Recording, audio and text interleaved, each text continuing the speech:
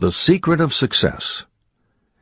In every chapter of this book, mention is made of the money-making secret that has made fortunes for the exceedingly wealthy men whom I have carefully analyzed over a long period of years. The secret was first brought to my attention by Andrew Carnegie. The canny, lovable old Scotsman carelessly tossed it into my mind when I was but a boy. Then he sat back in his chair with a merry twinkle in his eyes, and watched carefully to see if I had brains enough to understand the full significance of what he'd said to me. When he saw that I had grasped the idea, he asked if I would be willing to spend 20 years or more preparing myself to take it to the world, to men and women who, without the secret, might go through life as failures. I said I would, and with Mr. Carnegie's cooperation, I have kept my promise. Editor's Comments. In 1908, during a particularly down time in the U.S. economy and with no money and no work, Napoleon Hill took a job as a writer for Bob Taylor's magazine. He was hired to write success stories about famous men. Although it would not provide much in the way of income, it offered Hill the opportunity to meet and profile the giants of industry and business, the first of whom was the creator of America's steel industry, multimillionaire Andrew Carnegie, who was to become Hill's mentor. Carnegie was so impressed by Hill's perceptive mind that following their 3-hour interview he invited Hill to spend the weekend at his estate so they could continue the discussion. During the course of the next 2 days, Carnegie told Hill that he believed any person could achieve greatness if they understood the philosophy of success and the steps required to achieve it. "It's a shame," he said, "that each new generation must find the way to success by trial and error when the principles are really clear-cut." Carnegie went on to explain his theory that his knowledge could be gained by interviewing those who had achieved greatness, and then compiling the information and research into a comprehensive set of principles. He believed that it would take at least 20 years, and that the result would be the world's first philosophy of individual achievement. He offered Hill the challenge, for no more compensation than that Carnegie would make the necessary introductions and cover travel expenses. It took Hill 29 seconds to accept Carnegie's proposal. Carnegie told him afterward that had it taken him more than 60 seconds to make the decision, he would have withdrawn the offer, for a man who cannot reach a decision promptly, once he has all the necessary facts, cannot be depended upon to carry through any decision he may make. It was through Hill's unwavering dedication that this book was eventually written.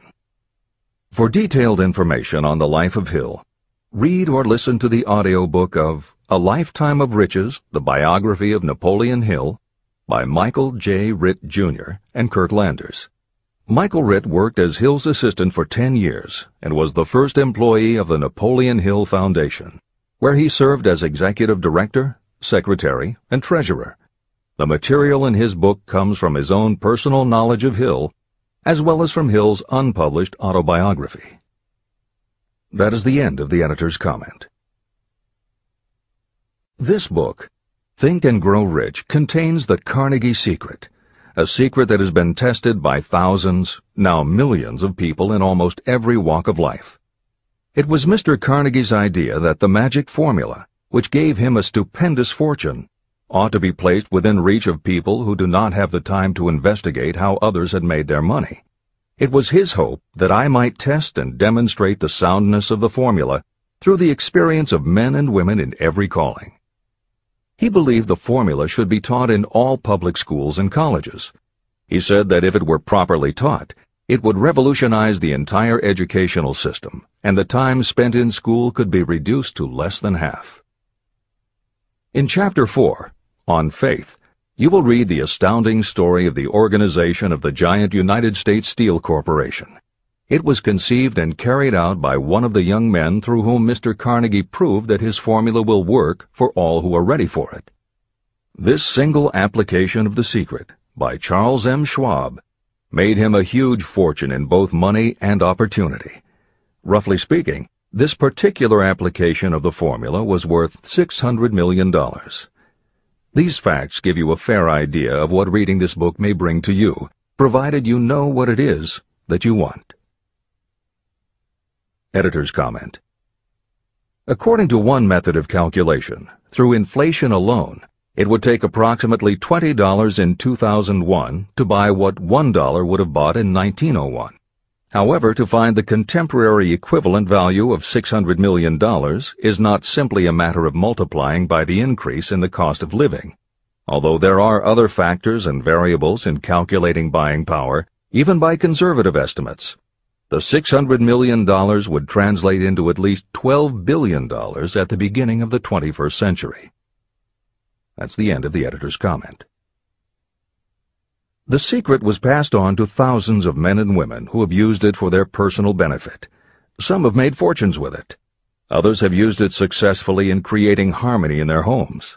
A clergyman used it so effectively that it brought him an income of upwards of $75,000 a year, approximately $1.5 million in contemporary terms.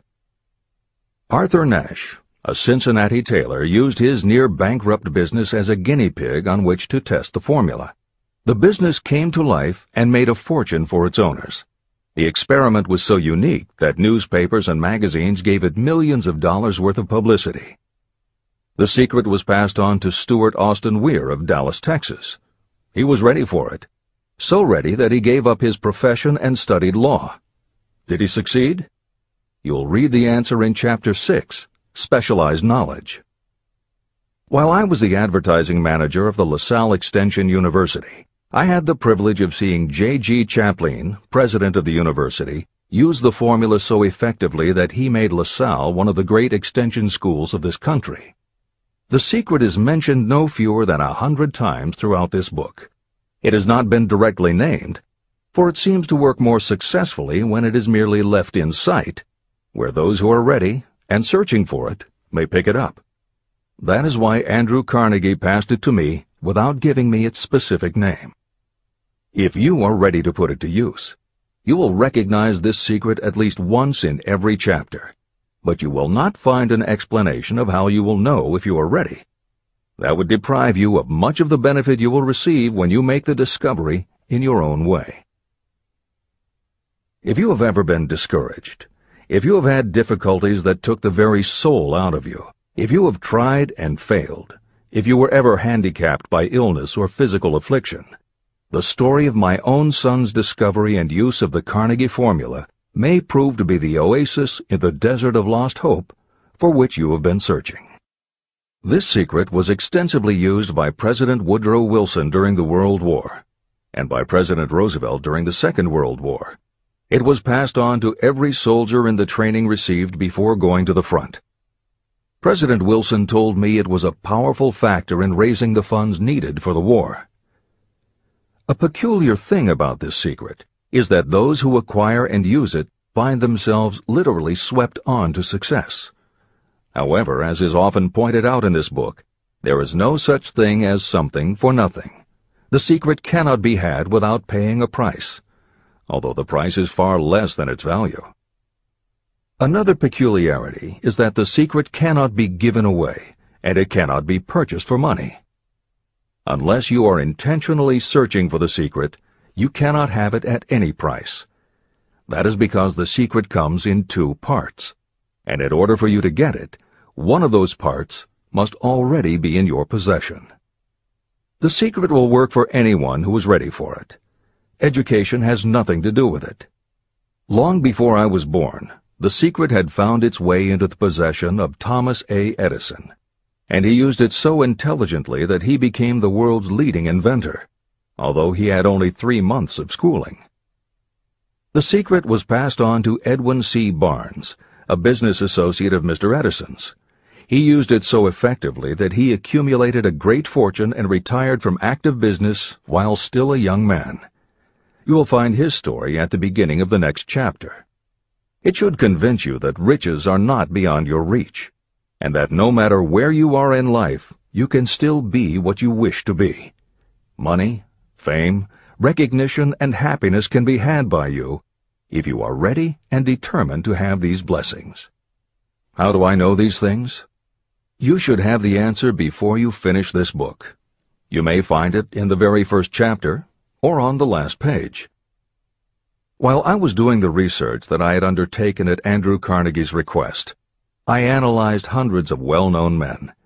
Many of them attributed the accumulation of their vast fortunes to the Carnegie secret. Among these men were Henry Ford. Founder of the Ford Automobile Company, Ford started with no money and little education, yet became one of the most successful self-made businessmen in American history. William Wrigley, Jr., a traveling salesman who found that his customers liked the chewing gum he gave away as a premium better than the goods he sold, so he started his own company. John Wanamaker. Known as the Merchant Prince, he created the world's first department store and was hailed for his innovations in marketing, customer service, and employee benefits. James J. Hill. Known as the Empire Builder, he built the transcontinental Great Northern Railway, encouraged homesteading in the West, then established shipping routes linking America to Asia. George S. Parker. A school teacher who grew tired of fixing his students' pens, he created a new design, founded the Parker Pen Company, and turned a simple idea into a fortune. E. M. Statler. The son of a poor pastor, he started as a bellboy and worked his way up until he was able to start his own chain of Statler hotels, famous for their luxury and service with a smile. Henry L. Doherty. Started at age 12 as an office boy for Columbia Gas, he went on to acquire 53 utilities companies and patented 140 innovations for natural gas and oil production. Cyrus H.K. Curtis. Starting with a small agricultural weekly, Curtis turned it into Ladies' Home Journal, created Saturday Evening Post, then assembled one of the largest newspaper empires. George Eastman. Inventor and founder of the Eastman Kodak Company, he created many of the innovations that popularized photography and transformed the motion picture industry. Charles M. Schwab. The right-hand man of Andrew Carnegie, he was president of Carnegie Steel Company, brokered the deal that formed U.S. Steel, and went on to found Bethlehem Steel. Theodore Roosevelt. 26th President of the United States from 1901 to 1909. John W. Davis. A lawyer and political leader, Davis was Solicitor General under President Woodrow Wilson and later appointed Ambassador to Great Britain. Elbert Hubbard. Philosopher, publisher of the Fra magazine, and founder of the Roy Crofters Artists Colony, Hubbard was also the author of many bestsellers including A Message to Garcia. Wilbur Wright. A bicycle shop owner who, with his brother Orville, became the first Americans to fly heavier-than-air aircraft and pioneered the aviation industry. William Jennings Bryan. Newspaper publisher, presidential nominee, Secretary of State under President William McKinley, but perhaps best known as the lawyer who defended creationism at the Scopes monkey trial. Dr. David Starr Jordan. Educator, scientist, author of over 50 books, he was the nation's youngest university president at Indiana University and became the first president of Stanford University. J. Ogden Armour. Inherited his family's meatpacking business, turned it into a conglomerate with more than 3,000 products, was an owner of the Chicago Cubs, and a director of National City Bank and American International Corporation. Arthur Brisbane. A crusading journalist and syndicated columnist, Brisbane was sought after by every major news organization and was the most read and highest-paid editorial writer of his day. Dr. Frank Gonzalez. A Chicago preacher who delivered such a powerful sermon, Philip D. Armour gave him $1 million to start the Armour Institute of Technology, of which he became president. Daniel Willard. President of the B&O Railroad for more than 30 years, he was honored by having the city of Willard, Ohio, named for him. King Gillette. A traveling salesman and born tinkerer, Gillette was trying to shave on a moving train when he came up with the idea of the safety razor, which became the foundation of a corporate giant. Ralph A. Weeks.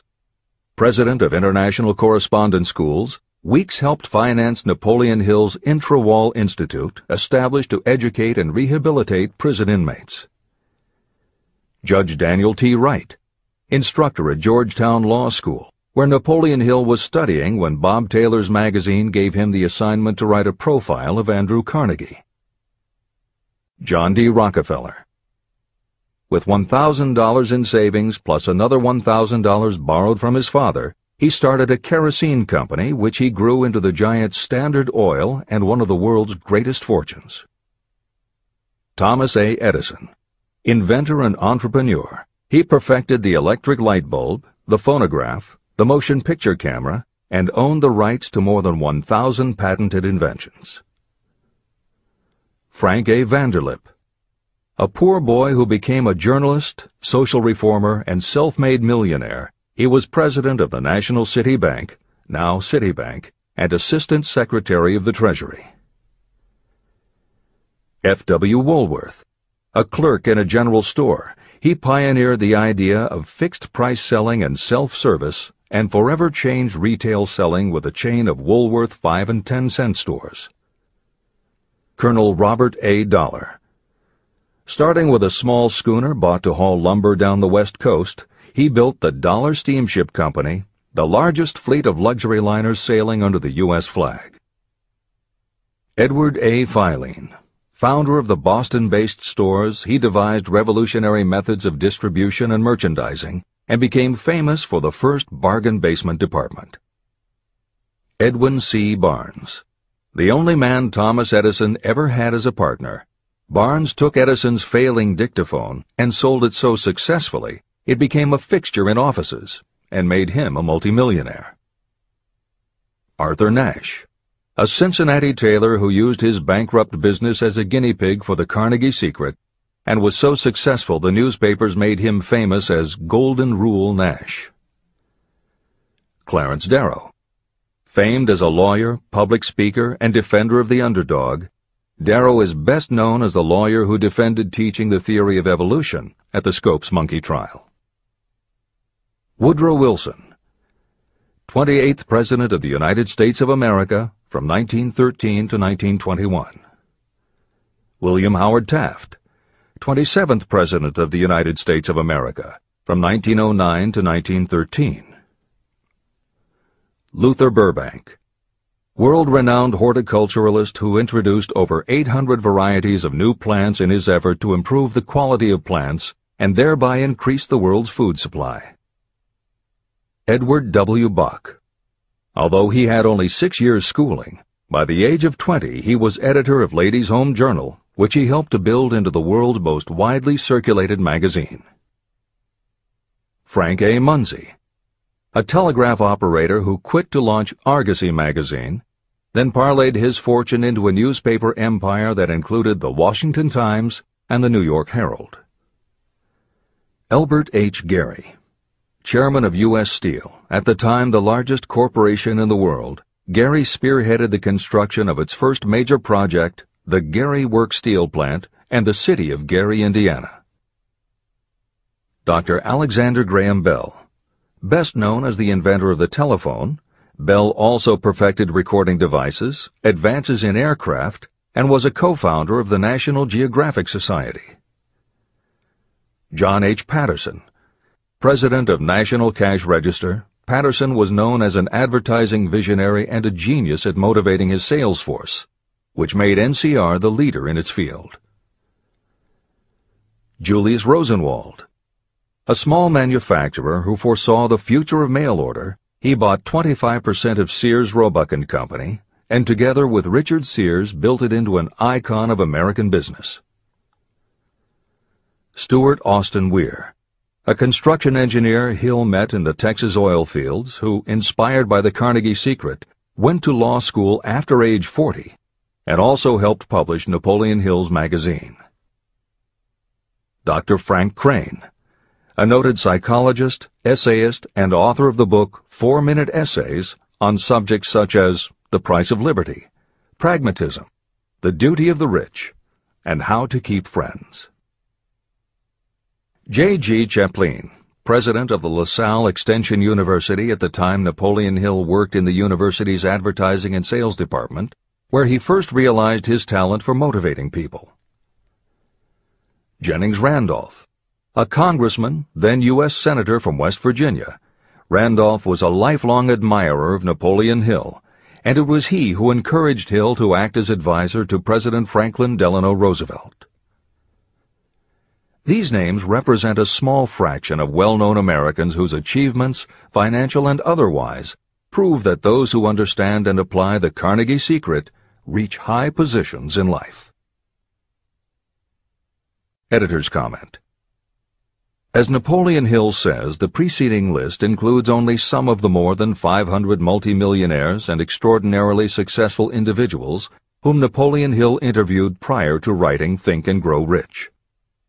It does not include the equally impressive list of people he came in contact with after the publication, nor does it include the names of those who did not have the opportunity to meet Napoleon Hill personally, but who attribute their success to having read this book.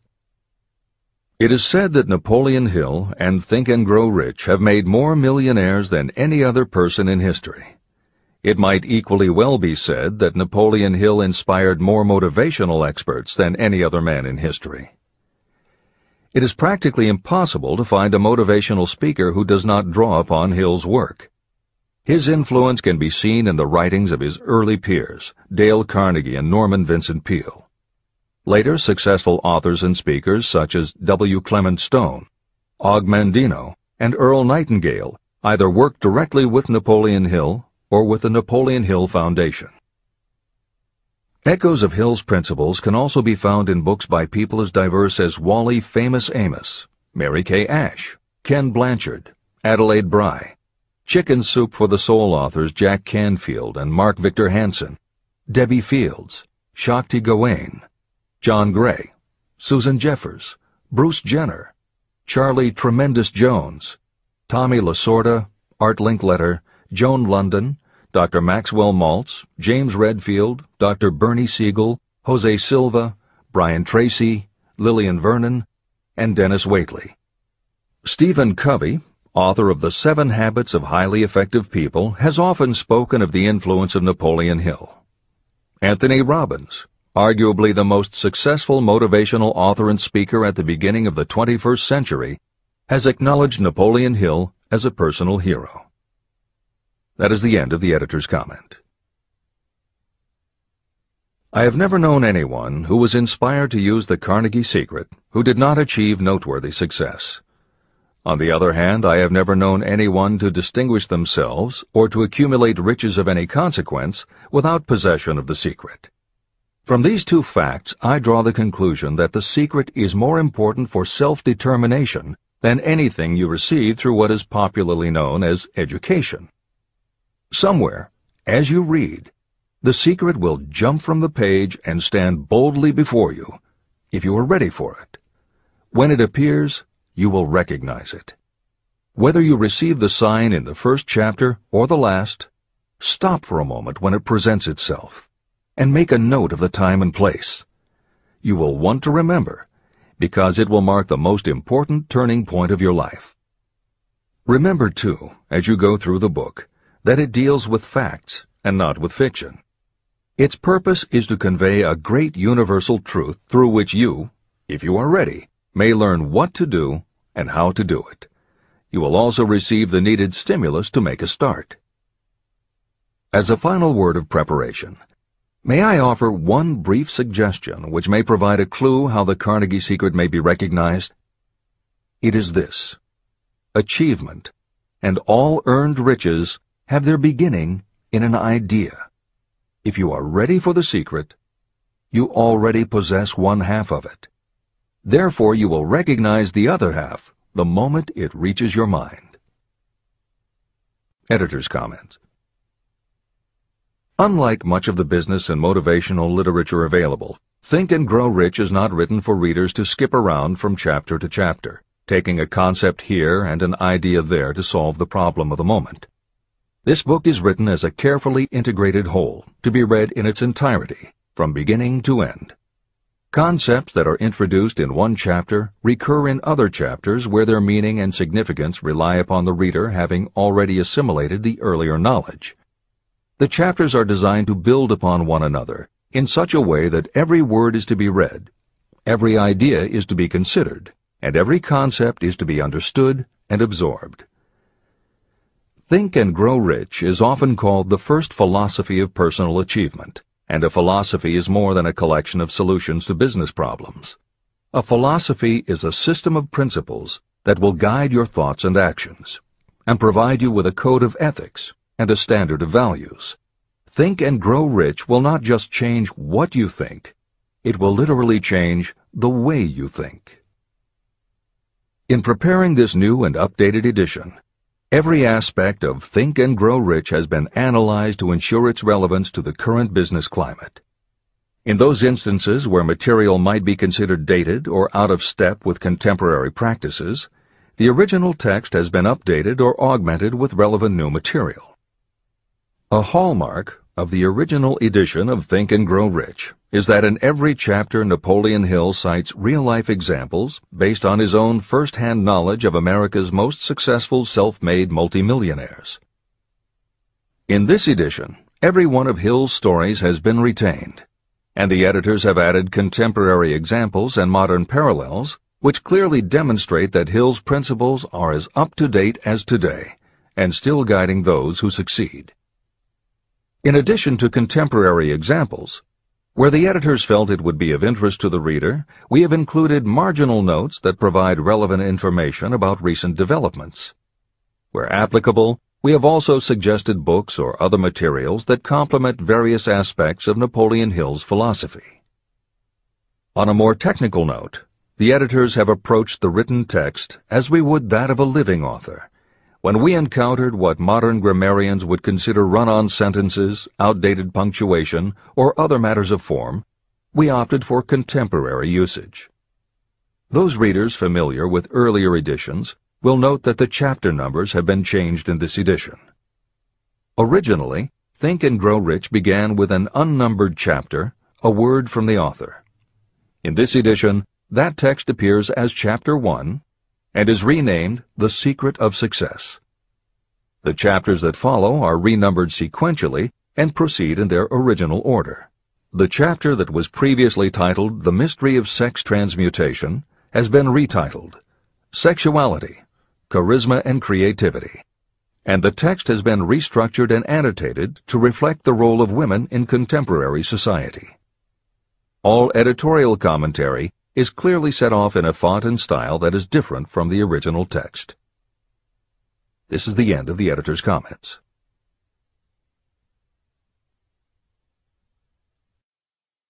Both poverty and riches are the offspring of thought. Chapter 2. Thoughts are Things. The man who thought his way into partnership with Thomas A. Edison. Truly, thoughts are things, and powerful things, when they are mixed with definiteness of purpose, persistence, and a burning desire for their translation into riches or other material objects. Some years ago, Edwin C. Barnes discovered how true it is that you really can think and grow rich.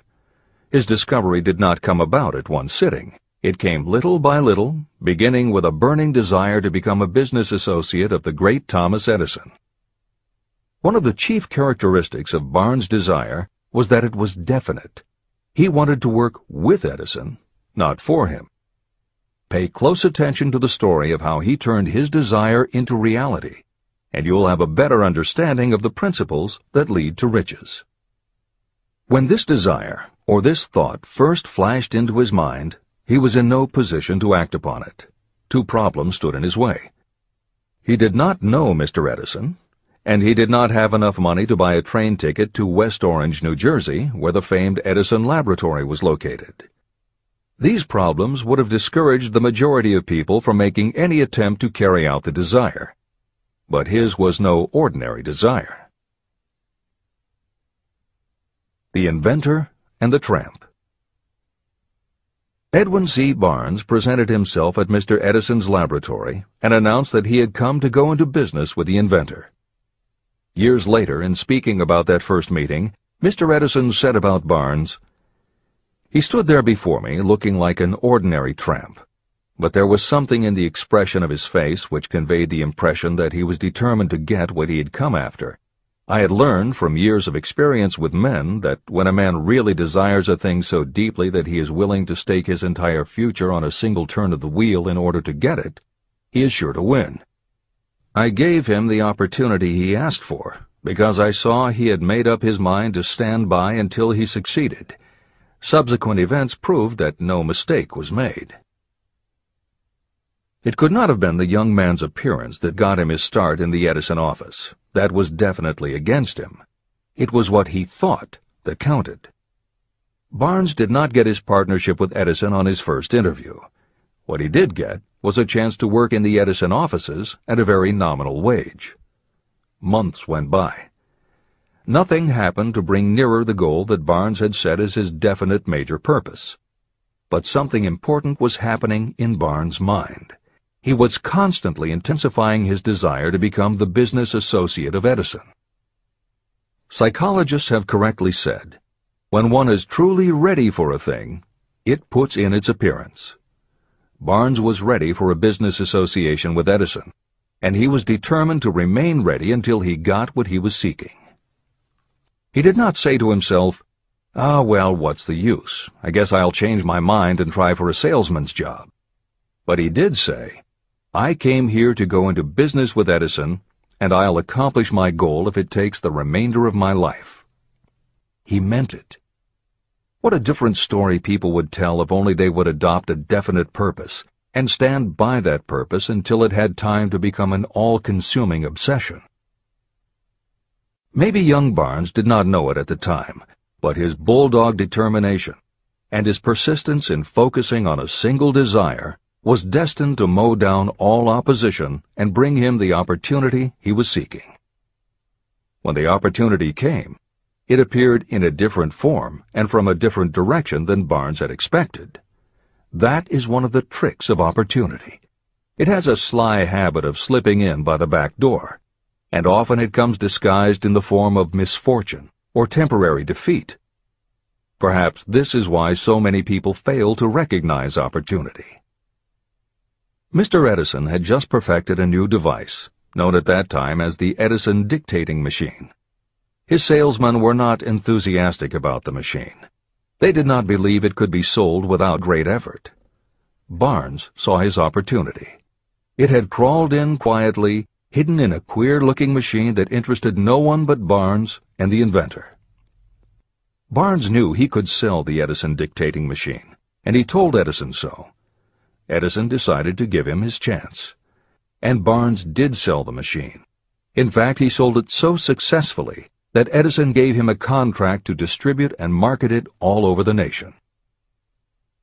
Out of that business association, Barnes made himself rich in money, but he did something infinitely greater.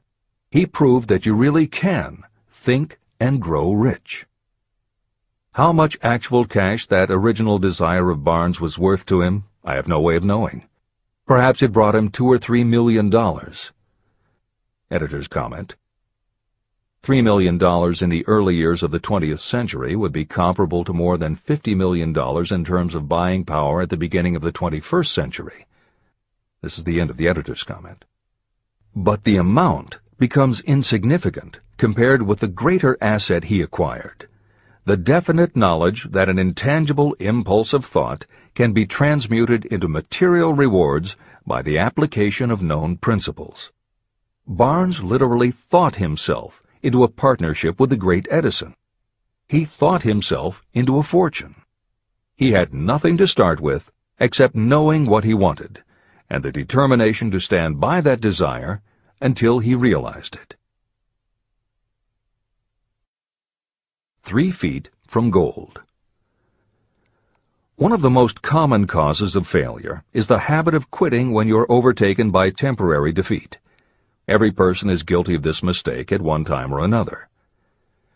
During the gold rush days, An uncle of my friend R.U. Darby was caught by gold fever, and he went west to Colorado to dig and grow rich. He had never heard that more gold has been mined from the thoughts of men than has ever been taken from the earth. He staked a claim and went to work with pick and shovel. After weeks of labor, he was rewarded by the discovery of the shining ore. He needed machinery to bring the ore to the surface. Quietly, he covered up the mine and returned to his home in Williamsburg, Maryland. He told his relatives and a few neighbors about the strike. They got together the money for the machinery and had it shipped. R.U. Darby decided to join his uncle, and they went back to work the mine. The first car of ore was mined and shipped to a smelter. The returns proved they had one of the richest mines in Colorado. A few more cars of that ore would clear their debts. Then would come the big killing in profits. Down went the drills. Up went the hopes of Darby and Uncle. Then something happened. The vein of gold ore disappeared. They had come to the end of the rainbow, and the pot of gold was no longer there. They drilled on, desperately trying to pick up the vein again, all to no avail. Finally, they decided to quit. They sold the machinery to a junkman for a few $100s and took the train back home. The junkman called in a mining engineer to look at the mine and do a little calculating. The engineer advised that the project had failed because the owners were not familiar with fault lines. His calculation showed that the vein would be found just 3 feet from where the Darbys had stopped drilling. And that is exactly where it was found. The junkman took millions of dollars in ore from the mine because he knew enough to seek expert counsel before giving up. Long afterward, Mr. Darby recouped his loss many times over when he made the discovery that desire can be transmuted into gold. The discovery came after he went into the business of selling life insurance. Never forgetting that he lost a huge fortune because he stopped 3 feet from gold, Darby profited by the experience in his newly chosen field. He simply said to himself, "I stopped 3 feet from gold, but I will never stop because men say no when I ask them to buy insurance." Darby became one of a small group of men who sell over $1 million in life insurance annually. He owed his stickability to the lesson he learned from his quitability in the gold mining business. Before success comes in anyone's life, that person is sure to meet with much temporary defeat, and perhaps some failure.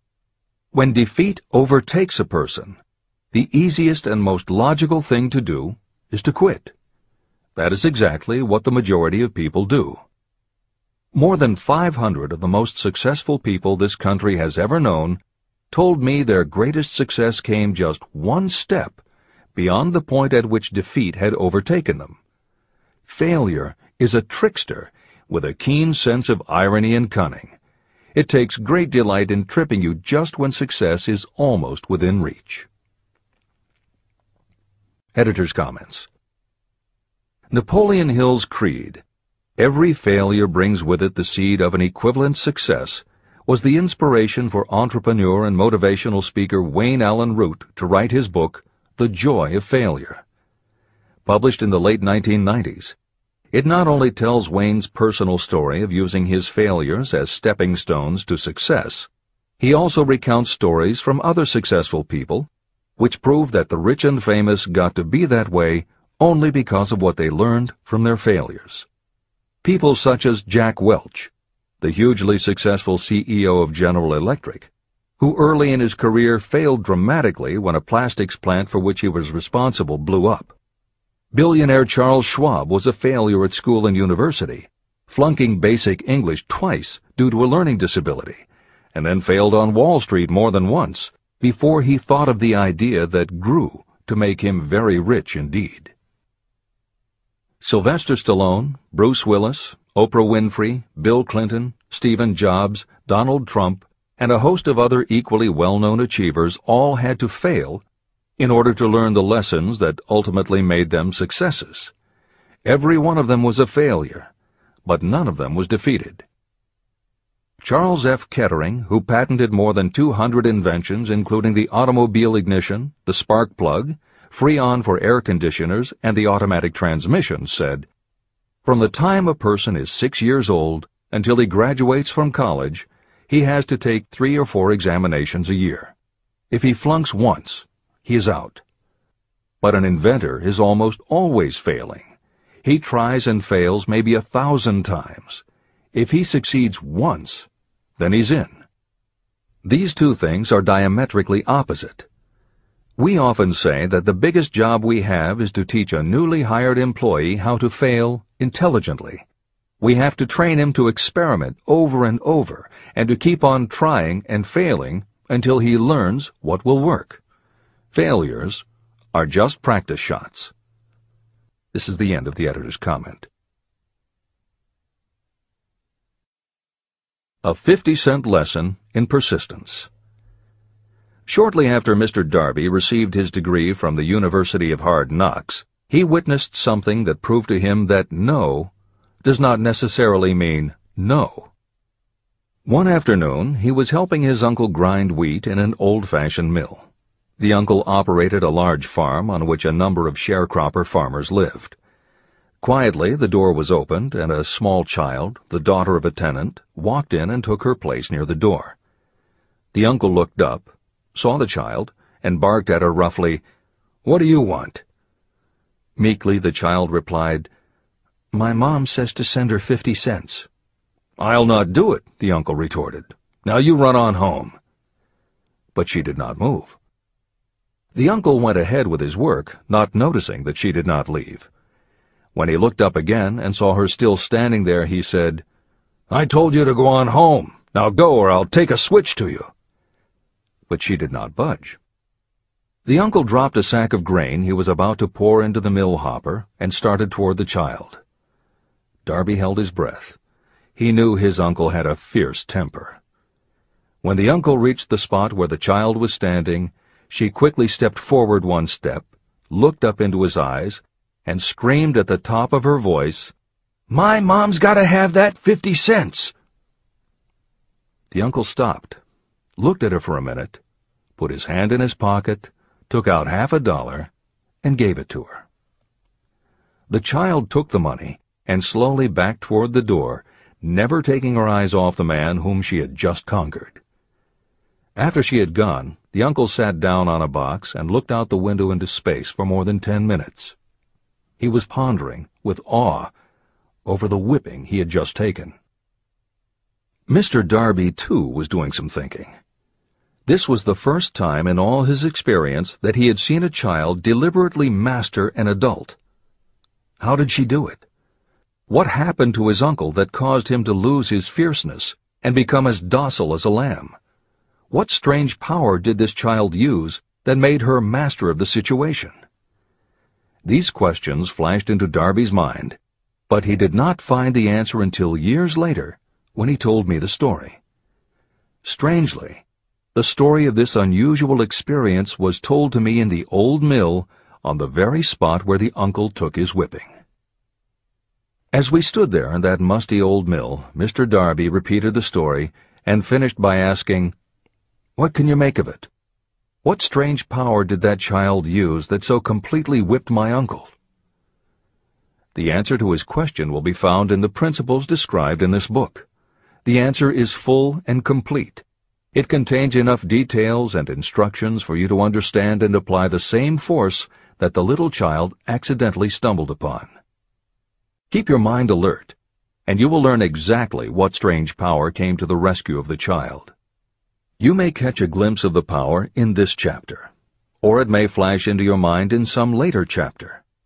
If you stay alert to the possibility, somewhere you will find the idea that will quicken your receptive powers and place at your command this same irresistible power.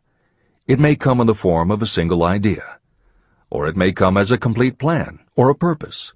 It may even cause you to go back over your past experiences of failure or defeat, and in doing so, it may bring to the surface some lesson by which you can regain all that you lost through defeat. After I had explained to Mr. Darby the power unwittingly used by the little child, he mentally retraced his 30 years as a life insurance salesman. As he did so, it became clear to him that his success was due, in no small degree, to the lesson he had learned from the child.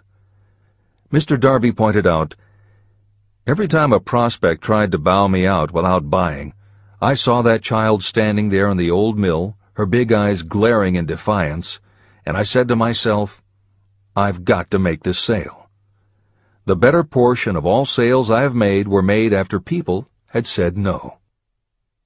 He also recalled his mistake in having stopped only 3 feet from gold. "But," he said, "that experience was a blessing in disguise. It taught me to keep on keeping on, no matter how hard the going may be. A lesson I needed to learn before I could succeed in anything."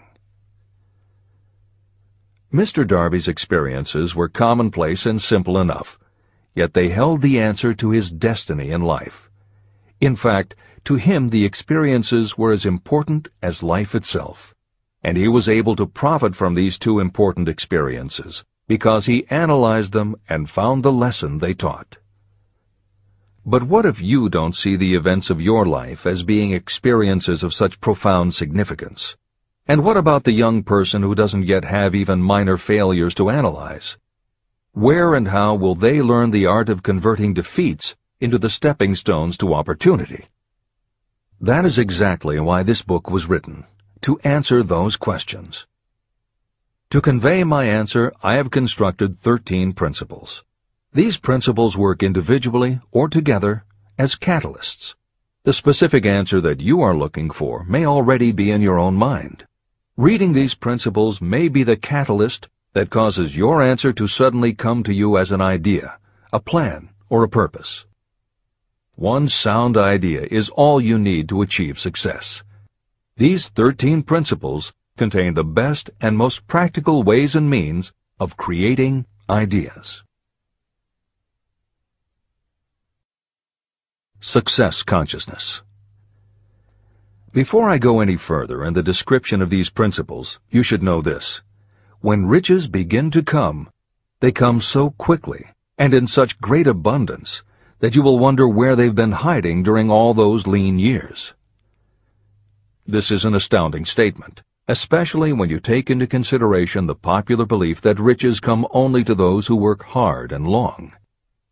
When you begin to think and grow rich, you will observe that riches begin with a state of mind, with definiteness of purpose, with little or no hard work. What you need to know now is how to acquire the state of mind that will attract riches. I spent 25 years researching the answer to that question, because I, too, wanted to know how wealthy men become that way. What you will learn is that as soon as you master the principles of this philosophy and begin to apply those principles, your financial status will begin to improve. Everything you touch will begin to transmute itself into an asset for your benefit. Impossible? Not at all. One of the main weaknesses the average person suffers is too much familiarity with the word impossible. We know all the rules that will not work. We know all the things that cannot be done. This book was written for those who seek the rules that have made others successful and are willing to stake everything on those rules. Success comes to those who become success conscious. Failure comes to those who allow themselves to become failure conscious. The object of this book is to help you learn the art of changing your mind from failure consciousness to success consciousness.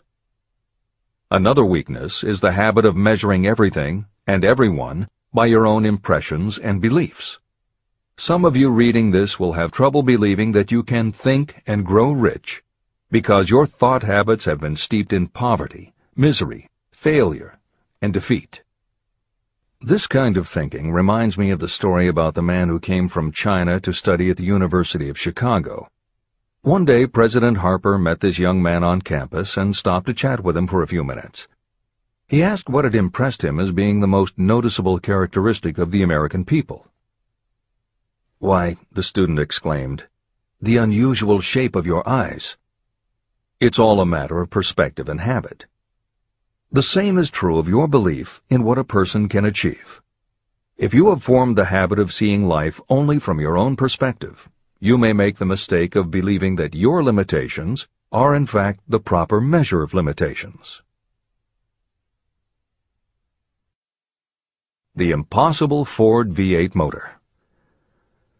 When Henry Ford decided to produce his famous V8 motor, he chose to build an engine with the entire 8 cylinders cast in one block. Ford instructed his engineers to produce a design for the engine. The design was drawn up on paper, but the engineers agreed to a man that it was simply impossible to cast an 8-cylinder engine block in one piece. Ford said, "Produce it anyway." But they replied, "It's impossible." "Go ahead," Ford commanded, "and stay on the job until you succeed, no matter how much time is required." So the engineers went ahead. 6 months went by. Nothing happened. Another 6 months passed, and still nothing. The engineers tried every conceivable plan to carry out the orders, but the thing seemed out of the question. Impossible. At the end of the year, Ford again checked with his engineers, and again they told him they had found no way to carry out his orders. "Go right ahead," said Ford. "I want it, and I'll have it." They went ahead. And then, as if by a stroke of magic, the secret was discovered. The Ford determination had won once more. Henry Ford was a success because he understood and applied the principles of success. One of these principles is desire, knowing clearly what you want. Remember this Ford story as you continue reading this book. Pick out the lines in which the secrets of his stupendous achievement have been described. If you do this, if you can put your finger on those particular principles that made Henry Ford rich, you may equal his achievements in almost any calling for which you are suited. Editor's comments. To those readers who may interpret Ford's actions as nothing more than obstinacy, the editors would point out that he was employing a technique that has become a common part of strategic planning in many industries, including aerospace, computers, medicine, and the military. When launching large, complicated, long-term projects, the planners often know that at certain points along the way they will need components that simply do not yet exist. The fact that at the beginning there is no way to get from A to B does not deter them.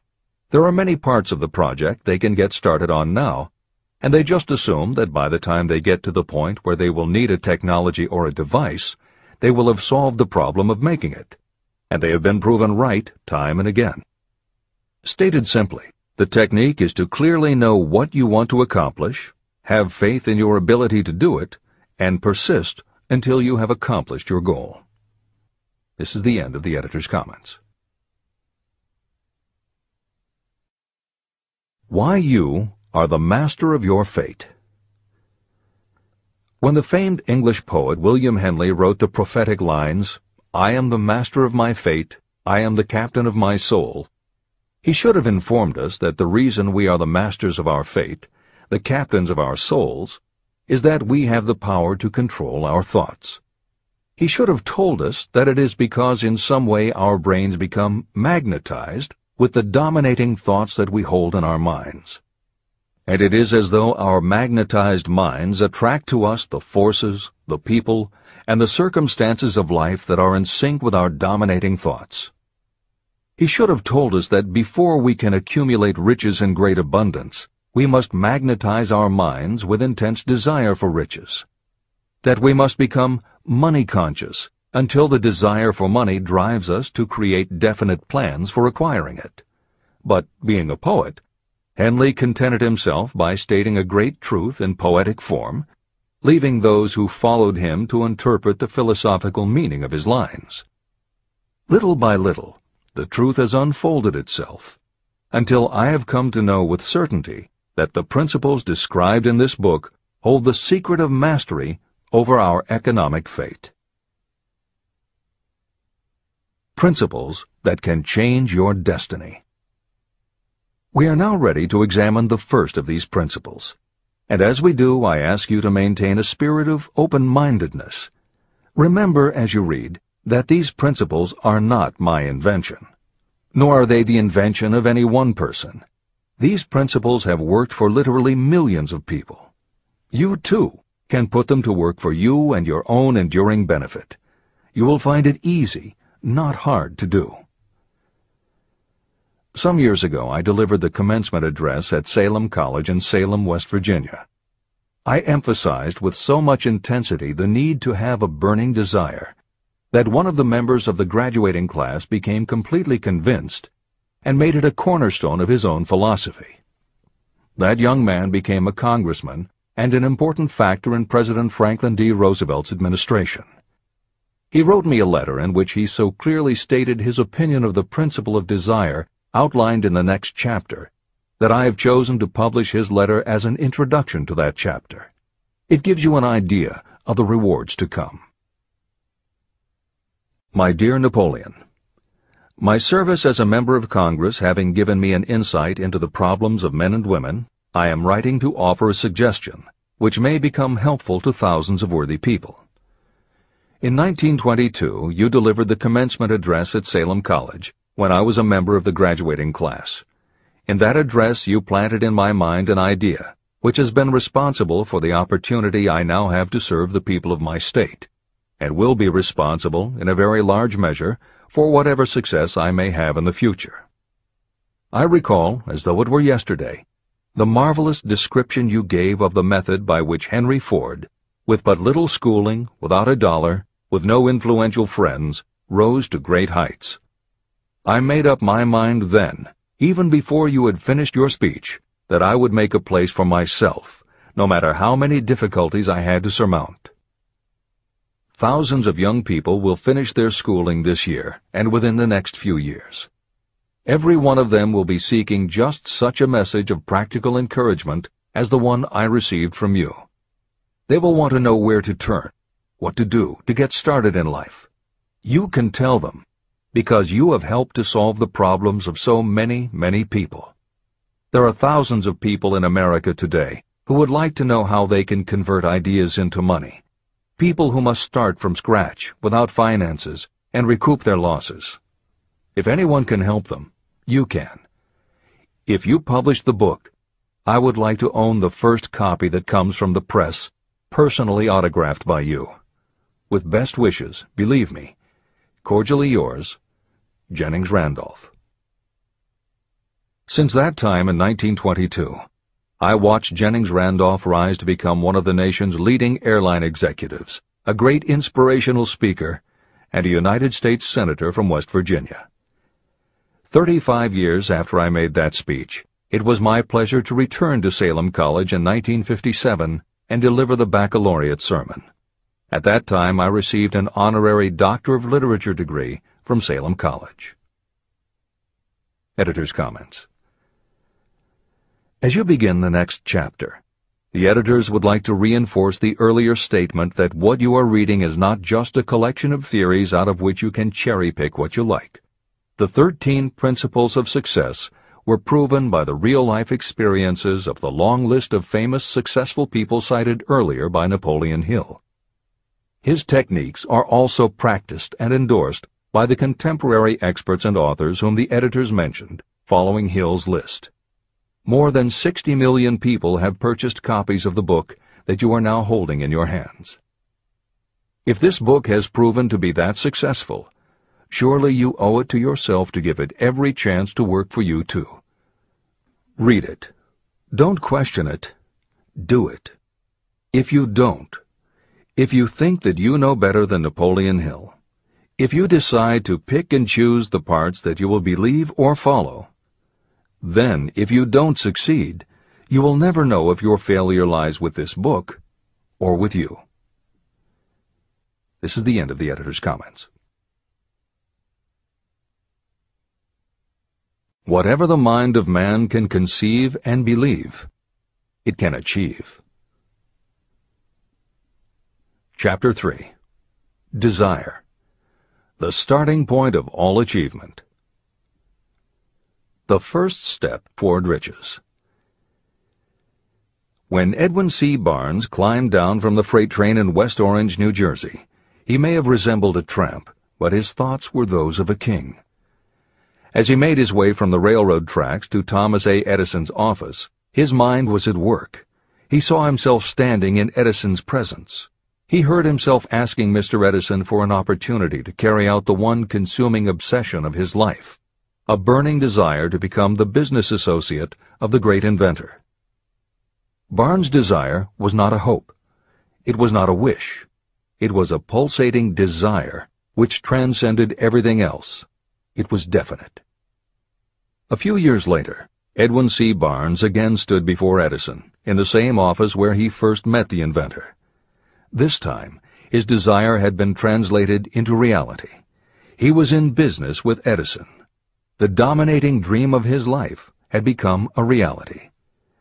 Barnes succeeded because he chose a definite goal, placed all his energy, all his willpower, all his effort. He put everything he had into achieving that goal. 5 years passed before the chance he had been seeking made its appearance. To everyone except himself, he appeared to be just another cog in the Edison business wheel.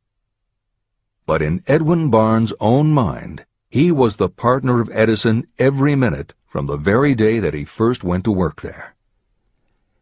It is a remarkable illustration of the power of a definite desire.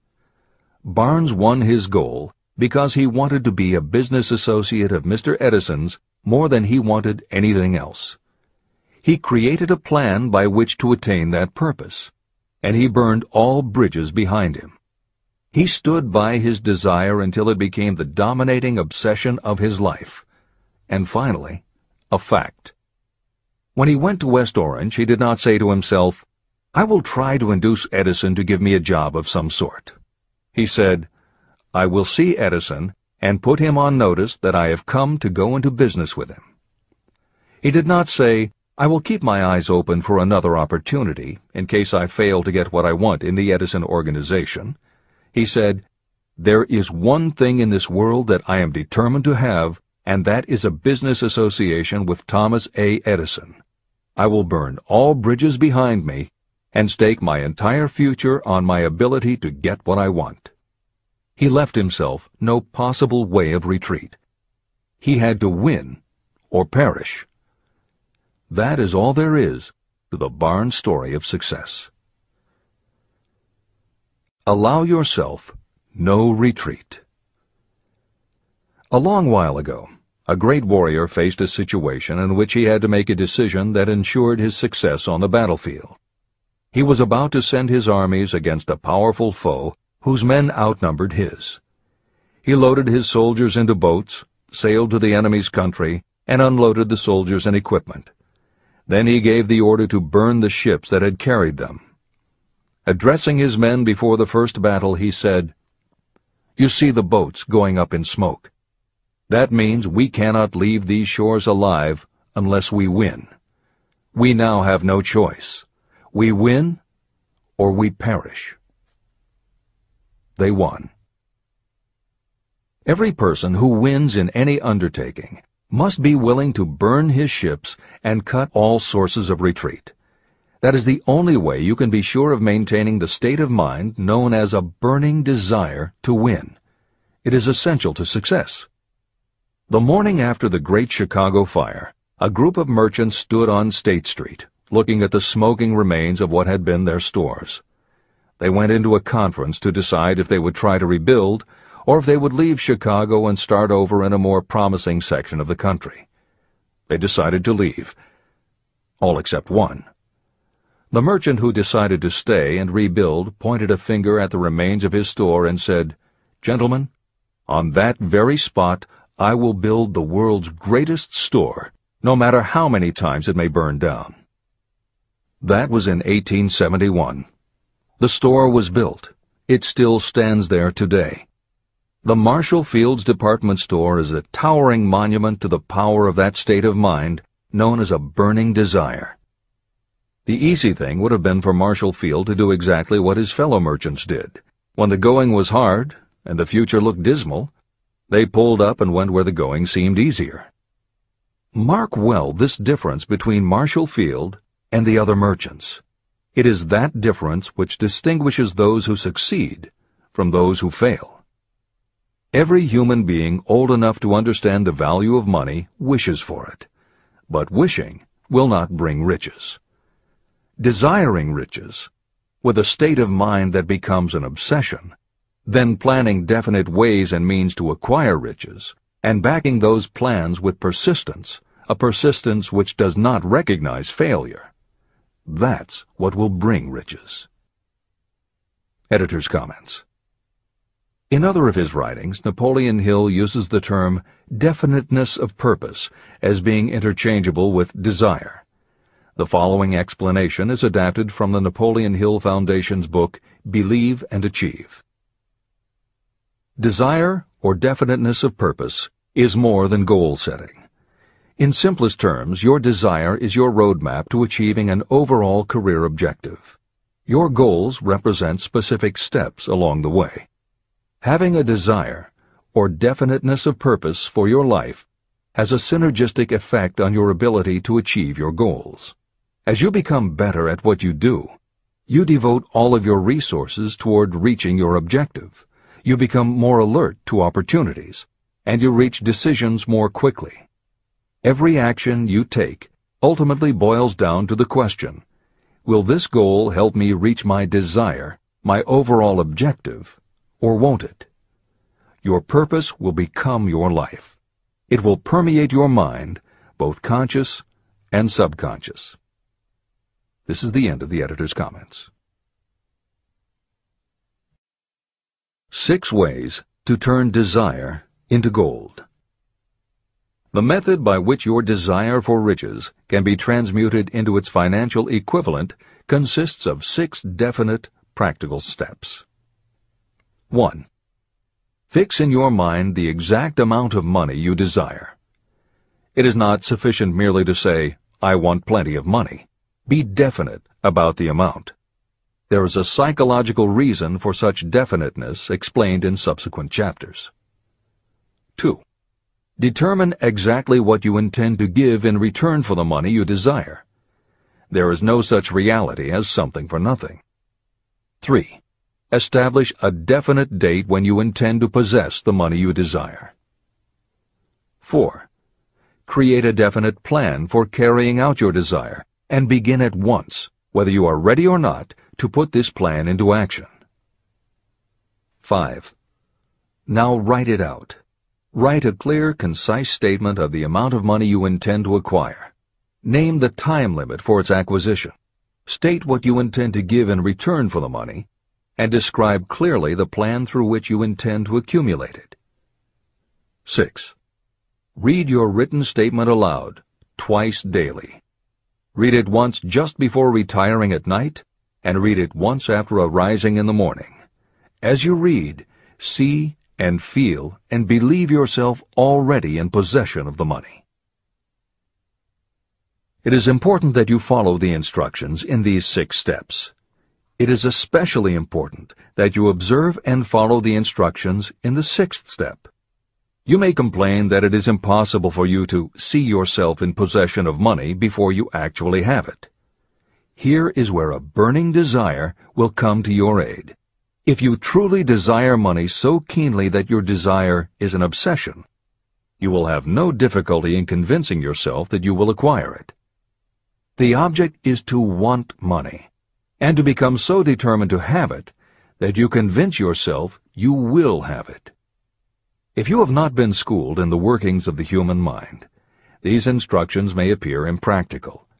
It may help you to know that the information they convey was given to me by Andrew Carnegie, who made himself into one of the most successful men in American history. Carnegie began as an ordinary laborer in the steel mills, but managed, despite his humble beginning, to make these principles yield him a fortune of considerably more than $100 million. Editor's comment. In today's terms, the value of Carnegie's fortune would be at least $20 billion and probably a good deal more. End of editor's comment. It may be of further help to know that the 6 steps were carefully scrutinized by the famed inventor and successful businessman, Thomas A. Edison. He gave his stamp of approval, saying they are not only the steps essential for the accumulation of money, but also for the attainment of any goal. Editor's comments. In the time since Napoleon Hill wrote these words, advances in our understanding of both the physiology of the brain and the psychology of the mind have yielded a much greater understanding of human motivation. Even so, the methods used by modern motivational experts are essentially the same techniques advised by Hill. Research studies confirm that there is sound psychological basis for doing as Hill advises. Be very specific when setting goals. Perform the physical act of committing those goals to paper, and repeat your stated goal aloud to yourself often. These techniques have gained wide acceptance among modern experts in the field. The psychological principle at work is similar to that which underlies autosuggestion and self-hypnosis, concepts that will be discussed in greater depth in Chapter 5, Autosuggestion, and in Chapter 13, The Subconscious Mind. Hill's instruction to see yourself as you will be when you have already achieved your objective is also a specific technique. Today it is commonly taught by motivational experts under the term creative visualization. In Chapter 4 on faith and in Chapter 5 on autosuggestion, Hill elaborates on his method. Before moving on, the editors would like to reinforce Hill's advice to follow his instructions to the letter. The editors know there is a tendency for the reader to assume that it is enough for them just to intellectually understand a concept. As you read Hill's 6 points, you probably found yourself thinking, sure, some people might need to write things down, but I'm not a kid, I get the idea. Or, okay, I understand that saying it out loud might help some less sophisticated people, but I already understand the point intellectually. If you feel that way, let us remind you that many of the most successful people whom you admire did not think they were too smart or too sophisticated to follow Hill's instructions. The editors would again point out that if Napoleon Hill believed the actual acts of writing and speaking your goals is important, and if psychologists and motivational experts agree, then you would be foolish not to follow this simple advice. Just do it.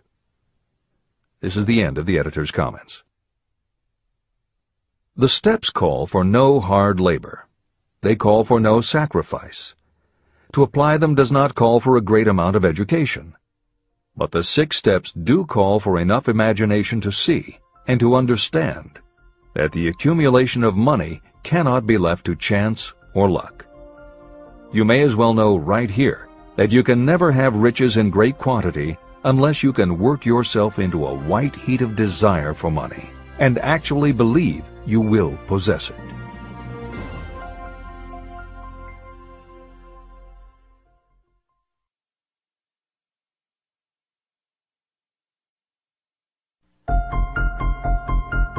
The power of great dreams.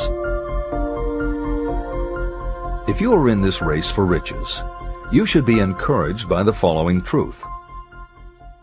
The world in which we live is demanding new ideas, new ways of doing things, new leaders, new inventions, and new methods, styles, versions, and variations of everything all the time. Behind all this demand for new and better things, there is one quality that you must possess to win, and that is definiteness of purpose, the knowledge of what you want, and a burning desire to possess it. If you truly desire riches, remember that the real leaders of the world have always been people who harnessed and put into practical use the intangible, unseen forces of opportunity. Leaders are the people who convert those opportunities into cities, skyscrapers, factories, transportation, entertainment, and every form of convenience that makes things easier, faster, better, or just make life more pleasant. In planning to acquire your share of the riches, don't let anyone put you down for being a dreamer. To win the big stakes in this changing world, you must catch the spirit of the great pioneers, whose dreams have given to civilization all that it has of value. It is that spirit which serves as the lifeblood of our own country, your opportunity and mine to develop and market our talents. A burning desire to be and to do is the starting point from which the dreamer must take off. Dreams are not born of indifference, laziness, or lack of ambition. If the thing you wish to do is right, and you believe in it, go ahead and do it. Never mind what they say if you meet with temporary defeat. They do not know that every failure brings with it the seed of an equivalent success. Marconi dreamed of a system for sending sound from one place to another without the use of wires. It may interest you to know that Marconi's friends had him taken into custody and examined in a psychiatric hospital when he announced he had discovered a principle by which he could send messages through the air. Evidence that he did not dream in vain may be found in every radio and television set, cellular phone, communication satellite, and every other wireless device in the world. Fortunately, the dreamers of today fare better. Today, your world is filled with an abundance of opportunity that the dreamers of the past never knew. If you doubt this is true, if you are feeling crushed because of a recent failure, you are about to learn how your failure can be your most valuable asset. Almost everyone who succeeds in life gets off to a bad start and passes through many heartbreaking struggles before they arrive. The turning point in the lives of those who succeed usually comes at the moment of some crisis through which they are introduced to their other selves. Editor's comments. Napoleon Hill's concept of the other self is mentioned elsewhere in Think and Grow Rich, but he does not comment on it extensively. The following elaboration is taken from his later writings. You've been thinking about your losses to the exclusion of everything else. The more you concentrate on them, the more you attract other losses. Stop thinking about them, and make up your mind that you are going to benefit from your experience. Whatever personal obstacles you face, you must start getting to know that side of your personality that knows no obstacles, that recognizes no defeats. Cultivate a friendship with the other you, so no matter what you're doing, you are allied with someone who shares your goals. All the philosophy and advice about persuading others will be much more useful to you if you practice it yourself. This is the end of the editor's comment. Sidney Porter discovered the genius that slept within his brain only after he had met with great misfortune. He was found guilty of embezzlement and confined to a prison cell in Columbus, Ohio, and it was there that he became acquainted with his other self. He began to write short stories. Then, while locked in his cell, he began to sell those stories to magazines under the pen name O. Henry. Through the use of his imagination, he discovered himself to be a great author instead of a miserable criminal and outcast. By the time he was released from prison, O. Henry was the most popular short story writer in the country. Editor's comments. More recently, in another prison, another kind of writer met his other self, and country music gained one of its most talented songwriters and biggest stars. As a kid, Merle Haggard's family home was a converted boxcar in Bakersfield, California. After his father died when Merle was 9, more often than not, home for young Merle was a series of juvenile detention centers. At 16, he quit school, and for the next 4 years the only mark Merle Haggard made in the world was a rap sheet for stolen cars, burglaries, and bogus checks. By the age of 20, he was serving time in San Quentin and gaining a reputation as a hard-case con. Then he met his other self. Inspired by a concert Johnny Cash played for the inmates, plus conversations with men on death row and the time he spent in solitary confinement, Haggard learned that he had another self, and that self had something to say through his music. When he got out of solitary, Haggard asked for the hardest job the prison had to offer. He enrolled in night school courses at the prison, straightened himself out, and won his parole after 2.5 years. He went back to Bakersfield and dug ditches during the day so he could polish his songwriting and performing at night. Within 3 years, he had a recording contract. Within 5 years, he had his first top 10 hit, and has since gone on to become one of the most influential voices in modern country music. This is the end of the editor's comments. Thomas Edison dreamed of a lamp that could be operated by electricity. and he began where he stood to put his dream into action. He failed more than 10,000 times.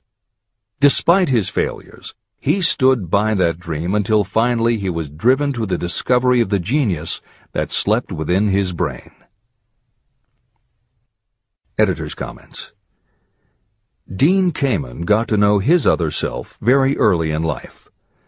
While he was a teenager, Kamen started his own company, building and selling control systems for automated sound and light shows.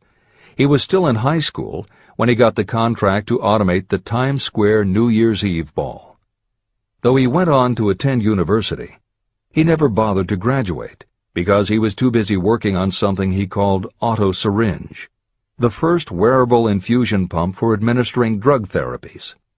His invention was hailed as a medical landmark, as were many of his other breakthroughs, which include a revolutionary kidney dialysis machine, an insulin pump for diabetics, an improved stent used for heart patients, and more than 150 other devices he has patented.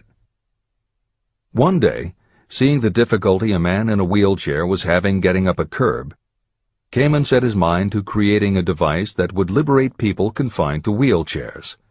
The result is the iBot, a revolutionary wheel device that uses computers and a system of stabilizing gyroscopes that imitate the working of the human body. It not only goes over curbs, but it will even go up and down stairs, travel over almost any kind of rough ground, and will allow the user to raise themselves eye to eye with a standing person. And it does it all without the user having to get out of the device or needing anyone's assistance. In 2001, Kamen hit the front pages when he introduced the Segway, a one-person people mover based on his iBot technology. It's a two-wheel scooter-like device that zips and zooms forward, backward, left, right, and comes to a stop without the rider doing anything more than barely shifting his or her body. It is so sensitive that it is almost as though it obeys the user's thoughts. The Segway may be a world-changing invention, with possible applications for work and travel that stagger the imagination. As this is being written, the Segway is already being used to navigate large warehouses and is being tested by police departments and postal employees. While traffic cops and City Hall wrangle over whether the Segway belongs on the sidewalk or the road, Dean Kamen is dreaming a new dream. This time the dream is an invention that may literally bring light to some of the darkest corners of the earth. Kamen has developed a non-polluting electric generator that can use almost anything as fuel. But here's the extraordinary part. He has created a revolutionary closed system so that the engine's heat is used to purify 10 gallons of drinkable water every hour.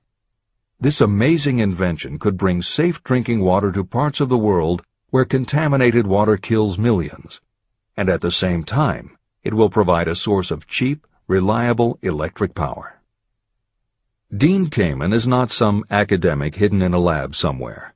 Kamen is an inventor. But like Thomas Edison, he is also an entrepreneur and businessman, creating and marketing devices that are changing the public perception of what an inventor is. This is the end of the editor's comments.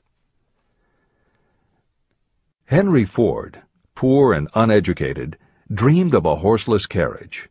He went to work with what tools he possessed without waiting for opportunity to favor him, and now evidence of his dream belts the entire earth.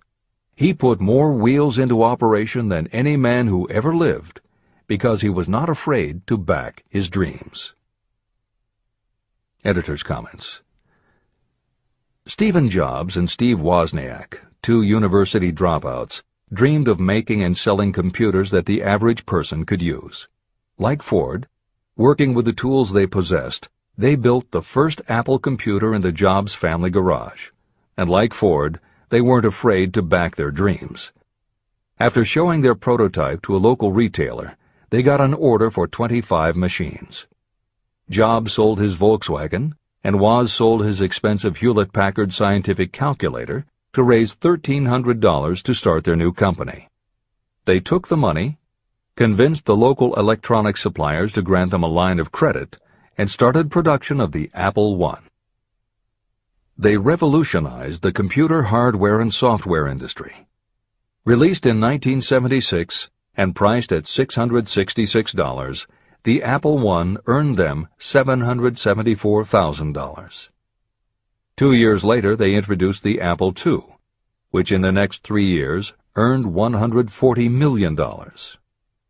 In 1980, Apple went public, and after the first day of trading, the company had a market value of $1.2 billion. Wozniak left the company in 1981, but Jobs pushed through the development of the Macintosh in 1984.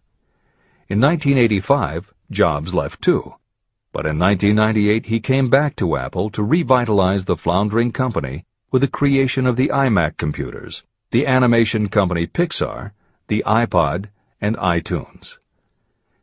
In presenting stories of contemporary successes, the editors have followed Hill's style of using real people to illustrate the principles of success. But Napoleon Hill was granted a rare privilege. Unlike anyone before or after, he had the opportunity to personally meet the most powerful and successful people and learn firsthand the dreams that inspired them, the obstacles that confronted them, and how they found the courage within themselves to overcome their failures. Hill met many of the inventors and the empire builders who laid the foundations of 20th century American industry while they were still news, not history. Then, for more than 25 years, he studied the habits and learned the secrets of the next generations who built on the foundations, forged new industries, devised new systems, and dreamed new dreams. It was only because Hill was given such unprecedented access over such a long period that he was able to compare, contrast, analyze, and then formulate a philosophy of achievement based on the real stories of real people who had used these techniques to create their success. Think and Grow Rich revolutionized self-help writing, and to this day is the standard against which all motivational literature is measured. Its success also helped create the market for the thousands of business biographies that tell in detail how the dreams were born, plans were made, frustrations were faced, and triumphs achieved in every sector of modern business.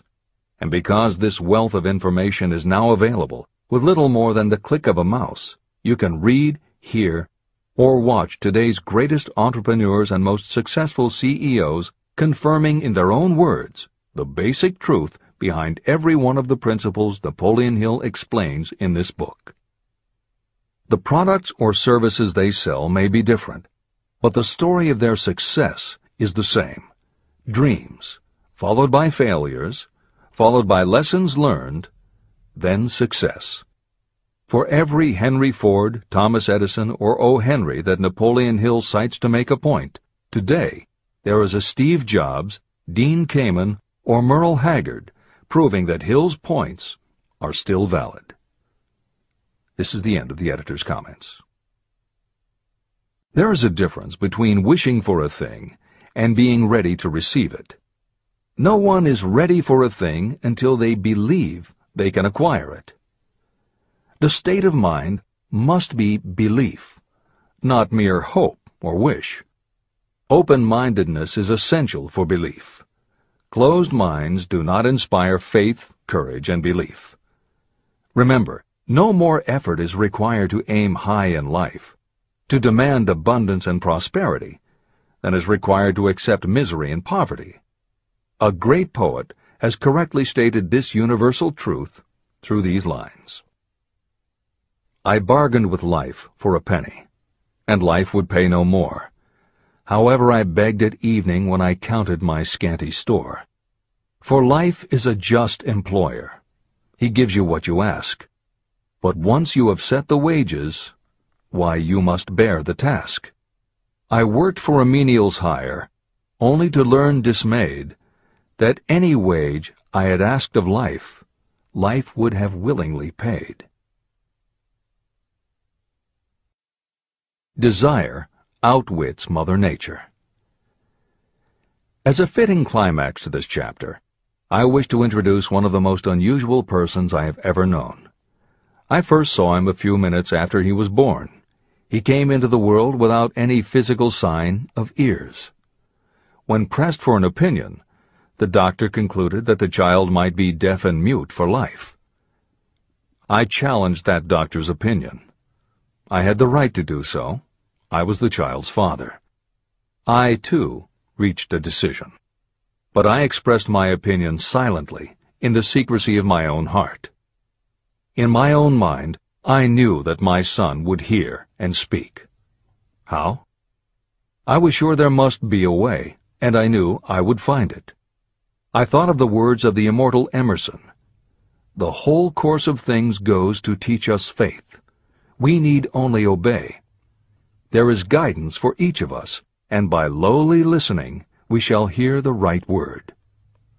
The right word? Desire. More than anything else, I desired that my son should not be deaf and unable to speak. From that desire, I never receded, not for a second. What could I do about it? Somehow, I would find a way to transplant into that child's mind my own burning desire for ways and means of conveying sound to his brain without the aid of ears. As soon as the child was old enough to cooperate, I would fill his mind so completely with a burning desire to hear that nature would, by methods of her own, translate it into physical reality. All this thinking took place in my own mind, but I spoke of it to no one.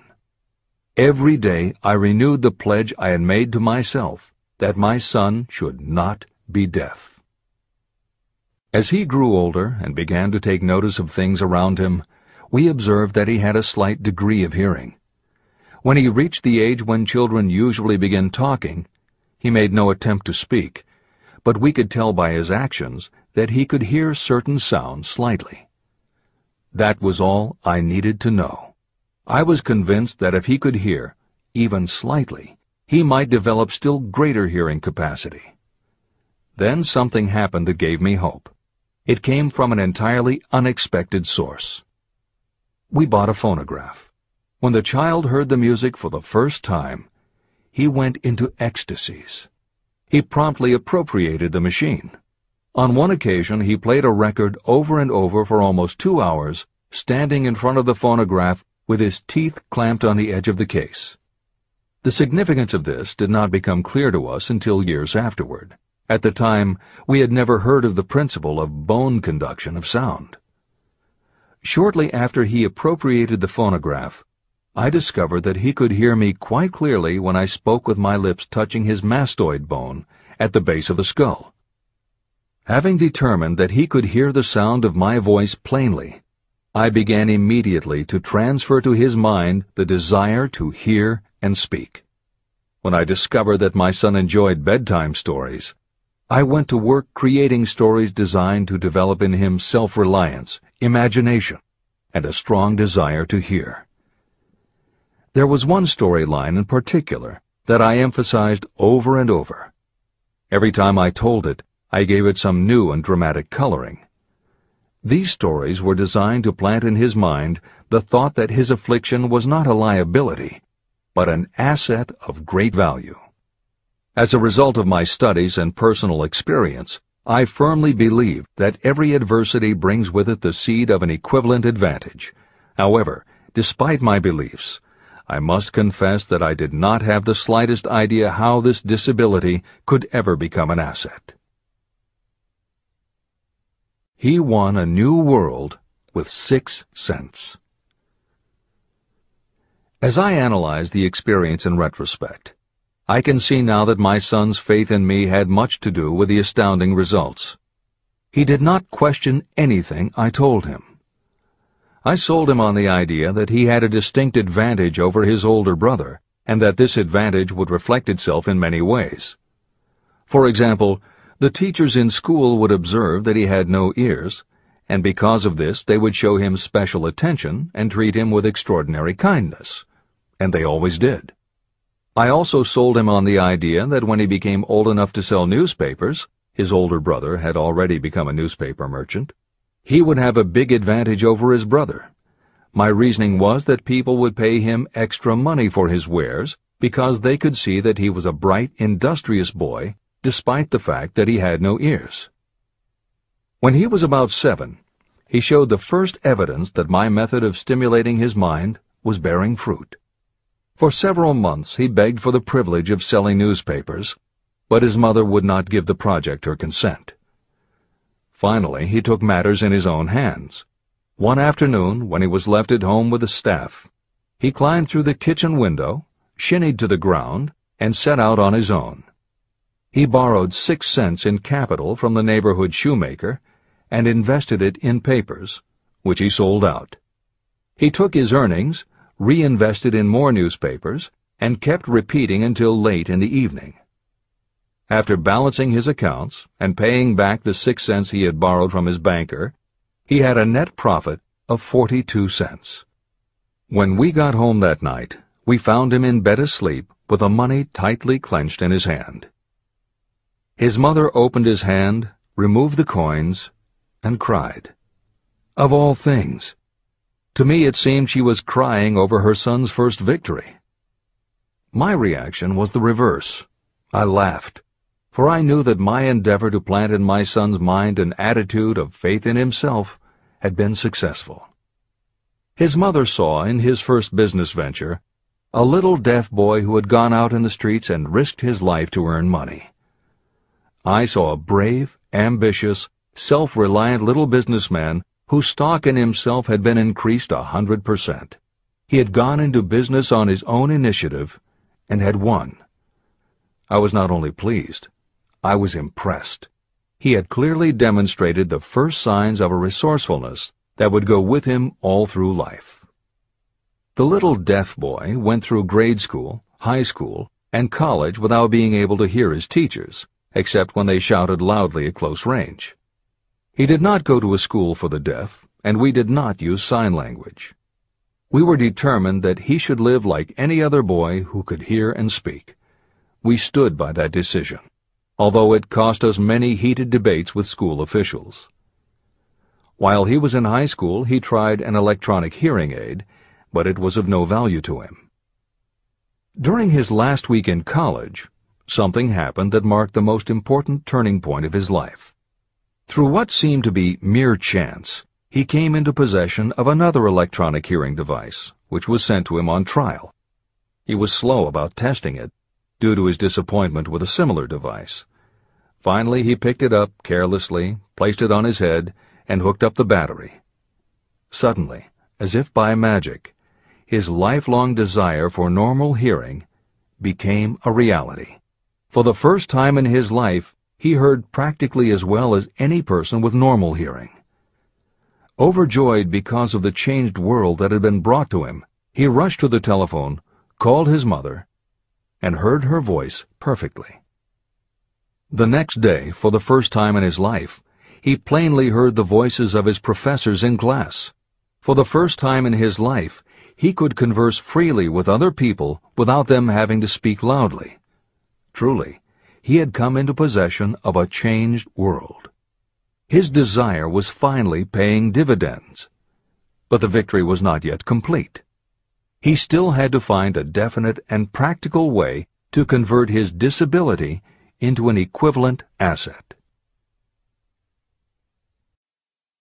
Thought that works miracles. Intoxicated with the joy of his newly discovered world of sound, he wrote a letter to the manufacturer of the hearing aid, enthusiastically describing his experience. Something in his letter prompted the company to invite him to New York. He was escorted through the factory, and while talking with the chief engineer, telling him about his changed world, a hunch, an idea, or an inspiration, call it what you wish, flashed into his mind. It was this impulse of thought that converted his disability into an asset destined to pay dividends in both money and happiness to thousands for all time to come. The sum and substance of that impulse was this. It occurred to him that he might be of help to the millions of people who go through life without the benefit of hearing devices, if he could find a way to tell them the story of his changed world. For an entire month, he carried out intensive research, during which he analyzed the entire marketing system of the manufacturer of the hearing device. Then he created a plan for reaching out to other hearing-impaired people all over the world, to share with them his newly discovered changed world. When this was done, he put in writing a 2-year plan based upon his findings. When he presented the plan to the company, he was instantly given a position for the purpose of carrying out his ambition. Little did he dream when he went to work that he was destined to bring hope and practical relief to thousands of people who, without his help, would have been limited forever by deafness. There's no doubt in my mind that Blair would have been deaf and unable to speak all his life if his mother and I had not managed to shape his mind as we did. When I planted in his mind the desire to hear and talk and live as other people, there went with that impulse some strange influence that caused nature to become bridge builder and span the gulf of silence between his brain and the outer world. Truly, a burning desire has devious ways of transmuting itself into its physical equivalent. Blair desired normal hearing. Now he has it. He was born with a condition that in those days might easily have sent a person with a less defined desire to the street with a bundle of pencils and a tin cup. The little white lie I planted in his mind when he was a child, by leading him to believe his impaired hearing would become a great asset, has justified itself. I am convinced it is a fact that there is nothing, right or wrong, that belief plus burning desire cannot make real. These qualities are free to everyone. Editor's comments. As Napoleon Hill was finishing this chapter on desire, it was reported that the famed opera singer Madame Schumann-Heink had died. A passage in her obituary struck Hill as being so appropriate to the subject of this chapter that he was moved to comment as follows. End of editor's comment. One short paragraph in the newspaper story about the famed opera singer Madame Schumann-Heink gives the clue to this unusual woman's stupendous success. I quote the paragraph because the clue it contains is none other than desire. Early in her career, Madame Schumann-Heink visited the director of the Vienna Court Opera to have him test her voice. But he did not test it. After taking one look at the awkward and poorly dressed girl, he exclaimed, none too gently, "With such a face, and with no personality at all, how can you ever expect to succeed in opera? My good child, give up the idea. Buy a sewing machine and go to work. You can never be a singer." Never is a long time. The director of the Vienna Court Opera may have known much about the technique of singing, but he knew little about the power of desire when it assumes the proportion of an obsession. If he had known more of that power, he would not have made the mistake of condemning genius without giving it an opportunity. Editor's comments. Although few readers of this edition will be familiar with Madame Schumann-Heink, every reader knows a half-dozen similar stories. It is true for every generation and every kind of music. At some time, even the biggest stars were failures. At some time, someone told them they weren't good enough. But every one of those times that they failed, their desire was bigger than their failure. That is why you know their stories. And it's also why you've never heard about the thousands of other performers who were also told they weren't good enough. The ones you've never heard of are the ones whose desire wasn't big enough. They are the ones who believed that failure was defeat. This is the end of the editor's comment. Several years ago, one of my business associates became ill. He became worse as time went on, and finally was taken to the hospital for an operation.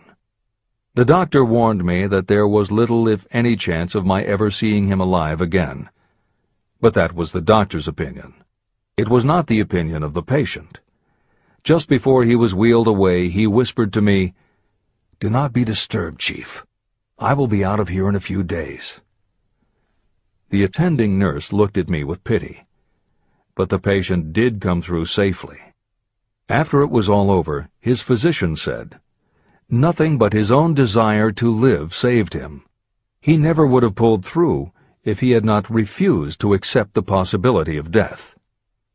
Editor's comments. By the 1980s, the phenomenon that Napoleon Hill wrote about in the preceding paragraph was embraced by a growing segment of the population. Among the adherents were numerous medical professionals who incorporated the concept under the term the body-mind connection. And by the turn of the 21st century, the belief that the mind can manifest physical changes in the body had become a part of mainstream medical practice. In Chapter 5, Autosuggestion, you will find further comment on the medical aspects of having a burning desire. This is the end of the editor's comment. I believe in the power of desire backed by faith in yourself, because I have seen this power lift people from lowly beginnings to places of power and wealth. I have seen it rob the grave of its victims. I have seen it serve as the medium by which people staged a comeback after having been defeated in 100 different ways. And I have seen it provide my own son with a normal, happy, successful life, despite nature's having sent him into the world without ears. How can you harness and use the power of desire? The first part of the answer is in the technique at the beginning of this chapter. You will learn more about it in the next and subsequent chapters of this book. Through some strange and powerful principle, nature wraps up in the impulse of strong desire that something that recognizes no such word as impossible, and accepts no such reality as failure. There are no limitations to the mind except those we acknowledge. Chapter 4. Faith in your ability. Visualization of and belief in attainment of desire. The second step toward riches. Faith is the head chemist of the mind. When faith is blended with thought, the subconscious mind instantly picks up the vibration. The subconscious then translates it and transmits it to infinite intelligence.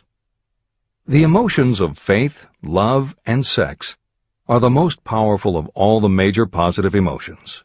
When the three are blended, they have the effect of coloring thought in such a way that it instantly reaches the subconscious mind. There, it is changed into a form that induces a response from infinite intelligence. Editor's comments. In the preceding paragraph, Napoleon Hill uses two terms, faith and infinite intelligence, both of which may convey to the reader a religious connotation that Hill did not intend. The following will define the meaning of the words as Hill uses them in the following chapter. In modern usage, the word faith has become almost interchangeable with religious belief, which is not the way Hill uses the word. Faith, as it is used here, means having confidence, trust, and an absolute unwavering belief that you can do something.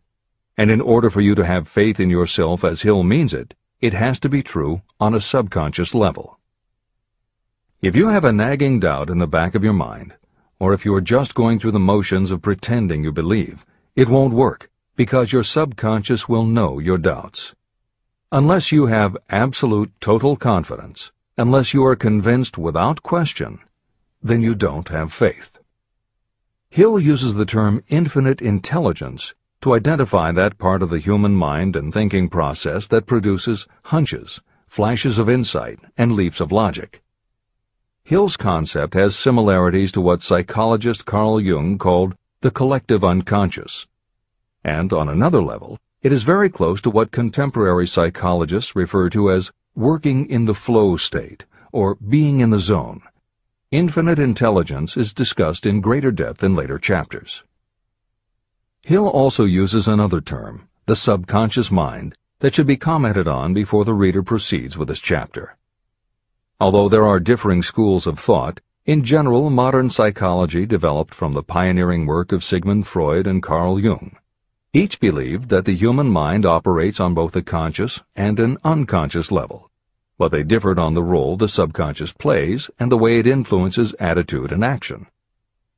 Through his own research and studies, Napoleon Hill developed a theory of the conscious and subconscious that is closest to the Jungian view. The following briefly describes the basis of Hill's view. The conscious mind. Your conscious mind receives information through the five senses of sight, smell, taste, hearing, and touch. Your conscious mind keeps track of what you need for thinking and operating, and it filters out what you don't need. Your conscious mind, and what your memory retains, is the intelligence with which you normally think, reason, and plan. The subconscious mind. Your subconscious has access to all the same information your conscious mind receives, but it doesn't reason the way your conscious mind does. It takes everything literally. It doesn't make value judgments. It does not filter, and it does not forget. You cannot command your conscious mind to reach out and dip into your subconscious mind. However, under certain circumstances, all those forgotten facts and ideas that are always there in your subconscious can, if they are firmly rooted, influence your conscious attitudes and actions. This is the end of the editor's comments. How to develop faith. The following statement is very important in understanding the importance of autosuggestion in the transmutation of desire into its physical or monetary equivalent, namely, faith is a state of mind that may be induced or created by affirmation or repeated instructions to the subconscious mind through the principle of autosuggestion. The repetition of affirmations is like giving orders to your subconscious mind, and it is the only known method of voluntary development of the emotion of faith, absolute belief that you can do something. As an illustration, consider why you are reading this book. You want to acquire the ability to transmute the intangible thought impulse of desire into its physical counterpart, money. By following the instructions laid down in the later chapters on autosuggestion and the subconscious mind, you will learn techniques to convince your subconscious mind that you believe you will receive that for which you ask. Your subconscious will act upon that belief and pass it back to you in the form of faith, followed by definite plans for procuring that which you desire. Faith in yourself and your abilities is a state of mind that you will be able to develop at will after you have mastered the 13 principles in this book. This is true because faith is a state of mind that will develop naturally within you when you use and apply these principles. The emotions, or the feeling portion of thoughts, are what give your thoughts vitality, life, and action. The emotions of faith, love, and sex, when mixed with any thought impulse, give it even greater action. All thoughts that have been emotionalized, given feeling, and mixed with faith, absolute belief in your ability, begin immediately to translate themselves into their physical equivalent or counterpart. However, this is not only true of thought impulses that have been mixed with faith, but it is true with any emotion, including negative emotions. What this means is that the subconscious mind will translate into its physical equivalent a thought impulse of a negative or destructive nature just as readily as it will act upon thought impulses of a positive or constructive nature. The following statement made by a noted criminologist illustrates the point. When men first come into contact with crime, they abhor it. If they remain in contact with crime for a time, they become accustomed to it and endure it. If they remain in contact with it long enough, they finally embrace it and become influenced by it. This is the equivalent of saying that a negative impulse of thought that is repeatedly passed on to the subconscious mind often enough is finally accepted and acted upon by the subconscious mind. The subconscious then proceeds to translate that impulse into its physical equivalent by the most practical procedure available. This also accounts for the strange phenomenon that so many millions of people experience, referred to as bad luck. There are millions of people who believe themselves doomed to poverty and failure because of some strange force they call bad luck, over which they believe they have no control. But the truth is that they are the creators of their own misfortunes, because this negative belief in bad luck is picked up by the subconscious mind and translated into its physical equivalent. Your belief, or faith, is the element that will determine the action of your subconscious mind. Once again, let me stress that you will benefit by passing on to your subconscious mind any desire that you wish translated into its physical or monetary equivalent in a state of expectancy or belief that the transmutation will actually take place. The subconscious mind will transmute into its physical equivalent, by the most direct and practical way available, any order that is given to it in a state of belief or faith that the order will be carried out. At this point, it should also be noted that because of the way that the subconscious operates, there is nothing to stop you from deceiving your subconscious mind when giving it instructions through autosuggestion.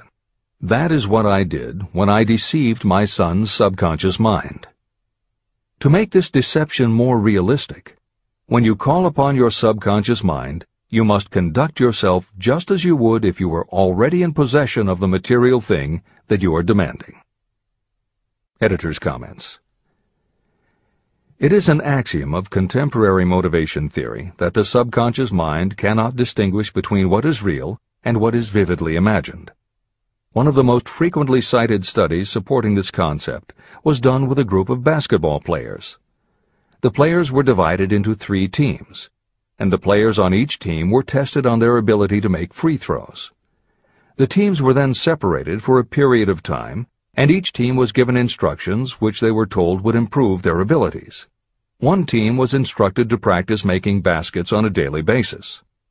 The second team was instructed not to practice during the period and not to even think about basketball. The third team was also instructed not to practice during the period, but instead the members were told to spend their daily practice time visualizing in detail the process of making baskets. At the end of the experiment, the teams were again tested. The team that rested showed a decrease in ability. The team that practiced showed a marked increase in ability. And the team that didn't practice, but visualized making baskets, showed an increase in ability almost equal to those who had practiced daily. As Hill says, you can deceive your subconscious through autosuggestion. If you convincingly plant an idea in your subconscious will accept and work with the idea as though it were a fact. But the key word is convincingly. If you try to send a message to your subconscious, but in the back of your mind you have a nagging doubt whether it will work, your subconscious will pick that up also. You will have sent mixed messages that cancel each other out. That is why Hill stresses the importance of doing it with faith. Your subconscious will not judge if it is true or false, positive or negative, but it does respond to the power of the input, how emotionalized the thought is. This is the end of the editor's comment. It is essential for you to encourage the positive emotions as the dominating forces of your mind. But faith in yourself doesn't come from merely reading instructions. Now that you understand the theory, you must begin to apply it. By experimenting and practicing, you will develop your ability to mix faith with any order you give to your subconscious. When you have faith in your ability, then you can give your subconscious mind instructions, which it will accept and act upon immediately. When your mind is dominated by positive emotions, it will encourage the state of mind known as faith. Faith in yourself is a state of mind that you can create by autosuggestion. All through the ages, religious leaders have admonished people to have faith.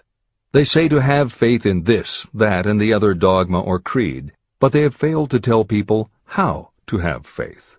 They have not stated that faith is a state of mind that may be induced by self-suggestion.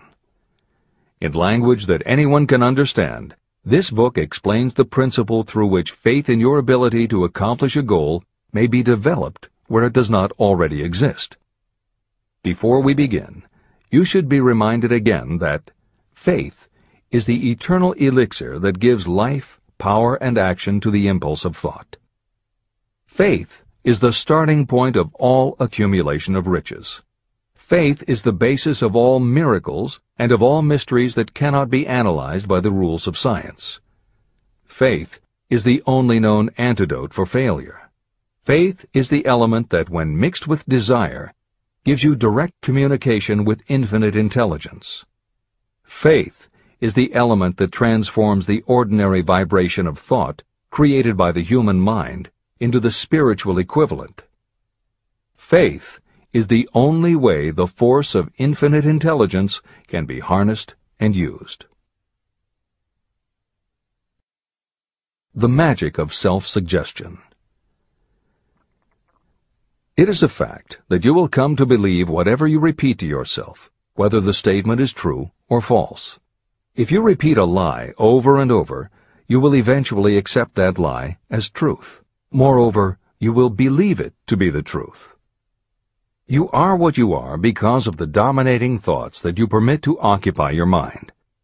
Thoughts that you deliberately place in your own mind and encourage with sympathy, and with which you mix any one or more of the emotions, constitute the motivating forces that direct and control your every movement, act, and deed. The following sentence is a very significant statement of truth. Thoughts that are mixed with any of the feelings of emotions become like a magnetic force, which attracts other similar or related thoughts. A thought that is magnetized with one of the emotions may be compared to a seed. When it is planted in fertile soil, it germinates, grows, and multiplies itself over and over again. What was originally one small seed becomes countless millions of seeds of the same kind. The human mind is constantly attracting vibrations that are in sync with whatever dominates the mind. Any thought, idea, plan, or purpose that you hold in your mind attracts a host of its relatives. Add these relatives to its own force, and it grows until it becomes the prime motivator of the person in whose mind it has been housed. Now, let us go back to the starting point. How can the original seed of an idea, plan, or purpose be planted in the mind? The answer? Any idea, plan, or purpose may be placed in the mind through repetition of thought. This is why you are asked to write out a statement of your major purpose, or definite chief aim. Commit it to memory, and repeat it out loud day after day until these vibrations of sound have reached your subconscious mind. You are what you are because of the dominating thoughts that you permit to occupy your mind. If you choose to, you can throw off any bad influences from your past and build your own life the way you want it to be. For instance, by taking inventory of your mental assets and liabilities, you might discover that your greatest weakness is lack of self-confidence. This can be overcome and translated into courage through the principle of autosuggestion.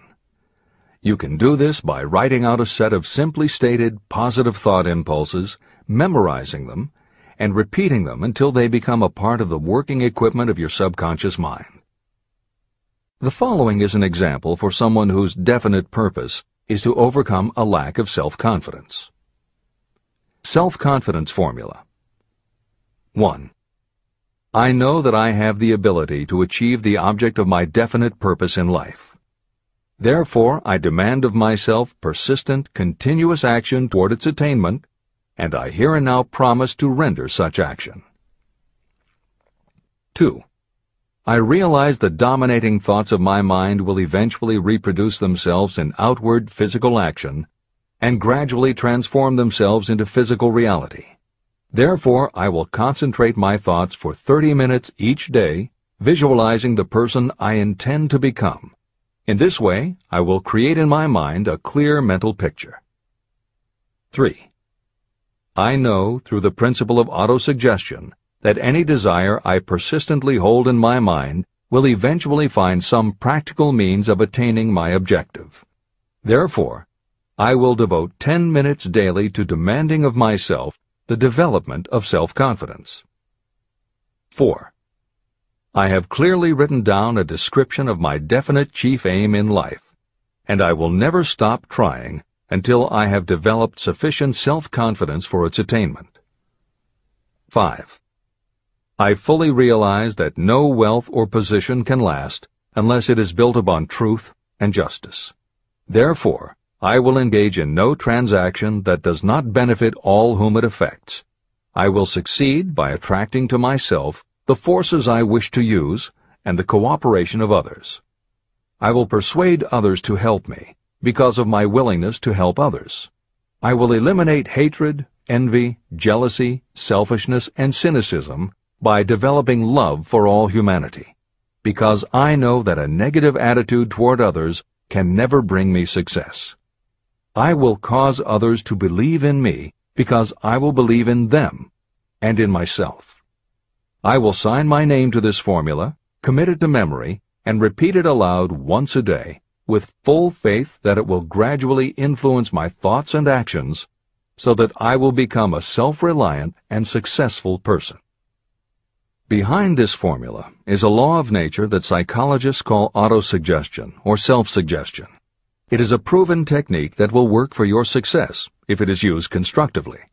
On the other hand, if used destructively, it will destroy just as readily. In this statement may be found a very significant truth, namely that those who go down in defeat and end their lives in poverty, misery, and distress do so because of negative application of the principle of autosuggestion. All impulses of thought have a tendency to clothe themselves in their physical equivalent. The disaster of negative thinking. The subconscious mind makes no distinction between constructive and destructive thought impulses. It works with the material we feed it through our thought impulses. The subconscious mind will translate into reality a thought driven by fear just as readily as it will translate into reality a thought driven by courage or faith. Just as electricity will turn the wheels of industry and render useful service if used constructively, it will snuff out life if wrongly used. So, too, will the law of autosuggestion lead you to peace and prosperity, or down into the valley of misery, failure, and death. It depends on your degree of understanding and application of it. If you fill your mind with fear or doubt, and if you do not believe in your ability to connect with and use the forces of infinite intelligence, then you will not be able to use those forces. The law of autosuggestion will take your lack of belief and use that doubt as a pattern by which your subconscious mind will translate it into its physical equivalent. Editor's comments. When you have faith in your ability to accomplish what you want, it not only firmly plants ideas in your subconscious, but it then works to reinforce itself. When you have faith in your abilities, part of what you must have faith in is that it is possible to tap into infinite intelligence. And because you have faith that it will work, your conscious mind won't be resistant. When your conscious doesn't resist, your subconscious mind can send creative ideas to your conscious mind more easily. Then, the more you see the power working in your life, the easier it is for you to act on faith the next time. Will it work for you? You will never know unless you relax your resistance and just have faith that it will. This is the end of the editor's comment. Like the wind that carries one ship east and another west, the law of autosuggestion will lift you up or pull you down according to the way you set your sails of thought. The law of autosuggestion, through which any person may rise to altitudes of achievement that stagger the imagination, is well described in the following verse. Observe the words that have been emphasized, and you will catch the deep meaning that the poet had in mind. If you think you are beaten, you are. If you think you dare not, you don't. If you like to win, but you think you can't, it is almost certain you won't. If you think you'll lose, you're lost. For out in the world we find, success begins with a fellow's will. It's all in the state of mind. If you think you are outclassed, you are. You've got to think high to rise. You've got to be sure of yourself before you can ever win a prize. Life's battles don't always go to the stronger or faster man, but soon or late the man who wins is the man who thinks he can. Editor's comments. As noted at the beginning of this chapter, the way in which Napoleon Hill uses the word faith is meant to have no religious connotation. However, it would be impossible for Hill to write this chapter without acknowledging the power of religious faith.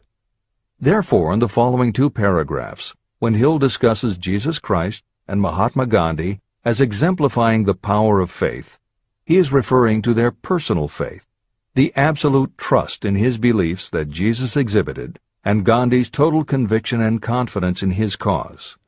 In this way, they perfectly exemplify thought impulse mixed with faith. This is the end of the editor's comment.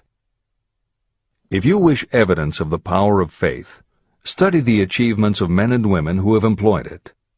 At the head of the list comes the Nazarene. The basis of Christianity is faith, no matter how many people may have perverted or misinterpreted the meaning of this great force. The sum and substance of the teachings and the achievements of Christ, which may have been interpreted as miracles, were nothing more nor less than faith. If there are any such phenomena as miracles, they are produced only through the state of mind known as faith. Consider Mahatma Gandhi of India, one of the most astounding examples of the possibilities of faith. Gandhi wielded more potential power than any man living in his time, and he had this power despite the fact that he had none of the orthodox tools of power, such as money, battleships, soldiers, and materials of warfare. Gandhi had no money, no home. He did not own a suit of clothes, but he did have power. How did he come by that power? He created it out of his understanding of the principle of faith and through his ability to transplant that faith into the minds of 200 million people. Gandhi accomplished the astounding feat of influencing 200 million minds to coalesce and move in unison as a single mind. What other force on earth, except faith, could do as much? How an idea built a fortune. Editor's comment. Although the following story is not exclusively about faith, and it makes no mention of autosuggestion or the subconscious mind, Napoleon Hill included it at this point in every edition of Think and Grow Rich. In fact, as Hill says, this story illustrates at least 6 of the 13 principles of success, but faith is at the center of it. If the central figure, Charles M. Schwab, had not mixed his big idea with absolute unwavering faith that he could pull it off, the whole history of American business would have been different. This is the end of the editor's comment. The event chosen for this illustration dates back to 1900, when the United States Steel Corporation was being formed. As you read the story, keep in mind the following fundamental facts and you will understand how ideas have been converted into huge fortunes. First, the United States Steel Corporation was born in the mind of Charles M. Schwab in the form of an idea he created through his imagination. Second, he mixed faith with his idea. Third, he formulated a plan for the transformation of his idea into physical and financial reality. Fourth, he put his plan into action with his famous speech at the University Club.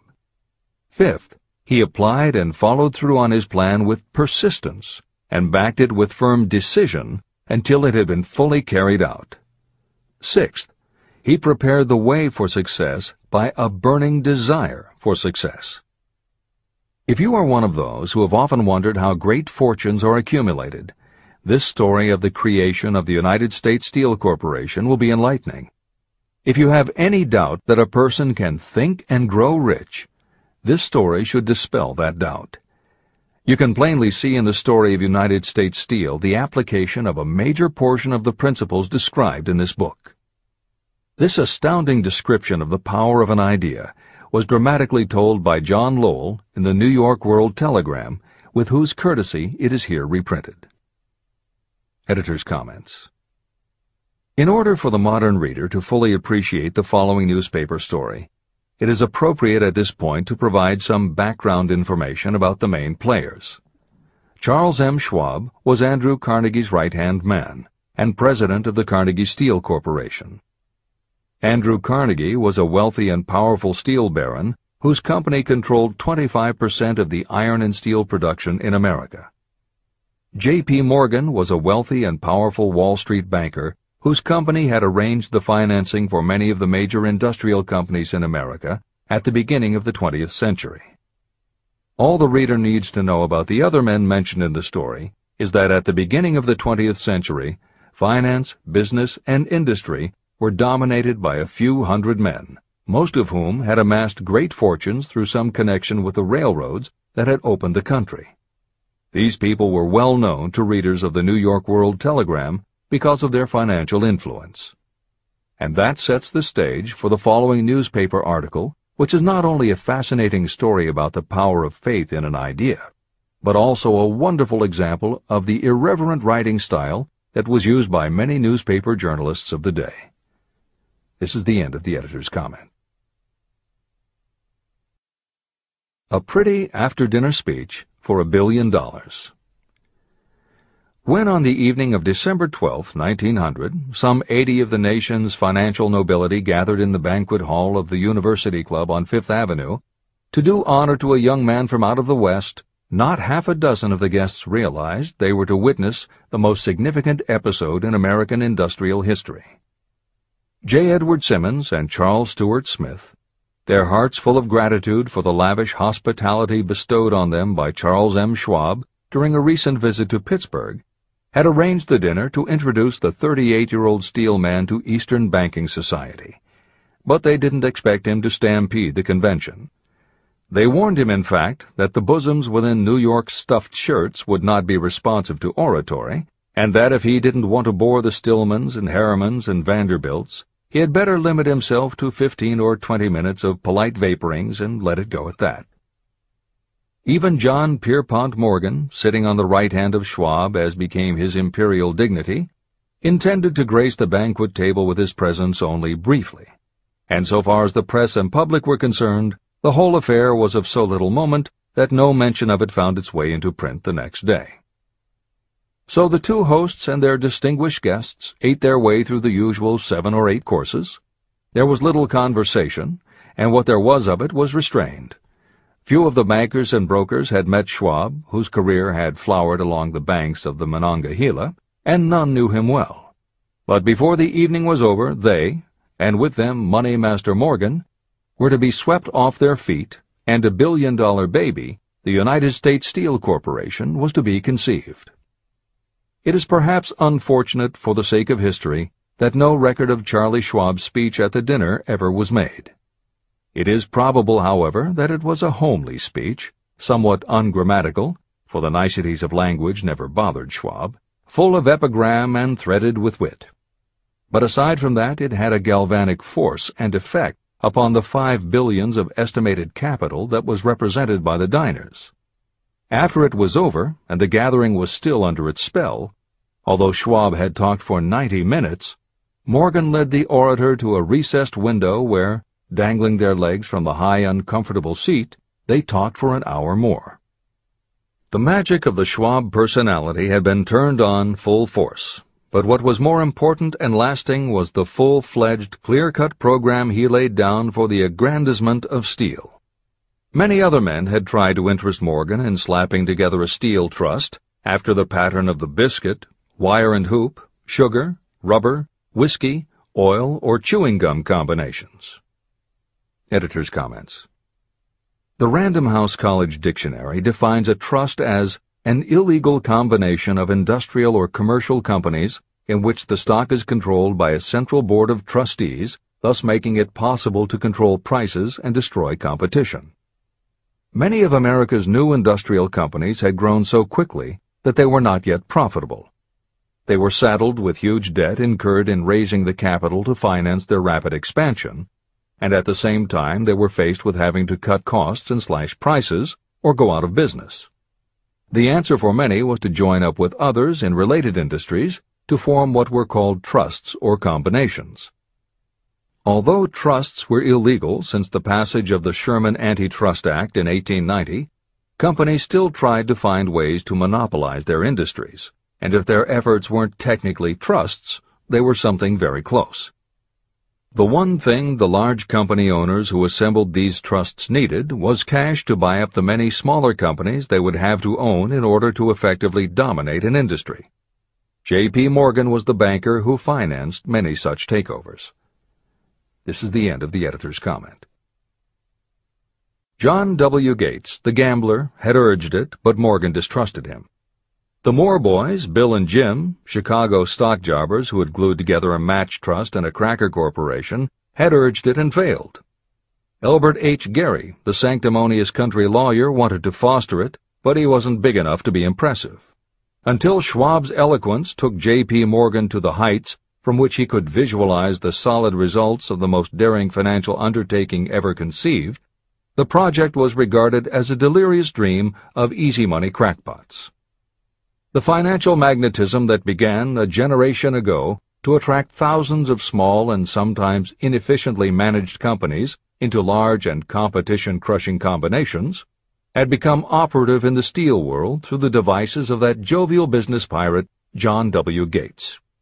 Gates already had formed the American Steel and Wire Company out of a chain of small concerns, and together with Morgan had created the Federal Steel Company. But by the side of Andrew Carnegie's gigantic vertical trust, a trust owned and operated by 53 partners, those other combinations were picayune. They might combine to their heart's content, but the whole lot of them couldn't make a dent in the Carnegie organization, and Morgan knew it. The eccentric old Scot knew it, too. Editor's comments. Andrew Carnegie was born in Scotland and came to America when he was just a boy. He made his first move to join the elite group of American tycoons when he quit his job as a bobbin boy in a cotton mill, earning $1.20 a week, and got a job as a telegraph messenger boy. He soon taught himself to operate a telegraph key, which got him hired as personal telegrapher and secretary to the head of the Pennsylvania Railroad. It wasn't long before he'd worked his way up the ranks to superintendent of the Pittsburgh division, which in turn put him in a position to become an early investor in the Pullman Company, which became the leading manufacturer of railway cars. Carnegie's investment in Pullman and some successful real estate ventures gave him the capital to go into business for himself.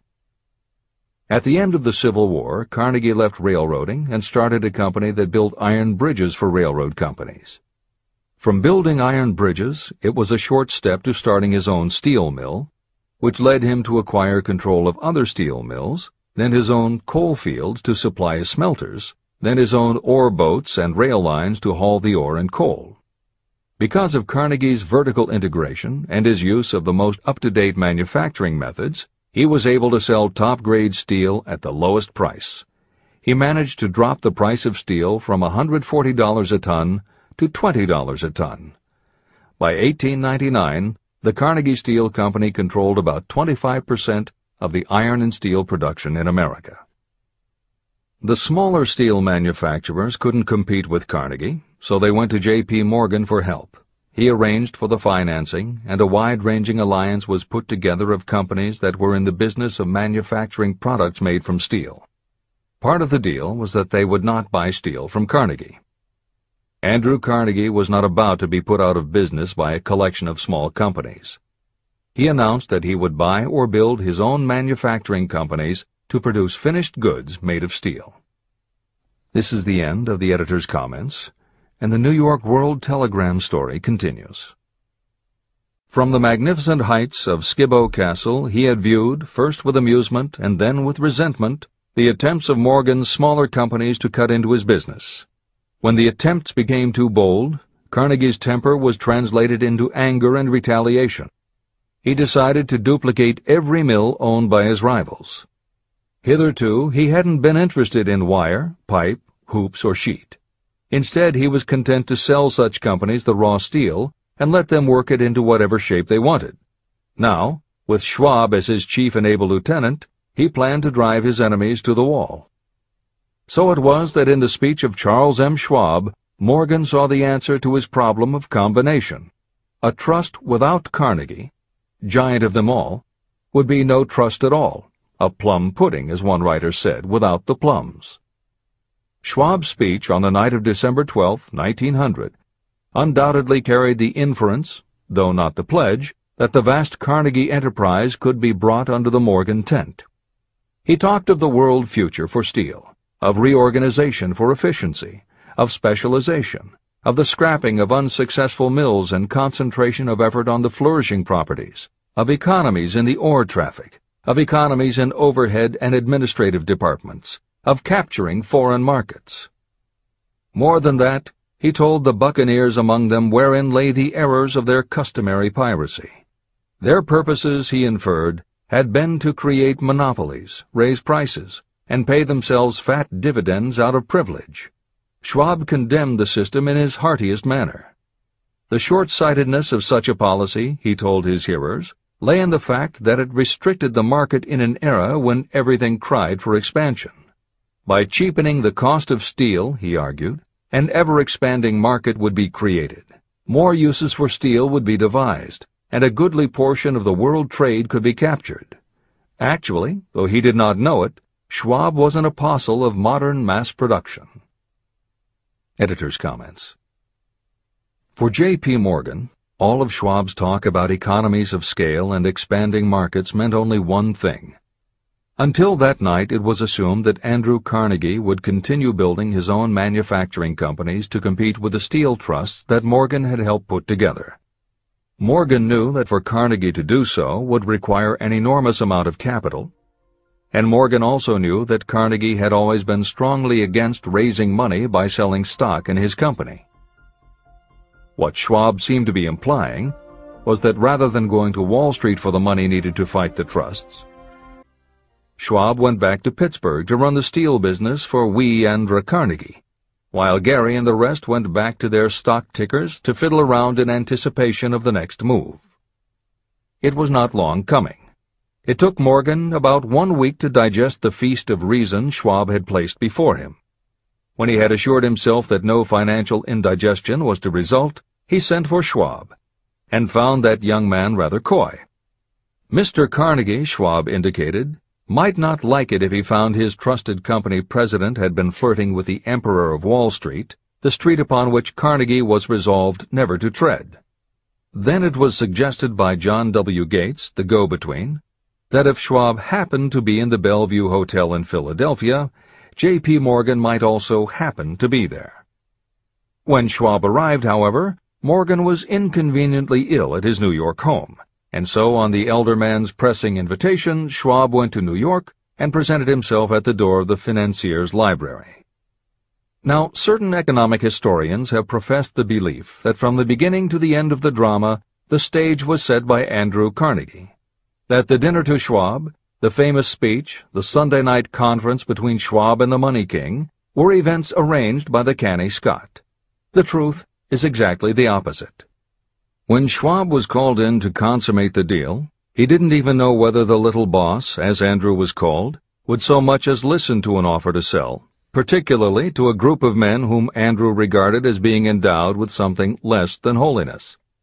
But Schwab did take into the conference with him, in his own handwriting, 6 sheets of copperplate figures, representing to his mind the physical worth and the potential earning capacity of every steel company he regarded as an essential star in the new metal firmament. 4 men pondered over these figures all night. The chief, of course, was Morgan, steadfast in his belief in the divine right of money. With him was his aristocratic partner, Robert Bacon, a scholar and a gentleman. The third was John W. Gates, whom Morgan scorned as a gambler and used as a tool. The fourth was Schwab, who knew more about the processes of making and selling steel than any whole group of men then living. Throughout that conference, the Pittsburgher's figures were never questioned. If he said a company was worth so much, then it was worth that much and no more.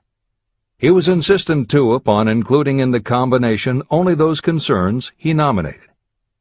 He had conceived a corporation in which there would be no duplication, not even to satisfy the greed of friends who wanted to unload their companies upon the broad Morgan shoulders. When dawn came, Morgan rose and straightened his back. Only one question remained. "Do you think you can persuade Andrew Carnegie to sell?" he asked. "I can try," said Schwab. "If you can get him to sell, I will undertake the matter," said Morgan. So far, so good. But would Carnegie sell? How much would he demand? Schwab thought about $320 million. What would he take payment in? Common or preferred stocks? Bonds? Cash? Nobody could raise $350 million in cash. There was a golf game in January on the frost-cracking heath of the St. Andrews Links in Westchester, with Andrew bundled up in sweaters against the cold and Charlie talking volubly as usual to keep his spirits up.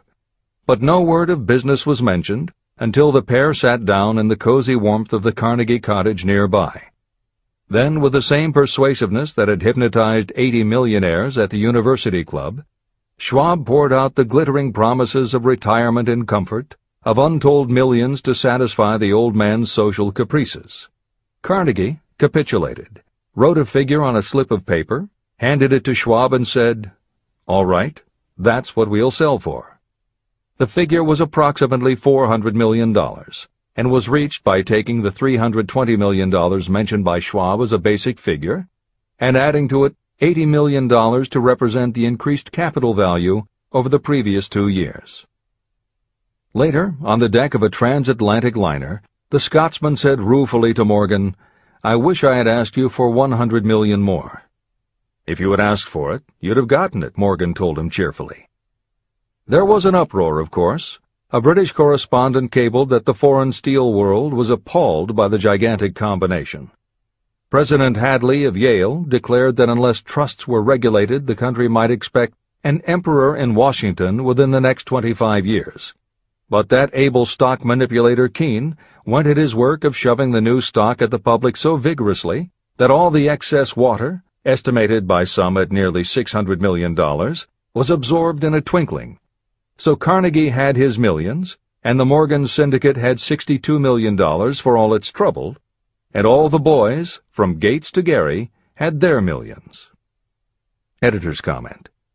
The 38-year-old Charles M. Schwab had his reward, too.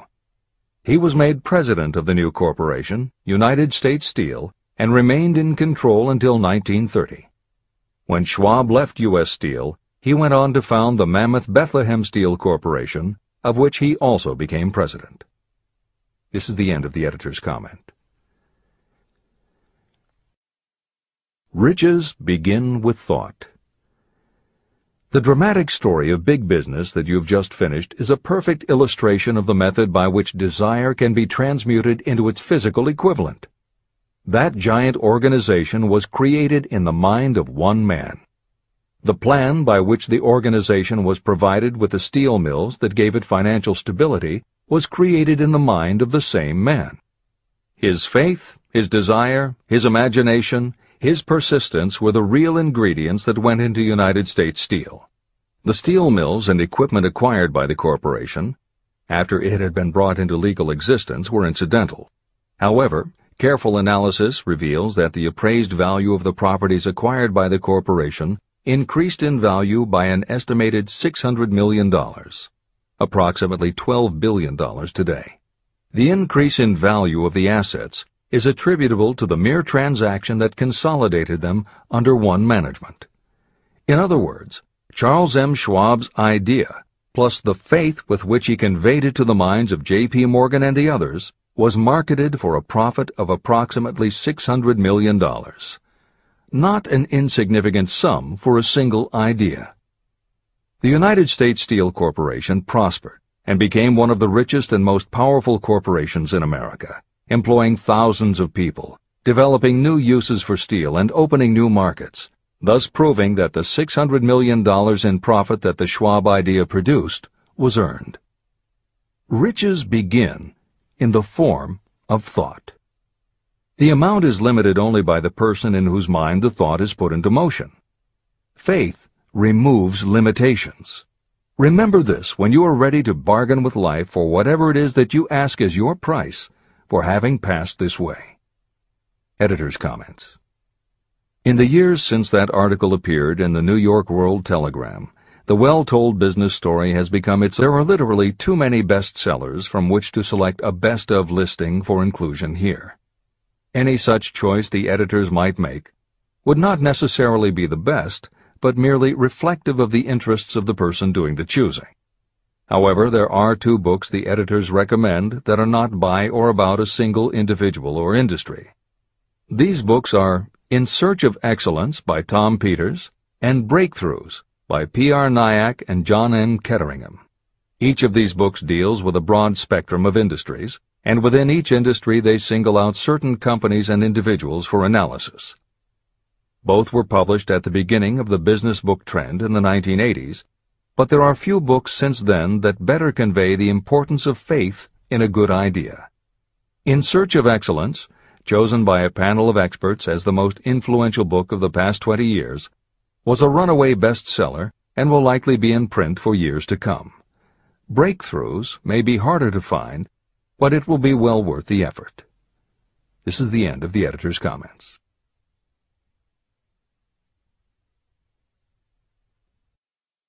A quitter never wins, and a winner never quits.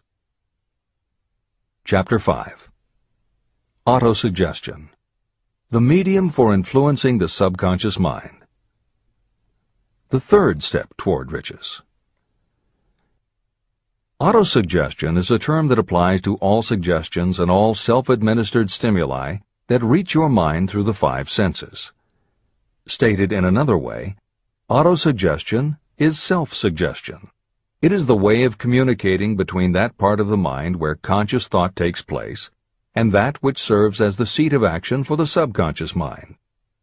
Through the dominating thoughts that you permit to remain in your conscious mind, it doesn't matter whether these thoughts are negative or positive, the principle of autosuggestion reaches the subconscious mind and influences it with these thoughts. Nature has built human beings so that we can have control over the material that reaches our subconscious mind through our five senses. However, this does not mean that we always exercise this control.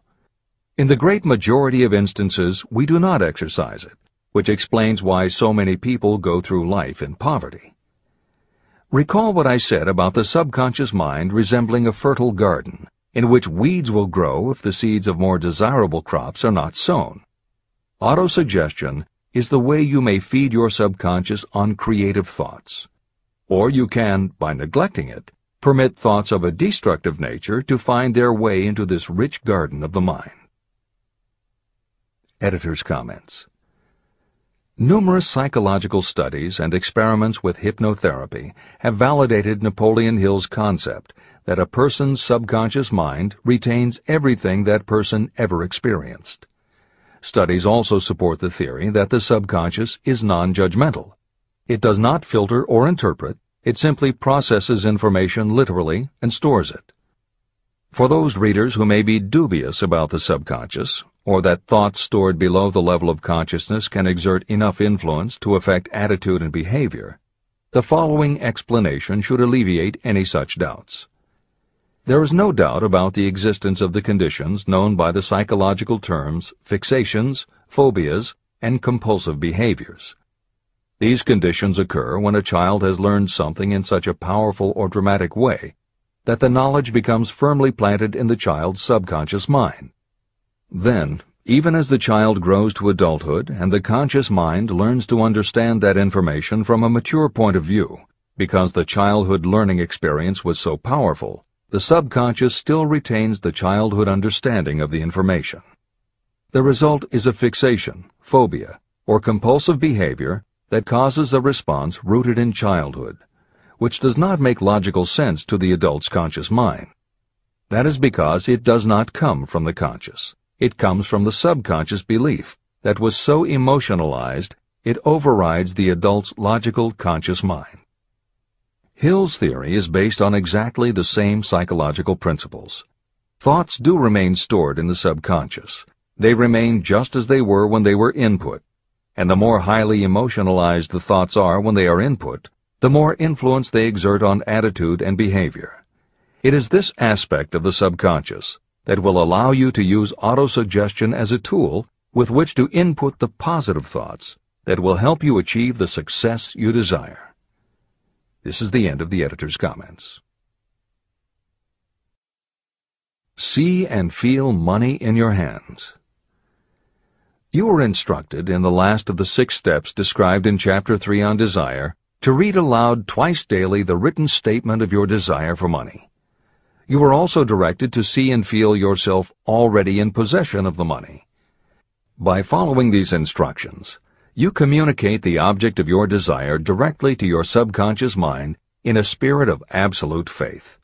Through repetition of this procedure, you will create thought habits that reinforce your efforts to transmute desire into its monetary equivalent. Read these steps again, very carefully, before you proceed further. 1. Fix in your mind the exact amount of money you desire. It is not sufficient merely to say, "I want plenty of money." Be definite about the amount. 2. Determine exactly what you intend to give in return for the money you desire. There is no such reality as something for nothing. 3. Establish a definite date when you intend to possess the money you desire. 4. Create a definite plan for carrying out your desire and begin at once, whether you are ready or not, to put this plan into action. 5. Now write it out. Write a clear, concise statement of the amount of money you intend to acquire, name the time limit for its acquisition, state what you intend to give in return for the money, and describe clearly the plan through which you intend to accumulate it. 6. Read your written statement aloud twice daily. Read it once just before retiring at night, and read it once after arising in the morning. As you read, see and feel and believe yourself already in possession of the money. Remember, when reading aloud the statement of your desire, through which you will develop a money consciousness, that the mere reading of the words is of no consequence, unless you mix emotion or feeling with your words. Your subconscious mind recognizes and acts only upon thoughts that have been well mixed with emotion or feeling. This is a fact of such importance as to warrant repetition in practically every chapter. The lack of understanding of this is the main reason the majority of people who try to apply the principle of autosuggestion get no desirable results. Plain, unemotional words do not influence the subconscious mind. You will get no appreciable results until you learn to reach your subconscious mind with thoughts or spoken words that have been well emotionalized with belief. Do not become discouraged if you cannot control and direct your emotions the first time you try. Remember, there is no such possibility as something for nothing. You cannot cheat even if you desire to do so. The price of ability to influence your subconscious mind is persistence in applying the principles described here. You cannot develop the desired ability for a lower price. You, and you alone, must decide whether or not the reward, the money consciousness, is worth the price you must pay for it in effort. Your ability to use the principle of autosuggestion will depend very largely upon your capacity to concentrate on a given desire until that desire becomes a burning obsession. How to strengthen your powers of concentration. When you begin to carry out the instructions in the 6 steps, it will be necessary for you to make use of the principle of concentration. Following are suggestions for the effective use of concentration. When you begin the first of the 6 steps, which instructs you to fix in your own mind the exact amount of money you desire, close your eyes and hold your thoughts on that amount of money until you can actually see the physical appearance of the money. Do this at least once each day. As you go through these exercises, follow the instructions given in Chapter 4 on faith, and see yourself actually in possession of the money. Here is a most significant fact. The subconscious mind takes any orders given to it in a spirit of absolute faith and acts upon those orders. But the orders often have to be presented over and over again, repeated positive affirmation, before they are interpreted by the subconscious mind. Because of this, you might consider the possibility of playing a perfectly legitimate trick on your subconscious mind. Make it believe, because you believe it, that you must have the amount of money you are visualizing. Make it believe that this money is already awaiting your claim, so the subconscious mind must hand over to you practical plans for acquiring the money that is yours. Give this thought to your imagination, and see what your imagination can or will do to create practical plans for the accumulation of money through transmutation of your desire. Do not wait for a definite plan through which you will exchange services or merchandise in return for the money you are visualizing. Just start right now to see yourself in possession of the money, demanding, and expecting that your subconscious mind will hand over the plans you need. Be on the alert for these plans, and when they appear, put them into action immediately. When the plans appear, they will probably flash into your mind in the form of an inspiration or intuition from infinite intelligence.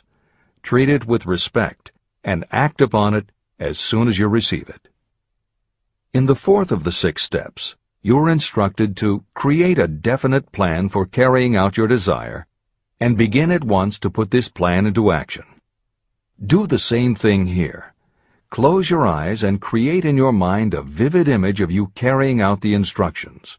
Do not trust to your reason when creating your plan for accumulating money through the transmutation of desire. Your reasoning faculty may be lazy, and if you depend entirely upon it to serve you, it may disappoint you. When visualizing the money you intend to accumulate, see yourself rendering the service or delivering the merchandise you intend to give in return for this money. This is important. Editor's comments. The basic principle underlying autosuggestion is closely related to self-hypnosis, and both techniques played an important role in the development of modern psychology. Although all 3 concepts, autosuggestion, hypnosis, and psychology, had to overcome initial public skepticism, unfortunately, autosuggestion and hypnotism were hampered by events that further delayed their acceptance. Hypnosis was an integral part of the therapies used by the major figures in the development of psychology, including Sigmund Freud, Carl Jung, and William James. It fell out of favor as a therapeutic method when stage magicians began to use the technique in their acts. People found it difficult to give serious consideration to a method that was being used in theaters and nightclubs to make members of the audience do ridiculous things for comic effect. Autosuggestion encountered a similar problem. French psychiatrist Émile Coué was the best-known early advocate of autosuggestion. A contemporary of Sigmund Freud, Coué operated a clinic that treated patients diagnosed with psychosomatic ailments, individuals who have convinced themselves they are ill and even show symptoms but do not actually have a disease. Coué treated his patients with an autosuggestion technique that involved the repetition of statements he termed positive affirmations. Coué devised a general, non-specific phrase that would give the subconscious a positive instruction, but was open enough that it did not tell the subconscious how to do it. The positive affirmation was, "Every day, in every way, I am getting better and better." And he instructed his patients to repeat the phrase several times a day. Improvements among his patients happened so quickly and dramatically that his method became the talk of medical and scientific circles, and the use of the phrase practically became a movement in Europe. Word of the success Coué was having with his method spread to America, and he was soon booked to do a lecture tour. At one of his early speaking engagements, a cynical newspaper reporter made a joke of the technique, calling it, "Hell's bells, I'm well." The joke followed Coué wherever he spoke, and the press coverage was so negative he canceled his tour and returned to practice in Europe. Serious scientists and therapists continued to work with autosuggestion. But just as had happened when stage magicians cast doubt upon the efficacy of hypnosis, Coué's method of positive affirmation fell out of favor with the general public. It took the openness of the latter part of the 20th century before the techniques of hypnosis and autosuggestion gained general acceptance once again. Today, if you go on the Internet, there are over 40,000 web links featuring positive affirmations, and numerous bestsellers have been written on the subject. Virtually every newspaper, magazine, and television news program regularly features stories on the crucial role the mind plays in personal growth and achievement. Techniques based on autosuggestion have fostered countless best-selling books, audiobooks, and video programs. And every week thousands of people attend seminars, lectures, and retreats to be inspired by motivational speakers or spiritual leaders, and to learn techniques that will help them achieve success, almost all of which are based on the basic principles Napoleon Hill advocates in this book. When Hill instructs the reader to close your eyes and hold your thoughts on that amount of money until you can actually see the physical appearance of the money, He is in fact describing the autosuggestion technique most widely taught by contemporary motivational experts. Today it is called creative visualization, and it is regularly used by some of the most successful trainers of Olympic athletes and professional sports teams. It is used by NASA in training astronauts, and medical professionals use it in a variety of ways, including teaching it to patients who need to elevate their autoimmune system. Using visualization effectively is much more than simply daydreaming about something you would like to have or a goal you would like to achieve. Visualization is a specific technique that involves the use of imagination, creativity, vivid imagery, and affirmations, all focused on creating something you wish to manifest in reality. Napoleon Hill identified the practice of visualization and wrote about it as early as 1928 in his first bestseller, Law of Success. Since then, many other psychologists, medical professionals, motivational speakers, and authors have developed systems based on the same principles. Dr. Maxwell Maltz, a noted plastic surgeon, found that often it was as important for his patients to change their inner perception of themselves as it was to change their outer appearance. Dr. Maltz's landmark bestseller, Psycho-Cybernetics, draws heavily on visualization as a way to increase self-esteem and improve a wide range of abilities. The Silva method, which is another variation on visualization, has been taught to millions of people by certified Silva trainers who hold seminars throughout the country. Jose Silva's best-selling book, The Silva Mind Control Method, has also sold many millions of copies. In 1978, 50 years after Napoleon Hill wrote about visualization in Law of Success, Shakti Gawain published the phenomenal bestseller Creative Visualization, and Adelaide Bry published Visualization, Directing the Movies of Your Mind. At about the same time, Dr. O. Carl Simonton, an oncologist, concluded that cancer patients who used visualizations in conjunction with chemotherapy treatments had a marked improvement over those who didn't. His bestseller, Getting Well Again, had a profound impact, and it was followed by books from other respected medical professionals, such as Love, Medicine, and Miracles by Dr. Bernie Siegel, and Superimmunity by Dr. Paul Purcell. Other bestsellers by Dr. John Sarno, Dr. Deepak Chopra, and Dr. Andrew Weil have made what once was referred to as alternative medicine now part of mainstream medical practice. This is the end of the editor's comments. Stimulate your subconscious mind. The instructions given previously for the steps necessary in your desire for money will now be summarized and blended with the principles covered by this chapter, as follows. 1. Go to some quiet spot, preferably in bed at night, where you will not be disturbed or interrupted. Close your eyes, and repeat aloud, so that you may hear your own words, the written statement of the amount of money you intend to accumulate. Be specific about the time limit for its accumulation, and a description of the service or merchandise you intend to give in return for the money. As you carry out these instructions, see yourself already in possession of the money.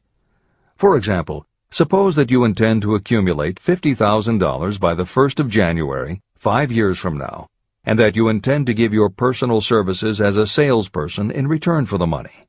Your written statement of your purpose should be similar to the following. By the 1st day of January, I will have in my possession $50,000, which will come to me in various amounts from time to time during the interim. In return for this money, I will give the most efficient service of which I am capable. I will give the fullest possible quantity and the best possible quality of service as a salesperson of, and describe the service or merchandise you intend to sell. I believe that I will have this money in my possession. My faith is so strong that I can now see this money before my eyes. I can touch it with my hands. It is now awaiting transfer to me at the time and in the proportion that I deliver the service in return for it. I am awaiting a plan for getting this money, and I will follow that plan when it is received. 2. Repeat this program night and morning until you can see in your imagination the money you intend to accumulate. 3. Place a written copy of your statement where you can see it night and morning, and read it just before retiring and upon rising until it has been memorized. Editor's comments. The following is another suggestion, adapted from Hill's later writings, which appear in Napoleon Hill's Keys to Success. Surround yourself with books, pictures, mottos, and other suggestive devices. Pick things that symbolize and reinforce achievement and self-reliance. Constantly add to your collection, and move things to new places where you can see them in a different light and in association with different things. I had a friend who was a realtor who kept her $1 Million Club certificate over her desk to remind herself of what she was capable. One day she took it down to dust and set it on top of a newspaper. When she picked it up again, she saw beneath it an article about the new football coach who had been hired at the university. Guess who bought a house she had been struggling to sell? This is the end of the editor's comments. Remember, as you carry out these instructions, that you are applying the principle of autosuggestion for the purpose of giving orders to your subconscious mind. Remember also that your subconscious mind will act only upon instructions that are emotionalized and handed over to it with feeling. Faith is the strongest and most productive of the emotions. These instructions may at first seem abstract. Do not let this disturb you. Follow the instructions no matter how abstract or impractical they may appear to be. If you do as you have been instructed, in spirit as well as in act, the time will soon come when a whole new universe of power will unfold to you. Skepticism, in connection with all new ideas, is characteristic of all human beings. If you follow the instructions, your skepticism will soon be replaced by belief, and belief will become crystallized into absolute faith. Many philosophers have made the statement that man is the master of his own earthly destiny, but most of them have failed to say why he is the master.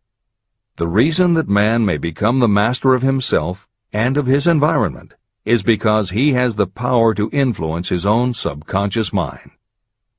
The actual performance of transmuting desire into money is through autosuggestion. That is the principle by which you can reach and influence the subconscious mind. The other principles are simply tools with which to apply autosuggestion. Keep this thought in mind, and you will at all times be conscious of the important part the principle of autosuggestion is to play in your efforts to accumulate money through the methods described in this book. After you have read the entire book, come back to this chapter and follow in spirit and in action this instruction. Read the entire chapter aloud once every night until you become thoroughly convinced that the principle of autosuggestion is sound and that it will accomplish for you all that has been claimed for it. As you read, underscore with a pencil every sentence that impresses you. Follow the foregoing instruction to the letter, and it will open the way for a complete understanding and mastery of the principles of success. Every adversity, every failure, and every heartache carries with it the seed of an equivalent or a greater benefit. Chapter 6. Specialized Knowledge. Personal Experiences or Observations. The fourth step toward riches. There are two kinds of knowledge. One is general, the other is specialized. General knowledge, no matter how great in quantity or variety it may be, is of little use in the accumulation of money. The faculties of the great universities possess practically every form of general knowledge known to civilization. Most of the professors have little money. They specialize in teaching knowledge, but they do not specialize in the organization or the use of knowledge. Knowledge will not attract money unless it is organized and directed through practical plans for the specific purpose of accumulating money.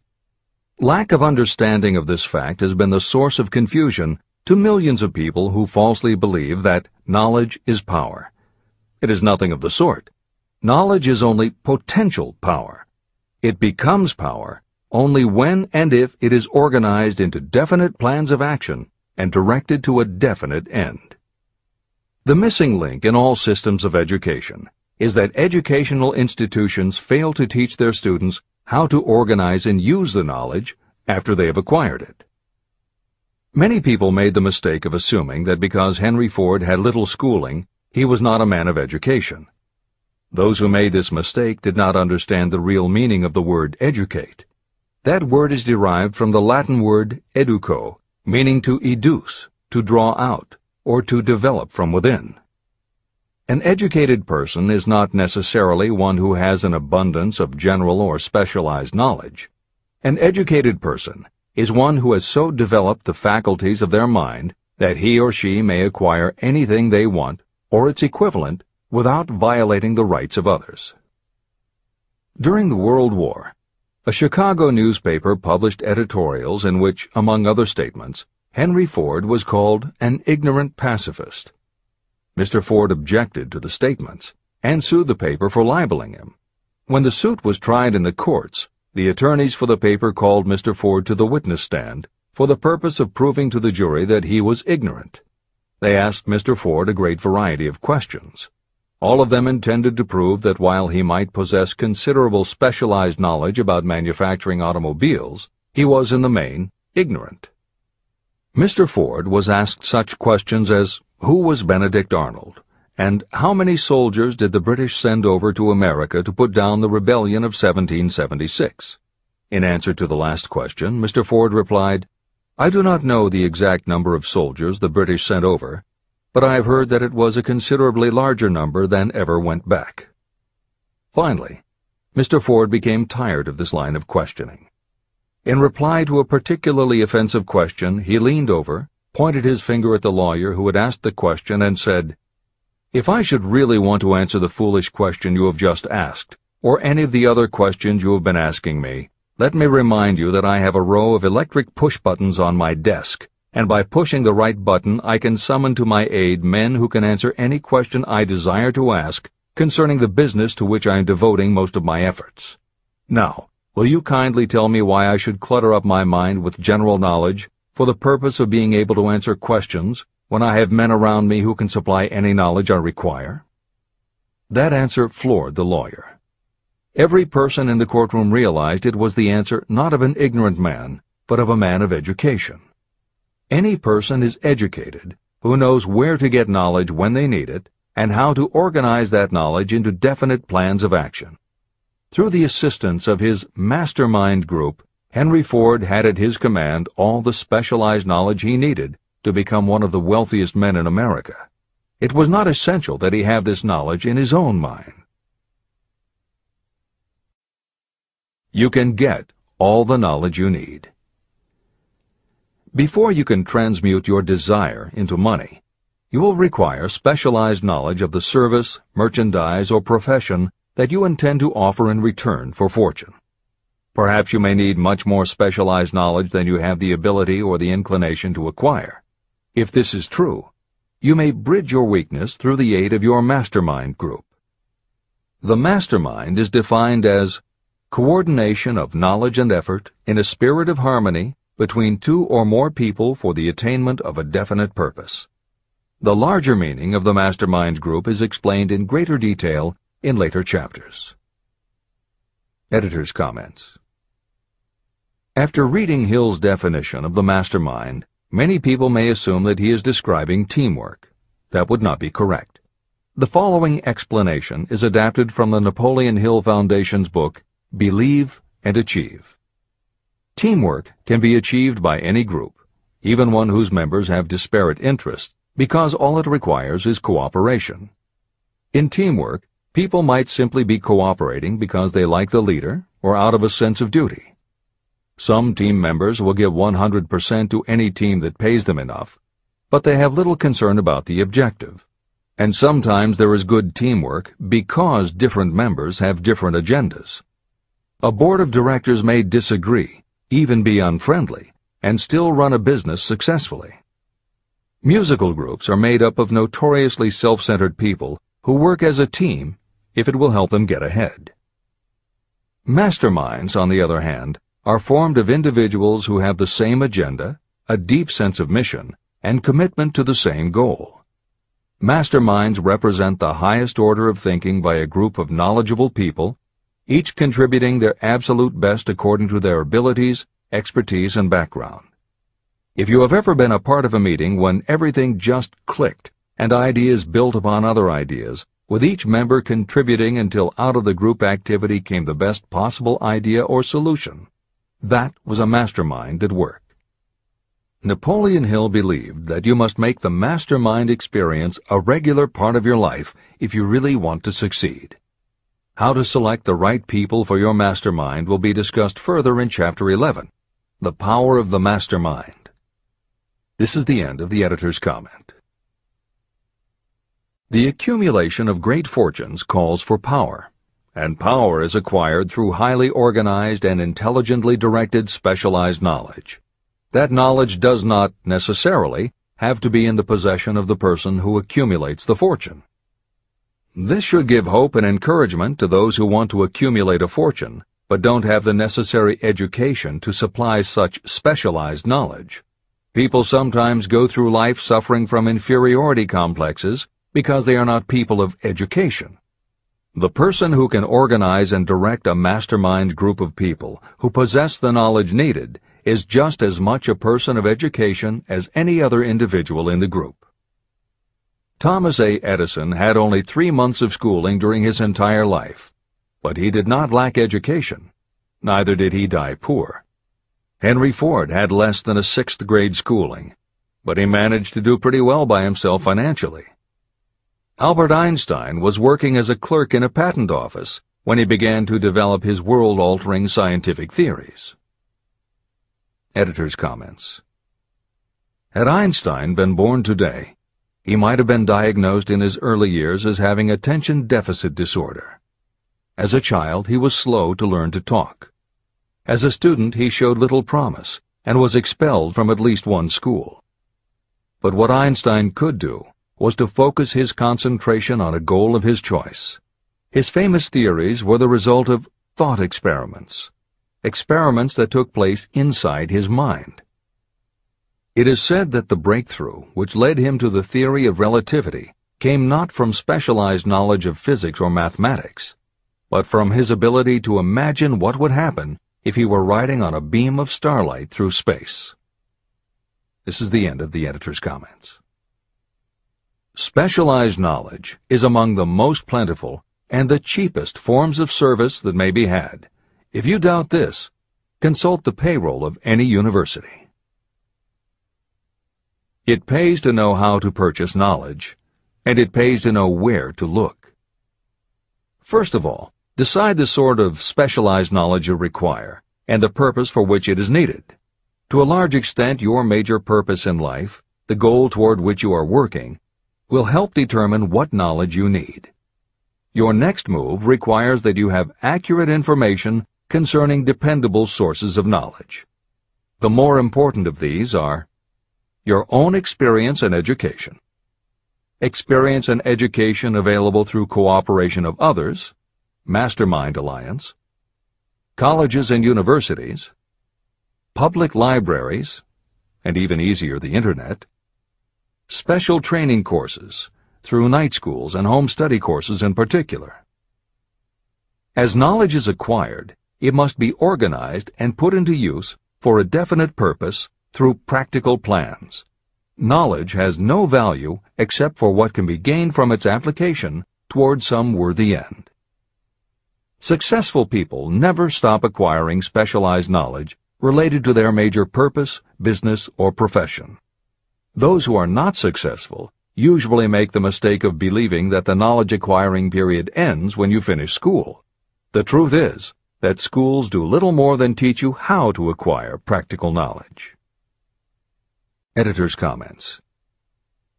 At this point in the original edition of Think and Grow Rich, Napoleon Hill included a newspaper story about education and job opportunities. Although the contemporary job market has changed considerably, the author of the article, Robert Moore, Director of Placements at Columbia University, made some comments that are perfectly aligned with the philosophy of Think and Grow Rich and are still holding true today.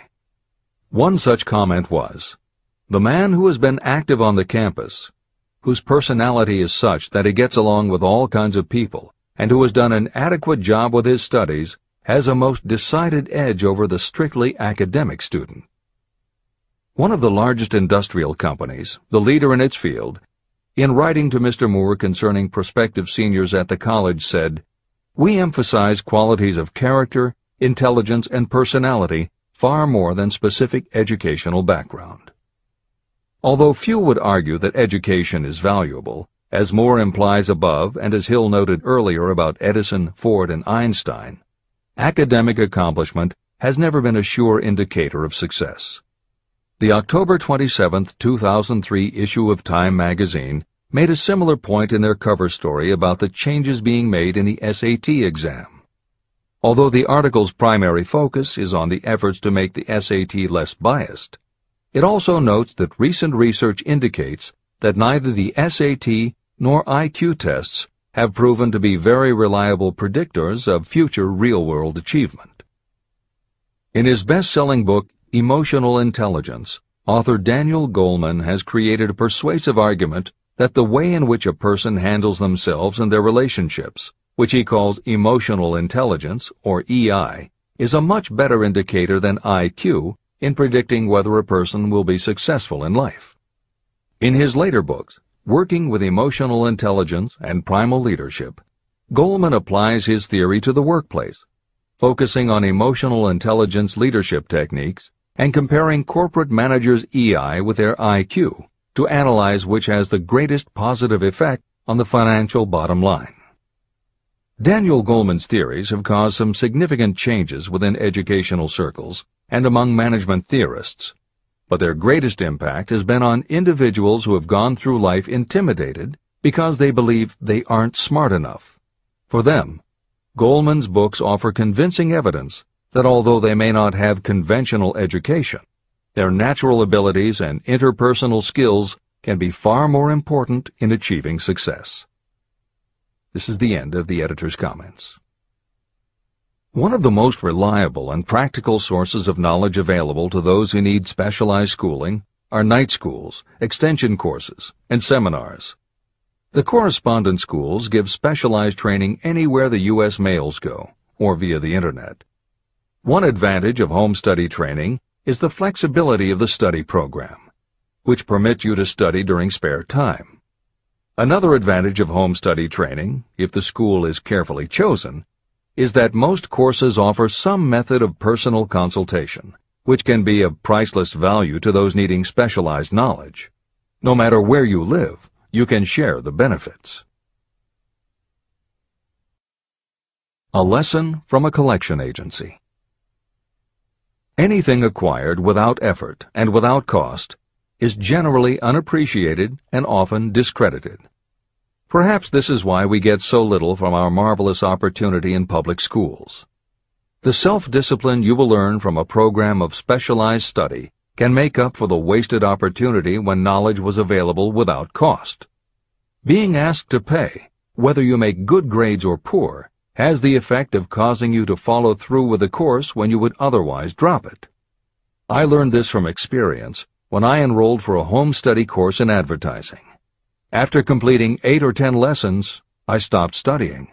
But the school did not stop sending me bills. In fact, they insisted upon payment, whether I kept up my studies or not. I decided that if I had to pay for the course, which I had legally obligated myself to do, I should complete the lessons and get my money's worth. Correspondence schools are well-organized businesses. At the time, I felt that their collection system was somewhat too well-organized, but I learned later in life that it was a valuable part of my education. The truth is that their collection department constituted the very finest sort of training on decision-making, promptness, and the habit of finishing what you begin. The collection system that forced me to finish the course turned out to be worth much in the form of money earned. The road to specialized knowledge. We have in this country what is said to be the greatest public school system in the world. One of the strange things about human beings is that they value only that which has a price. The free schools of America and the free public libraries do not impress people because they are free. This is the major reason why so many people find it necessary to acquire additional training after they finish school and go to work. It is also one of the major reasons why employers give greater consideration to employees who take specialized training courses.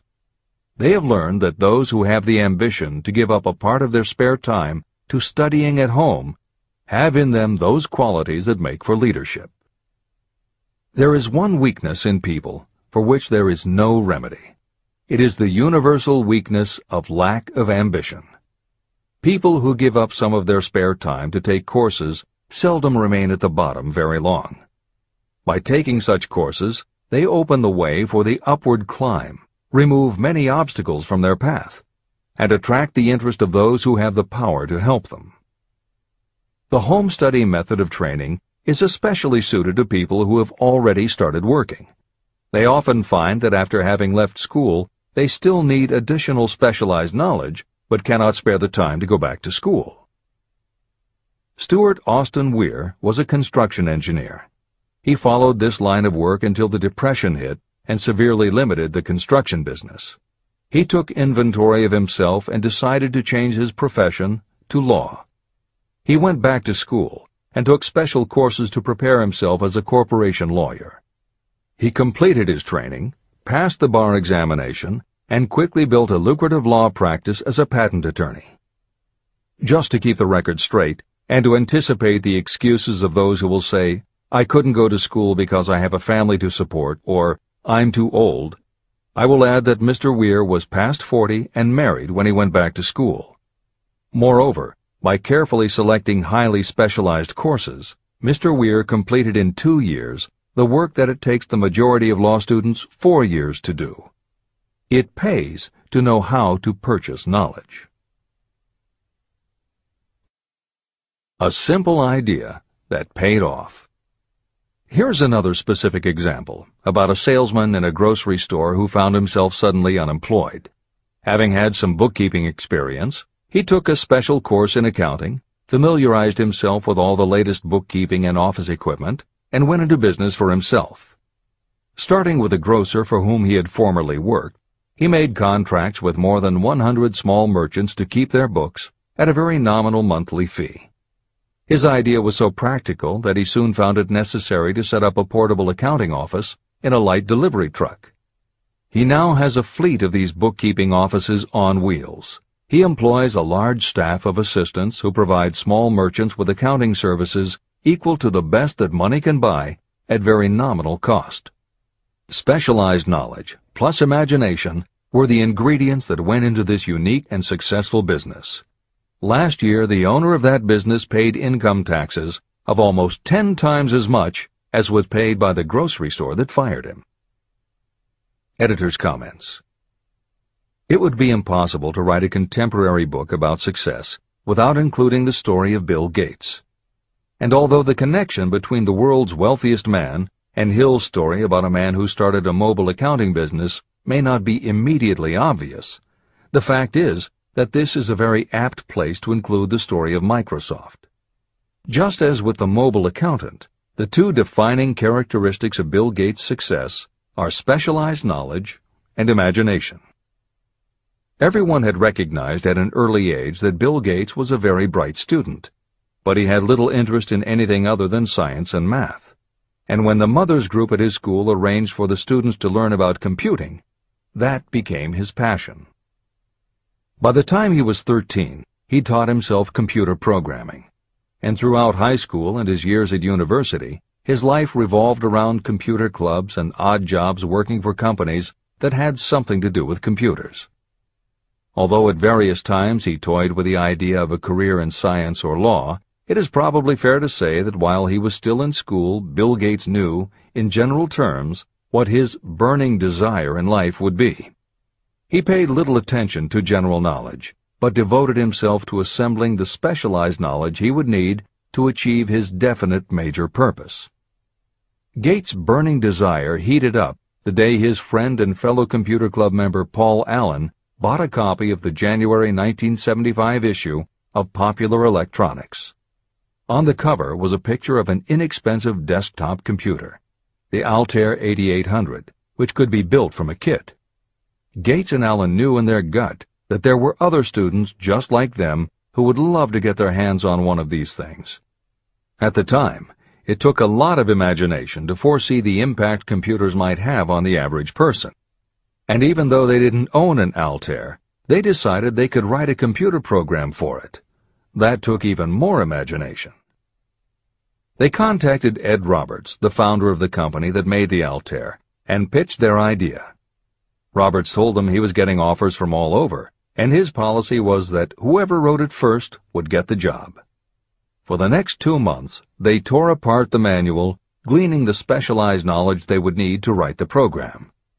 They were the first to deliver a workable operating system, and Roberts bought it from them for $3,000 plus a royalty on sales. With their vision of the future burning in their imaginations, Gates and Allen used the advance and their royalties to launch a company that would be in the business of writing computer programs. They named their new company Microsoft and called old friends from their high school computer club to staff it. Bill Gates was 19 and Paul Allen was only a few years older. They and about 9 of their friends started writing programs for Apple Computer, Commodore, and anyone else who would contract with the company for their services. For the next 5 years, Bill Gates and Paul Allen had their share of imaginative ideas, but mostly they concentrated on learning the specialized knowledge needed to run and grow a successful business. Then in 1980, IBM, which had finally decided to get into the small computer business, needed help getting up to speed. They approached Microsoft to write an operating system for the new computer venture. Once again, specialized knowledge and imagination were the qualities that guided Bill Gates. In their imagination, Gates and Allen could see an even bigger future than before, and through specialized knowledge of what computers were capable of, they knew the role they could play in that future. They then made 2 business moves that are the foundation of the Microsoft success. First, because IBM had such a tight schedule, Gates went to a computer programmer, Tim Patterson, and bought from him a rudimentary but already developed operating system. Gates then set to work modifying the system, and he renamed it MS-DOS, for Microsoft Disk Operating System. The other move that was crucial to their success was the negotiation with IBM. They started from the position that they would not sell an operating system to IBM. What they would do was license the system to IBM in exchange for a royalty on every copy sold with an IBM computer. And it would not be an exclusive license, which meant that Microsoft could also license the system to other computer companies. If you were to continue to track the history of Microsoft, you would find those same qualities: a burning desire, an idea, specialized knowledge, and imagination behind each move Bill Gates made and continues to make, just as they were behind the success of the man who started the mobile accounting business. This is the end of the editor's comments. The beginning of the successful mobile accounting business was an idea. I know this is true because I was the one who gave him that idea. Now I'd like to pass on the story of another idea. And it was my accountant friend who indirectly suggested this one to me. When I first proposed the accounting idea to him, he said, "I like the idea, but I would not know how to turn it into cash." In other words, he did not know how to market his bookkeeping knowledge after he had acquired it. So, with the aid of a young woman copywriter, a very attractive presentation was prepared describing the advantages of the new system of bookkeeping. The brochure told the story of this new business so effectively that its owner soon had more accounts than he could handle. There are thousands of people all over the country who need the services of a merchandising specialist capable of preparing an attractive way to market personal services. This idea was born of the necessity to solve a specific problem. But it did not stop by serving merely one person. The woman who created the presentation has a keen imagination. She saw in her newly born brainchild the making of a new profession to serve thousands of people who need practical guidance in marketing personal services. Spurred to action by the success of her first prepared plan to market personal services, this woman turned to solving a similar problem for her son. He had just finished college, but had been totally unable to find a market for his services. The plan she created for him was the best example of merchandising personal services I have ever seen. When the presentation had been completed, it contained nearly 50 pages of beautifully typed, properly organized information. It told the story of her son's natural abilities, schooling, personal experiences, and a great variety of other information. The book also contained a complete description of the position her son desired, together with a marvelous word picture of the exact plan he would use in filling his position. The preparation of the presentation required several weeks of her time, during which she sent her son to the public library almost daily to get specific data needed to sell his services to best advantage. She also sent him to all the competitors of his prospective employer, where he gathered information concerning their business methods.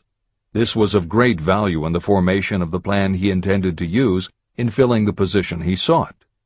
When the plan was finished, it contained more than half a dozen very fine suggestions that would benefit the prospective employer. You don't have to start at the bottom. You may be inclined to ask, why go to all this trouble to secure a job? The answer is, doing a thing well is never trouble. The plan prepared by this woman for her son helped him get the job at the first interview and at a salary fixed by himself. Moreover, and this too is important, the position did not require the young man to start at the bottom. He began as a junior executive at an executive salary. Why go to all this trouble? Well, for one thing, this young man's planned presentation saved him no less than 10 years of working his way up. The idea of starting at the bottom and working your way up may appear to be sound, but the major objection to it is this: too many of those who begin at the bottom never manage to lift their heads high enough to be seen by those who count. And the outlook from the bottom is not very bright or encouraging. It has a tendency to kill off ambition. You get into a rut, and you accept your fate because you form the habit of daily routine. Often this habit finally becomes so strong you don't even try to throw it off. And that is another reason why it pays to start 1 or 2 steps above the bottom. By so doing, you will form the habit of looking around, of observing how others get ahead, of seeing opportunity, and of embracing it without hesitation. A splendid example of what I mean is Dan Halpin.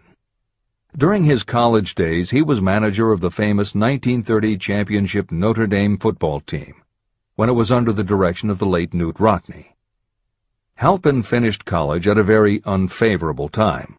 The Depression had made jobs scarce. So after a fling at investment banking and motion pictures, he took the first job with a potential future he could find. It was selling electrical hearing aids on a commission basis. Anyone could start in that sort of job, and Halpin knew it, but it was enough to open the door of opportunity to him. For almost 2 years he worked at the job, but it didn't satisfy him. He would never have risen above that job if he had not done something about his dissatisfaction. He aimed first at the job of assistant sales manager of the company, and he got the job. That single step upward placed him high enough above the crowd for him to see still greater opportunity. Also, it placed him where opportunity could see him. In his new position, he did so well selling hearing aids that A.M. Andrews, chairman of the board of the Dictograph Products Company, a competitor of the company for which Halpin worked, asked to meet with him. Mr. Andrews wanted to know something about that man Dan Halpin, who was taking big sales away from the long-established Dictograph Company. When the interview was over, Halpin was the new sales manager in charge of the Acousticon division of Dictograph. Then, to test young Halpin's mettle, Mr. Andrews went away to Florida for 3 months, leaving him to sink or swim in his new job. He did not sink. Knute Rockne's spirit of "all the world loves a winner and has no time for a loser" inspired him to put so much into his job that he was elected vice president of the company. Vice president was a job that most would be proud to earn through 10 years of loyal effort, but Halpin turned the trick in little more than 6 months. One of the major points I'm trying to emphasize through this entire philosophy is that we rise to high positions or remain at the bottom because of conditions we can control, but only if we desire to control them. I am also trying to emphasize another point, that both success and failure are largely the results of habit. I have not the slightest doubt that Dan Halpin's close association with the greatest football coach America ever knew planted in his mind the same kind of desire to excel that made the Notre Dame football team world famous. Truly, there's something to the idea that hero worship is helpful, provided you worship a winner. My belief in the theory that business associations are vital factors, both in failure and in success, was clearly demonstrated when my son Blair was negotiating with Dan Halpin for a position. Mr. Halpin offered him a beginning salary of about 1/2 what he could have gotten from a rival company. I brought parental pressure to bear, and encouraged Blair to accept the job with Mr. Halpin. I believe that close association with people who refuse to compromise with circumstances is an asset that can never be measured in terms of money. The bottom is a monotonous, dreary, unprofitable place for any person. That is why I have taken the time to describe how lowly beginnings can be overcome by proper planning. Make your ideas pay off through specialized knowledge. The woman who prepared the personal service sales plan for her son now receives requests from all parts of the country, from others who want to market their personal services for more money. But don't think that all her plan consists of is clever salesmanship to help her clients get more money for the same services they formerly sold for less. She looks after the interests of the purchaser as well as the seller of personal services. She prepares her plans so that the employers receive full value for the additional money they pay. If you have the imagination and seek a more profitable outlet for your personal services, this suggestion may be the stimulus for which you have been searching. The idea could earn you an income far greater than that of the average doctor, lawyer, or engineer whose education required several years in college. Editor's comments. Mary Kay Ash was literally researching and writing down specialized knowledge when the idea for a new business was born in her imagination. Mary Kay had quit her job as a very successful sales manager in the gift business because she had become discouraged by seeing the men she had trained earning more and being promoted ahead of her. She decided to write an advice book for career women, but as she assembled the knowledge women would need to get ahead, she realized she was writing a business plan for the kind of business she would like to run. She took her life savings of $5,000, went out and found a skincare cream she liked, acquired the rights to it, and began to contact her friends and friends of friends to see if they would like to be beauty consultants for her new company. But what she was offering wasn't just a chance to sell skincare products. It was a very imaginative combination of philosophy and opportunity that gave women the chance to achieve both personal satisfaction and financial success. The company showed a modest profit in its first year, and continued to grow each year until, by the beginning of the 21st century, there were over 1 million independent beauty consultants in 30 countries with wholesale sales of more than $1.5 billion. 3 times Mary Kay Cosmetics was named as one of the 100 best companies to work for in America, and Lifetime Television Network named Mary Kay the businesswoman of the century. She became one of the most in-demand motivational speakers and the best-selling author of 3 books. Neil Balter also started his company based on specialized knowledge and imagination. He got his specialized knowledge from his job as a carpenter's apprentice. His imagination came into play the day he was hired by a customer who wanted to clear up a messy closet by having shelves installed. Now that kind of job must have been offered to thousands of carpenters, but not one of them had the imagination to see in it what Neil Balter saw. When he finished the work, Balter didn't just see nicely fitted shelves. He saw that he had created a solution for a problem that was common to every household in America. He took the money he earned from the job and started his own business, California Closet Company, which specialized in shelves and fittings designed to attractively organize closet space for maximum efficiency. But Balter's imagination didn't stop once he had his own business up and running. Now he could imagine an even bigger operation. So he went out to find new specialized knowledge about operating and franchising a business. Neil Balter had licensed more than 100 California Closet franchises when Williams-Sonoma offered to buy the company for $12 million. Lillian Vernon's specialized knowledge was in an area that many women had, but they didn't have the imagination she had. To quote from her autobiography, An Eye for Winners, handbags. I knew about those, why not sell them? And belts to match. Didn't every teenage girl strolling along the street anywhere in the United States sport a handbag and belt? And my handbags would offer something special. Each one would be personalized with initials. I knew with absolute certainty that teenagers would go for items that made them feel unique. She believed enough in her idea that she spent $495 to take a small ad in 17 magazine. The ad brought in $32,000 in orders. That was when Lillian Vernon started to gather other specialized knowledge about renting space, manufacturing products, warehousing, and shipping, all of which she'd need to grow her idea of bags and belts into a direct response business featuring a whole array of distinctively monogrammed items. Within a few years, she needed more specialized knowledge about product photography, layout, printing, and direct mail, as she imagined having her own catalog. She started by mailing a 16-page black-and-white catalog to 125,000 customers who had bought products from her in the past.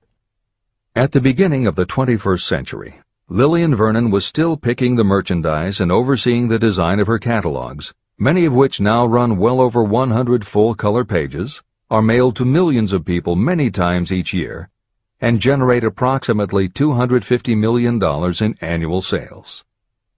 There is another story about gathering specialized knowledge that is so good we will use it to conclude this editorial comment. It actually comes from the Napoleon Hill archives, and although he did not include it in Think and Grow Rich, he often used it as an example in his lectures and seminars.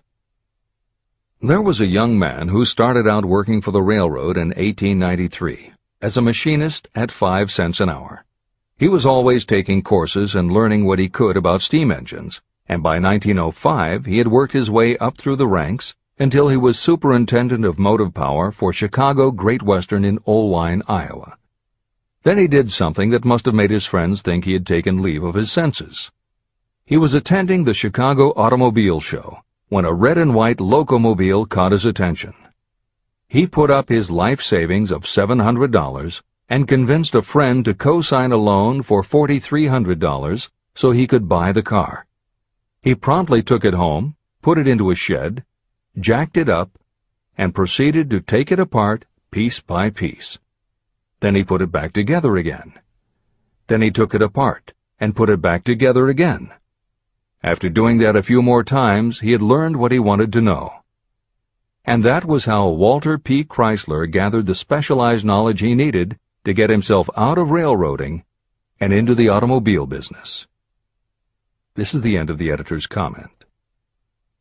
There is no fixed price for sound ideas. Behind all ideas is specialized knowledge. But remember, specialized knowledge is more abundant and more easily acquired than ideas. Because of this truth, there are ever-increasing opportunities for the person capable of helping men and women sell their personal services. Capability means imagination, the one quality needed to combine specialized knowledge with ideas to create organized plans that will yield riches. If you have imagination, this chapter may present you with an idea that is the beginning of the riches you desire. Remember, the idea is the main thing. Specialized knowledge may be found just around the corner, any corner.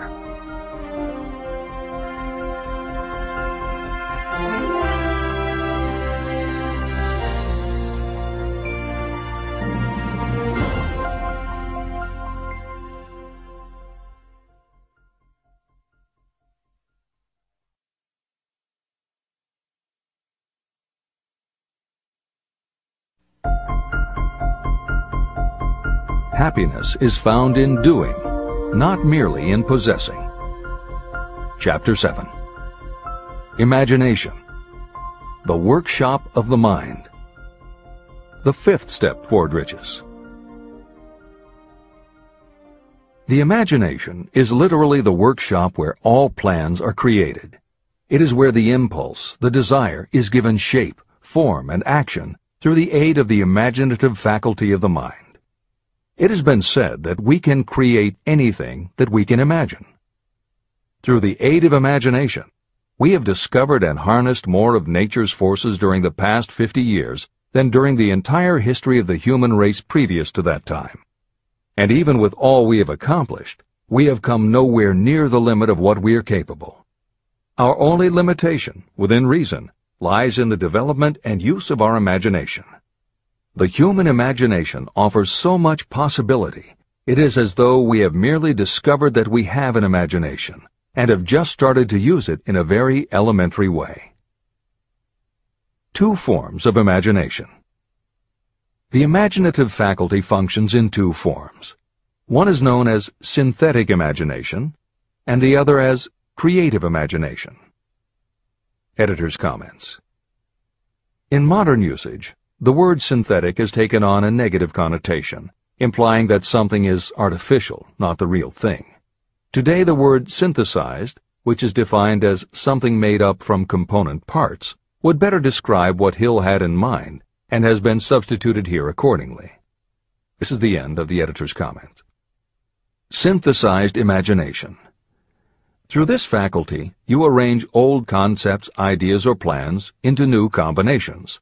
Synthesized imagination does not create anything. It merely works with the material of experience, education, and observation with which it is fed.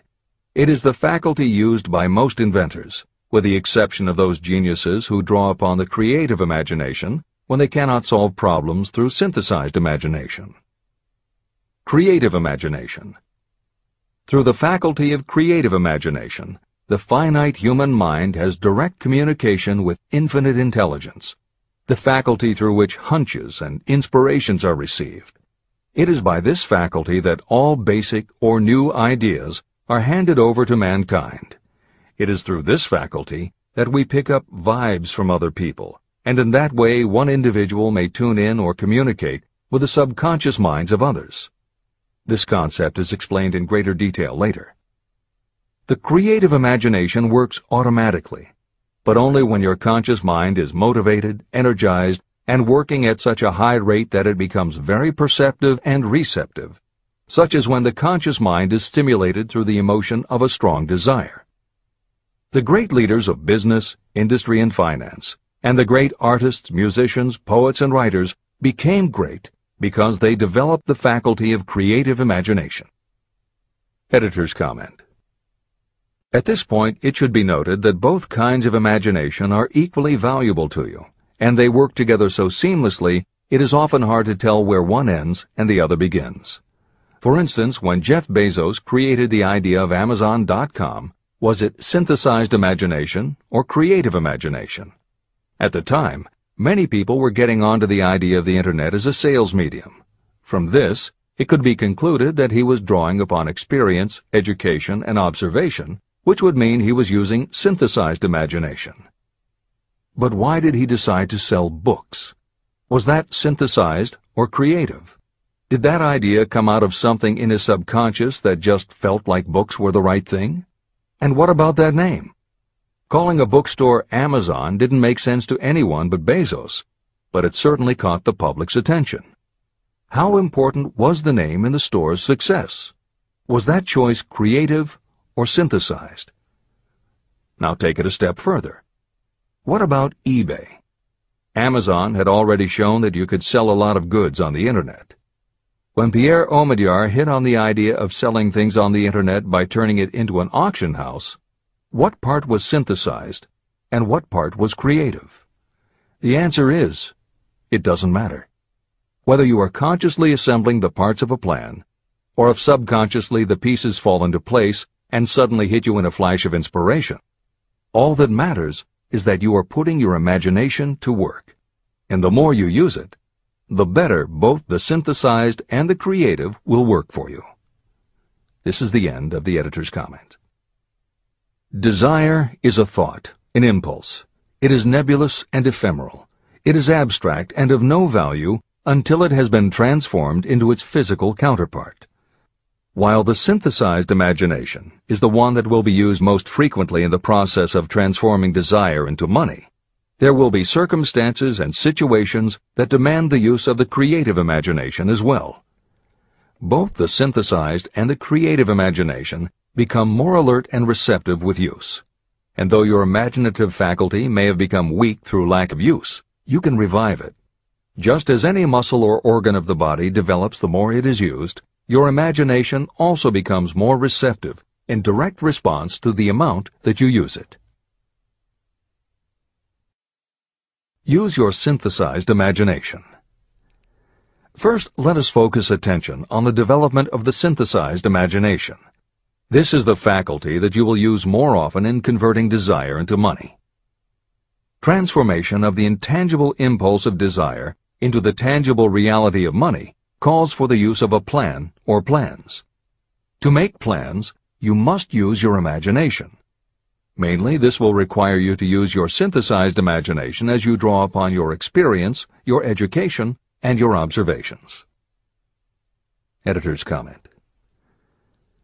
The following is adapted from Hill's later writing and appears in Napoleon Hill's Keys to Success. An excellent example of synthesized imagination is Edison's invention of the light bulb. He began with one recognized fact that other people had discovered. A wire could be heated by electricity until it produced light. The problem was that the intense heat quickly burned the wire out, and the light never lasted more than a few minutes. Edison failed more than 10,000 times in his attempt to control this heat. When he found the method, it was by applying another common fact that had simply eluded everyone else. He realized that charcoal is produced by setting wood on fire, covering it with soil, and allowing the fires to smolder. The soil permits only enough air to reach the fire to keep it burning without blazing, and that way the wood isn't burned up. When Edison recognized this fact, his imagination immediately associated it with the idea of heating the wire. He placed the wire inside a bottle, pumped out most of the air, and produced the first incandescent light. It burned for 8.5 hours. Everything that Edison used to make the electric light was widely known, but the way he synthesized the knowledge changed the world and made him a very wealthy man. W. Clement Stone called the process the R2A2 formula: recognize and relate, assimilate and apply. If you do that with everything you see, hear, think, and experience, it will give you a new way of looking at familiar things. If you do that, you can achieve what others believe is impossible. Later in this chapter, you will read of other fortunes that grew from even simpler synthesized ideas, and these stories should lead you to conclude that the combination of ideas is nothing that you couldn't have thought of yourself. That alone should start your own imagination synthesizing ideas. However, even though these stories will inspire you, and you will be anxious to get started, this is not yet the point for you to start making plans. Here, and throughout Think and Grow Rich, Napoleon Hill reminds the reader that this book is meant to be read all the way through before beginning to put the philosophy into practice. There are other ideas to be assimilated from later chapters that will influence your imagination and therefore affect the plans you may develop. This is the end of the editor's comments. Read the entire book through. Then come back to this chapter and begin to put your imagination to work on the building of a plan for transforming your desire into money. Examples and instructions for creating plans are given in almost every chapter. Carry out the instructions that are best suited to your needs and put your plan in writing. The moment you complete this, you will have definitely given concrete form to your intangible desire. Now, read that sentence once more in a slightly different way. The moment I put my plan in writing, I will have definitely given concrete form to my desire. Now read it aloud and realize what you are telling yourself. Desire is only a thought. Through synthesized imagination, your experience, education, and observations will give it shape, form, and action. From the moment you follow those instructions and write out your desire and your plan, you will have actually taken the first of a series of steps that will enable you to convert the thought into its physical counterpart. Editor's comments. Synthesized imagination plays a role in every phase of a business plan. In fact, some of the most successful companies actually get started from synthesized imagination. When an entrepreneur, drawing upon his or her education, experience, and observations, takes an idea from one source and gives it a new application. That is exactly what happened with Ruth Handler. She and her husband, along with another partner, had started a small manufacturing company which had evolved into toy manufacturing. The success of their business depended on coming up with new toy ideas. Watching her young daughter at play, Ruth Handler noticed that she was fascinated with cutout books that featured teenage girl or career women paper dolls that she could cut out clothes for. She also knew that little girls loved to play dress-up in grown-up clothes. These ideas, drawn from Ruth Handler's education, experience, and observations, synthesized themselves in her imagination and came together as a new idea.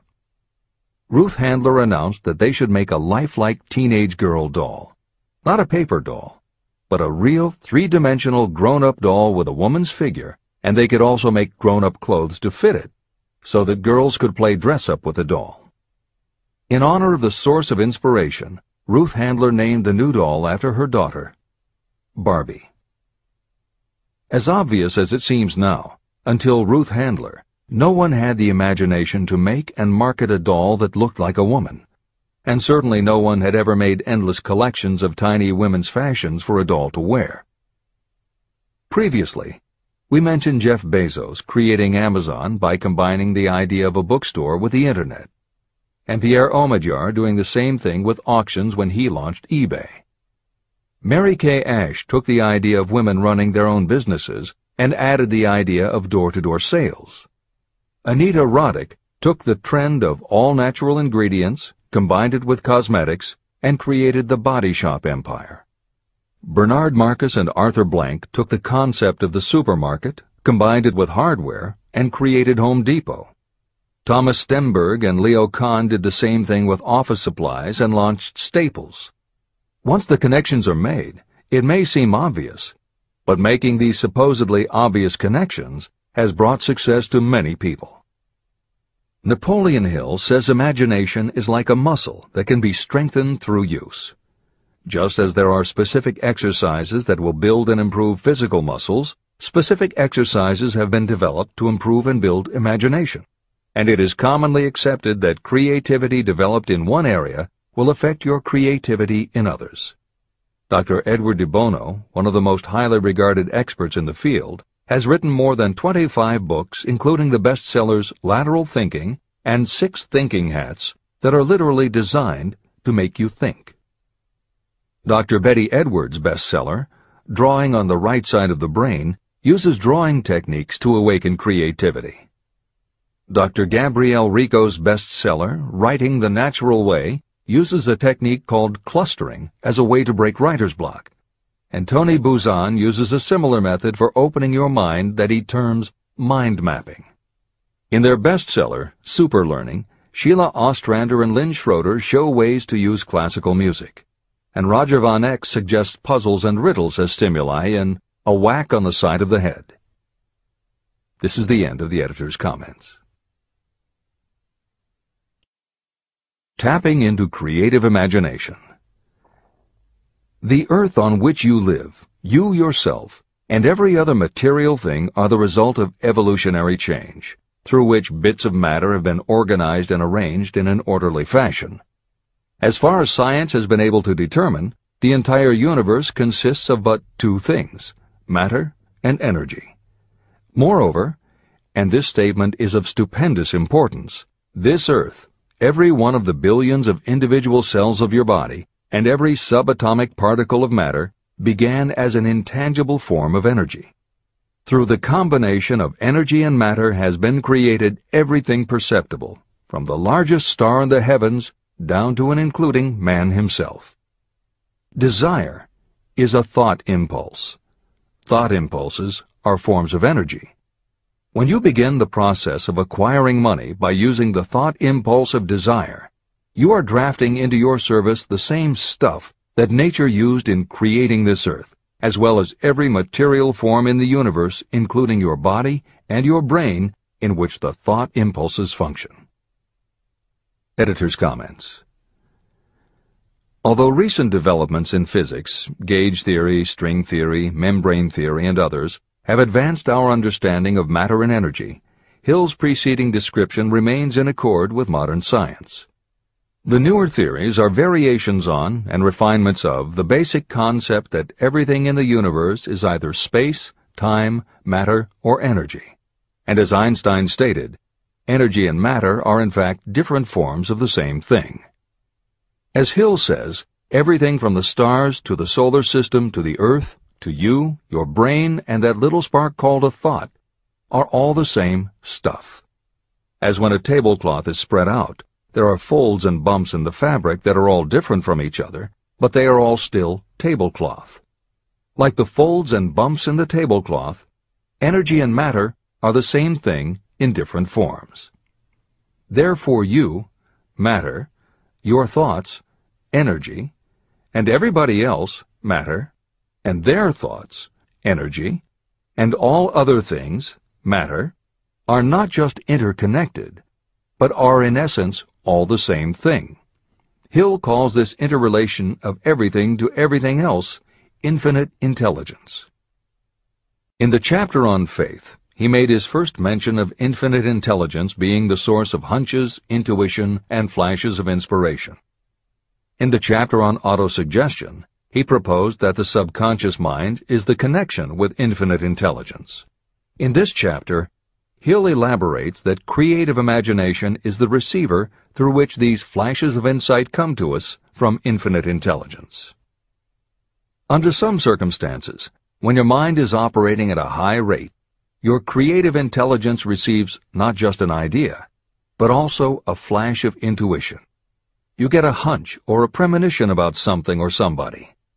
That flash could not come from your conscious or your subconscious, because neither ever had the information. Because everything is a part of everything else, your creative imagination, energy, pulled the thought, energy, directly from the common pool of infinite intelligence, energy, that contains not just your subconscious, energy, but all other subconscious minds, energy, as well. Infinite intelligence is a complex concept, and for those readers who find themselves questioning the process, be assured that Hill expands on the theory in later chapters. The editors advise the reader to set aside any questions for the moment and focus on the logical and practical application Hill had in mind. This is the end of the editor's comments. You are engaged in trying to turn your desire into its physical or monetary counterpart, and there are laws of physics and principles of psychology that can help you. But first, you must give yourself time to become familiar with these laws and learn to use them. Through repetition, and by describing these principles from every conceivable angle, I hope to reveal to you the secret through which every great fortune has been accumulated. Strange and paradoxical as it may seem, the secret is not a secret. It is made obvious in the earth, the stars, the planets, in the elements above and around us, in every blade of grass, and every form of life within our vision. Do not be discouraged if you do not fully understand or accept this theory. I do not expect that you will accept all that is in this chapter on your first reading. Assimilate as much as you can now as you read this for the first time. Later, when you reread and study it, you will discover that something has happened to clarify it and give you a broader understanding of the whole. Above all, do not stop nor hesitate in your study of these principles until you have read the book at least 3 times. Then you will not want to stop. How to make practical use of imagination. Ideas are the beginning points of all fortunes. Ideas are products of the imagination. Following are two true stories about ideas that have yielded huge fortunes. I hope that these stories will convey how important a role imagination can play in turning an idea into success, and that they will illustrate the method by which imagination may be used in accumulating riches. The Enchanted Kettle. In the late 1880s, an old country doctor drove to town, hitched his horse, quietly slipped into a drugstore by the back door, and began dickering with a young drug clerk. For more than an hour, behind the prescription counter, the old doctor and the clerk talked in low tones. Then the doctor left. He went out to the buggy and brought back a large, old-fashioned kettle, a big wooden paddle, used for stirring the contents of the kettle, and deposited them in the back of the store. The clerk inspected the kettle, reached into his inside pocket, took out a roll of bills, and handed it over to the doctor. The roll contained exactly $500, the clerk's entire savings. The doctor handed over a small slip of paper on which was written a secret formula. The words on that small slip of paper were worth a king's ransom, but not to the doctor. Those magic words were needed to start the kettle to boiling, but neither the doctor nor the young clerk knew what fabulous fortunes were destined to flow from that kettle. The old doctor was glad to sell the outfit for $500. The clerk was taking a big chance by staking his entire life savings on a mere scrap of paper and an old kettle. He never dreamed his investment would start a kettle to overflowing with gold that would one day surpass the miraculous performance of Aladdin's lamp. What the clerk really purchased was an idea. The old kettle and the wooden paddle and the secret message on a slip of paper were incidental. The miracle of that kettle only began to take place after the new owner mixed with the secret instructions an ingredient of which the doctor knew nothing. See if you can discover what it was that the young man added to the secret message, which caused the kettle to overflow with gold. Here you have a story of facts stranger than fiction, facts that began in the form of an idea. Just look at the vast fortunes of gold this idea has produced. It has paid, and still pays, huge fortunes to men and women all over the world who distribute the contents of the kettle to millions of people. The old kettle is now one of the world's largest consumers of sugar, thus providing jobs to thousands of men and women engaged in growing sugar cane and in refining and marketing sugar. The old kettle consumes annually millions of bottles and cans, providing jobs to huge numbers of workers. The old kettle gives employment to an army of clerks, stenographers, copywriters, and advertising experts throughout the nation. It has brought fame and fortune to scores of artists who have created magnificent pictures describing the product. The old kettle has converted Atlanta, which was a small southern city, into the business capital of the South, where it now benefits, directly or indirectly, every business and practically every resident of the city. The influence of this idea now benefits every civilized country in the world, pouring out a continuous stream of gold to all who touch it. Gold from the kettle built and maintains one of the most prominent colleges of the South, where thousands of young people receive the training essential for success.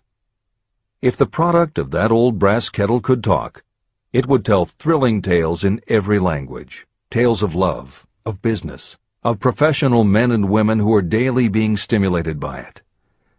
I am sure of at least one such tale of romance, for I was a part of it, and it all began not far from the very spot on which the drug clerk purchased the old kettle.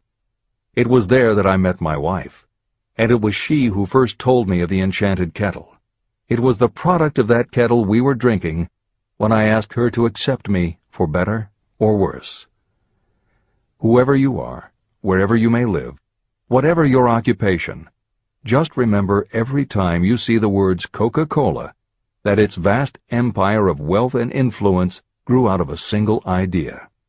And that idea, the mysterious ingredient the drug clerk, Asa Candler, mixed with a secret formula, was imagination. Stop and think of that for a moment. Keep in mind that the steps to riches described in this book are the very same principles through which the influence of Coca-Cola has been extended to every city, town, village, and crossroads of the world. Now here's the most important thing to remember.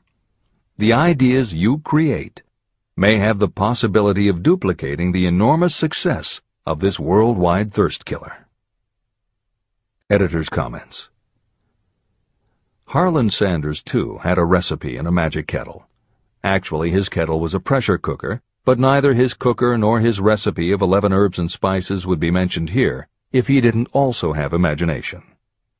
Harlan Sanders owned and operated a successful motel and cafe in Corbin, Kentucky. Then, when the new interstate highway came through, it bypassed Sanders' location. In a short time, his business went broke, leaving him with little more than his recipe for fried chicken and a way to make it quickly in a pressure cooker. At 62 years of age, the Colonel, as people called him, had to find a new way to make a living. That's when the magic ingredient, imagination, came in. He decided he wasn't going to sell fried chicken anymore. Instead, he would sell his method for making it. He packed his recipe and cooker into the back of his car and hit the road to demonstrate his fried chicken to other restaurant owners. In the first 2 years, he managed to sell 5 franchises. 2 years later, he'd sold 200. 4 years later, he was up to 600 locations when he was approached by an investment group to sell his company. Recognizing that the magic wasn't just in the kettle or the recipe, the new owners asked Colonel Sanders to stay on as spokesman for the company, which he did until his death in 1980. Today, there are almost 12,000 KFC locations in more than 80 countries with sales of nearly $10 billion a year. Debbie Fields was a 20-year-old housewife who loved to bake cookies. She had no formal education and no business experience, but she had a recipe and an imaginative idea that people would like to buy fresh, hot, soft cookies from a walk-up store. The business people and bankers she approached told her she was crazy, but she and her husband continued to pitch her idea to banker after banker until they finally wore one down enough to give Debbie Fields a loan to open a store in Palo Alto, California. By noon on her first day, she still hadn't sold a cookie, so she went out into the street and gave away samples. That did it. Her walk-in try-a-sample cookie store took off. Today, Mrs. Fields' stores are all across America. Harvard Business School uses her methods as a case study in efficiency, and Debbie Fields has become a best-selling author, an in-demand motivational speaker, and a television personality.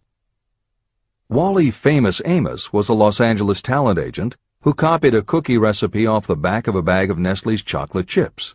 He made a few changes to personalize the recipe and started to give out his version of homemade cookies as a sort of calling card. His clients and business associates liked them so much that Wally finally decided to quit show business and open a store. He did it with a Hollywood agent's flair. He opened on Sunset Boulevard with 2,000 invitations, a red carpet, and celebrities. With the same flair, he put his picture on the bag, filled the bags with cookies, and started selling them to exclusive department stores and specialty shops. 10 years later, Famous Amos cookies were a $10 million business. Ray Kroc was over 50 and selling milkshake mixers when he heard about a hamburger stand in California, owned by Dick and Mac McDonald, that was doing great business. He packed his car and headed to San Bernardino to check it out. What he saw was a sit-down restaurant that had a limited menu featuring a good hamburger recipe, and they were serving them faster than any place he'd ever seen. Figuring that if there were more places like this, he could sell them a lot of milkshake mixers, Kroc pitched the McDonald brothers on the idea of opening some more McDonald's. They were interested, but they didn't know who they could get to open the new restaurants. This time, it was a recipe and a magic griddle, but it still needed the extra ingredient, imagination. On the spot, Ray Kroc offered to go into business with them and open the restaurants himself. According to the signs on the golden arches, Ray Kroc's imagination paid off in billions of hamburgers sold. In 1982, Howard Schultz went to work as the director of marketing for a small coffee importer wholesaler called Starbucks, which had only one location in Seattle's Pike Place market. While he was on a trip to Italy, Schultz got the idea that the coffee bar culture he saw in Milan could be transposed to the downtown Seattle scene. He convinced the company to try it. His coffeehouse idea was such a success that Schultz went out and raised the money to buy the company. 5 years after he'd joined Starbucks, he was CEO of a company that had 17 locations. 15 years later, Schultz's coffeehouse culture was on every corner of America, and there were more than 7,000 Starbucks worldwide. As a final example of imagination, we offer Paul Newman's salad dressing. Now, it would seem that it doesn't take much imagination for a big celebrity to put his name on a product, and that's what Newman thought too. But when he and his partner, A.E. Hotchner, pitched their salad dressing idea to companies that specialize in marketing foods, nobody was interested unless they would personally put up about $1 million for the first year's operations. According to Newman and Hotchner's book, Shameless Exploitation, they found out that almost all celebrity products in the food business have been disastrous failures, and now nobody would touch them. So when it came to marketing salad dressing, even Paul Newman's big name wasn't the magic they needed. And unless they were willing to put up a ridiculous amount, money wasn't the magic either. The magic would have to be in the imaginative way that they would convince the right people to help them, and in having the perseverance to stick with it until they succeeded. And just like most everyone with an idea, they were told they were crazy to try it.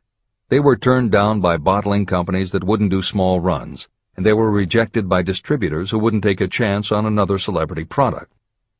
In the end, it was one supermarket owner, Stu Leonard, who helped hook them up with the right suppliers. But even that wouldn't have been enough if Stu Leonard hadn't had enough imagination to see the possibilities and agree to put Newman's own salad dressing on the shelves in his store. 15 years later, Newman's Own Brands was a $100 million company, which gives all profits to charity. This is the end of the editor's comments. What I would do if I had $1 million. The following story proves the truth of that old saying, where there's a will, there's a way. It was told to me by that beloved educator and clergyman Frank W. Gonzalez, who began his preaching career in the Stockyards region of Chicago. While Dr. Gonzalez was going through college, he observed many defects in our educational system, defects that he believed he could correct if he were the head of a college. He made up his mind to organize a new college in which he could carry out his ideas without being handicapped by orthodox methods of education. He needed $1 million to put the project across. Where was he to lay his hands on so large a sum of money? That was the question that absorbed most of this ambitious young preacher's thought, but he couldn't seem to make any progress. Every night, he took that thought to bed with him. He got up with it in the morning. He took it with him everywhere he went. He turned it over and over in his mind until it became a consuming obsession with him. Being a philosopher as well as a preacher, Dr. Gonzalez recognized, as do all who succeed in life, that definiteness of purpose is the starting point from which one must begin. He recognized, too, that definiteness of purpose takes on life and power when backed by a burning desire to translate that purpose into its material equivalent. He knew all these great truths, yet he did not know where or how to lay his hands on $1 million. The normal thing would have been to give up and quit, saying, "Ah, well, my idea's a good one, but I can't do anything with it because I can't raise the $1 million." That is exactly what the majority of people would have said, but it is not what Dr. Gonzalez said. What he said, and what he did, are so important that I will now introduce him and let him speak for himself. One Saturday afternoon, I sat in my room thinking of ways and means of raising the money to carry out my plans. For nearly 2 years I had been thinking, but I had done nothing but think. The time had come for action. I made up my mind, then and there, that I would get the necessary $1 million within a week. How? I was not concerned about that. The main thing of importance was the decision to get the money within a specified time. I want to tell you that the moment I reached a definite decision to get the money within a specified time, a strange feeling of assurance came over me, such as I had never before experienced. Something inside me seemed to say, "Why didn't you reach that decision a long time ago? The money was waiting for you all the time." I called the newspapers and announced I would preach a sermon the following morning entitled, "What I Would Do If I Had $1 Million." I went to work on the sermon immediately, but I must tell you frankly that the task was not difficult because I had been preparing that sermon for almost 2 years. Long before midnight, I had finished writing the sermon. I went to bed and slept with a feeling of confidence, for I could see myself already in possession of the $1 million. Next morning I arose early, went into the bathroom, read the sermon, then knelt on my knees and asked that my sermon might come to the attention of someone who would supply the needed money. While I was praying, I again had that feeling of assurance that the money would be forthcoming. In my excitement, I walked out without my sermon and did not discover the oversight until I was in my pulpit and about ready to begin delivering it. It was too late to go back for my notes, and what a blessing that I couldn't go back. Instead, my own subconscious mind yielded the material I needed. When I arose to begin my sermon, I closed my eyes and spoke with all my heart and soul of my dreams. I not only talked to my audience, but I fancy I talked also to God. I told what I would do with $1 million if that amount were placed in my hands. I described the plan I had in mind for organizing a great educational institution, where young people would learn to do practical things and at the same time develop their minds. When I had finished and sat down, a man slowly arose from his seat, about 3 rows from the rear, and made his way toward the pulpit. I wondered what he was going to do. He came into the pulpit, extended his hand, and said, "Reverend, I liked your sermon. I believe you can do everything you said you would if you had $1 million. To prove that I believe in you and your sermon, if you will come to my office tomorrow morning, I will give you the $1 million. My name is Philip D. Armour." Young Gonzales went to Mr. Armour's office, and the $1 million was presented to him. With that money, he founded the Armour Institute of Technology, now known as Illinois Institute of Technology. The $1 million that launched the Armour Institute came as the result of an idea. Behind the idea was a desire that young Gonzales had been nursing in his mind for almost 2 years. Observe this important fact. He got the money within 36 hours after he reached a definite decision in his own mind to get it and decided upon a definite plan for getting it. There was nothing new or unique about young Gonzales vaguely thinking about $1 million and weakly hoping for it. Others have had similar thoughts. But there was something very unique and different about the decision he reached on that memorable Saturday, when he put vagueness into the background and definitely said, "I will get that money within a week." The principle through which Dr. Gonzales got his $1 million is still alive. It is available to you. This universal law is as workable today as it was when the young preacher made use of it so successfully. Editor's comments. The Armour Institute of Technology opened in 1893, offering courses in engineering, chemistry, architecture, and library science, and in 1940 became the Illinois Institute of Technology when the Armour Institute merged with the Lewis Institute, a Chicago college that had opened in 1895 and offered liberal arts as well as science and engineering courses. In 1949, the Institute of Design, founded in 1937, also merged with IIT, followed in 1969 by the Chicago-Kent College of Law and the Stewart School of Business, and in 1986 by the Midwest College of Engineering. Today there are several campuses in downtown Chicago. IIT has been called the alma mater of accomplishments. This is the end of the editor's comment. How to transmute ideas into cash. Asa Candler and Dr. Frank Gonzales had one characteristic in common. Both knew the astounding truth that ideas can be transmuted into cash through the power of definite purpose plus definite plans. If you are one of those who believe that hard work and honesty alone will bring riches, you can forget it. It is not true. Riches, when they come in huge quantities, are never the result of hard work alone. Riches come, if they come at all, in response to definite demands based upon the application of definite principles, and not by chance or luck. Generally speaking, an idea is a thought that prompts you to action because it appeals to your imagination. All master salespeople know that ideas can be sold where merchandise cannot. Ordinary salespeople do not know this. That is why they are ordinary. a publisher of low-priced books made a discovery that has been worth much to publishers. He learned that many people buy titles and not the contents of books. By merely changing the name of one book that was not moving, his sales of that book jumped upward more than 1 million copies. The inside of the book was not changed in any way.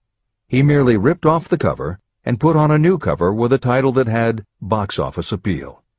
That, as simple as it may seem, was an idea. It was imagination. Editor's comment. For those readers who think that replacing the cover of a book is just too simple, or that they couldn't do it anyway because they are not book publishers, the editors would point out that if you had had that simple idea before the publisher did, he probably would have been glad to sell you those failed books at pennies on the dollar. Then you could have been the one to change the cover, and suddenly you would have been the publisher of a bestseller. However, the idea of replacing the covers wouldn't have meant a thing if you didn't also have ideas about how to market and promote that flashy new cover. And that is Hill's point. Coca-Cola was a recipe, a creative idea. But it would have stayed just a recipe if Asa Candler hadn't also had other creative ideas to market it and the faith in himself to carry through on those ideas. Spence Silver was a chemist working for 3M when, by accident, he created a glue that wasn't very sticky. Needless to say, 3M was not much interested in glue that didn't stick, and Silver's invention was shelved as a failure. But Silver liked his glue, so for 5 years he kept demonstrating it to anyone who would listen. Nobody did, until Arthur Fry, who worked in the tape division at 3M, found that when he was at choir practice, he kept losing his place in the hymnal because the pieces of paper he used to mark his place slipped down or fell out of the book. A little of Silver's not very sticky glue on the slips of paper, and they stayed where he wanted them, then peeled off easily when he was done. That was the eureka moment. They had just invented the world's best bookmark, Post-its. But that's not the end of the story, or the end of the imaginative ideas that were needed to make Post-its happen. Fry would also need perseverance. First, he had to convince the engineers to solve production problems, and to do it, he knocked a hole in his basement wall so he could install a prototype of the production equipment. He stuck with it, and finally, 2 years later, 3M gave the project to their marketing department. The marketing experts put together ads and brochures selling this sticky notepad idea and rolled it out in a 4-city test. The results were a disaster. Nobody got it, so nobody bought it. Who would pay money for scratch paper? The Post-it project was about to be scrapped when Jeffrey Nicholson and Joseph Ramey added their imaginations. Like Silver and Fry, Nicholson and Ramey had faith in the idea because they saw how people in their office fell in love with these little sticky pieces of paper once they started working with them. So Nicholson and Ramey went to Richmond, Virginia, one of the 4 test cities that had failed, and they went up and down the business district, going into offices and giving pads of Post-its to receptionists, secretaries, and anyone else who would listen. Whereas 3M's conventional marketing machinery had failed, giving Post-its to the people who would actually use them did the trick. Once those Richmond office workers started to use Post-its, it didn't seem like a bad idea at all to pay for scratch paper. They got it, and they bought it. The Richmond test turned from failure to success, and soon Post-its were sticking to everything around the world. Here's another simple idea that imagination turned into success. The story began with a man whose problem was just the opposite of Spence Silver's. This man had something that stuck too well. George de Mestral was a Swiss mountaineer who went hunting one day with his dog. But when they got home, they were both covered with burrs. The burrs were so difficult to remove that de Mestral put them under a magnifying glass to learn why. He saw that they were covered with tiny hooks which attached themselves to fur and fabric. That was when the flash hit. If burrs stuck where you didn't want them, why couldn't you put tiny hooks on things so they would stick where you did want them? Like everyone else mentioned in this book, de Mestral had an imaginative idea, but that was just the beginning. He also had the faith in himself to keep going when people laughed at his idea, which many did, until he eventually found a French textile plant that would help him do what he wanted. However, even when they finally worked out a way to use cotton fabric to make what they called locking tape, they couldn't afford to mass-produce it. And that's when de Mestral accidentally discovered that when you sew nylon under infrared light, it naturally made little hooks. Now they could manufacture it economically. All they needed was a name. One side was fuzzy like velvet, and the other side was crochet, the French word for hook. Take half vel and half crow, combine it with imagination. The result is Velcro, and a Swiss mountaineer becomes a business tycoon. The Sony Corporation once tried to make a very small stereo tape recorder that would work with standard-size cassettes, but they couldn't do it. They could make a small playback machine, but at the time the electronics needed to also make it a recording machine just couldn't be made small enough. They concluded that the design was a failure. Then one day Sony's honorary chairman, Masaru Ibuka, walked into the laboratory and saw that a few of the engineers were using the prototypes of the failed tape recorder to listen to music tapes. They didn't seem to care that it couldn't record. They just liked to be able to walk around listening to their favorite music. Then came the imaginative idea that made all the difference. Ibuka remembered that another division was working on lightweight headphones. That was the Flash. Ibuka's imagination made the connection that the rest of the engineers had not. In Ibuka's view, they hadn't made a failed recorder. They had created a successful private stereo listener. They added the headphones, named it the Walkman, and it revolutionized both the music business and the electronics industry. Clarence Saunders was a grocery clerk in a small southern retail store. One day he was standing with a tray in his hands waiting his turn in a cafeteria. He had never earned more than $20 a week before then, and no one had ever noticed anything about him that indicated unusual ability, but something took place in his mind as he stood in the line of waiting people that put his imagination to work. That was when he came up with the idea that this same self-serve concept would also work at the grocery store. Clarence Saunders took the idea to his boss. Naturally, his boss told him he was crazy.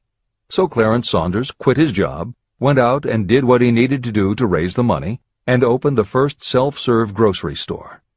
He called it Piggly Wiggly, and Clarence Saunders, the $20-a-week grocery clerk, rapidly became the multi-million-dollar chain store groceryman of America.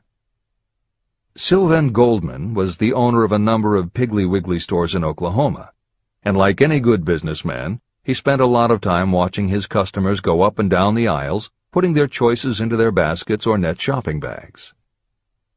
One night, while trying to figure out how to get his customers to buy more at one time, he found himself staring at a basket sitting on the seat of a wooden folding chair. Eureka! He called in his mechanic, Fred Young. They put some wheels on the bottom of the legs, added another basket below the seat, and the shopping cart was born. As this edition is being readied for publication, there are about 35 million shopping carts in America, and approximately 1.25 million new carts are sold each year. Thomas Stemberg, whom we also mentioned earlier, was another supermarket executive who watched his customers as they shopped. By this time, shopping carts were well established in supermarkets, and it was because his customers were pushing shopping carts up and down the aisles that he got his flash of inspiration. He was so sure of his idea that he convinced another supermarket executive, Leo Kahn, to join him. Together, they took the supermarket concept and applied it to selling office supplies. And in 1986, they opened their first store in Brighton, Massachusetts. They called it Staples. In 1989, they took the company public, and 10 years later, there were more than 1,000 Staples stores with revenues exceeding $7 billion. We'll end this commentary with another set of connected stories, which make the point that sometimes the most imaginative part of marketing is in the timing. If you were to go shopping in the late 1800s, it usually meant bartering with a merchant who would then have to get the goods from storage shelves kept behind the counter. In the 1870s, fixed pricing was just starting to be used by storekeepers. Merchants were trying the idea by setting out a table of merchandise that was all priced the same, usually 5 cents. Frank Winfield Woolworth was a clerk in a general store, and he convinced the store owner to let him try the 5-cent table idea. Although it worked, the owner wasn't impressed. So Woolworth borrowed $350 from his boss, and in 1879 opened his first 5-cent store in Utica, New York. It was an entire store full of goods where everything cost a nickel. A year later, he had 4 stores, and the 4th one, in Lancaster, Pennsylvania, was the first that he named F.W. Woolworth's 5 and 10 cent store. 20 years later, he had 238 stores. By the time of his death in 1919, there were over 1,000 F.W. Woolworth locations. He had established the first nationwide chain of general merchandise stores, and he had built the tallest building in New York City as his headquarters. The Woolworth Company stayed true to the original idea and didn't carry any merchandise that cost more than a dime until 1932, when the top price was raised to 20 cents.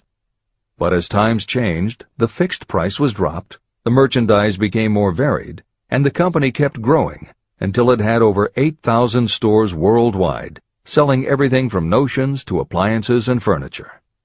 Then in the 1960s and 1970s, something started to happen. The mood of America was changing, but the Woolworth stores weren't.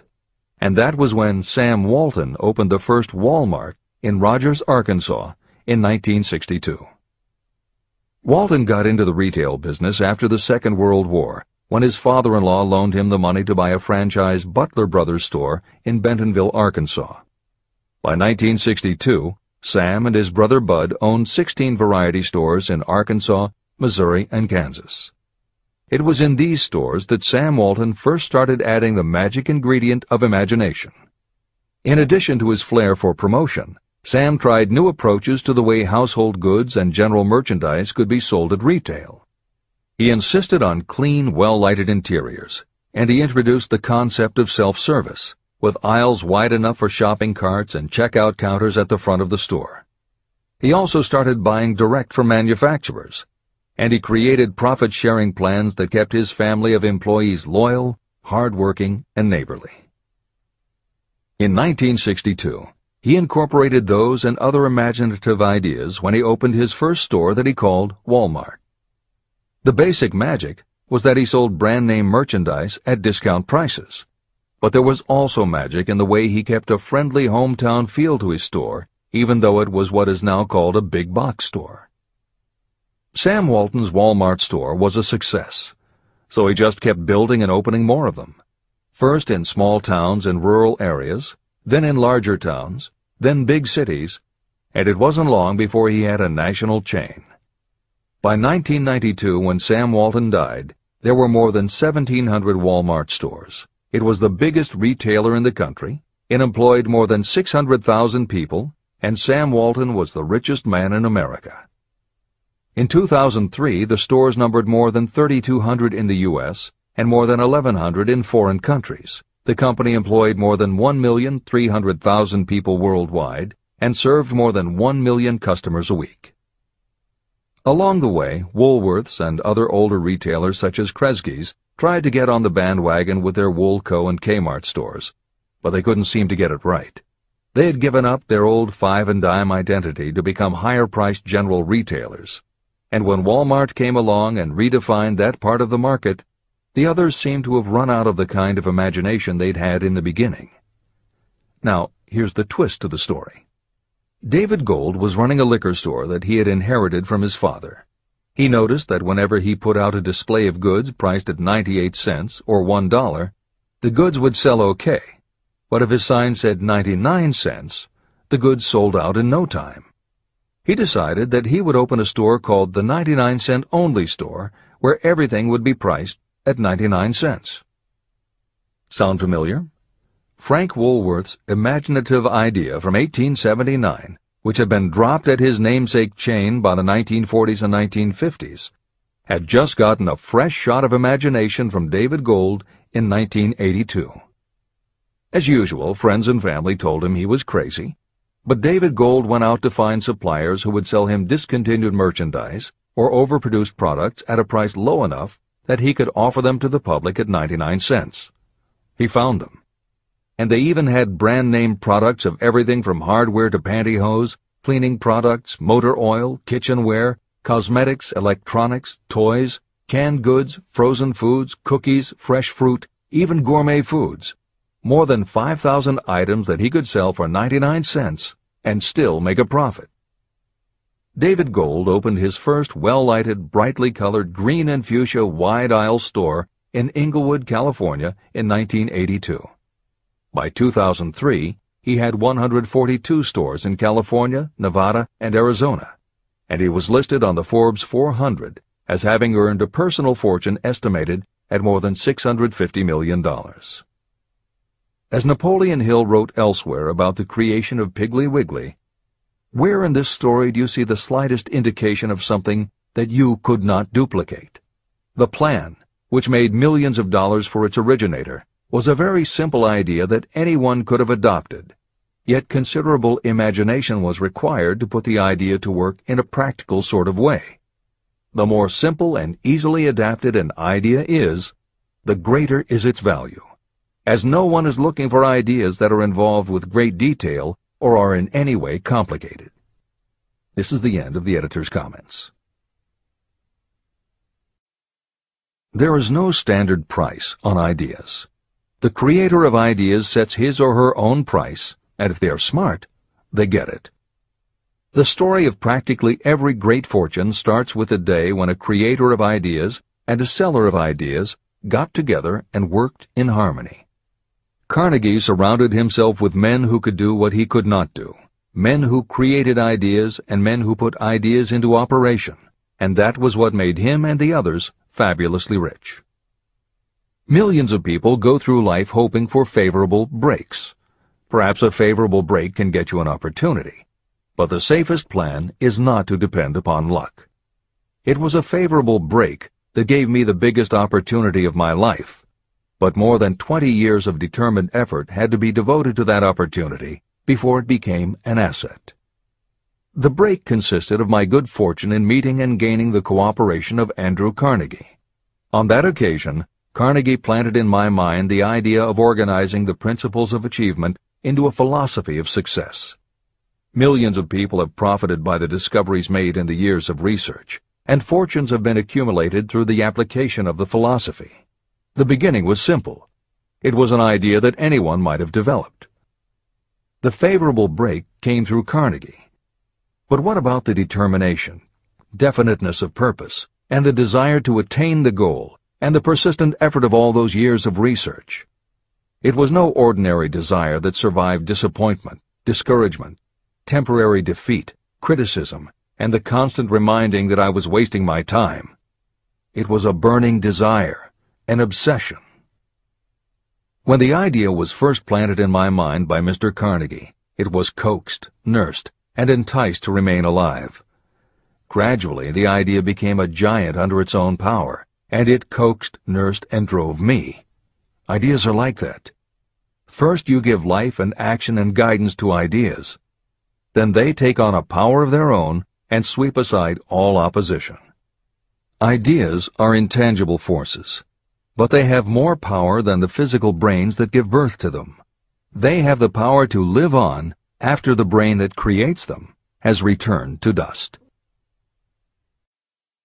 Tell the world what you intend to do, but first, show it.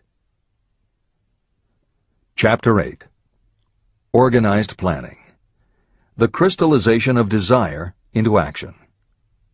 The sixth step toward riches. You have learned that everything we create or acquire begins in the form of desire. Desire is taken on the first lap of its journey from the abstract to the concrete in the workshop of the imagination, where plans for its transition are created and organized. In Chapter 3, Desire, you were instructed to take 6 practical steps to begin translating your desire for money into its monetary equivalent. One of the steps you must take is the formation of a definite, practical plan or plans through which this transformation may be made. Following are the basic instructions for making practical plans. Ally yourself with a group of as many people as you may need for the creation and carrying out of your plan or plans for the accumulation of money, making use of the mastermind principle. Compliance with this instruction is absolutely essential. Do not neglect it. Editor's comment: the mastermind alliance is built of two or more minds working actively together in perfect harmony toward a common goal. This concept was introduced in Chapter 6, Specialized Knowledge, and is described in more detail in Chapter 11, The Power of the Mastermind. This is the end of the editor's comment. Before forming your mastermind alliance, decide what advantages and benefits you may offer the individual members of your group in return for their cooperation. No one will work indefinitely without some form of compensation.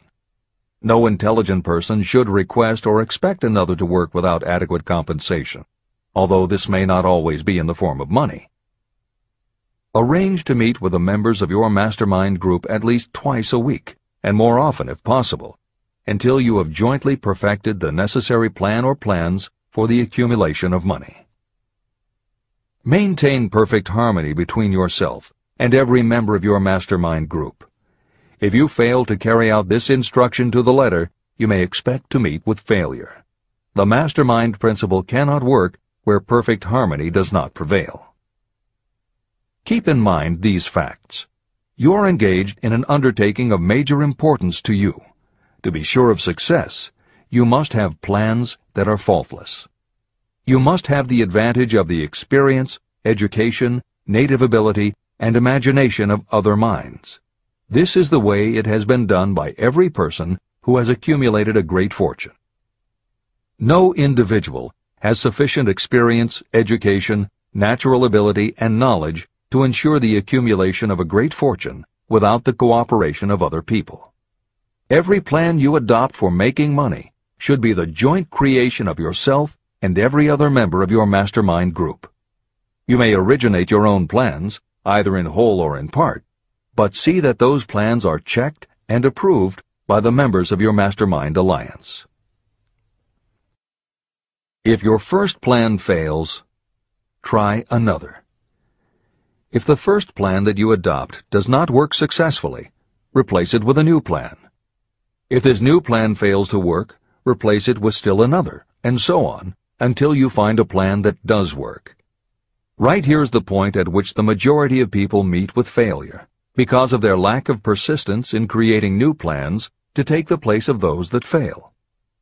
The most intelligent person living cannot succeed in accumulating money, or in any other undertaking, without plans that are practical and workable. Just keep this fact in mind, and remember when your plans fail that temporary defeat is not permanent failure. It may only mean that your plans have not been sound. Build other plans. Start all over again. Temporary defeat should mean only one thing: the certain knowledge that there is something wrong with your plan. Millions of people go through life in misery and poverty because they lack a sound plan through which to accumulate a fortune. Your achievement can only be as good as the plans you make. You are never whipped until you quit in your own mind. James J. Hill, who was the greatest railroad builder of them all, met with temporary defeat when he first tried to raise the capital needed to build the Great Northern Railroad from the east to the west. But he turned defeat into victory through new plans. Henry Ford met with temporary defeat not only at the beginning of his automobile career, but even after he had gone a long way toward the top. But he, too, created new plans, and went marching on to financial victory. We see people who have accumulated great fortunes, but we often recognize only their triumph, and we overlook the temporary defeats that they had to surmount before arriving. No follower of this philosophy can reasonably expect to accumulate a fortune without experiencing temporary defeat. When defeat comes, accept it as a signal that your plans are not sound. Rebuild those plans, and set sail once more toward your goal. If you give up before your goal has been reached, you're a quitter. A quitter never wins, and a winner never quits. Write this sentence on a piece of paper, in letters an inch high, and place it where you will see it every night before you go to sleep and every morning before you go to work. When you begin to select members for your mastermind group, choose those who do not take defeat seriously. Some people foolishly believe that only money can make money. This is not true. Desire, transmuted into its monetary equivalent through the principles in this book, is the way money is made. Money, of itself, is nothing but inert matter. It cannot move, think, or talk, but it can hear when someone who desires it calls it to come. Intelligent planning is essential for success in any undertaking designed to accumulate riches. Following are detailed instructions to those who must begin the accumulation of riches by selling personal services. It should encourage you to know that practically all the great fortunes began either from selling personal services or from the sale of ideas. When you think about it, what else except ideas and personal services can you give in return for riches if you don't have products or property? Leaders and followers. Broadly speaking, there are two types of people in the world. One type is known as leaders, and the other as followers. Decide at the outset whether you intend to become a leader in your chosen calling or remain a follower. The difference in compensation is vast. The follower cannot expect to make as much as a leader, although some followers make the mistake of thinking they should. It is no disgrace to be a follower. On the other hand, it is no credit to remain a follower. Most great leaders began as followers. They became great leaders because they were intelligent followers. With few exceptions, the person who cannot follow a leader intelligently cannot become an efficient leader. The person who can follow a leader most efficiently is usually the person who develops into leadership most rapidly. An intelligent follower has many advantages, including the opportunity to acquire knowledge from the leader. The major attributes of leadership. The following are important factors of leadership. 1. Unwavering courage based upon knowledge of yourself and your occupation. No follower wishes to be dominated by a leader who lacks self-confidence and courage. Certainly no intelligent follower will be dominated by such a leader for very long. 2. Self-control. The person who cannot control himself can never control others. Self-control sets a strong example for your followers, which the more intelligent followers will emulate. 3. A keen sense of justice. Without a sense of fairness and justice, no leader can command and retain the respect of their followers. 4. Definiteness of decision. Those who waver in decisions show that they are not sure of themselves and therefore cannot lead others successfully. 5. Definiteness of plans. Successful leaders must plan their work and work their plans. Leaders who move by guesswork, without practical definite plans, are like a ship without a rudder. Sooner or later, they will land on the rocks. 6. The habit of doing more than paid for.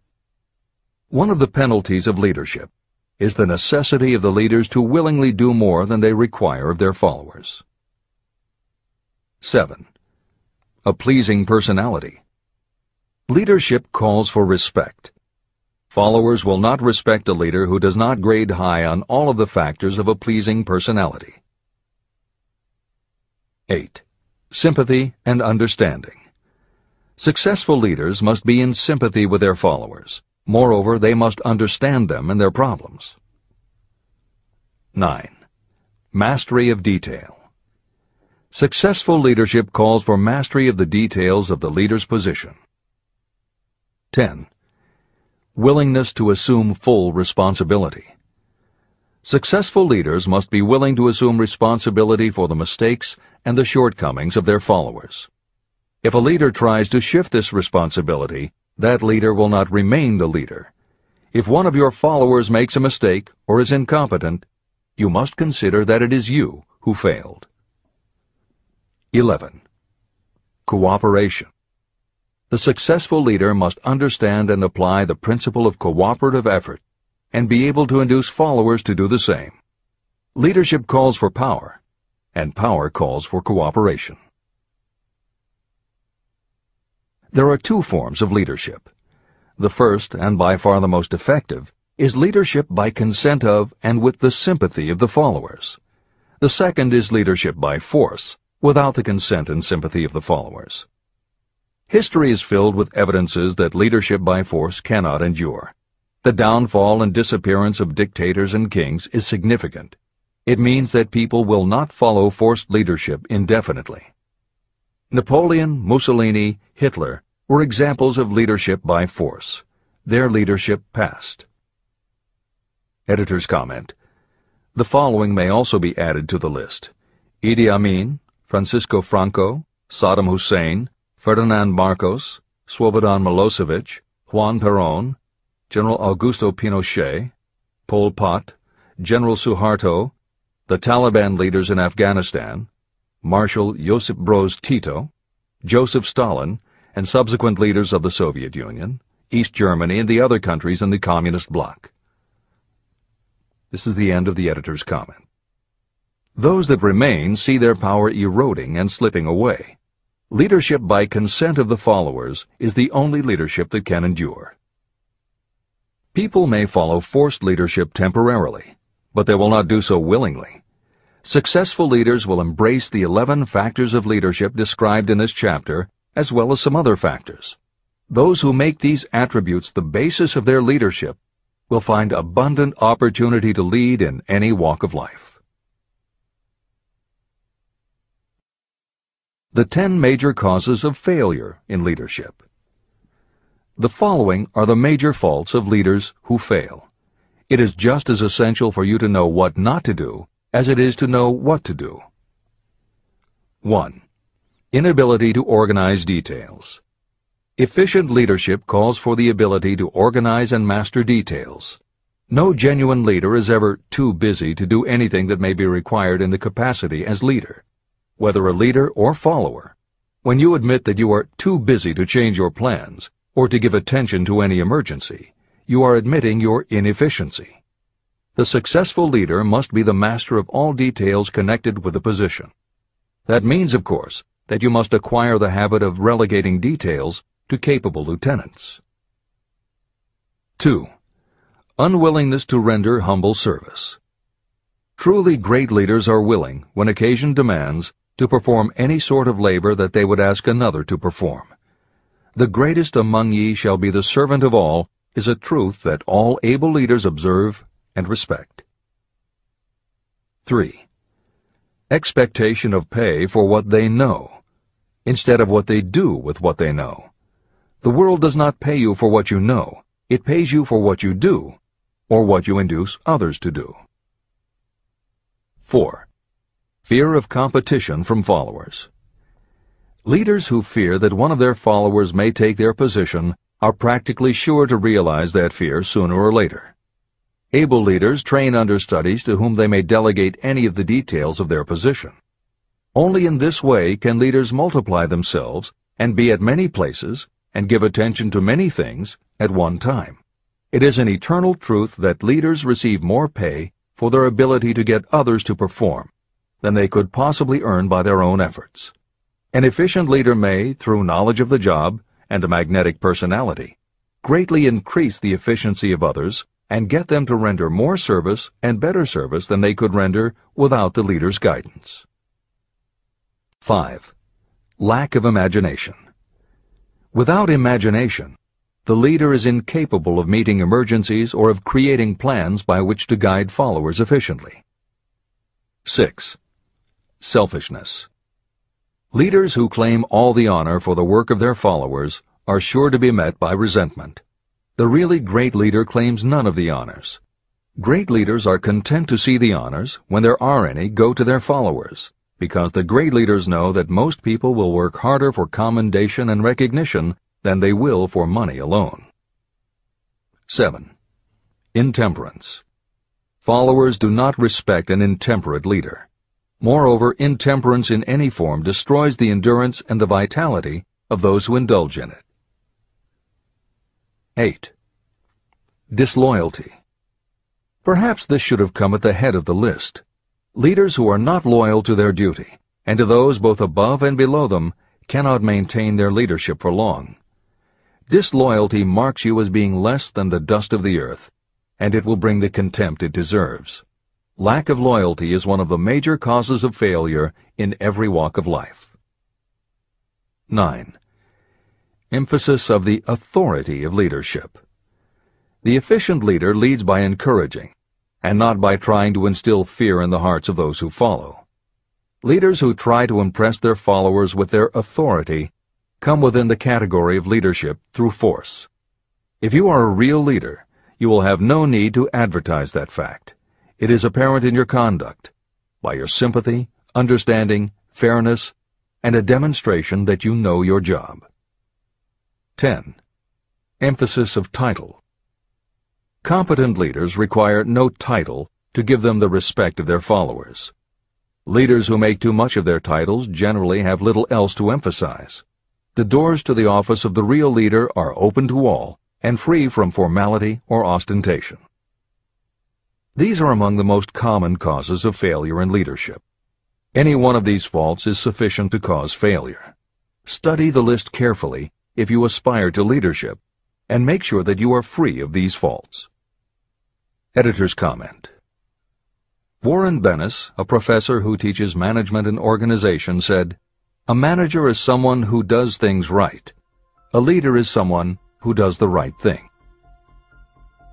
Admiral Grace Hopper was the ranking female Navy officer when she was interviewed for 60 Minutes. She said, "You manage things. You lead people." This is the end of the editor's comment.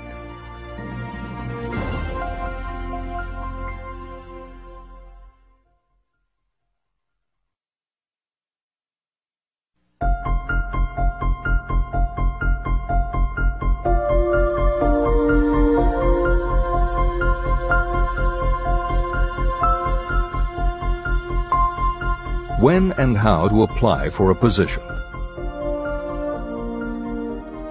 The information described here is the net result of many years of experience during which thousands of men and women were helped to market their services effectively. Editor's comment. The Internet, email, and faxed resumes have radically changed the way employers search for new employees, and the way that most people apply for jobs. However, Think and Grow Rich was never intended for most people. It was written for those who want to stand out. If you are such a person, the editors of this revised and updated edition strongly advise that you give serious thought to each of the following suggestions about how to apply for a position and how to prepare a resume. If you are tempted to think the suggestions are too obvious, simplistic, or out of date, we assure you they are not. In those instances where it is appropriate to update the material, we have added commentary. This is the end of the editor's comment. 1. Employment agencies. Care must be taken to select only reputable companies that can show adequate records of achievement of satisfactory results. Editor's comment. As anyone in the job market knows, today employment agencies range from companies that supply temporary office help to headhunters who connect high-level executives with companies seeking experienced management talent. If you are seeking a mid to upper-level position, the old adage that you get what you pay for is particularly true. This is the end of the editor's comment. 2. Advertising in newspapers, trade journals, magazines. Classified advertising may produce satisfactory results for those applying for entry-level, clerical, or salaried positions. For those seeking executive positions, a well-written and well-designed display ad, though more expensive, may be more desirable. The copy should be prepared by an expert who understands how to inject sufficient selling qualities to produce replies. Editor's comment. For individuals, the display ad approach is not very common in the contemporary job market. But for that reason, if you are sure of the position you want, a well-written and well-designed ad selling yourself and placed in the right trade paper or industry journal might be just the thing to get the attention you want. However, if you attempt this approach, be prepared that it will be an expensive experiment. In effect, you will have gone into the advertising business, and it is a rule of thumb in advertising that a single ad rarely sells anything. It usually requires multiple exposures before the buyer, the potential employer, is motivated to buy, hire, a product, you. This is the end of the editor's comment. 3. Personal letters of application. These should be directed to particular firms or individuals that could need the kind of service or experience you have to offer. Letters should be neatly typed always and signed by hand. You should include a complete resume or outline of your qualifications. Both the letter of application and the resume should be prepared by an expert. Editor's comment. In the contemporary job market, sending a letter of application when no job has been advertised can in fact be a very successful approach. But this is only for those who truly know what they want and will take the time to prepare a convincing presentation. Managers in a position to hire always have an eye out for good prospective employees. If they receive a well-constructed and intriguing presentation that clearly states you are interested in a position whenever one is available, it will not be thrown away. And the first thing good managers do when a position comes open is go to their files. When that happens, if your presentation made a good and convincing impression, it will be there. The only question is, are you willing to make yourself available when they are ready for you? If you are just blanketing everyone with a stock letter in hopes of getting a job, it very likely won't work.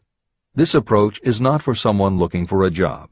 This approach is only for those who really want a specific career. This is the end of the editor's comment. 4. Application in person. In some instances, it may be more effective if the applicant personally offers his or her services to prospective employers, in which event a complete written statement of qualifications for the position should be presented, as prospective employers will often wish to discuss your record with associates. Editor's comment. Asking for an interview when no job has been advertised is an even stronger statement that you know what you want and you are serious about working in a particular industry. If you pursue this approach, keep in mind that you are asking someone to give you their time. Some managers will not be receptive because it does not fit into their company's business practice, and some managers will just find it an annoyance. This approach will work for you only if you are confident that you can make an outstanding impression in person. If you make a strong, positive impression, it will be remembered when an opening is available. This is the end of the editor's comment. 5. Application through personal acquaintances. When possible, the applicant should approach prospective employers through some mutual acquaintance.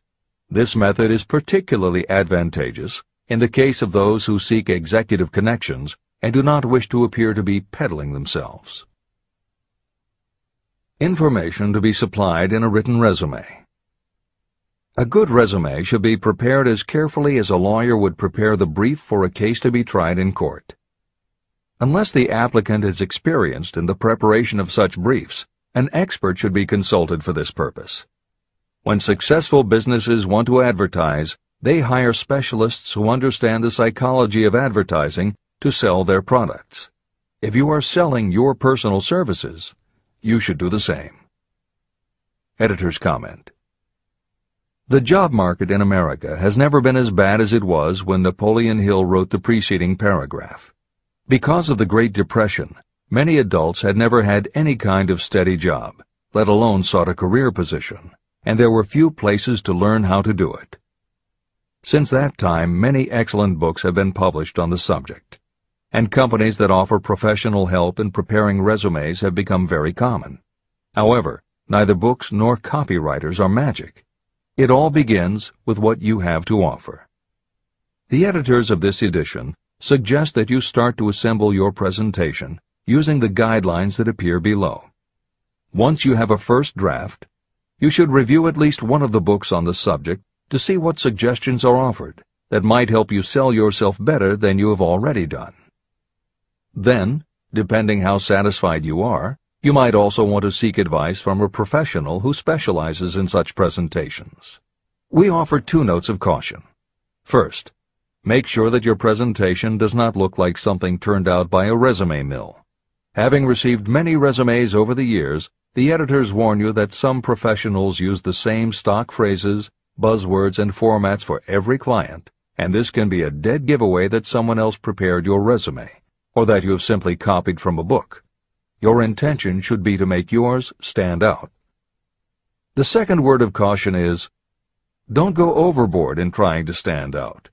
There is a balance between catching an employer's attention and looking like you are trying too hard. For instance, if you are a New York marketing executive applying to a Los Angeles company, sending your application with a bag of fresh bagels by next morning FedEx would probably make a good impression, whereas sending a dartboard with your picture in the center might be viewed as just a little too cute and a little too much. Clever is good, but professional is a must. Never be so clever that you don't look professional. Following are a set of guidelines for preparing your resume. Because part of your search for a position will involve responding to ads for job openings, and because it has become common to respond by faxing applications and resumes, Napoleon Hill's guidelines should be used to prepare two separate presentations. As Hill suggests below, you should prepare an elaborate presentation to be used when mailed or presented in person. But you should also prepare a second, shorter version that is designed specifically to be faxed. Take care to make your fax version complete and interesting, but it should be no more than 3 pages. The following information should appear in your presentation. 1. Education. State briefly but definitely what schooling you've had and in what subjects you specialized in school, giving the reasons for that specialization. Editor's comments. Never exaggerate. This is very serious advice, and it applies not only to education, but also the next 2 categories, experience and references. Smart employers will check in all 3 areas. Labor laws have become so demanding that employers filling responsible positions are very cautious about whom they hire in the first place. There are rules about such things as the difference between salaried and hourly employment, sexual harassment, what constitutes grounds for dismissal, what questions can and cannot be asked in job interviews, and a host of other things that leave the employer open to potential lawsuits. Consequently, smart employers, the kind you want to work for, will check your education, experience, and references. Also, bear in mind, you are providing information that will follow you for the rest of your career. If you keep up with the news, you know that in recent times even executives headed for the top have been dismissed. Military men have resigned in disgrace.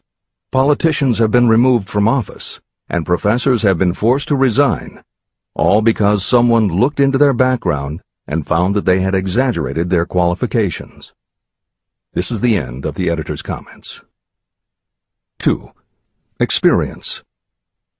If you have had experience in connection with positions similar to the one you seek, describe it fully. Give the names and addresses of former employers. Be sure to clearly point out any special experience you may have had that would equip you to fill the position you seek. 3. References. Practically every business firm wants to know as much as possible about the background of prospective employees who seek positions of responsibility. Attach copies of letters from former employers, from teachers under whom you studied, and from prominent people whose judgment may be relied upon. 4. Photograph of yourself. Include a recent professional photograph of yourself as a part of your presentation. Editor's comment. In the contemporary job market, this is not a common practice at all. However, from personal experience, the editors of this edition know it can be advantageous. We have received only one such job application, but unquestionably it was the photograph that prompted us to ask the applicant to come in for an interview. If you are confident that your appearance makes a good, professional impression, you may want to consider this unusual approach. There is the danger that you may be seen as vain or self-centered, but it could also be the thing that gives you an edge. This is the end of the editor's comment. 5. Apply for a specific position. Never apply for just a job. That indicates you lack specialized qualifications. 6. State your qualifications for the particular position for which you apply. Give full details why you believe you are qualified for the particular position you seek. This is the most important detail of your application. It will determine, more than anything else, what consideration you receive. 7. Offer to go to work on probation. This may appear to be a radical suggestion, but experience has proved that it seldom fails to win at least a trial. If you are sure of your qualifications, a trial is all you need. Incidentally, such an offer indicates that you have confidence in your ability to fill the position you seek. It is most convincing. Make it clear that your offer is based on your confidence in your ability to fill the position, your confidence in your prospective employer's decision to employ you after the trial period, and your determination to have the position. Editor's comments. As you will learn in Chapter 10, when you read the story of Napoleon Hill's application to Rufus Ayers, Hill gives this advice based on his personal experience. Unfortunately, this is one of those instances where times may have changed so much that the approach is rarely applicable.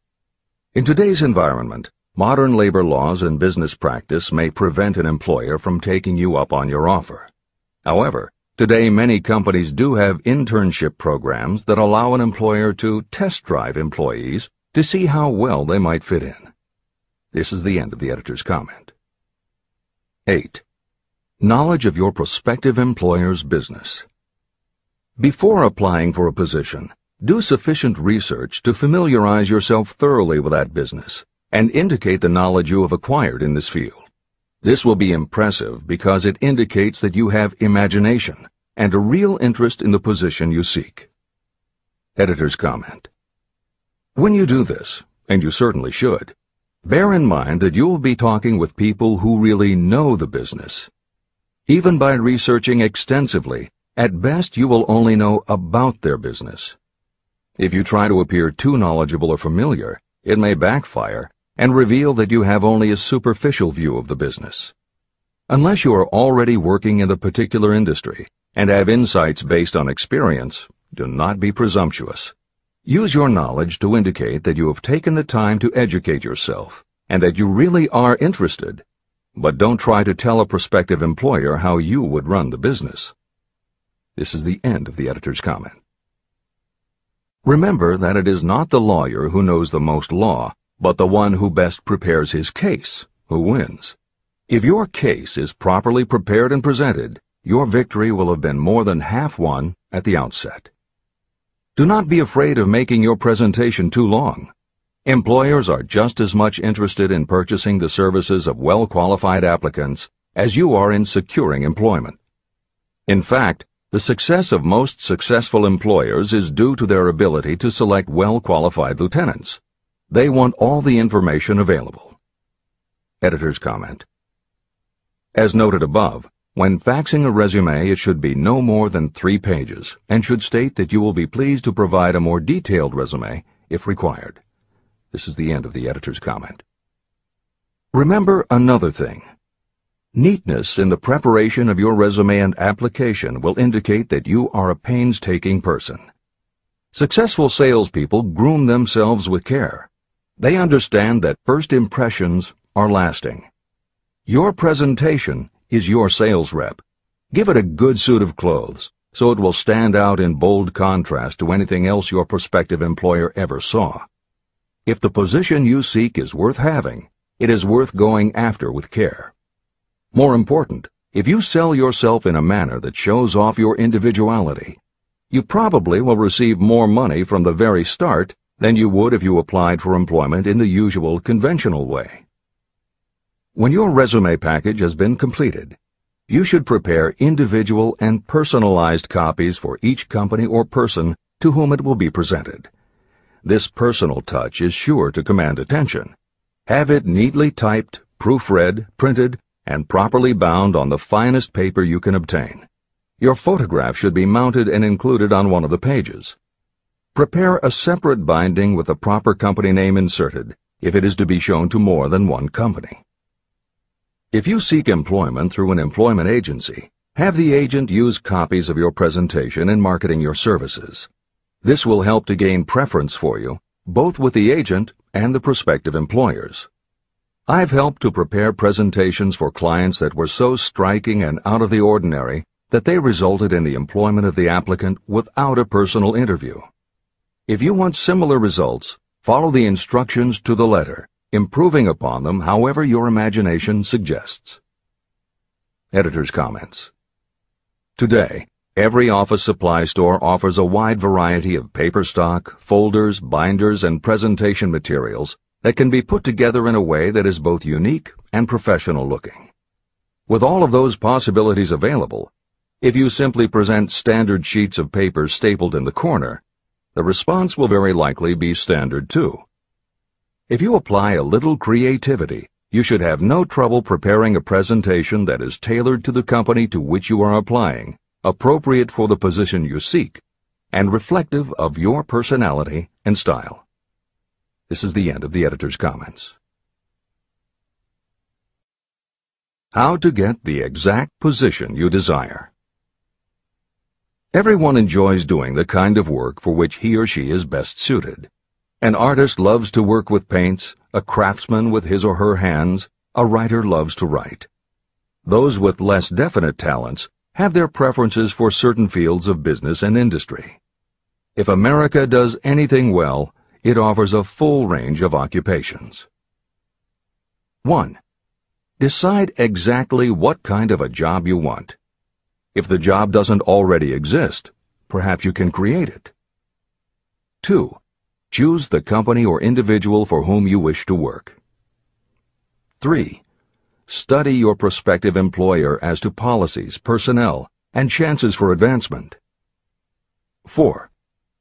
By analysis of yourself, your talents, and your capabilities, figure what you can offer. Plan specific ways and means of giving advantages, services, developments, or ideas that you believe you can successfully deliver. 5. Forget about a job. Forget whether or not there is an opening. Forget the usual routine of, "Have you got a job for me?" Concentrate on what you can give. 6.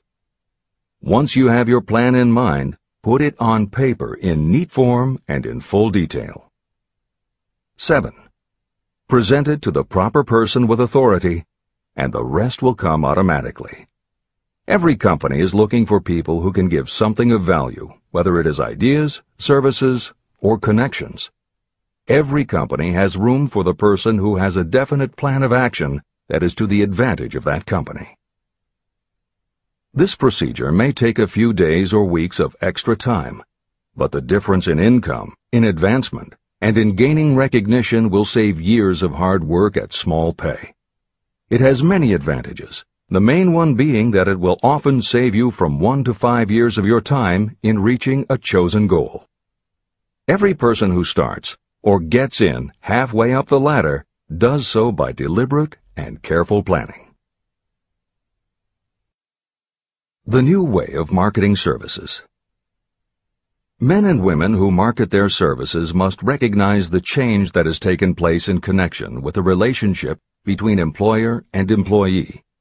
The future relationship should be more in the nature of a partnership, consisting of the employer, the employee, and the public they serve. In the past, employers and employees have bartered among themselves, not considering that in reality they were bargaining at the expense of the third party, the public they served. Both the employer and the employee should consider themselves as fellow employees whose business it will be to serve the public efficiently. Editor's comment. In the preceding paragraph, Napoleon Hill once again demonstrates his foresight into the future direction of American business. As you will recognize in the following section, the point he makes by citing the coal and gas companies would at a later time be equally applicable to the telephone monopolies, and later still to computer software and internet companies, and to cable television suppliers when competitors started to offer satellite TV.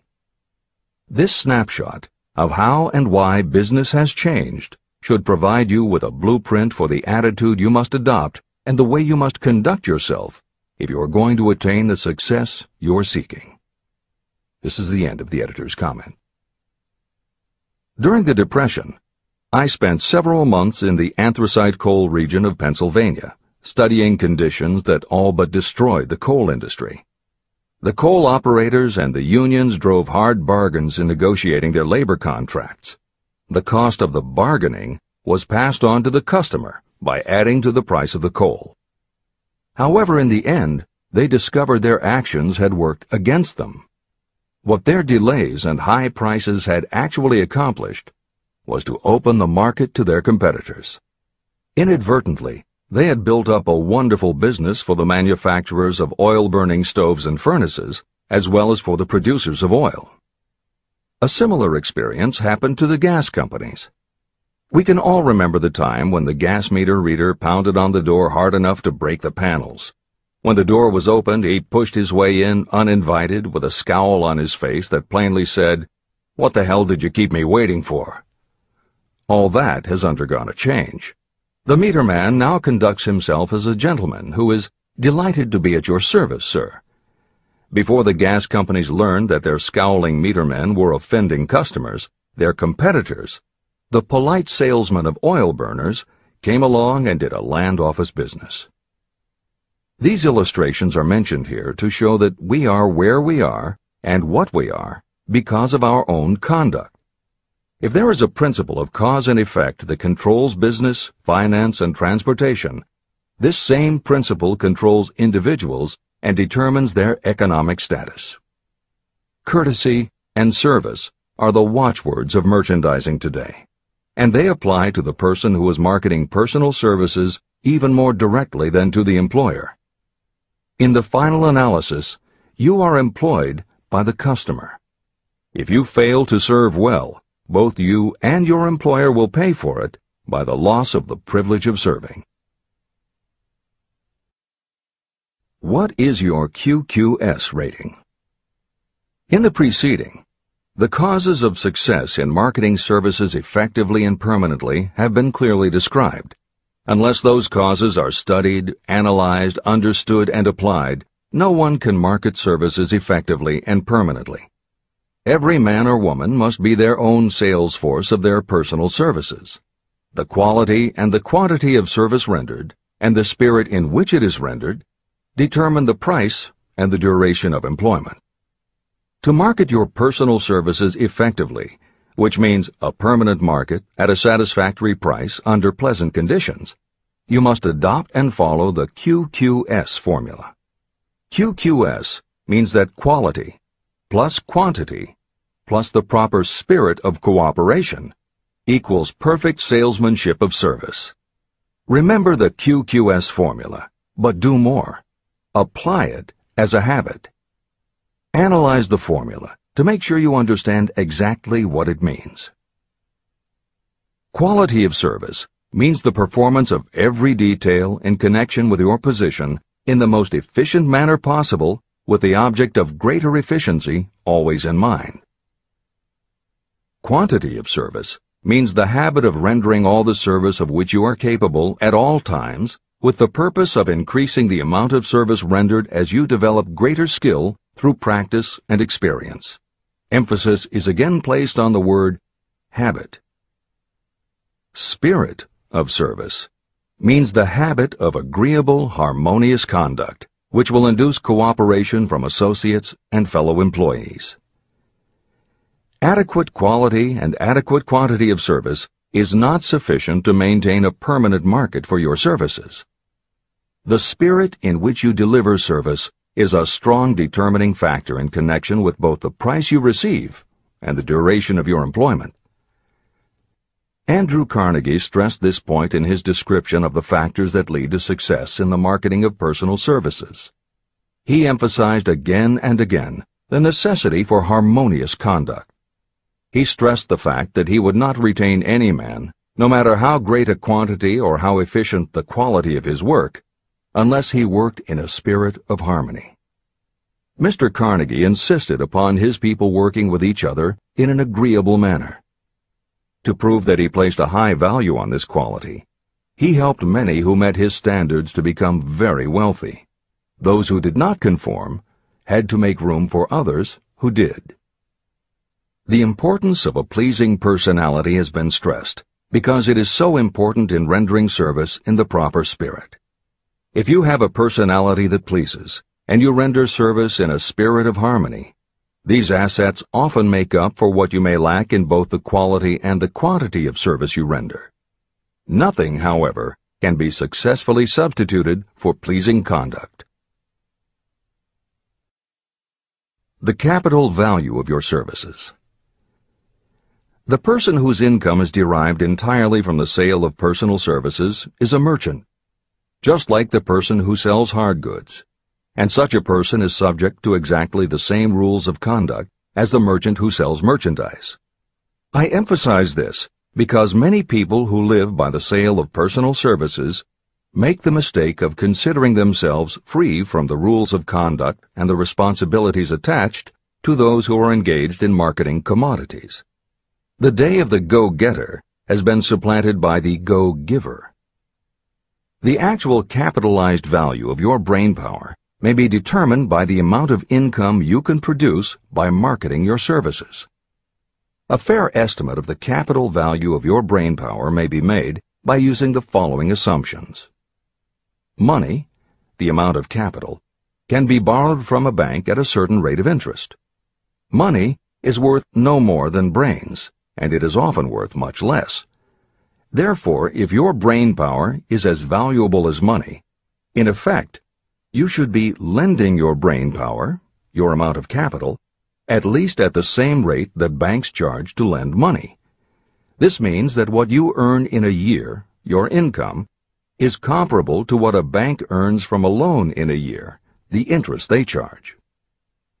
You can then calculate the capital value of your brainpower using this formula. Divide 100 by the current rate of interest that banks charge for lending money. Then multiply the result by the amount of your annual income. As an example, assume that the current interest rate is 5%. Assume your annual income is $50,000. The formula would be as follows. 100 divided by 5 equals 20, and 20 multiplied by 50,000 equals $1 million. Therefore, if you lend out your brainpower, your capital, at the same rate as the bank lends money, 5% interest, your brainpower is worth $1 million. Competent brains, if effectively marketed, represent a much more desirable form of capital than the money that is required to conduct a business dealing in commodities. This is true because brains are a form of capital that cannot be permanently depreciated by economic depressions, nor can this form of capital be stolen or spent. Moreover, the money that is essential for the conduct of business is as worthless as a sand dune until it has been mixed with efficient brains. The 31 Major Causes of Failure. Life's greatest tragedy consists of men and women who earnestly try and fail. The tragedy lies in the overwhelmingly large majority of people who fail as compared with the few who succeed. I have had the privilege of analyzing several thousand men and women, 98% of whom were classed as failures. My analysis proved that there are 13 major principles through which people accumulate fortunes. Each of the 13 principles of success has its own chapter in this book, and there are 31 major reasons for failure.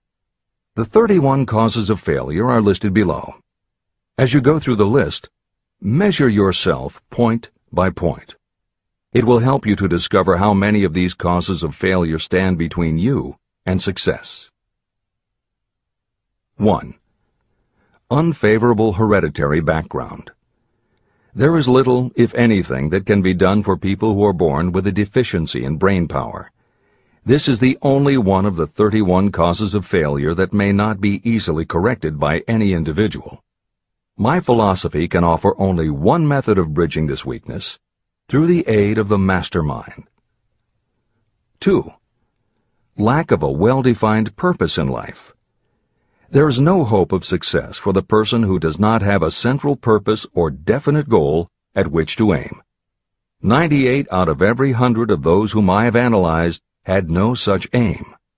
Perhaps this was the major cause of their failure. 3. lack of ambition to aim above mediocrity. I can offer no hope for those who are so indifferent they do not want to get ahead in life and are not willing to pay the price. 4. Insufficient education. This is a handicap that may be overcome with comparative ease. Experience has proven that the best educated people are often those who are self-made or self-educated. It takes more than a college degree to make you a person of education.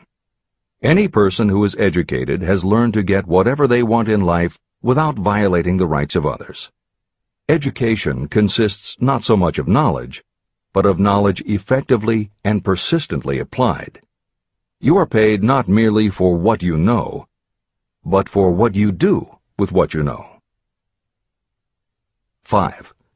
Lack of self-discipline.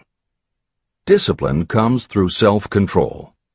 This means that you must control all negative qualities. Before you can control conditions, you must first control yourself. Self-mastery is the hardest job you will ever tackle. If you do not conquer yourself, you will be conquered by yourself. By stepping in front of a mirror, you may see both your best friend and your greatest enemy. 6. Ill health. No person may enjoy outstanding success without good health. Many of the causes of ill health are subject to mastery and control.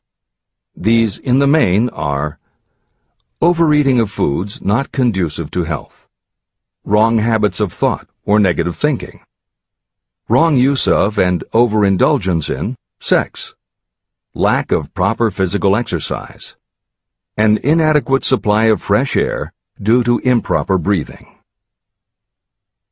7. Unfavorable environmental influences during childhood. As the twig is bent, so shall the tree grow. Most people who have criminal tendencies acquire them as the result of bad environment and improper associates during their childhood or youth. Procrastination. This is one of the most common causes of failure. Procrastination stands within the shadow of every human being, waiting its opportunity to spoil your chances of success. Most of us go through life as failures because we are waiting for the time to be right to start doing something worthwhile. Do not wait. The time will never be just right. Start where you stand, work with whatever tools you have at your command, and you will acquire better tools as you go along. 9. Lack of persistence. Most of us are good starters, but poor finishers of everything we begin. People are prone to give up at the first signs of defeat. There is no substitute for persistence. The person who makes persistence his or her watchword discovers that failure finally becomes tired and makes its departure. Failure cannot cope with persistence. 10. Negative personality. There is no hope of success for the person who repels people through a negative personality. Success comes through the application of power, and power is attained through the cooperative efforts of other people. A negative personality will not induce cooperation. 11. Lack of control of sexual urges. Sexual energy is the most powerful of all the stimuli that move people into action. Because it is the most powerful of the emotions, if it is controlled, it can be converted into other creative channels. 12. Uncontrolled desire for something for nothing. The gambling instinct drives millions of people to failure. Evidence of this may be found in the Wall Street stock market crash of 1929, during which millions of people tried to make money by gambling on stock margins. Editor's comments. For those who are not familiar with the stock market and buying on margin, the following is a simplified explanation of what caused the crash of '29. The first thing to understand is that prior to the Great Depression there was widespread optimism about the expanding economy. Businesses were booming, and the people who had invested in those companies were making fortunes almost overnight. When the average person saw how much money was being made, they wanted to get in on it, and there was a way for them to do it. Even average people who didn't have enough ready cash to buy stocks could do so because brokers allowed customers to purchase stocks on margin by making what amounted to a down payment. However, part of the purchase agreement stated that when the brokers called in the margin accounts, which they could do at any time, the customers would have to come up with the rest of the cash immediately to pay the balance owing on the original purchase price. That is why Hill used the term gambling when he referred to the stock market. These average people weren't investing in companies. They were betting on the future rise in value. The idea, in the average person's mind, was that they would only have to scrape together enough to pay the margin, which was a small percentage of the full cost. Then when the price of the stock went up, they would sell, which would give them more than enough money to pay the broker the balance owing on the purchase price, and they could pocket the difference. This worked fine as long as stock prices continued to rise, but when the stock market crashed, the stockbrokers called in the margins, and the people who had bought at prices they really couldn't afford suddenly found that they had to come up with the cash. And that was why so many average people got wiped out in the crash of '29. They gambled money they didn't have by buying on margin. This is the end of the editor's comments. 13. Lack of a well-defined power of decision. Those who succeed reach decisions promptly and change them very slowly. Those who fail reach decisions very slowly and change them frequently and quickly. Indecision and procrastination are twins. Where one is found, the other is also usually found. Kill off this pair before they completely tie you to the treadmill of failure. 14. One or more of the 6 basic fears: fear of poverty, fear of criticism, fear of ill health, fear of loss of love, fear of old age, and fear of death. You will find an in-depth analysis of these 6 basic fears in the final chapter. They must be mastered before you can market your services effectively. 15. Wrong selection of a mate in marriage. This is a most common cause of failure. The relationship of marriage brings people intimately into contact. Unless this relationship is harmonious, failure is likely to follow. Moreover, it will be a form of failure that destroys ambition. 16. Overcaution. The person who takes no chances generally has to take whatever is left when others are through choosing. Overcaution is as bad as undercaution. Both are extremes to be guarded against. Life itself is filled with the element of chance. 17. Wrong selection of associates in business. This is one of the most common causes of failure in business. In marketing personal services, you should use great care to select an employer who will be an inspiration and who is intelligent and successful. We emulate those with whom we associate most closely. Pick an employer who is worth emulating. 18. Superstition and prejudice. Superstition is a form of fear. It is also a sign of ignorance. Successful people keep open minds and are afraid of nothing. 19. Wrong selection of a vocation. You cannot have outstanding success in work that you do not like. The most essential step in the marketing of personal services is that of selecting an occupation into which you can throw yourself wholeheartedly. Although money or circumstances may require you to do something you don't like for a time, no one can stop you from developing plans to make your goal in life a reality. Editor's comments. Most contemporary experts agree with Napoleon Hill's statement that finding the work you love is of key importance in achieving success that is truly rewarding. This concept coincides so well with modern attitudes that it has inspired a number of books, including Feel the Fear and Do It Anyway by Susan Jeffers, Wishcraft by Barbara Sher, and Do What You Love, The Money Will Follow by Marcia Sinitar. All 3 books became bestsellers by expanding upon that single concept. This is the end of the editor's comments. 20. Lack of concentration of effort. The jack of all trades seldom is good at any. Concentrate all of your efforts on one definite chief aim. 21. The habit of indiscriminate spending. You cannot succeed if you are eternally in fear of poverty. Form the habit of systematic saving by putting aside a definite percentage of your income. Money in the bank gives you a very safe foundation of courage when bargaining for the sale of personal services. Without money, you must take what you are offered and be glad to get it. 22. Lack of enthusiasm. Without enthusiasm, you cannot be convincing. Moreover, enthusiasm is contagious, and the person who has it under control is generally welcome in any group of people. 23. Intolerance. The person with a closed mind on any subject seldom gets ahead. Intolerance means that you have stopped acquiring knowledge. The most damaging forms of intolerance are those connected with religious, racial, and political differences of opinion. 24. Intemperance. The most damaging forms of intemperance are connected with overeating, alcohol, drugs, and sexual activities. Overindulgence in any of these can be fatal to success. 25.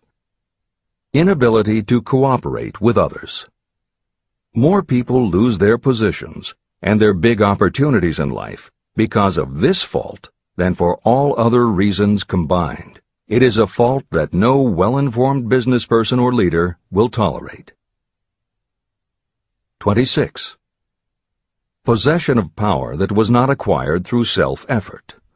Sons and daughters of wealthy parents and others who inherit money that they did not earn. Power in the hands of one who did not acquire it gradually is often fatal to success. Quick riches are more dangerous than poverty. 27. Intentional dishonesty. There is no substitute for honesty. You may be temporarily dishonest because of circumstances over which you have no control without permanent damage, but there is no hope for you if you are dishonest by choice. Sooner or later, your deeds will catch up with you, and you will pay by loss of reputation and perhaps even loss of liberty. 28. Egotism and vanity. These qualities serve as red lights that warn others to keep away. They are fatal to success. 29. Guessing instead of thinking. Most people are too indifferent or lazy to acquire facts with which to think accurately. They prefer to act on opinions created by guesswork or snap judgments. 30. Lack of capital. This is a common cause of failure among those who start out in business for the first time. You must have a sufficient reserve of capital to absorb the shock of your mistakes and to carry you over until you have established a reputation. 31. Here, name any particular cause of failure from which you have suffered that has not been included in the foregoing list. Contained in these 31 major causes of failure is the description of practically every person who tries and fails. It will be helpful if you get someone who knows you well to go over this list with you and help you to analyze yourself by each of these causes of failure. Most people cannot see themselves as others see them. You may be one who cannot. Do you know your own worth? The oldest of admonitions is, know thyself. If you market merchandise successfully, you must know the merchandise. The same is true in marketing personal services. You should know all of your weaknesses in order to bridge them or eliminate them entirely. You should know your strengths in order to call attention to them when selling your services. You can know yourself only through accurate analysis. There is a story about a young man applying for a job who was making a good impression until the manager asked him what salary he expected. He replied that he had no fixed sum in mind, lack of a definite aim. The manager then said, "We will pay you all you are worth after we try you out for a week." "I can't accept that," the applicant replied. "I'm already getting more than that where I'm now employed." It may seem funny, but it makes a serious point. Before you even begin to negotiate for a better salary in your present position or begin to seek employment elsewhere, be sure that you are worth more than you now receive. It is one thing to want money. Everyone wants more. But it is something entirely different to be worth more. Many people mistake their wants for their just dues. Your financial wants have nothing whatever to do with your worth. Your value is established entirely by your ability to render useful service or your capacity to induce others to render such service. Take inventory of yourself. Annual self-analysis is essential in the effective marketing of personal services, just like you would take an annual inventory if you were in merchandising. Moreover, your yearly analysis should show a decrease in your faults and an increase in your virtues. You go ahead, stand still, or go backward in life. Your objective should be to go ahead. Annual self-analysis will disclose whether advancement has been made and, if so, how much. It will also disclose any backward steps you may have taken. If it has been unpleasant, has the fault been partly or wholly mine? 12. Have I dissipated any of my energy through lack of concentration of effort? 13. Have I been open-minded and tolerant in connection with all subjects? 14. In what ways have I improved my ability to render service? 15. Have I been intemperate in any of my personal habits? 16. Have I expressed, either openly or secretly, any form of egotism? 17. Has my conduct toward my associates been such that they respect me? 18. Have my opinions and decisions been based upon guesswork or accuracy of analysis and thought? 19. Have I followed the habit of budgeting my time, my expenses, and my income, and have I been conservative in these budgets? 20. How much time have I devoted to unprofitable effort which I might have used to better advantage? 21. How may I rebudget my time and change my habits so I will be more efficient during the coming year? 22. Have I been guilty of any conduct that was not approved by my own conscience? 23. In what ways have I rendered more service and better service than I was paid to render? 24. Have I been unfair to anyone, and if so, in what way? 25. If I had been the purchaser of my own services for the year, would I be satisfied with my purchase? 26. Am I in the right vocation, and if not, why not? 27. Has the purchaser of my services been satisfied with the service I have rendered, and if not, why not? 28. What is my present rating on the fundamental principles of success? Make this rating fairly and frankly, and have it checked by someone who is courageous enough to do it accurately. After you have finished reading through to the end of this book at least once, and you are sure you have assimilated the information in this chapter, you will be ready to create a practical plan for marketing your personal services. In this chapter, you should have found adequate descriptions of every principle essential in planning the sale of personal services. These include the major attributes of leadership, the most common causes of failure in leadership, a description of the fields of opportunity for leadership, the main causes of failure in all walks of life, and the important questions that should be used in self-analysis. This extensive and detailed presentation has been included because it will be needed by you if you are going to earn your riches by marketing your personal services. Those who have lost their fortunes and those who are just beginning to earn money have nothing but personal services to offer in return for riches. Therefore, it is essential that you have real, practical information that you'll need to market your services to best advantage. Complete assimilation and understanding of the information will help you to market your services, and it will help you to become more analytical and capable of judging people. The information will be priceless to you if you work in an executive position where you select employees. Where and how to find opportunities to accumulate riches. Now that we have analyzed the principles by which riches may be accumulated, you naturally ask, where can I find the opportunities to apply these principles? Very well. Let us take inventory and see what the United States of America offers the person seeking riches. To begin with, remember that we live in a country where every law-abiding citizen enjoys freedom of thought and freedom of deed unequaled anywhere in the world. Most of us have never taken inventory of the advantages of this freedom. We have never compared our unlimited freedom with a curtailed freedom in other countries.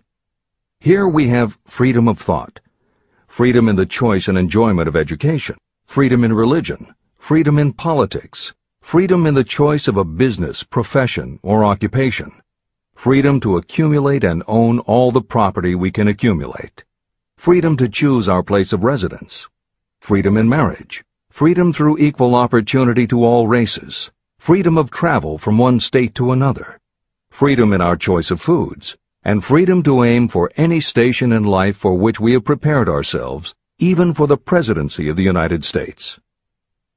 We have other forms of freedom, but this list gives an overview of the most important freedoms that offer you the opportunity to think and grow rich. The United States is the only country guaranteeing to every citizen, whether native-born or naturalized, so broad and varied a list of freedoms. Next, let us recount some of the blessings that our widespread freedom has placed within our hands. Take the average American family of average income and sum up the benefits available to every member of the family in this land of opportunity and plenty. Food. Next to freedom of thought and deed comes food, clothing, and shelter, the three basic necessities of life. Because of our universal freedom, the average American family has available at its door the choicest selection of food to be found anywhere in the world, and at prices within its financial range. Shelter. This family lives in a comfortable apartment or house, complete with light, heat, water, and many conveniences. The toast they had for breakfast was toasted in an electric toaster, which cost but a few dollars.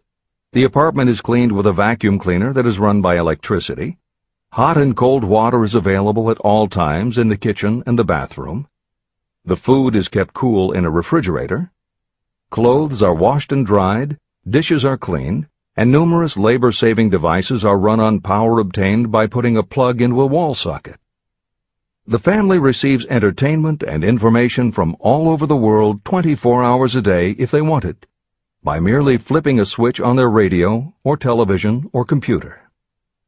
There are other conveniences, but the foregoing list will give a fair idea of some of the concrete evidences of the freedoms that we, of America, enjoy. Clothing. Anywhere in the United States, the family with average clothing requirements can dress very comfortably at a cost that is only a small portion of their earnings. Only the three basic necessities of food, clothing, and shelter have been mentioned. The average American also has other options and advantages that are available in return for reasonable effort. The average American has security of property rights not found in any other country in the world. We can place any surplus money in a bank with the assurance that our government will protect it and make good to us if the bank fails. If an American citizen wants to travel from one state to another, he or she needs no passport and no one's permission. You may go when you please, and you may travel by car, train, bus, airplane, ship, or any other method that you can afford. The miracle that has provided these blessings. We often hear politicians proclaiming the freedom of America when they solicit votes, but they seldom take the time or trouble to analyze the source of this freedom. Having no axe to grind, no grudge to express, and no ulterior motives, I will give you a frank analysis of that mysterious, abstract, greatly misunderstood something that gives to every citizen of America more blessings, more opportunities to accumulate wealth, and more freedom of every nature than may be found in any other country. I have the right to analyze the source and nature of this unseen power because I know, and have known for more than half a century, many of the men who organized that power, and many who are now responsible for its maintenance. The name of this mysterious benefactor of mankind is capital. Capital consists not only of money, but also of highly organized, intelligent groups of individuals who plan ways and means of using money efficiently for the good of the public and profitably to themselves. These groups consist of scientists, educators, chemists, inventors, business analysts, publicists, transportation experts, accountants, lawyers, doctors, and other men and women who have highly specialized knowledge in all fields of industry and business. They pioneer, experiment, and blaze trails in new fields of endeavor. They support colleges, hospitals, schools, build good roads, publish newspapers, pay most of the cost of government, and take care of the many details essential to human progress. Stated briefly, the capitalists are the brains of civilization because they supply the entire fabric of which all education, enlightenment, and human progress consist. Money without brains is always dangerous. Properly used, it is the most important essential of civilization. To give you an idea of how important organized capital is, try to imagine that it is your job to provide and prepare a simple family breakfast, but you have to do it without the aid of capital. To supply the tea, you would have to make a trip to China or India. Unless you are an excellent swimmer, you would become rather tired before making the round trip. Then, too, another problem would confront you. What would you use for money, even if you had the physical endurance to swim the ocean? To supply sugar, you would have to take another swim to the Caribbean islands, or a long walk to the sugar beet section of Utah. But even then you might come back without the sugar, because organized effort and money are necessary to produce sugar, to say nothing of what is required to refine, transport, and deliver it to the breakfast table anywhere in the United States. Eggs you could obtain easily enough from nearby farms, but you might have a very long walk to Florida or California and back before you could serve grapefruit juice. You would have another long walk to Kansas or one of the other wheat-growing states when you went after wheat bread. Dry cereal would have to be omitted from the menu because it would not be available except through the labor of a trained group of workers and suitable machinery, all of which call for capital. After resting, you could take off for another little swim down to South America, where you would pick up a couple of bananas. On your return, you could take a short walk to the nearest farm having a dairy and pick up some butter and cream. Then your family would be ready to sit down and enjoy breakfast. Seems absurd, doesn't it? Well, the procedure described would be the only possible way these simple items of food could be delivered if we had no capitalistic system. The capital cornerstone of our lives. The sum of money required for the building and maintenance of the planes, trucks, trains, and cargo ships used in the delivery of that simple breakfast is so huge that it staggers imagination. It runs into billions of dollars. Not to mention the armies of trained employees required to run all those planes, trucks, ships, and trains. But transportation is only a part of the requirements of modern civilization in capitalistic America. Before there can be anything to haul, something must be grown from the ground, or manufactured and prepared for market. This calls for more billions of dollars for equipment, machinery, packaging, marketing, and to pay the wages of millions of men and women. Transportation systems do not spring up from the earth and function automatically. They come in response to the call of civilization. They come through the labor and ingenuity and organizing ability of people who have imagination, faith, enthusiasm, decision, and persistence. These men and women are known as capitalists. They are motivated by the desire to build, construct, achieve, render useful service, earn profits, and accumulate riches. And because they render service without which there would be no civilization, they earn for themselves great riches. Just to keep the record simple and understandable, I will add that these capitalists are the same men and women who are often denounced as the greedy establishment or Wall Street. I'm not attempting to present a case for or against any group or any system of economics. The purpose of this book, a purpose to which I have faithfully devoted more than half a century, is to present to anyone who wants the knowledge the most dependable philosophy through which individuals may accumulate riches in whatever amounts they desire. The reasons I have analyzed the economic advantages of the capitalistic system are: 1. To point out that all who seek riches must recognize and adapt themselves to the system that controls all approaches to fortunes, large or small. 2. To present the side of the picture opposite to the one portrayed by politicians and demagogues, and the media, who often refer to organized capital as if it were something poisonous. This is a capitalistic country. It was developed through the use of capital.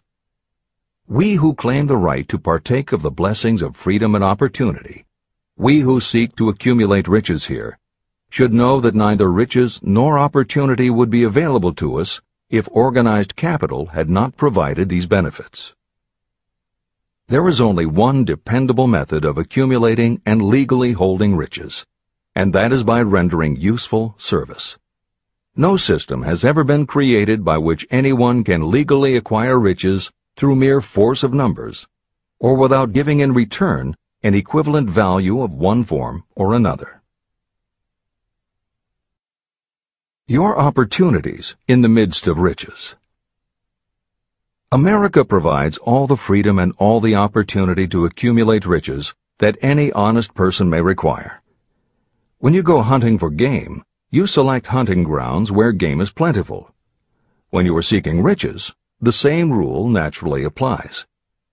If it is riches you are seeking, do not overlook the possibilities of a country whose citizens are so rich that women alone spend billions of dollars each year for cosmetics and other beauty products. Do not be in too big a hurry to get away from a country whose men willingly, even eagerly, hand over more billions of dollars annually for football, basketball, baseball, and all the related products that go with these and other sporting events. Only a few of the luxuries and non-essentials have been mentioned, but remember that the business of producing and marketing these few products gives regular employment to many millions of men and women, who receive for their services many millions of dollars monthly, and spend it freely for both the luxuries and the necessities. Especially, remember that behind all this exchange of merchandise and personal services is an abundance of opportunity to accumulate riches. Here our American freedom comes to your aid. There is nothing to stop you or anyone from engaging in any portion of the effort necessary to carry on these businesses. If you have superior talent, training, experience, you may accumulate riches in large amounts. Those not so fortunate may accumulate smaller amounts. Anyone may earn a living in return for a very nominal amount of labor. So there you are. Opportunity has spread its wares before you. Step up to the front, select what you want, create your plan, put the plan into action, and follow through with persistence. Capitalistic America will do the rest. You can depend on this much. Capitalistic America ensures every person the opportunity to render useful service and to collect riches in proportion to the value of the service. The system denies no one this right, but it does not and cannot promise something for nothing. The system itself is irrevocably controlled by the law of economics, which neither recognizes nor tolerates for long getting without giving.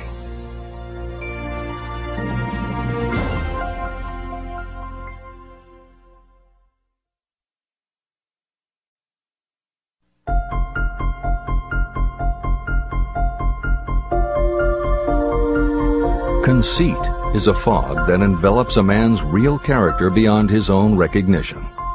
It weakens his native ability and strengthens all his inconsistencies. Chapter 9. Decision. The mastery of procrastination. The seventh step toward riches. Analysis of over 25,000 men and women who had experienced failure reveals that lack of decision was near the head of the list of the 31 major causes of failure. Procrastination, the opposite of decision, is a common enemy which practically every person must conquer. You will have an opportunity to test your capacity to reach quick and definite decisions when you finish reading this book and begin to put the principles into action. My analysis of several hundred people who had accumulated fortunes well beyond the $1 million mark disclosed the fact that every one of them had the habit of reaching decisions promptly and of changing these decisions slowly. People who fail to accumulate money, without exception, have the habit of reaching decisions, if at all, very slowly, and of changing these decisions quickly and often. One of Henry Ford's most outstanding qualities was his habit of reaching decisions quickly and definitely and changing them slowly. This quality was so pronounced in Mr. Ford that it gave him the reputation of being obstinate. It was this quality that prompted Mr. Ford to continue to manufacture his famous Model T, the world's ugliest car, when all of his advisors and many of the purchasers of the car were urging him to change it. Perhaps Mr. Ford delayed too long in making the change, but the other side of the story is that Mr. Ford's firmness of decision yielded a huge fortune before the change in model became necessary. Some say that Mr. Ford's definiteness of decision was just obstinacy, but even this quality is preferable to slowness in reaching decisions and quickness in changing them. Editor's comments. Henry Ford's consistency extended also to the color of the Model T, 15 million of which in 19 years of production from 1908 to 1927 were made only in black and with little change in the design. Shortly after its introduction, Napoleon Hill met with Ford to talk about the principles of success. According to Hill, in Michael Ritt's biography of Napoleon Hill, A Lifetime of Riches, Henry Ford was cold, indifferent, unenthusiastic, and spoke only when forced to, unless he was talking about his car. Early on, few people other than Carnegie could foresee the success Ford would achieve, which Hill later attributed to Ford's self-control and concentrated effort. At Hill's first meeting with him in 1911, Ford was interested only in talking about the Model T. After Ford took him for a spin around the factory, Hill bought one for $680. This is the end of the editor's comments. Making your own decisions. The majority of people who fail to accumulate the money they need are generally easily influenced by the opinions of others. They permit gossip, rumors, other people's opinions, and the news reporters to do their thinking for them. Opinions are the cheapest commodities on earth. Everyone has a flock of opinions they are ready to tell anyone who will listen. If you are too influenced by other people's opinions when you reach decisions, you will not succeed in any undertaking, much less in that of transmuting your own desire into money. If you are influenced by the opinions of others, you will have no desire of your own. Keep your own counsel. Rely on yourself to reach your own decisions when you begin to put these principles into practice, and follow through on your decisions. Take no one into your confidence except the members of your mastermind group, and be very sure that you choose for your group only those who will be in complete sympathy and harmony with your purpose. Close friends and relatives, while not meaning to do so, often handicap one through opinions, and for some reason, even friends often seem to think that ridiculing you and your plans is funny. Thousands of men and women carry inferiority complexes with them all through life because some well-meaning but ignorant person destroyed their confidence through opinions or ridicule. You have a brain and mind of your own. Use it, and reach your own decisions. If you need facts or information from others to help you reach decisions, acquire the facts or information you need quietly, without disclosing your purpose. It is characteristic of people who have a smattering of knowledge to try to give the impression that they know more than they do. Such people generally do too much talking and too little listening.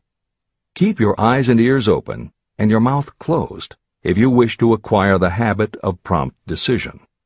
Those who talk too much do little else. If you talk more than you listen, you may miss some important piece of knowledge that might have been very useful to you. By talking too much, you may also disclose your plans and purposes to people who will take great delight in defeating you because they envy you.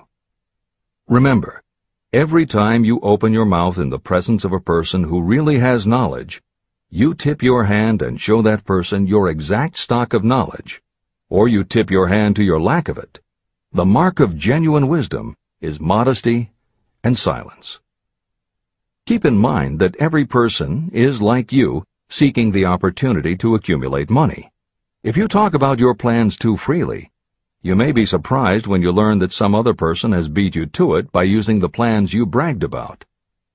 Let one of your first decisions be to keep a closed mouth and open ears and eyes. As a reminder to yourself, copy the following epigram in large letters and place it where you will see it daily. Tell the world what you intend to do, but first, show it. This is the equivalent of saying that deeds and not words are what count most. The value of decisions depends upon the courage required to render them.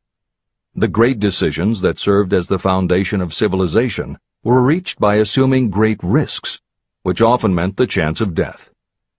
Lincoln's decision to issue his famous Proclamation of Emancipation, which gave freedom to African Americans, was rendered with full understanding that his act would turn thousands of friends and political supporters against him.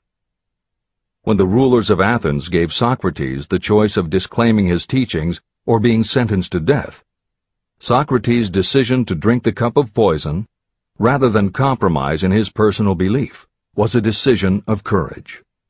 It turned time ahead 1,000 years and gave to people then unborn the right to freedom of thought and of speech. 56. Who Risked the Gallows?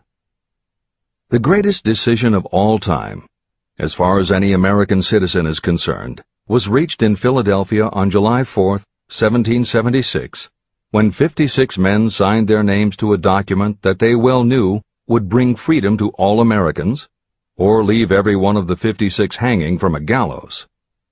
You have heard of this famous document, the Declaration of Independence. But have you taken from it the great lesson in personal achievement it so plainly taught? We all remember the date of this momentous decision, but few of us realize what courage that decision required. We remember our history as it was taught. We remember dates and the names of the men who fought. We remember Valley Forge and Yorktown. We remember George Washington and Lord Cornwallis. But we know little of the real forces behind these names, dates, and places. We know even less of that intangible power that ensured freedom long before Washington's armies reached Yorktown. It is nothing short of tragedy that the writers of history have missed entirely even the slightest reference to the irresistible power that gave birth and freedom to the nation destined to set up new standards of independence for all the peoples of the earth. I say it is a tragedy because it is the same power that must be used by every individual who overcomes the difficulties of life and forces life to pay the price asked. Let us briefly review the events that gave birth to this power. The story begins with an incident in Boston on March 5, 1770. British soldiers were patrolling the streets, openly threatening the citizens by their presence. The colonists resented armed men marching in their midst. They began to express their resentment openly, hurling stones as well as epithets at the marching soldiers, until the commanding officer gave orders, "Fix bayonets, charge." The battle was on. It resulted in the death and injury of many. The incident aroused such resentment that the Provincial Assembly, made up of prominent colonists, called a meeting for the purpose of taking definite action. Two of the members of that assembly were John Hancock and Samuel Adams. They spoke up courageously and declared that a move must be made to eject all British soldiers from Boston. Remember this: a decision, in the minds of two men, might properly be called the beginning of the freedom that we of the United States now enjoy. Remember, too, that the decision of these two men called for faith and courage because it was dangerous. Before the assembly adjourned, Samuel Adams was appointed to call on Hutchinson, the governor of the province, and demand the withdrawal of the British troops. The request was granted, and the troops were removed from Boston, but the incident was not closed. It had caused a situation that was destined to change the entire trend of civilization. Richard Henry Lee became an important factor in this story, because he and Samuel Adams corresponded frequently, sharing freely their fears and their hopes concerning the welfare of the people of their provinces. From this practice, Adams conceived the idea that a mutual exchange of letters between the 13 colonies might help to bring about the coordination of efforts so badly needed in connection with the solution of their problems. In March of 1772, 2 years after the clash with the soldiers in Boston, Adams presented this idea to the Assembly. He made a motion that a correspondence committee be established among the colonies, with definitely appointed correspondents in each colony, for the purpose of friendly cooperation for the betterment of the colonies of British America. It was the beginning of the organization of the far-flung power destined to give freedom to you and to me. A mastermind group had already been organized. It consisted of Adams, Lee, and Hancock. The Committee of Correspondence was organized. The citizens of the colonies had been waging disorganized warfare against the British soldiers through incidents similar to the Boston riot, but nothing of benefit had been accomplished.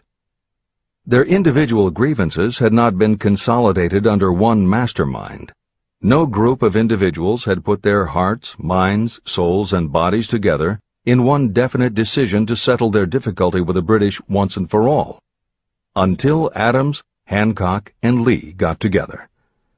Meanwhile, the British were not idle. They, too, were doing some planning and masterminding, and they had the advantage of having behind them money and organized soldiery. A decision that changed history. The Crown appointed Gage to supplant Hutchinson as the governor of Massachusetts. One of the new governor's first acts was to send a messenger to call on Samuel Adams for the purpose of endeavoring to stop his opposition by fear. You will best understand the spirit of what happened from this quotation of the conversation between Colonel Fenton, the messenger sent by Gage, and Adams. Colonel Fenton: I have been authorized by Governor Gage to assure you, Mr. Adams, that the governor has been empowered to confer upon you such benefits as would be satisfactory, an obvious endeavor to win Adams by promise of bribing him, upon the condition that you engage to cease in your opposition to the measures of the government. It is the governor's advice to you, sir, not to incur the further displeasure of His Majesty. Your conduct has been such as makes you liable to penalties of an act of Henry VIII, by which persons can be sent to England for trial for treason or misprision of treason at the discretion of a governor of a province. But by changing your political course, you will not only receive great personal advantages, but you will make your peace with the king. Samuel Adams had the choice of two decisions. He could cease his opposition and receive personal bribes, or he could continue and run the risk of being hanged. Clearly, the time had come when Adams was forced to reach, instantly, a decision that could have cost his life. Adams insisted upon Colonel Fenton's word of honor that the colonel would deliver to the governor the answer exactly as Adams would give it to him. Adams' answer: "Then you may tell Governor Gage that I trust I have long since made my peace with the King of Kings. No personal consideration shall induce me to abandon the righteous cause of my country.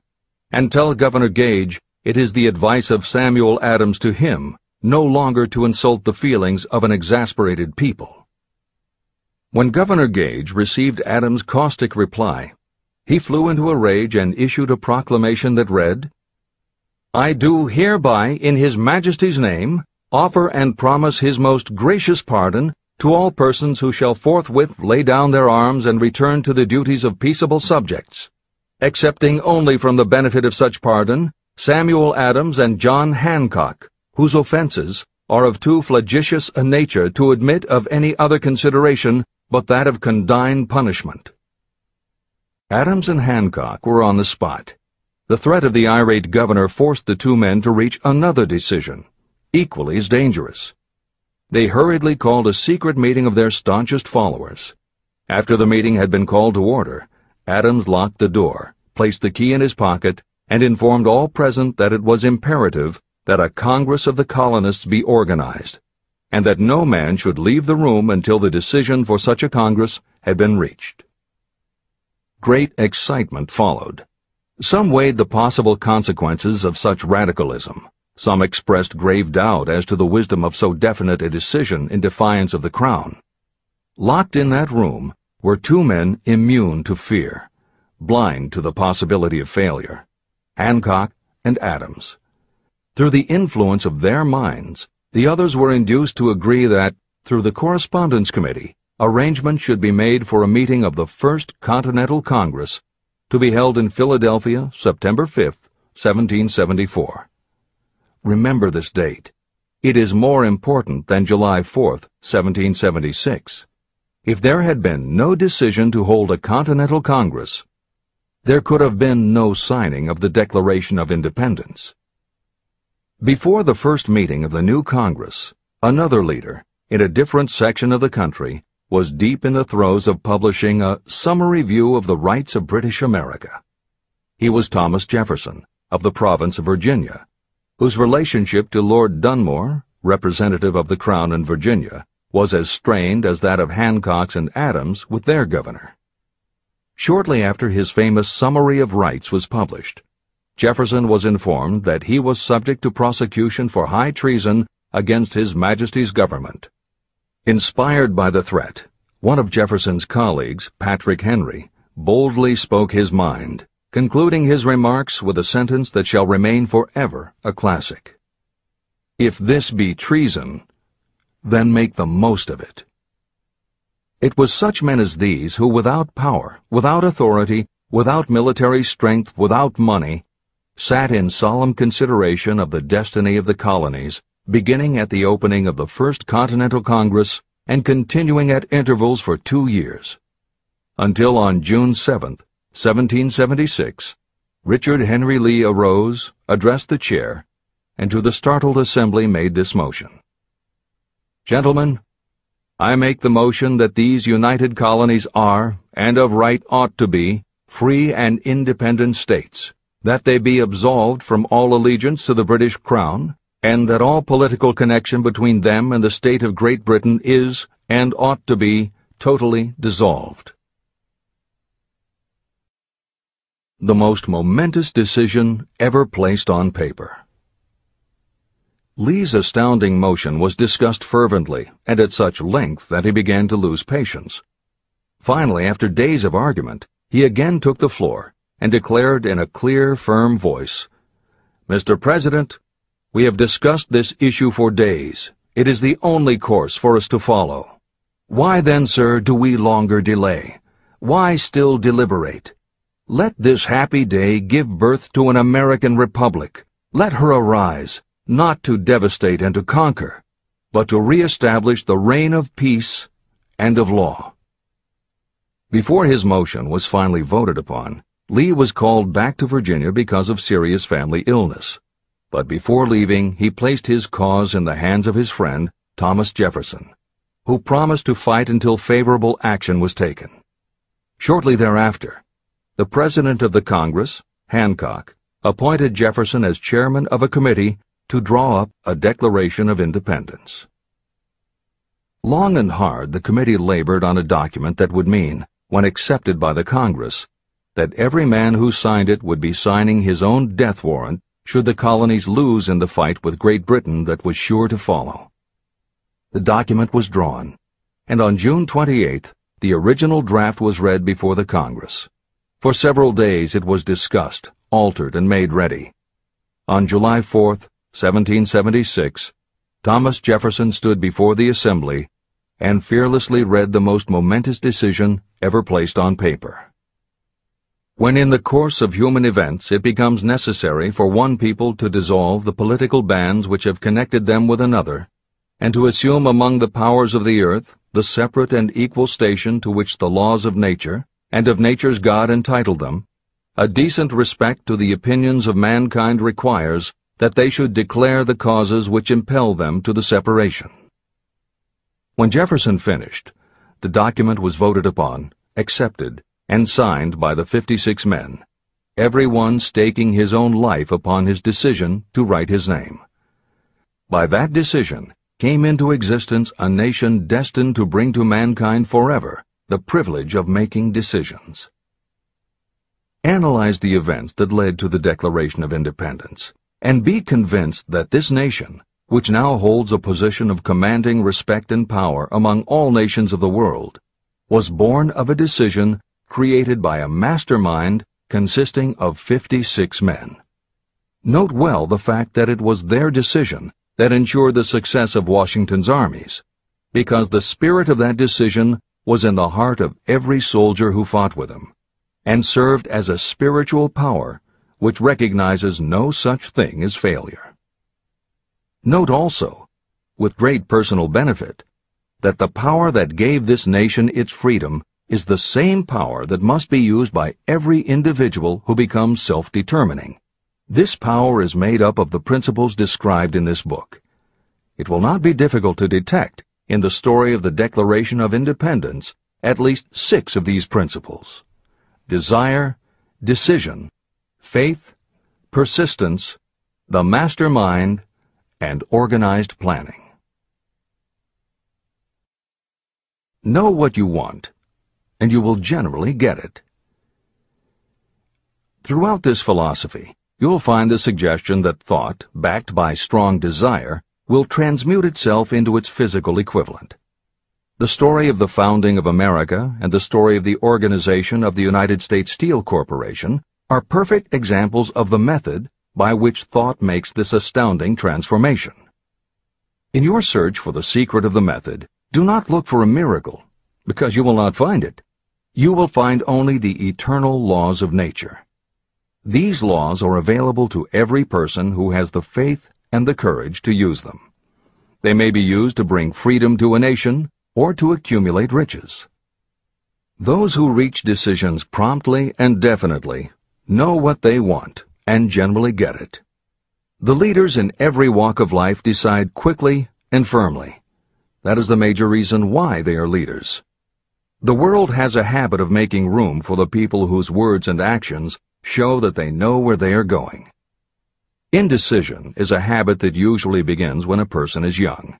It becomes more and more of a habit as the youth goes through grade school, high school, and even through college without definiteness of purpose. The habit of indecision goes with the student into the occupation he or she chooses. Generally, a young person just out of school seeks any job that can be found. Young people take the first job they can find because they have fallen into the habit of indecision. The vast majority of people working today are in the positions they hold because they lack the definiteness of decision to plan a definite position and the knowledge of how to choose an employer. Definiteness of decision always requires courage, sometimes very great courage. The 56 men who signed the Declaration of Independence staked their lives on the decision to affix their signatures to that document. The person who reaches a definite decision to go after a specific job and make life pay the price he or she asks does not stake his or her life on that decision. They stake their economic freedom. Financial independence, riches, and desirable business positions are not within reach of the person who neglects or refuses to expect, plan, and demand these things. The person who desires riches in the same spirit that Samuel Adams desired freedom for the colonies is sure to accumulate wealth. No man achieves great success who is unwilling to make personal sacrifices. Chapter 10. Persistence. The sustained effort necessary to induce faith. The 8th step toward riches. Persistence is an essential factor in the procedure of transmuting desire into its monetary equivalent. The basis of persistence is the power of will. Willpower and desire, when properly combined, make an irresistible pair. Those who accumulate great fortunes are sometimes called cold-blooded or ruthless. Frequently, it is simply because their critics simply don't understand that what they have is a strong desire backed up by willpower, which they mix with persistence. It is the combination that ensures the attainment of their objectives. The majority of people are ready to throw their aims and purposes overboard and give up at the first sign of opposition or misfortune. A few carry on despite all opposition until they attain their goal. There may be no heroic connotation to the word persistence, but persistence does for your character what carbon does to iron. It hardens it to steel. The building of a fortune will involve the application of the entire 13 factors of this philosophy. These principles must be understood, and they must be applied with persistence by all who accumulate money. Your test of persistence.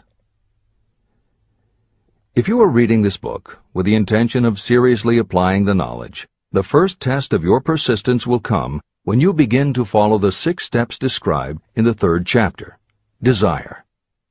Unless you are one of the few people who already have a definite goal and a definite plan for its attainment, you may read the instructions, but you will never actually apply them in your daily life. Lack of persistence is one of the major causes of failure.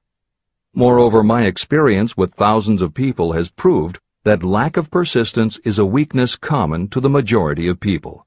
However, it is a weakness that may be overcome by effort. The ease with which lack of persistence may be conquered will depend entirely upon the intensity of your desire. The starting point of all achievement is desire. Keep this constantly in mind. Weak desires bring weak results, just as a small amount of fire makes a small amount of heat. If you are lacking in persistence, this weakness may be remedied by building a stronger fire under your desires. Continue reading through to the end of this book. Then go back to Chapter 3 and start immediately to carry out the instructions for using the 6 steps. The eagerness with which you follow these instructions will indicate clearly how much or how little you really desire to accumulate money. If you find that you are indifferent, you may be sure that you have not yet acquired the money consciousness that you must possess before you can be sure of accumulating a fortune. Fortunes gravitate to those whose minds have been prepared to attract them, just as surely as water gravitates to the ocean. If you are weak in persistence, focus on the instructions in Chapter 11, Power of the Mastermind. Surround yourself with a mastermind group, and through the cooperation of the members of this group, you can develop persistence. You will find additional instructions for the development of persistence in Chapter 5, Autosuggestion, and in Chapter 13, The Subconscious Mind. Follow the instructions in these chapters until you build up habits that convey to your subconscious mind a clear picture of the object of your desire. From that point on, you will not be handicapped by lack of persistence. Your subconscious mind works continuously while you are awake and while you are asleep. Are you money conscious or poverty conscious? Occasional effort to apply the rules will be of no value to you. To get results, you must apply all of the rules until they become a fixed habit with you. In no other way can you develop the necessary money consciousness. Just as money is attracted to those who have deliberately set their mind on it, poverty is attracted to those whose mind is open to it.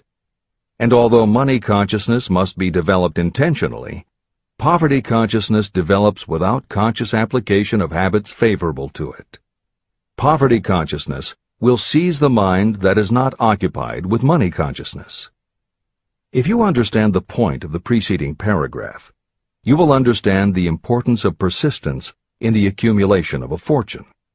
Without persistence, you will be defeated even before you start. With persistence, you will win. If you have ever had a nightmare, you will realize the value of persistence. You are lying in bed, half awake, with a feeling that you are about to smother. You are unable to turn over or to move a muscle. You realize that you must begin to regain control over your muscles. Through persistent effort of willpower, you finally manage to move the fingers of one hand.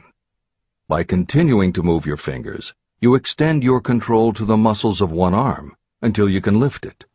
Then you gain control of the other arm. You finally gain control over the muscles of one leg, and then extend it to the other leg.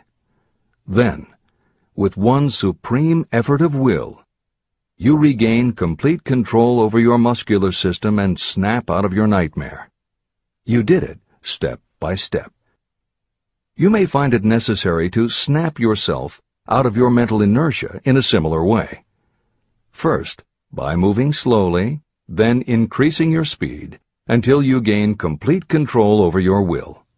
Be persistent, no matter how slowly you may have to move at first. With persistence will come success. Snap out of mental inertia. If you select your mastermind group with care, you will have in it at least one person who will aid you in the development of persistence. Some people who have accumulated great fortunes did so because of necessity. They developed the habit of persistence because circumstances forced them to become persistent. Those who have cultivated the habit of persistence seem to enjoy insurance against failure.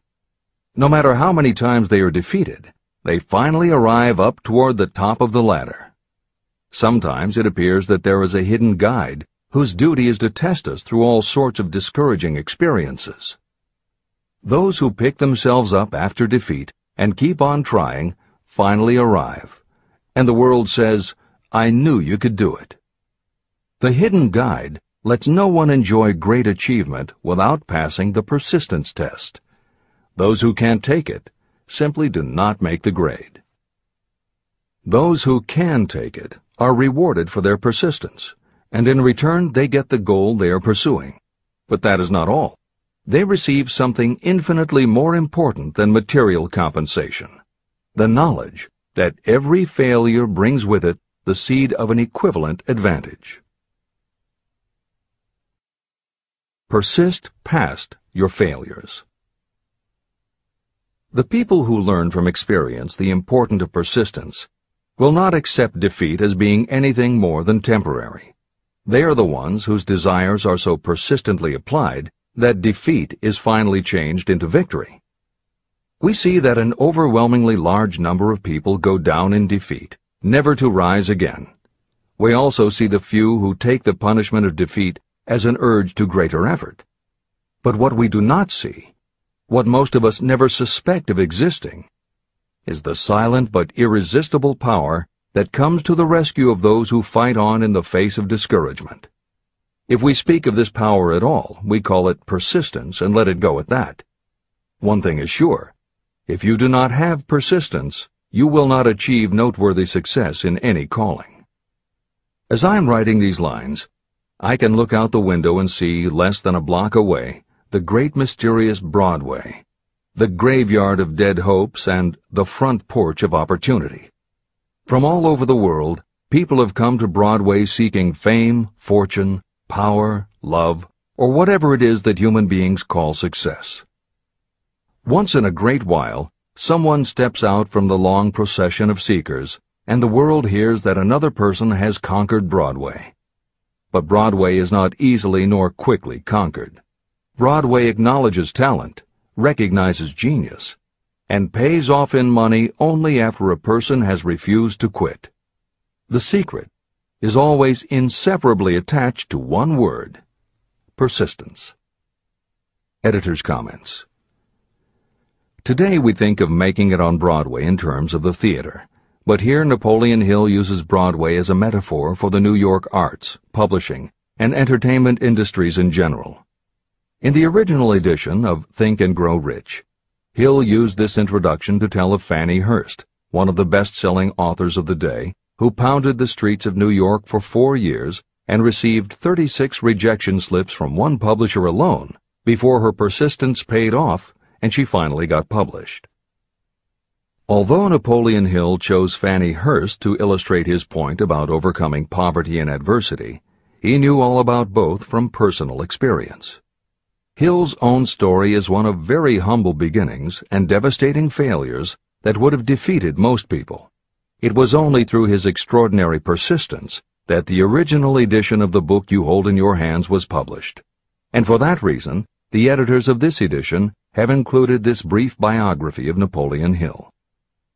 The following is adapted from A Lifetime of Riches, the biography of Napoleon Hill, written by Michael J. Ritt Jr. and Kirk Landers, and also draws upon Napoleon Hill's first bestseller, his 4-volume masterwork, Law of Success.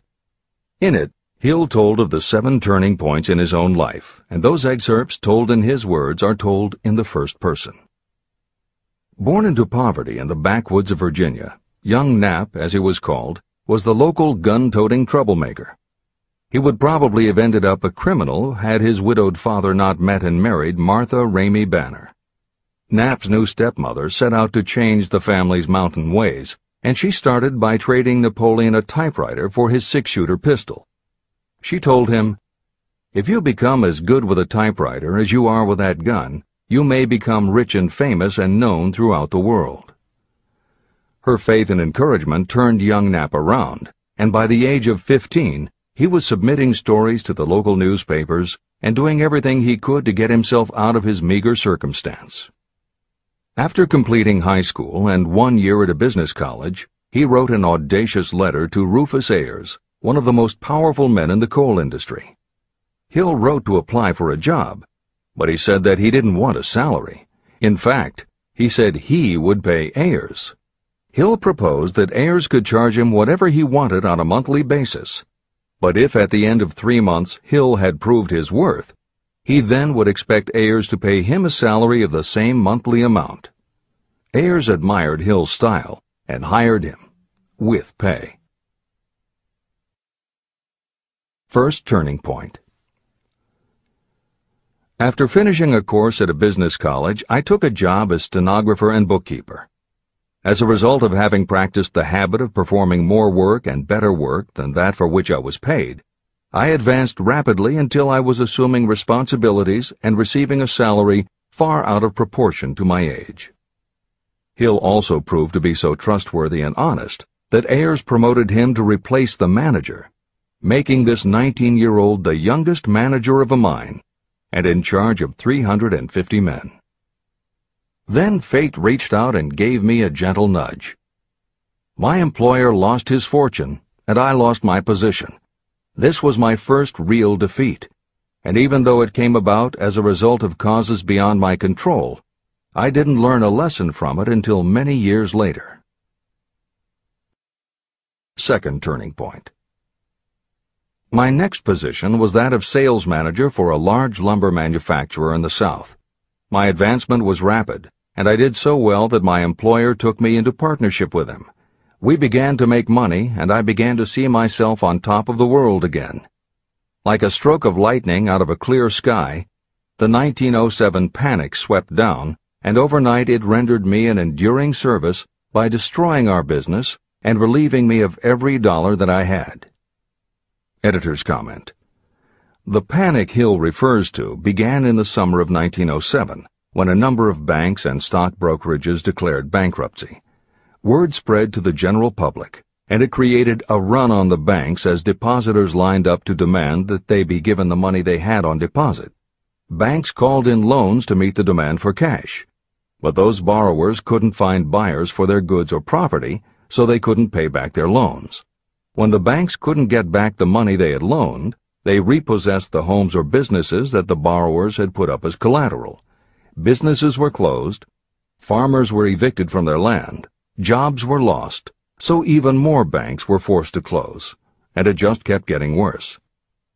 America was caught in a downward spiral that was reversed only when the major Wall Street bankers and financial executives, who were themselves in danger of losing their businesses, stepped in to shore up troubled banks. It was in large part because of the bank panic of 1907 that legislation was enacted in 1913 to create the Federal Reserve System. This is the end of the editor's comments. Third turning point. This was my first serious defeat. I mistook it then for failure, but it was not. And before I complete this lesson, I will tell you why it was not. It required the 1907 panic and the defeat that it brought me to redirect my efforts from the lumber business to the study of law. I entered law school with the firm belief that I would emerge doubly prepared to catch up with the end of the rainbow and claim my pot of gold. Napoleon Hill planned to put himself and his brother through law school by writing articles for Bob Taylor's magazine.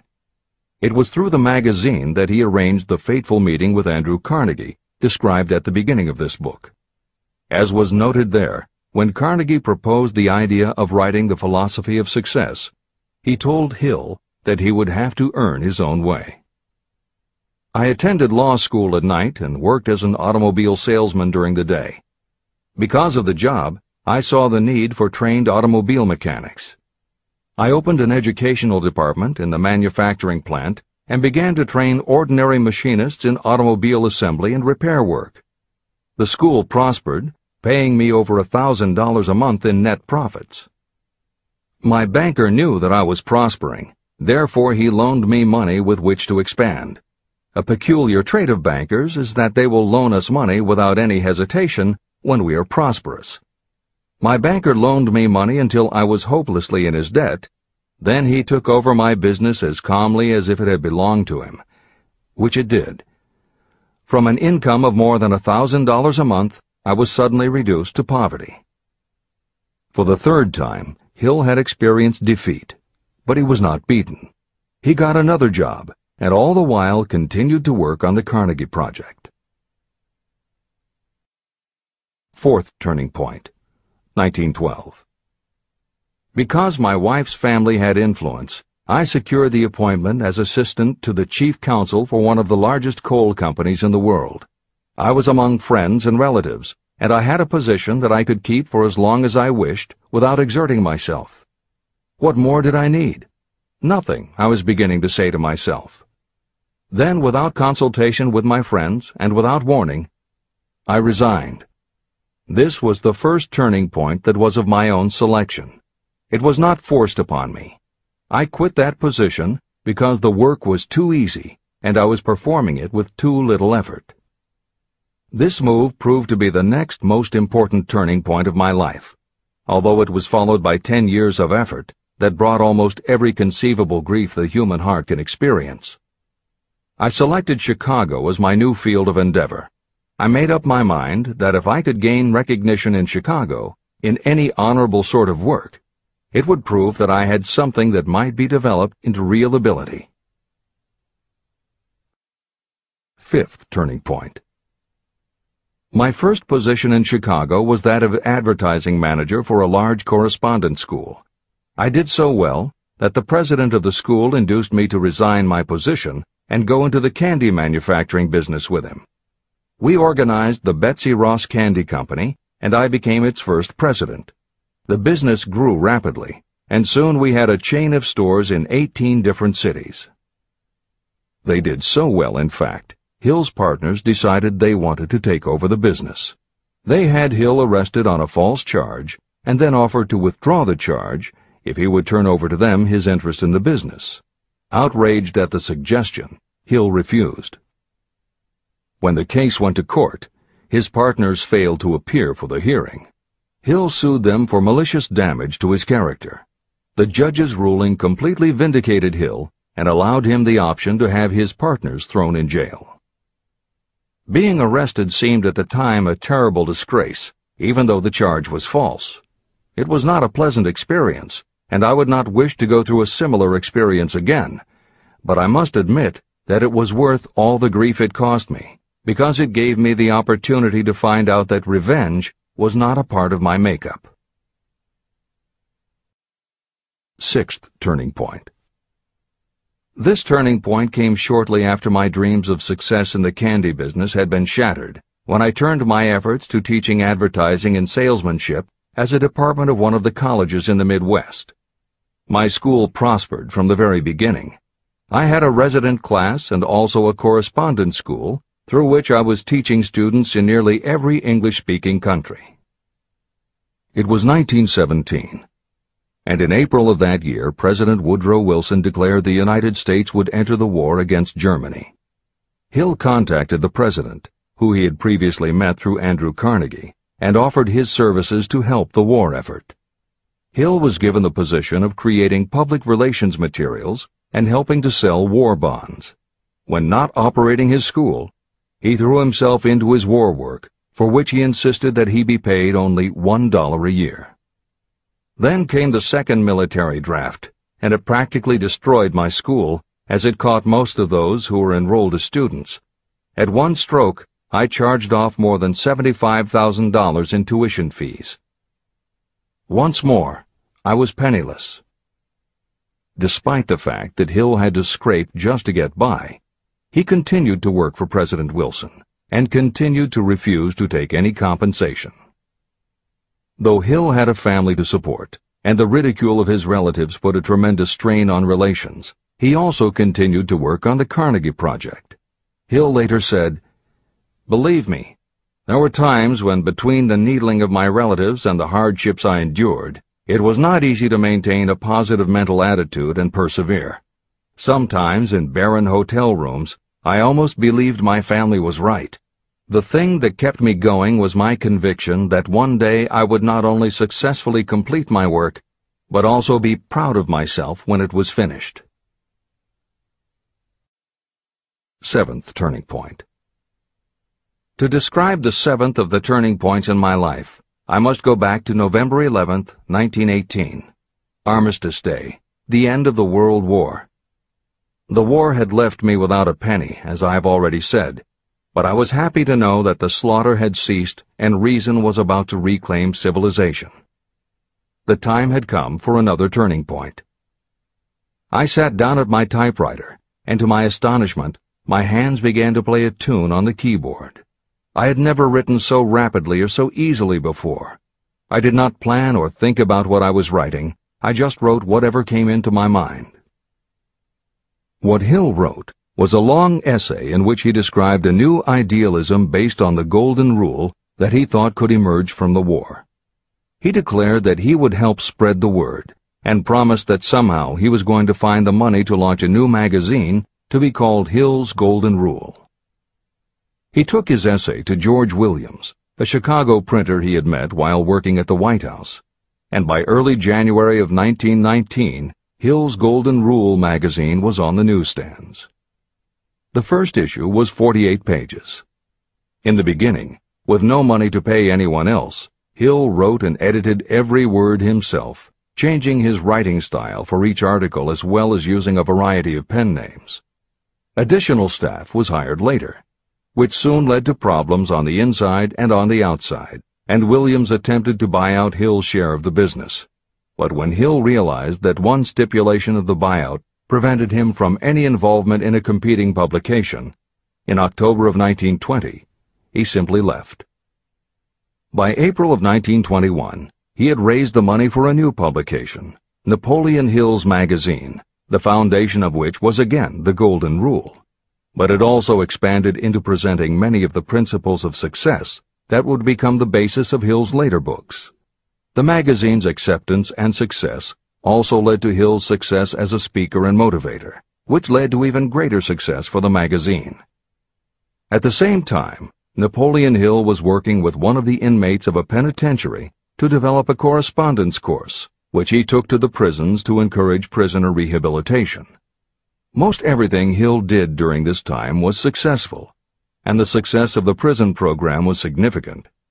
But the greed of two members of the board of directors, one of whom was the prison chaplain, eventually led in 1923 to the demise of not only the educational rehabilitation programs, but also the magazine and numerous other successful offshoot ventures. The bleak irony, as Michael Ritt notes in A Lifetime of Riches, was that few enterprises in the 1920s could have been more idealistic or humanitarian in concept. Yet in seeking to stir goodness in men's souls, these enterprises had stirred mean-spirited men to a bloodlust that destroyed everything. Without his magazine, Hill went back to teaching and lecturing, which led to an introduction to a crusading newspaper publisher, Don Mellett, who offered to help Hill publish the results of his work on the Carnegie Project.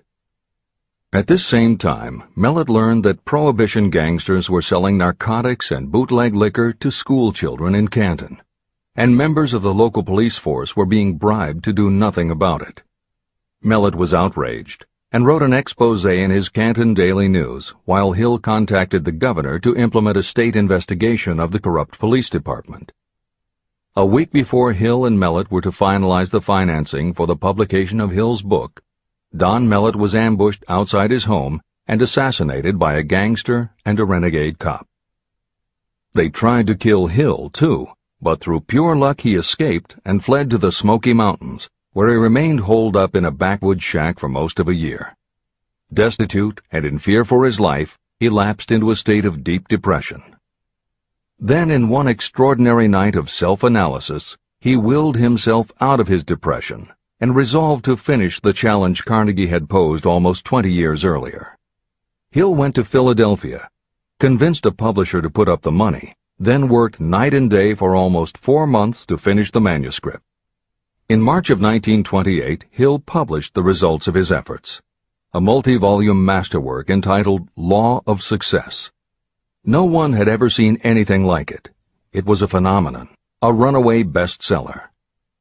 A little over a year later, while Hill was finally enjoying the fruits of his long labors, the stock market crash of '29 hit. The bottom fell out of everything, including the market for books. Though he never gave up on his vision, like the rest of America, Hill struggled through the Depression. He lectured, he wrote, and he taught in every way he could, but it was very hard to preach personal achievement to a country that had lost faith in itself. Napoleon Hill made it his personal mission to turn the tide by creating a variety of self-help programs, but it became disappointingly apparent that it was going to take more than one man to do it. When Franklin Delano Roosevelt was elected president, he reached out to Hill. Though Napoleon Hill was an avowed capitalist, he believed enough in the ultimate goal of FDR's policies that he committed himself to helping the new administration. Throughout the Depression years, he became a close confidant of the president's, helping to guide Roosevelt in his efforts to revitalize America. It is said that it was Hill who gave FDR the famous line, "We have nothing to fear but fear itself." And though Hill was dead broke, just as he had done for President Wilson, he refused to accept more than $1 a year for his efforts. In 1937, as America was finally beginning to see glimmerings of hope that the Great Depression might end, Hill convinced his publisher that America now needed a book to help shake off the mental and emotional stigma of those terrible times. He was right. They released Think and Grow Rich to such resounding success that it sold well over 1 million copies even before the Depression ended. At this writing, it has sold more than 60 million copies worldwide, and to this day it still sells more than 1 million copies a year in its various editions. Take your own persistence inventory. Persistence is a state of mind. Therefore, it can be cultivated. Like all states of mind, persistence is based upon definite causes, among them these. Definiteness of purpose. Knowing what you want is the first and most important step toward the development of persistence. A strong motive will force you to surmount difficulties. Desire. It is comparatively easy to acquire and maintain persistence in pursuing the object of intense desire. Self-reliance. Belief in your ability to carry out a plan encourages you to follow the plan through with persistence. Self-reliance can be developed through the principle described in Chapter 5, Autosuggestion. Definiteness of plans. Organized plans, even ones that may be weak or impractical, encourage persistence. Accurate knowledge. Knowing that your plans are sound, based upon experience or observation, encourages persistence. Guessing, instead of knowing, destroys persistence. Cooperation. Sympathy, understanding, and cooperation with others tend to develop persistence. Willpower. The habit of concentrating your thoughts on making plans to attain your definite purpose leads to persistence. Habit. Persistence is the direct result of habit.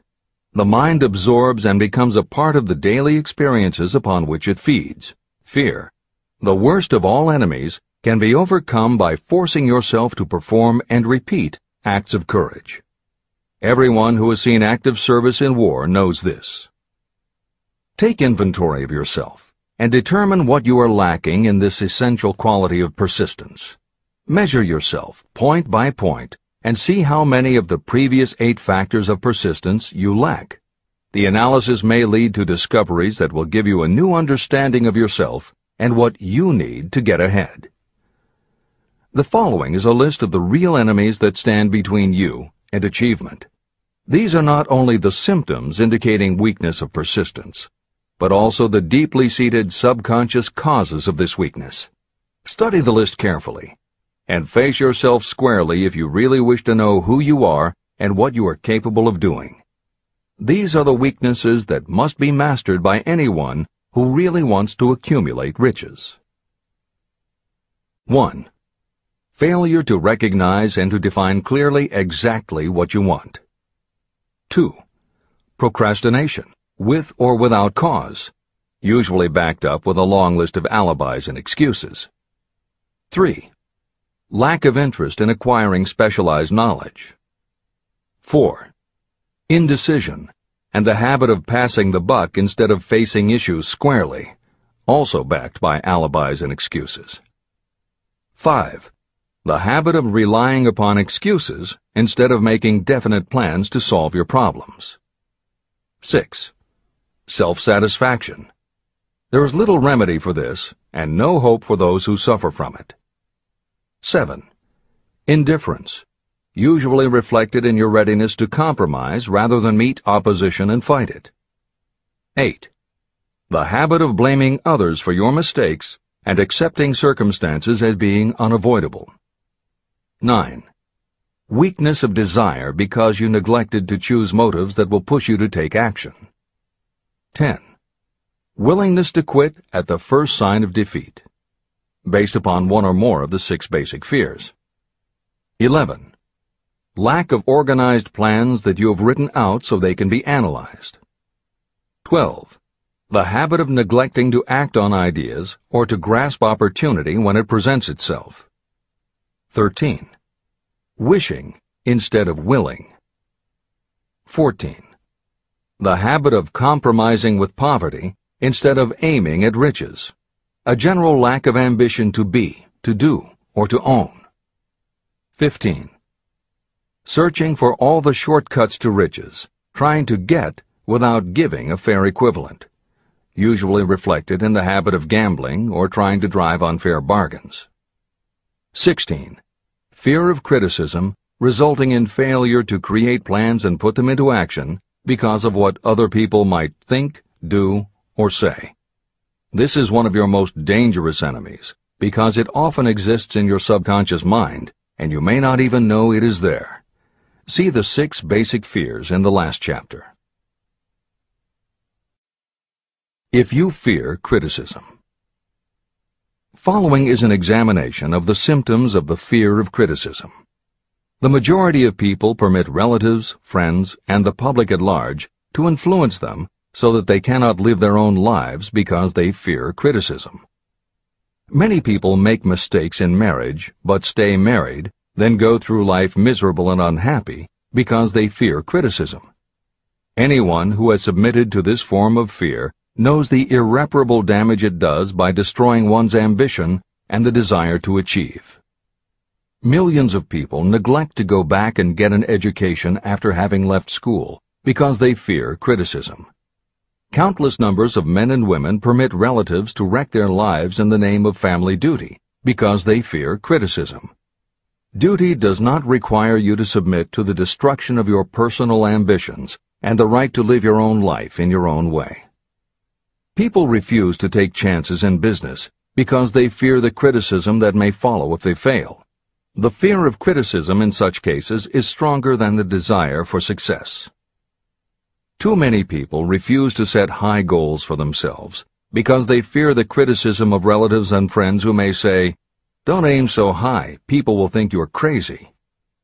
When Andrew Carnegie suggested that I devote 20 years to the organization of a philosophy of individual achievement, my first impulse was fear of what people might say. His suggestion was far greater than anything I had ever conceived for myself. My first instinct was to create excuses, all of them traceable to the fear of criticism. Something inside of me said, "You can't do it. The job is too big and requires too much time. What will your relatives think of you? How will you earn a living? No one has ever organized a philosophy of success. What right have you to believe you can do it? Who are you anyway to aim so high? Remember your humble birth. What do you know about philosophy? People will think you are crazy," and they did. "Why hasn't some other person done this before now?" These and many other questions flashed into my mind. It seemed as if the whole world had suddenly turned its attention to me with a purpose of ridiculing me into giving up all desire to carry out Mr. Carnegie's suggestion. Later in life, after having analyzed thousands of people, I discovered that most ideas are stillborn. To grow, ideas need the breath of life injected into them through definite plans of immediate action. The time to nurse an idea is at the time of its birth. Every minute it lives gives it a better chance of surviving.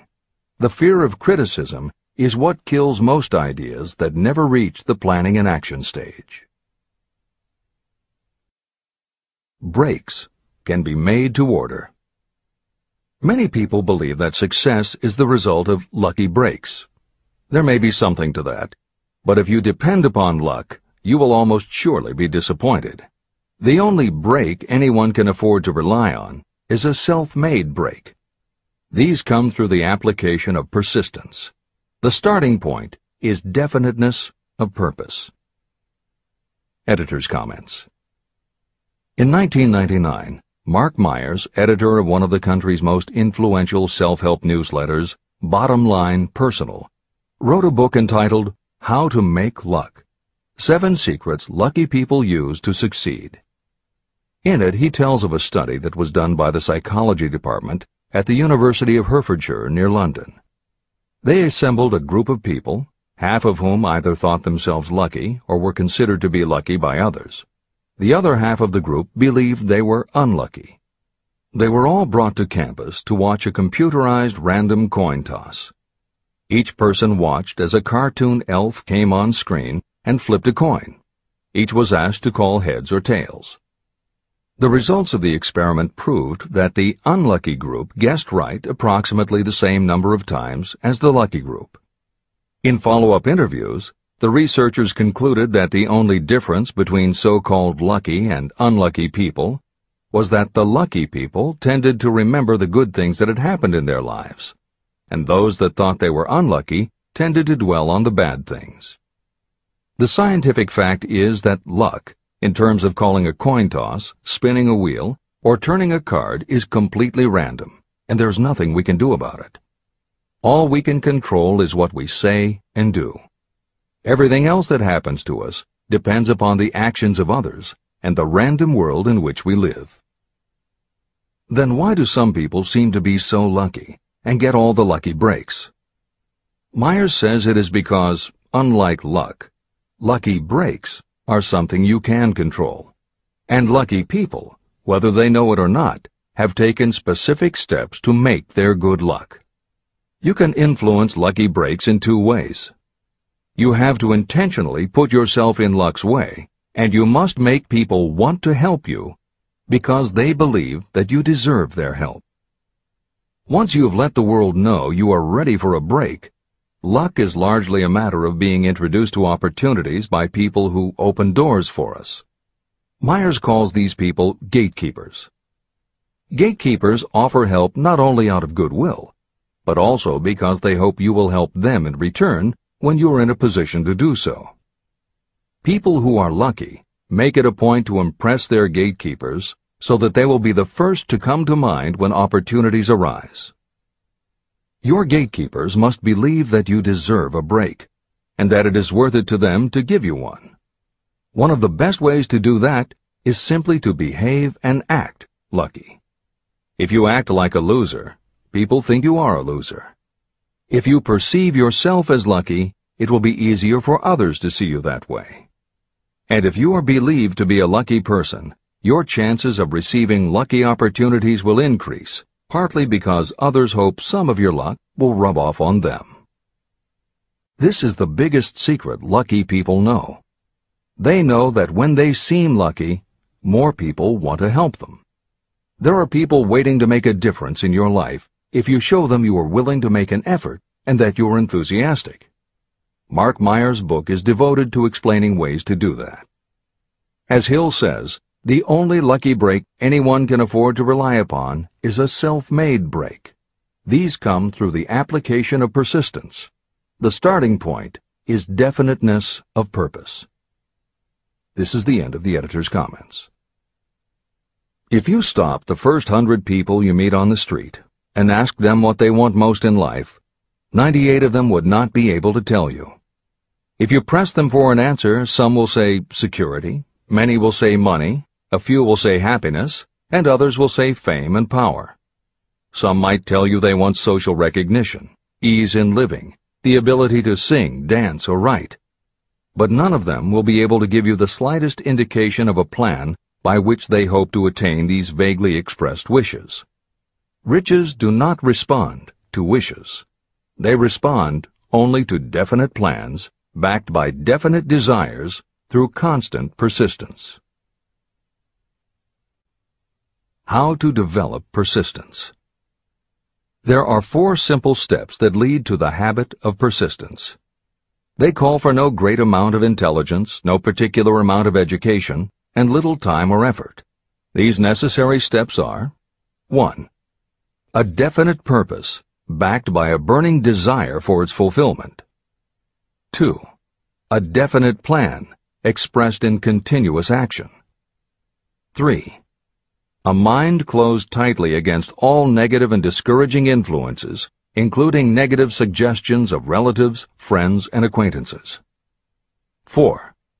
A friendly alliance with one or more persons who will encourage you to follow through with both plan and purpose. These 4 steps are essential for success in all walks of life. An important purpose of the 13 principles of this philosophy is to enable you to take those 4 steps as a matter of habit. They are steps by which you may control your economic destiny. They are steps that lead to freedom and independence of thought. They are steps that lead to riches, in small or great quantities.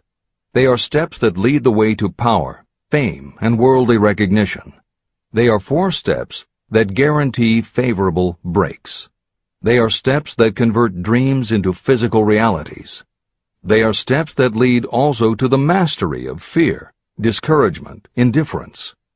There is a magnificent reward for anyone who learns to take these 4 steps.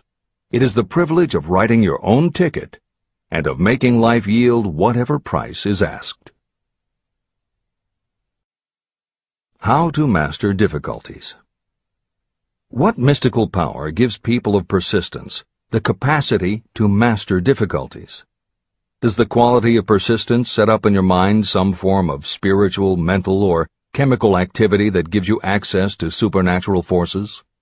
Does infinite intelligence throw itself on the side of the person who still fights on when the whole world seems to be against them? These and many other similar questions were in my mind as I watched Henry Ford start from scratch and build an industrial empire with little more than persistence. Or Thomas A. Edison, who, with less than 3 months of schooling, became the world's leading inventor.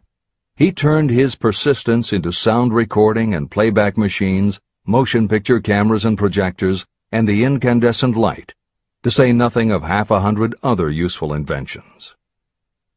I had the opportunity to analyze both Mr. Edison and Mr. Ford up close and personal, year by year, over a long period of time. So I speak from actual knowledge when I say that I found no quality except persistence in either of them that even remotely suggested the major source of their stupendous achievements. If you make an impartial study of the prophets, philosophers, and religious leaders of the past, you will come to the inevitable conclusion that persistence, concentration of effort, and definiteness of purpose were the major sources of their achievements. Consider, for example, the fascinating story of Muhammad. Analyze his life. Compare him with men of achievement in this modern age of industry and finance, and observe how they all have one outstanding trait in common: persistence. If you want to understand more about the power of persistence and how it works, I strongly suggest that you read a biography of Muhammad. Editor's comments. At the beginning of the 21st century, there was an increased interest in Islam due to the attacks on the World Trade Center and the subsequent War on Terror. Consequently, the modern reader will have no difficulty finding a number of very good books about Muhammad. At the time that Hill was writing the first edition of Think and Grow Rich, one of the best biographies of Muhammad was written by Esad Bey, who was born in Baku, Azerbaijan, the son of a Jewish businessman named Nusenbaum. Later, he changed his name when he converted to Islam.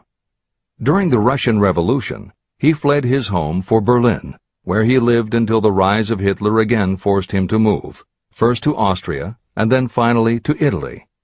It is believed by some that this man, known as Esad Bey, also wrote under another pen name, Kurban Said, and was in fact the author of the acclaimed Azerbaijani novel, Ali and Nino.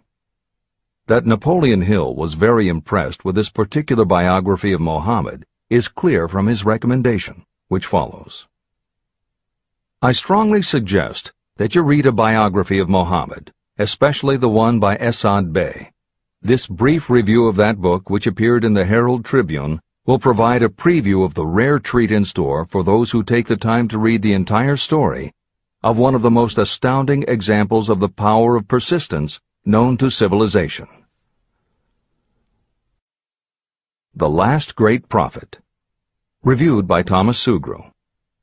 Muhammad was a prophet, but he never performed a miracle. He was not a mystic. He had no formal schooling. He did not begin his mission until he was 40. When he announced that he was the messenger of God, bringing word of the true religion, he was ridiculed and labeled a lunatic. Children tripped him, and women threw filth upon him. He was banished from his native city, Mecca, and his followers were stripped of their worldly goods and sent into the desert after him. When he had been preaching 10 years, he had nothing to show for it but banishment, poverty, and ridicule. Yet before another 10 years had passed, he was dictator of all Arabia, ruler of Mecca, and the head of a new world religion which was to sweep to the Danube and the Pyrenees before exhausting the impetus he gave it. That impetus was threefold: the power of words, the efficacy of prayer, and man's kinship with God. His career never made sense. Muhammad was born to impoverished members of a leading family of Mecca. Because Mecca, the crossroads of the world, home of the magic stone called the Kaaba, great city of trade and the center of trade routes, was unsanitary, its children were sent to be raised in the desert by Bedouins. Muhammad was thus nurtured, drawing strength and health from the milk of nomad, vicarious mothers. He tended sheep and soon hired out to a rich widow as leader of her caravans. He traveled to all parts of the Eastern world, talked with many men of diverse beliefs, and observed the decline of Christianity into warring sects. When he was 28, Khadijah, the widow, looked upon him with favor and married him. Her father would have objected to such a marriage, so she got him drunk and held him up while he gave the paternal blessing. For the next 12 years, Mohammed lived as a rich and respected and very shrewd trader.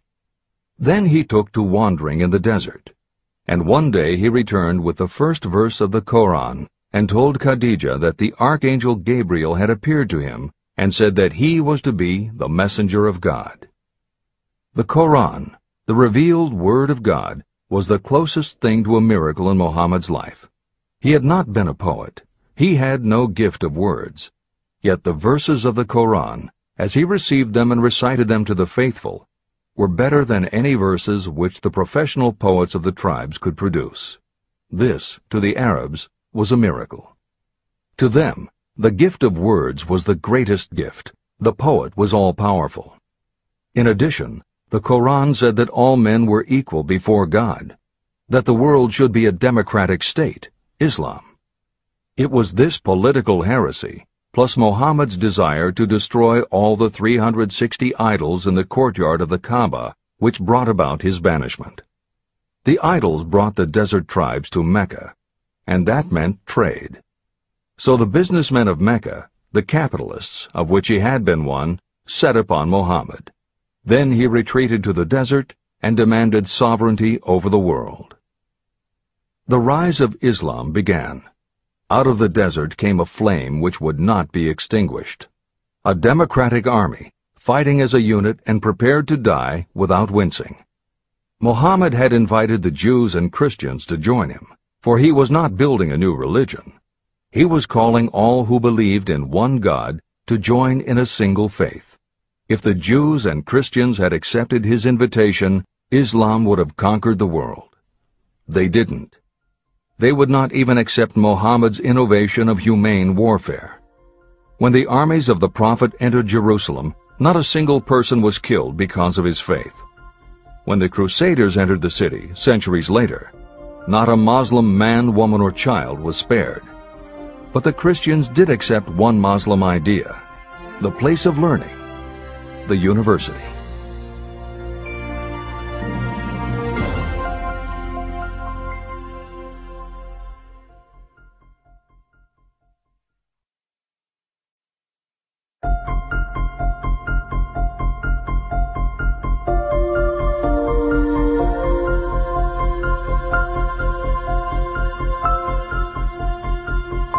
The ladder of success is never crowded at the top.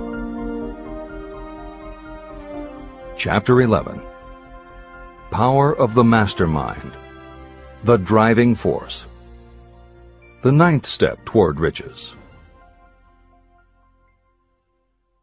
Power is essential for success in the accumulation of money. Plans are useless without sufficient power to turn them into action. This chapter will describe the method by which an individual may attain and apply power. Power may be defined as organized and intelligently directed knowledge. Power, as the term is used here, refers to organized effort, sufficient to enable an individual to transmute desire into its monetary equivalent. Organized effort is produced through the coordination of effort of two or more people who work toward a definite end in a spirit of harmony. Power is required to accumulate money. Power is necessary to keep the money after it has been accumulated. How can power be acquired? If power is organized knowledge, let us examine the sources of knowledge. Infinite intelligence. This source of knowledge may be accessed with the aid of creative imagination through the subconscious mind, as described in the previous chapters on faith, autosuggestion, and imagination, and as will be elaborated on in Chapter 13, the subconscious mind, and Chapter 14, the brain. Accumulated experience. The accumulated experience of humanity may be found in any well-equipped public library. An important part of this accumulated experience is taught in public schools and colleges, where it has been classified and organized. Editor's comment. The computer revolution and the Internet have had a profound effect upon the quantity of information available and on the ease of access and ability to organize that information. This is the end of the editor's comment. Experiment and research. In the field of science, and in practically every other walk of life, people are gathering, classifying, and organizing new facts daily. This is the source to which you must turn when knowledge is not available through accumulated experience. Here, too, the creative imagination must often be used. Editor's comment: Today, because of the computer revolution and the Internet, publishing and dissemination of information happens so quickly that there is almost no lag time between experiment or research and the integration of those results into available knowledge. This is the end of the editor's comment. Knowledge may be acquired from any of the foregoing sources. It may be converted into power by organizing it into definite plans and by putting those plans into action. If you examine the three sources of knowledge, you will see how difficult it would be if you had to depend upon just your own efforts to assemble all the knowledge you need and turn it into definite plans of action. If your plans are big and comprehensive, generally you will have to get others to cooperate with you if you are going to organize your knowledge so that you can turn your plans into power. Gaining power through the mastermind. The mastermind may be defined as coordination of knowledge and effort in a spirit of harmony between two or more people for the attainment of a definite purpose. No individual may have great power without utilizing the mastermind. In Chapter 8, Organized Planning, I commented on how to create plans for translating desire into its monetary equivalent. If you carry out these instructions with persistence and intelligence, and use discrimination in choosing your mastermind group, your objective will have been halfway reached even before you begin to recognize it. Editor's comments. In the following section, Hill describes the two kinds of power that an individual can access by assembling a mastermind alliance and working with that group. The first kind of power that he mentions is economic power, which needs no comment from the editors. However, to describe the second kind of power, for want of a better term, Hill uses the term psychic. Because this word has taken on connotations that Hill never intended, this concept deserves clarification before you read on. As is obvious throughout this book, Napoleon Hill was a very practical man. His use of the word psychic in this chapter has nothing to do with seances, fortune-telling, magic, or any other aspect of the paranormal. The word psychic is defined as of or pertaining to the human mind, and Hill uses the term to describe something pertaining to the mind that everyone reading this book has experienced. It is that feeling you get when you are working together with other people. Everyone is very focused on the same goal, and it is going so well that you seem to be in tune with each other. When that happens, you not only work well with the others, but your own work and ideas also seem to be operating on a higher and better plane than usual. This is the end of the editor's comments.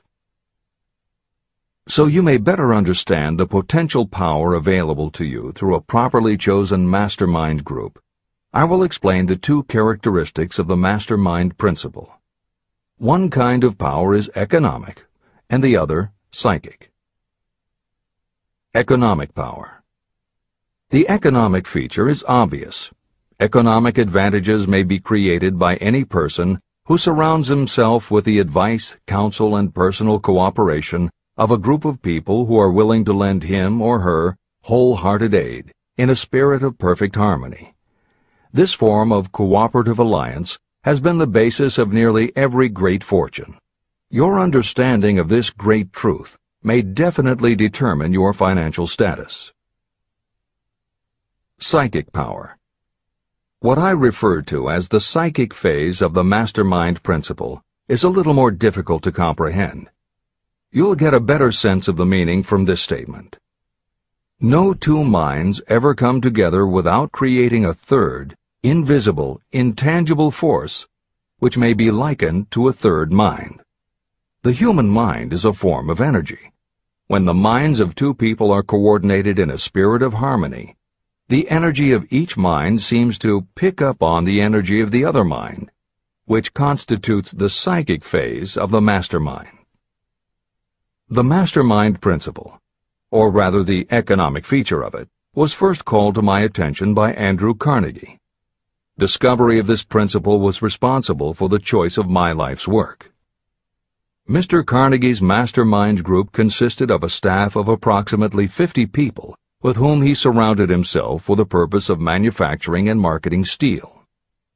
He knew little of the technical side of the steel business. His strength was his ability to get others to work together in perfect harmony toward achieving a common goal. Carnegie attributed his entire fortune to the power he accumulated through this mastermind alliance.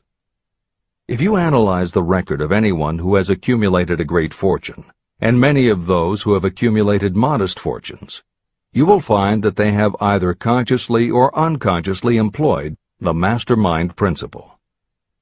Great power can be accumulated through no other principle. How to multiply your brain power. The human brain may be compared to an electric battery.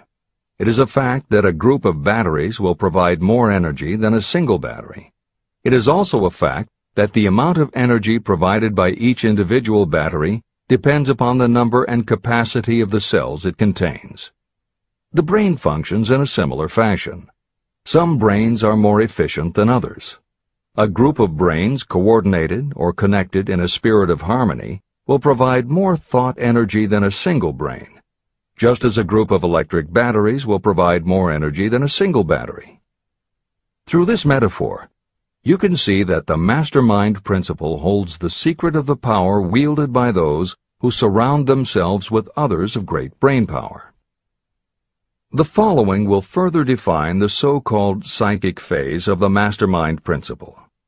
When a group of individual minds are coordinated and function in harmony, the increased energy created through that alliance becomes available to every individual mind in the group. Henry Ford began his business career under the handicap of poverty, illiteracy, and ignorance. Within the inconceivably short period of 10 years, Mr. Ford mastered these three handicaps, and within 25 years, he made himself one of the richest men in America. How did he do it? Here is an important clue. Mr. Ford's most rapid strides became noticeable from the time he became a personal friend of the famed inventor Thomas A. Edison. In the story of Ford's success, this is just the first indication of what the influence of one mind upon another can accomplish. Follow his story further, and you will have even more evidence that power may be produced through friendly alliance of minds. It is a fact that Mr. Ford's most outstanding achievements became even more pronounced later, after he formed the acquaintances of Harvey Firestone, John Burroughs, and Luther Burbank, each a man of great mental capacity. People take on the nature and the habits and the power of thought of those with whom they associate in a spirit of sympathy and harmony. Through his association with Edison, Burbank, Burroughs, and Firestone, Mr. Ford added to his own brain power the intelligence, experience, knowledge, and spiritual forces of these four men. Henry Ford used the mastermind principle in exactly the way it is described in this book. This principle is available to you. I have already mentioned Mahatma Gandhi. Let me review the method by which he attained his stupendous power. It may be explained in a few words. He came by power through inducing over 200 million people to coordinate with mind and body in a spirit of harmony for a definite purpose. In brief, Gandhi accomplished a miracle. For it is a miracle when 200 million people can be induced, not forced, to cooperate in a spirit of harmony. If you doubt that this is a miracle, try to get even 2 people to cooperate in a spirit of harmony for any length of time. Every person who manages a business knows how difficult it is to get employees to work together in a spirit even remotely resembling harmony. Editor's comments. The first step in putting together your mastermind alliance is to clearly know your desire. Your desire will tell you what you need. It could be a small group, just 2 or 3 people, as was the case with Stephen Jobs and Steve Wozniak when they formed Apple, Bill Gates and Paul Allen launching Microsoft, or Steven Spielberg, Jeffrey Katzenberg, and David Geffen creating DreamWorks SKG. Or it could be a large group, such as the Mastermind Alliance of 30 regional directors of Century 21 Real Estate, which founder Arthur Bartlett firmly believes was essential to the company's success. Napoleon Hill suggests that in most cases, it should be a dozen people or less, and generally the smaller the better. Choosing the people means finding those who not only share your vision, but who will also share their ideas, information, and contacts with you. They will let you use the full strength of their experience, training, and knowledge as if it were your own, and they will do it in a spirit of perfect harmony. The question that immediately comes to every reader's mind is, where do I find people who will help me to that degree? Napoleon Hill cannot answer that question for you, but he does tell you what to look for. Where you look is up to you. And if you really do have the desire to succeed, you will start looking and you won't give up until you find the right people. Napoleon Hill's description of the mastermind that appears below is augmented with additional material from articles and speeches he wrote after the publication of Think and Grow Rich. These were compiled for publication by Hill's friend, mentor, and business associate, W. Clement Stone, and appear in 2 books, Napoleon Hill's Keys to Success and Believe and Achieve. This is the end of the editor's comments. Finding your mastermind members. Ally yourself with a group of as many people as you may need in order to assemble a mastermind that will assist you in creating and carrying out your plan or plans for the accumulation of money. Compliance with this instruction is absolutely essential. Choose to associate with people who share common values, goals, and interests, yet who each have a strong desire to contribute to the overall effort. Trial and error will be part of the process, but there are 2 qualities to keep foremost in your mind. The first is ability to do the job. Do not select people for your alliance merely because you know them and like them. Such people are valuable to you because they improve the quality of your life, but they are not necessarily suited to a mastermind alliance. Your best friend may not be the most knowledgeable marketing professional, but perhaps he or she can introduce you to someone who is. The second quality is the ability to work in a spirit of harmony with others. There must be a complete meeting of minds without any reservations. Personal ambition must be subordinate to the achievement of the purpose of the alliance. This includes your own. You must also insist upon confidentiality. Some people can give away an idea simply because they love to talk. You don't need them in your group. Attune yourself to every member of the group. Try to imagine how you would react in a given situation if you were in his or her shoes. Pay attention to body language. Sometimes facial expressions and movements say far more about what a person feels than the words that come out of his or her mouth. Be sensitive to what is not being said. Sometimes what is left out is far more important than what is included. Don't try to force the group along too quickly. Allow for those who want to test ideas by playing devil's advocate. Compensating your mastermind. Before forming your mastermind alliance, decide what advantages and benefits you may offer the individual members of your group in return for their cooperation. No one will work indefinitely without some form of compensation. No intelligent person should request or expect another to work without adequate compensation. Wealth will obviously have the most appeal to your members. Be fair and generous in your offer. Recognition and self-expression may be just as important as money to some of your members. Remember that in such partnerships, the principle of going the extra mile, doing more and better than paid for, is especially important. As the leader, you should set an example for the others to follow. Each member must agree at the outset on the contribution each will make, and on the division of benefits and profits. Otherwise, be assured that dissension will arise, you will have wasted everyone's time, you will ruin friendships, and your venture will be destroyed. Meeting with your mastermind. Arrange to meet with the members of your mastermind group at least twice a week, and more often if possible, until you have jointly perfected the necessary plan or plans for the accumulation of money. The first meeting will be involved in sorting out strengths and weaknesses, and in fine-tuning your plans. Your alliance must be active to do any good. Establish specific responsibilities and action steps to be taken. As your mastermind matures and harmony grows among the members, you will find that the meetings create a flow of ideas into every member's mind. Don't let the meetings become so regular and formalized that they inhibit phone calls and other less formal contact.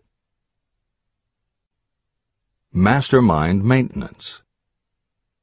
Maintain perfect harmony between yourself and every member of your mastermind group. If you fail to carry out this instruction to the letter, you may expect to meet with failure. The mastermind principle cannot work where perfect harmony does not prevail. Create a non-threatening environment. Explore all ideas with equal interest and concern for the originator's feelings. Everyone must deal with everyone else on a completely ethical basis. No member should seek unfair advantage at the expense of others. As the leader, you must inspire confidence in your members by your dedication to your desire, which is the object of the group. The members must know with certainty that you are reliable, trustworthy, and loyal. When you are finally ready to present the results of your efforts to investors, buyers, or the public, you may face your greatest leadership challenge in maintaining the harmony of your mastermind. The group's efforts will now be judged by outsiders, and facing judgment takes courage and persistence. The courage of separate individuals is nothing compared with that of a united team. The more you are able to maintain harmony, the greater the power, and the greater the power, the more resistance you can overcome. Marriage and the mastermind. A mastermind alliance with the person you love most deeply is of untold importance. If you are married and have not built your relationship on the same principles of harmony that are crucial to any alliance, you may have some reselling to do with your spouse. Set aside time each day to talk about what you want to achieve and how you are going about it. Rely on your definiteness of purpose to build your persuasive abilities, to convince your partner of the benefits of the work you are doing.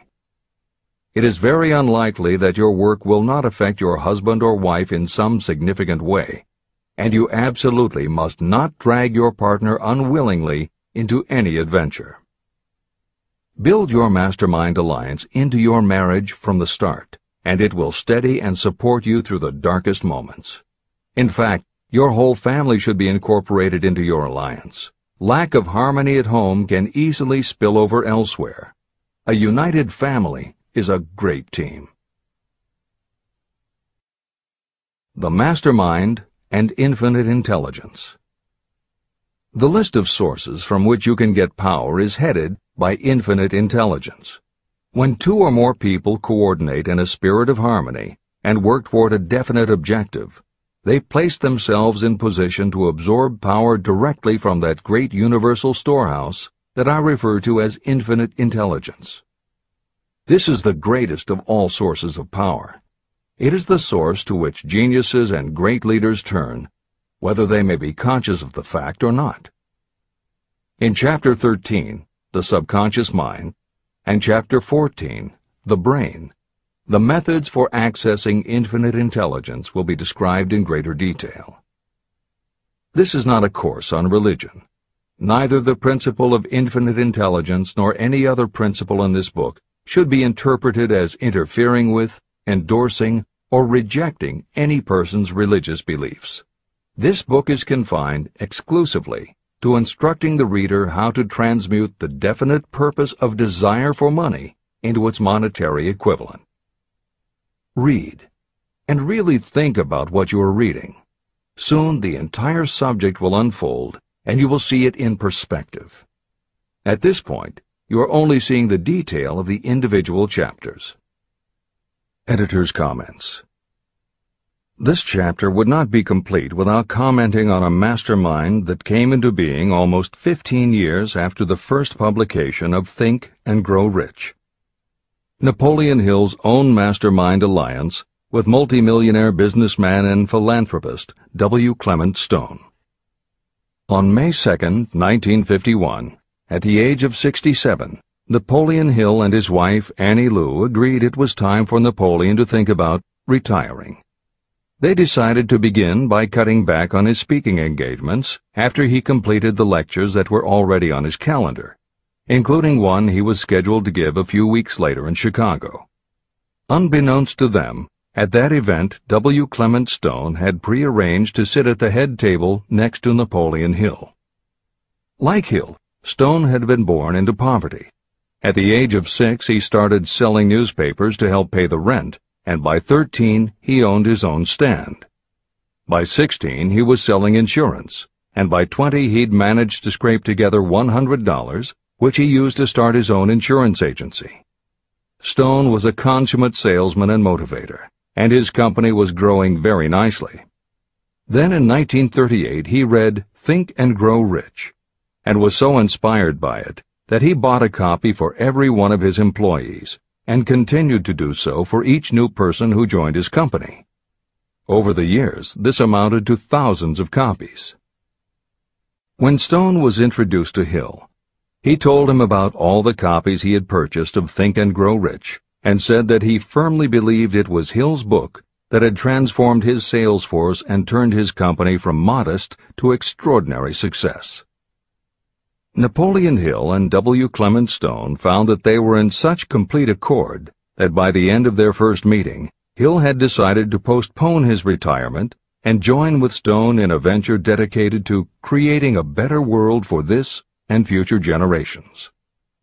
Within a year, they launched Napoleon Hill Associates. They published new books by Hill, including How to Raise Your Own Salary and The Master Key to Riches. They reissued Hill's earlier bestsellers, and they co-authored a new bestseller, Success Through a Positive Mental Attitude. They also launched Success Unlimited magazine, created PMA Science of Success home study courses, made television programs, radio shows, a documentary film entitled A New Sound in Paris, which showed the amazing changes that happened when the entire town of Paris, Missouri, adopted the Napoleon Hill philosophy, and they both crisscrossed America speaking, teaching, giving interviews, and spreading the philosophy to as many people as possible. In addition to his work with Napoleon Hill Associates, Hill also consulted to W. Clement Stone's company, Combined Insurance Company of America.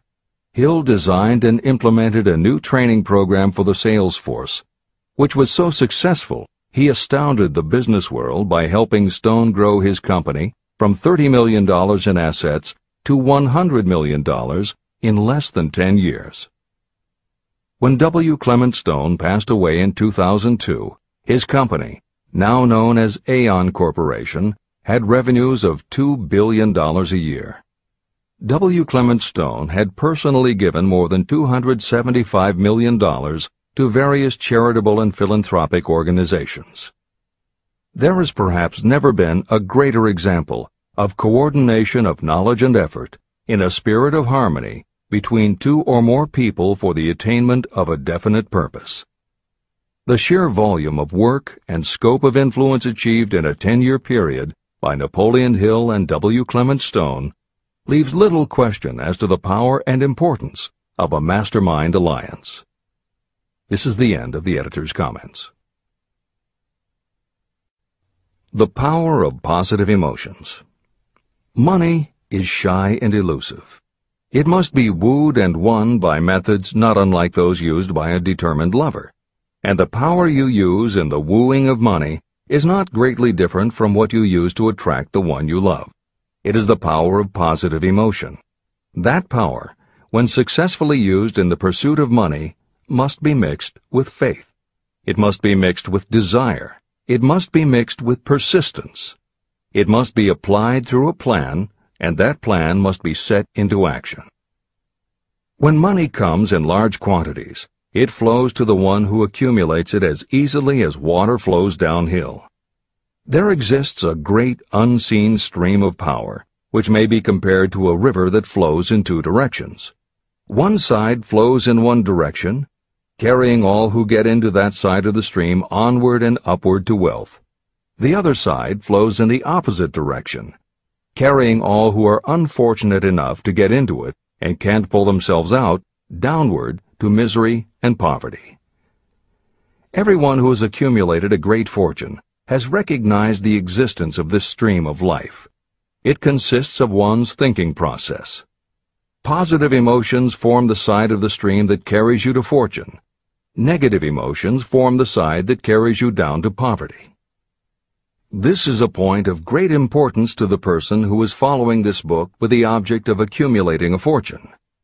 If you are caught in the side of the stream of power that leads to poverty, this book will serve as an oar by which you may propel yourself over into the other side of the stream. But it can serve you only through application and use.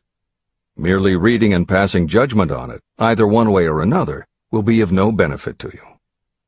Poverty and riches can change places, but when riches take the place of poverty, the change only happens through well-conceived and carefully executed plans.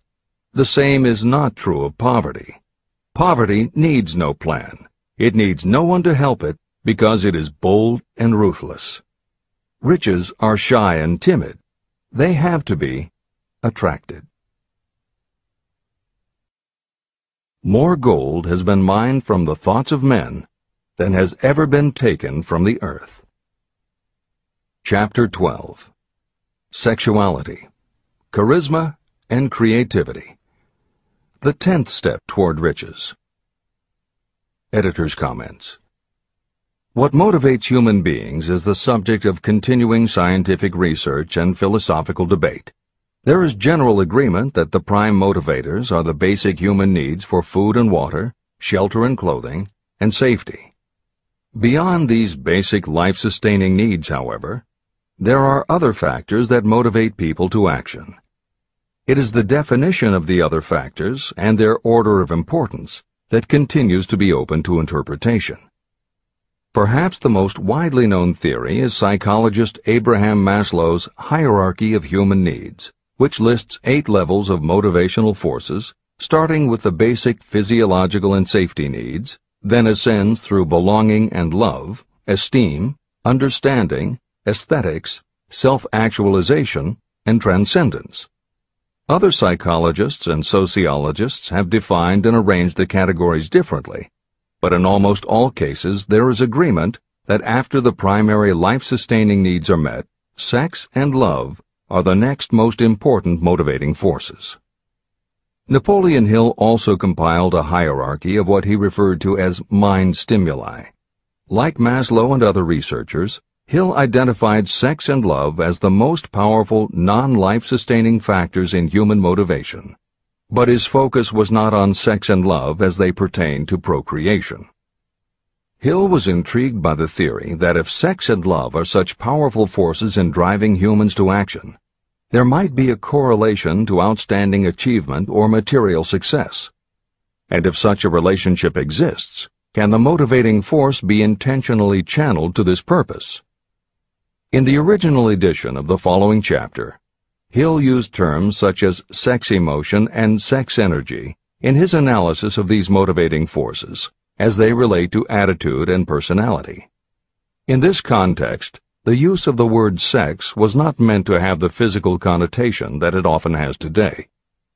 Today these concepts would be conveyed by words such as sexuality, passion, or charisma. In this edition, where appropriate, the editors have opted for the modern usage of these and similar terms. This is the end of the editor's comments. Charisma. The world is ruled, and the destiny of civilization is established by the human emotions. People are influenced more by feelings than by reason. Your creativity is set into action entirely by emotions and not by cold reason.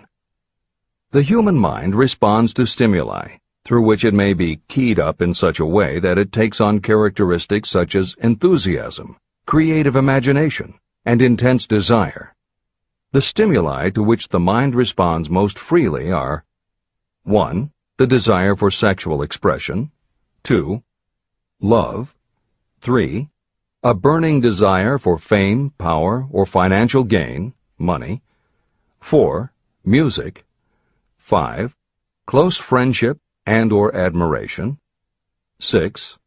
A mastermind alliance based upon the harmony of two or more people who ally themselves for advancement, 7. Mutual suffering, such as that experienced by people who are persecuted, 8. Autosuggestion, 9. Fear, 10.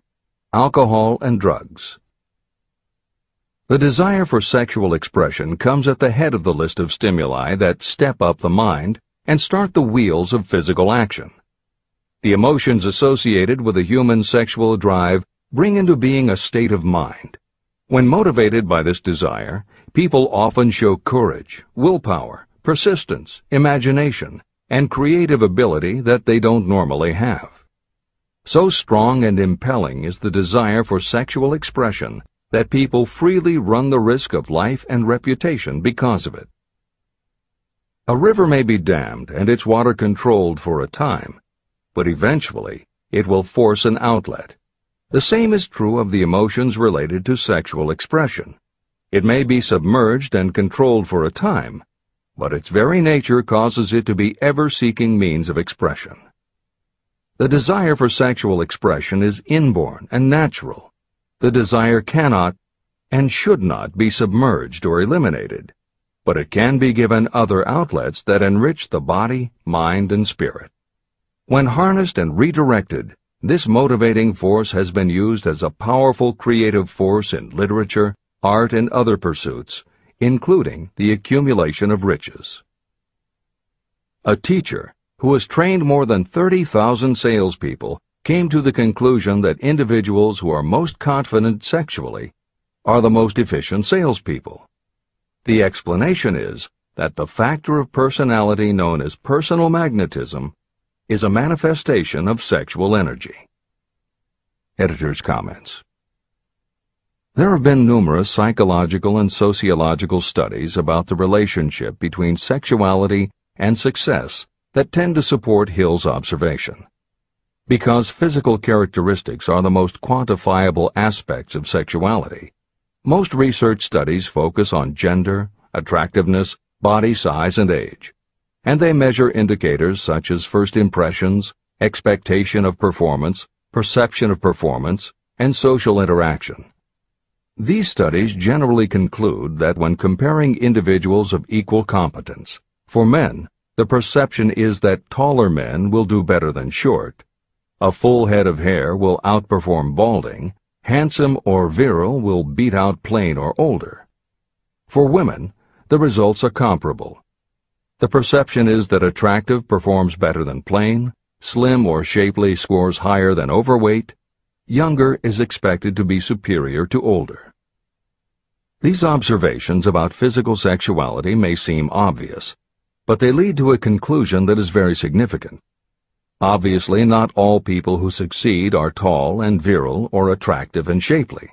It is also a fact that the success of those who are short, balding, plump, or plain isn't always due to superior skill or luck. Clearly, there is another kind of attractiveness that often supersedes physical appeal. This other kind of attractiveness is connected to human sexuality, but it is not what would usually be referred to as sexy.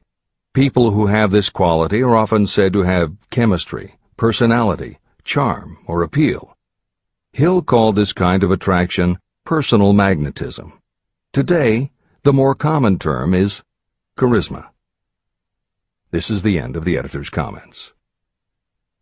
When employing salespeople, a good sales manager looks for personal magnetism or charisma as the first requirement.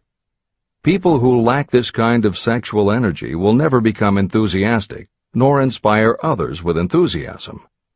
And enthusiasm is one of the most important requisites in salesmanship, no matter what you're selling. The public speaker, preacher, lawyer, or salesperson who is lacking in charisma is a flop as far as being able to influence others is concerned. That, plus the fact that most people are influenced through an appeal to their emotions, should easily convince you of the importance of charisma as a part of the salesperson's ability. Master salespeople attain mastery in selling because they either consciously or unconsciously transmute charisma, sexual energy, into sales enthusiasm. That statement explains the actual, practical meaning of sexual transmutation. The meaning of the word transmute is, in simple language, the changing or transferring of one element or form of energy into another. The transmutation of sexual energy means switching the mind from thoughts of physical expression to thoughts of some other nature. Salespeople who know how to turn on charisma have acquired the art of sexual transmutation, whether they know it or not. The majority of salespeople who transmute their sexual energy do so without being aware of what they are doing or how they are doing it. You can cultivate and develop this quality in your dealings with others. Through cultivation and understanding, this vital motivating force may be drawn upon and used to great advantage in relationships between people. This energy may be communicated to others in the following ways. The handshake. The touch of the hand indicates instantly the presence of charisma or the lack of it. The tone of voice. Charisma, or sexual energy, is the factor with which the voice may be colored or made musical and charming. Posture and carriage of the body. People with charisma move briskly and with grace and ease. The vibrations of thought. People with charisma project sexuality through their personality in a way that influences those around them. Clothing and style. People who are charismatic are usually very careful about their personal appearance. They usually select clothing of a style becoming to their personality, physique, complexion, etc. Editor's comments. Having established a link between sexuality and success in the form of charisma, in the following section, Napoleon Hill explores how sexuality might also be a motivating factor in success by enhancing creativity. To illustrate the connection, Hill draws upon the biographies of historical figures who exhibited both charisma and exceptional creativity. In the time since Hill conducted his research, many women have risen to positions of power and influence. Their accomplishments have been well documented and are readily available in bookstores and libraries.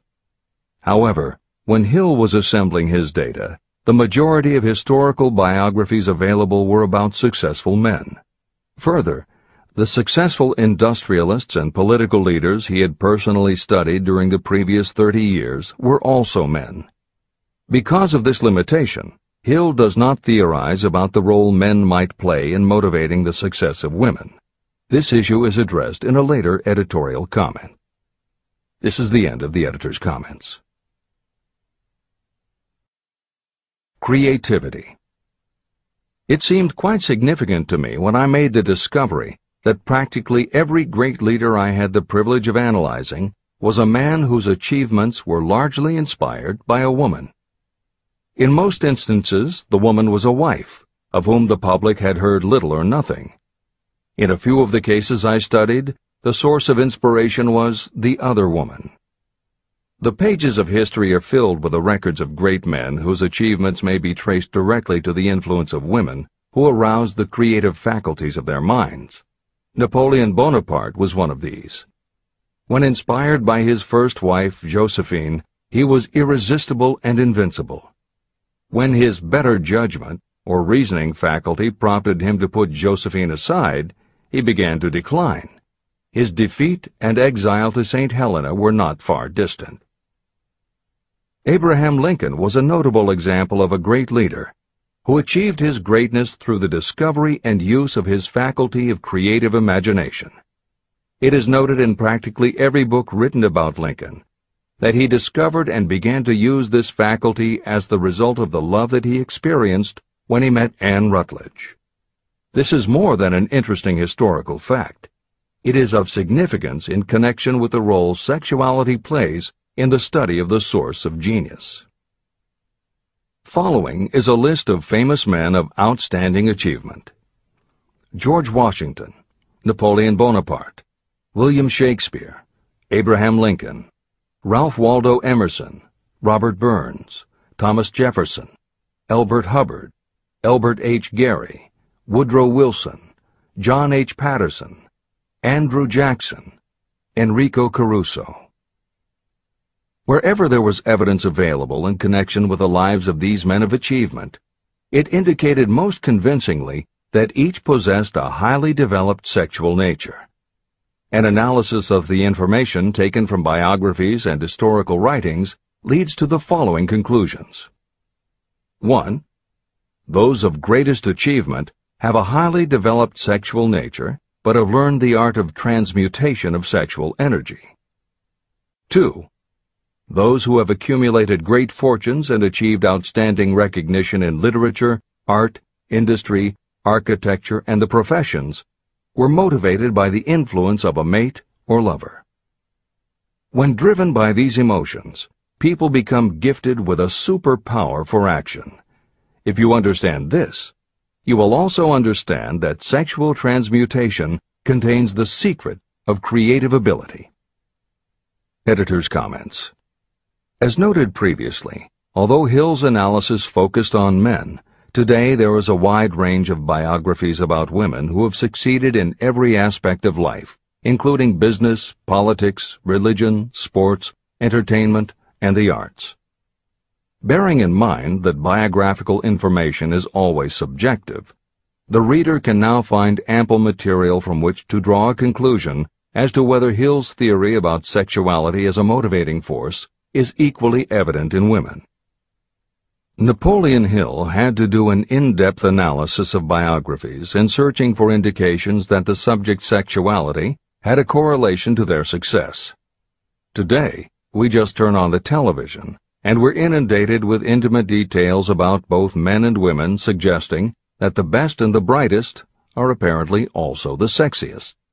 Although scandals aren't usually cited as scientific proof, the exposés of some of the biggest entertainment and sports stars, high-profile CEOs of major companies, numerous politicians, and even a few presidents, all make at least a common-sense case for Hill's theory about the correlation between sexuality and success.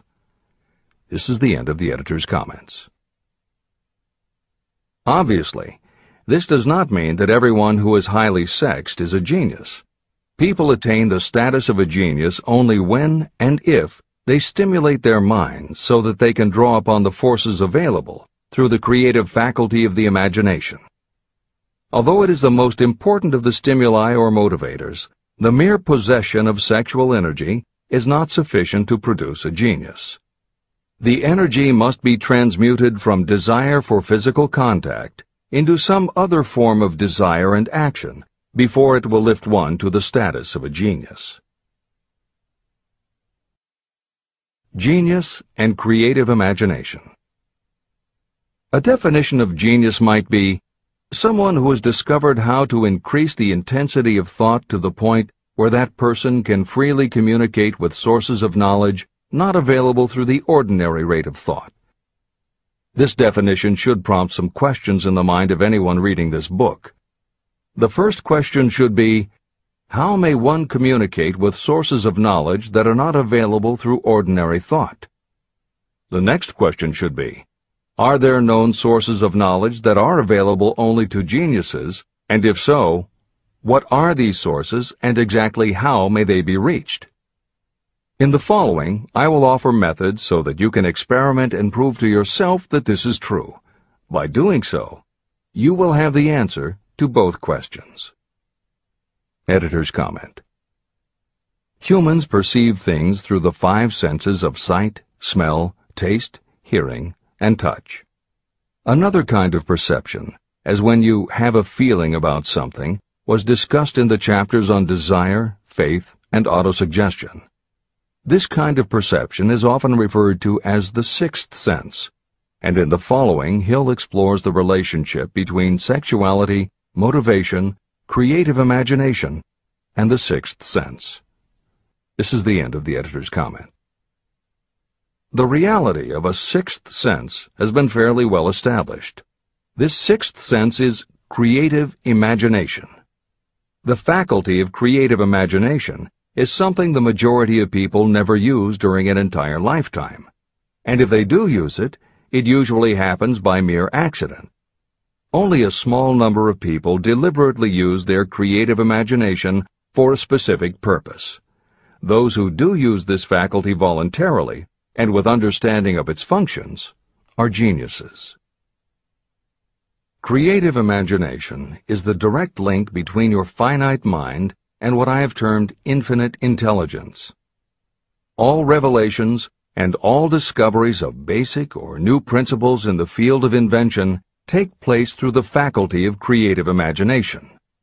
When ideas, concepts, or hunches flash into your mind, they can only have come from one or more of the following sources.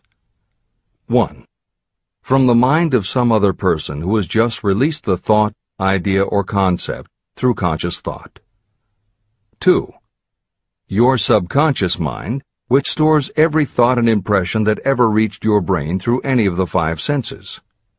3. From another person's subconscious storehouse. 4. Infinite intelligence. There are no other possible sources from which inspired ideas or hunches may be received.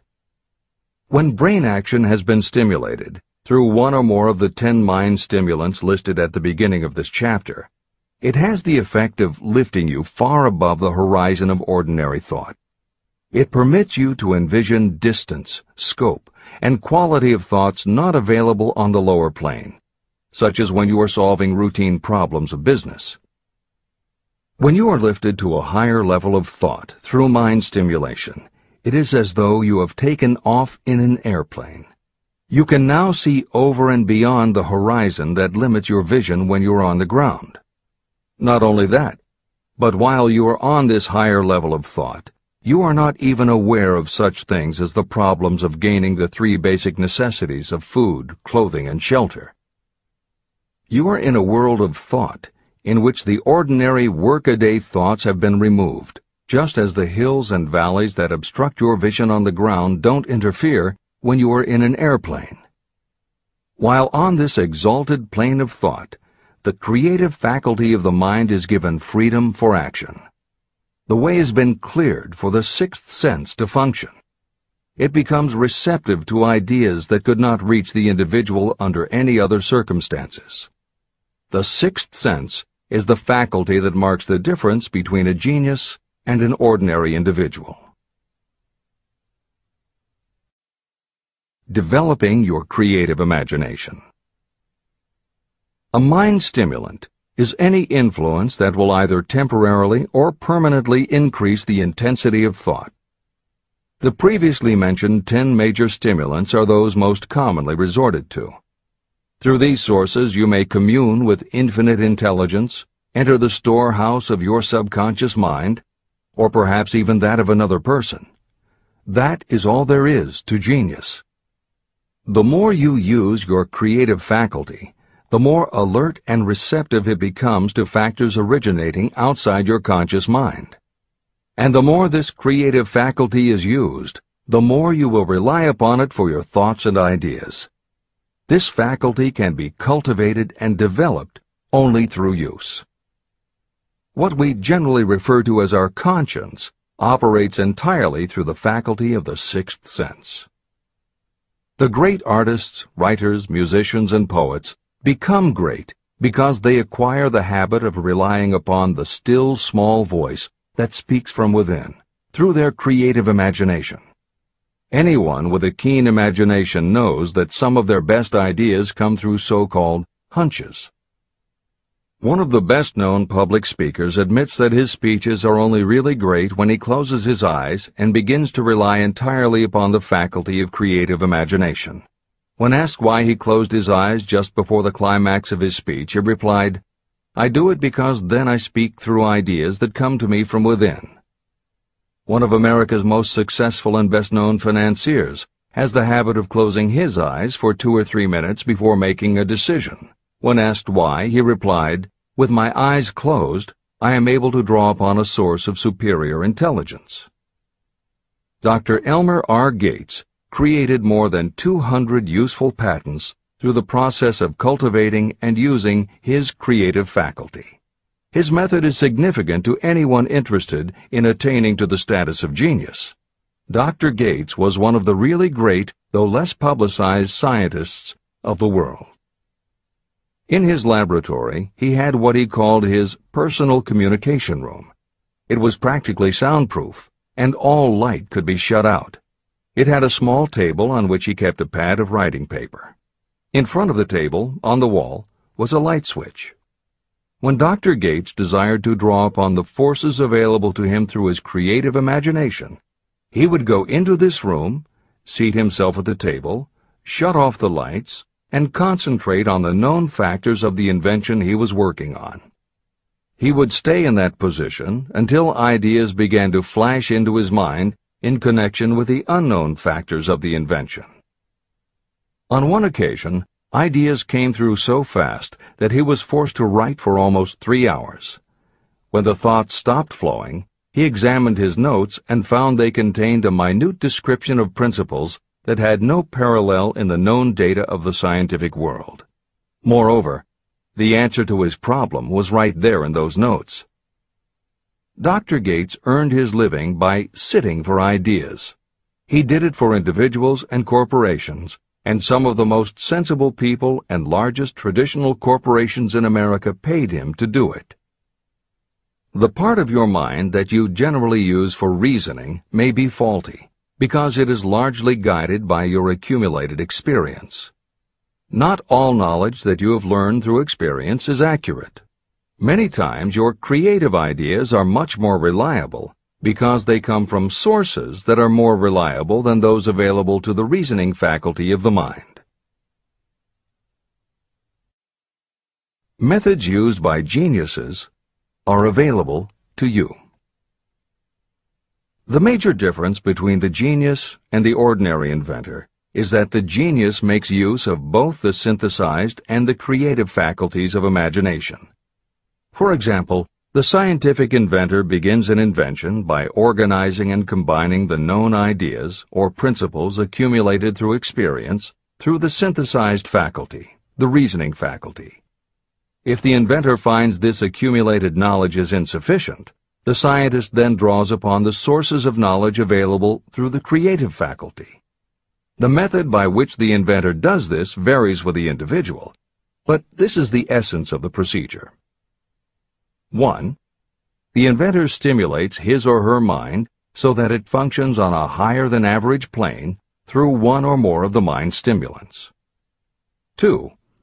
The inventor then concentrates on the known factors, the finished part of the invention, and creates in his or her mind a perfect picture of the unknown factors, the unfinished part of the invention. The inventor holds this picture in mind until it has been taken over by the subconscious, then relaxes by clearing his or her mind of all thought and waits for the answer to flash into mind. Sometimes the results are both definite and immediate. At other times the results are negative, depending on the state of development of the sixth sense or creative faculty. Thomas Edison tried out more than 10,000 different combinations of ideas through the synthetic faculty of his imagination, before he tuned in through the creative faculty and got the answer that perfected the incandescent light bulb. His experience was similar when he produced the phonograph. Editor's comments. Synchronicity, precognition, intuition, flashes of insight, hunches, gut feelings, symbolic dreams.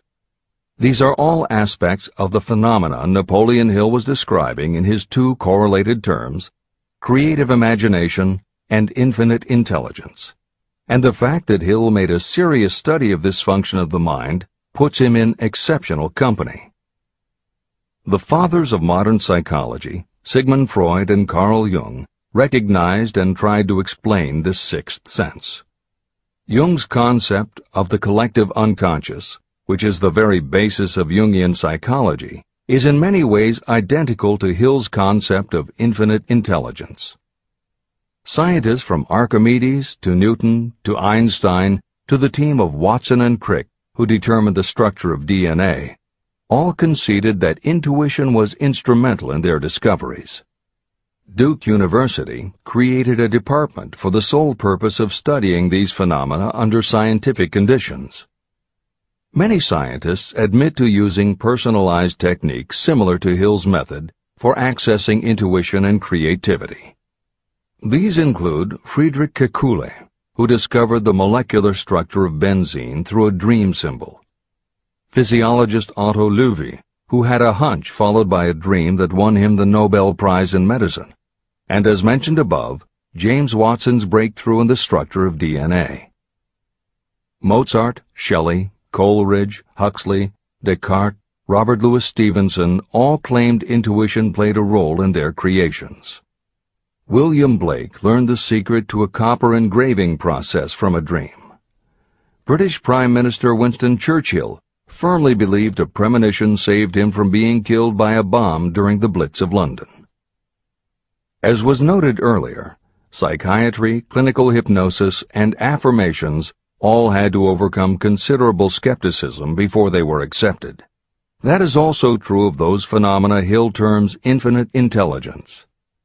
However, in the 1970s and 80s, the public's interest was piqued by well-researched books such as The Intuitive Edge by Philip Goldberg, Creative Dreaming by Patricia Garfield, and The Right Brain Experience by Mary-Lee Zdenek. Though these anomalies of the mind still defy laboratory proof, contemporary researchers continue to publish tantalizing results. This is the end of the editorial comments.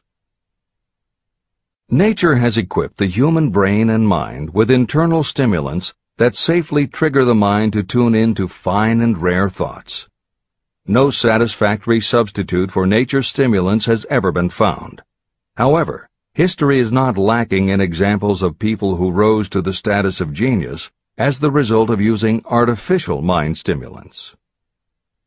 Edgar Allan Poe wrote The Raven while under the influence of alcohol, dreaming dreams no mortal ever dared to dream before.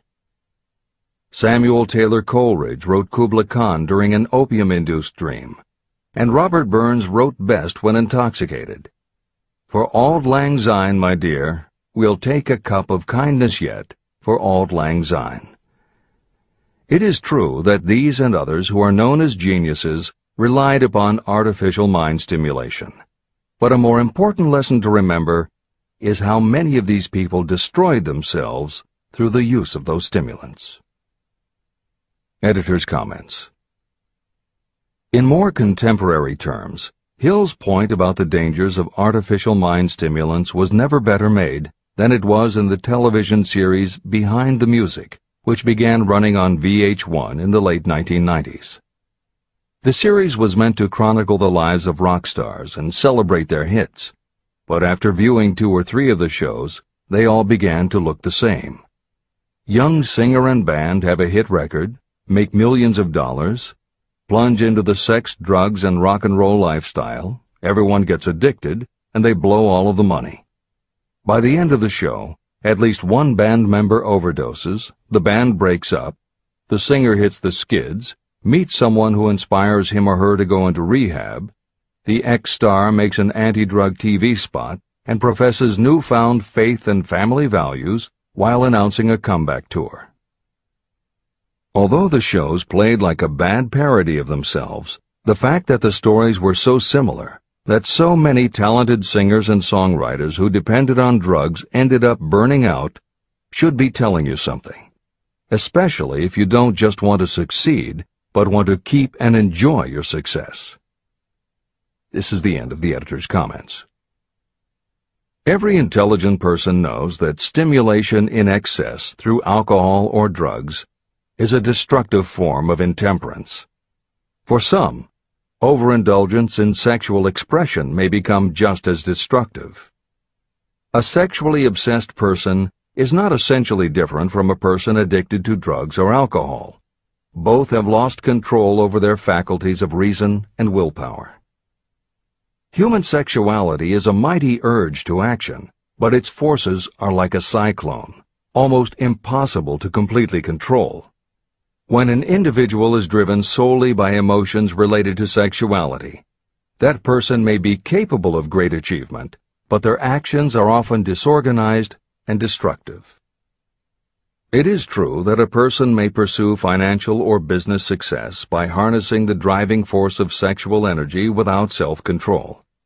But history is filled with evidence that such people likely have certain traits of character that rob them of the ability to either hold or enjoy their fortunes. Ignorance of this potential pitfall has cost thousands of people their happiness, even though they possessed riches.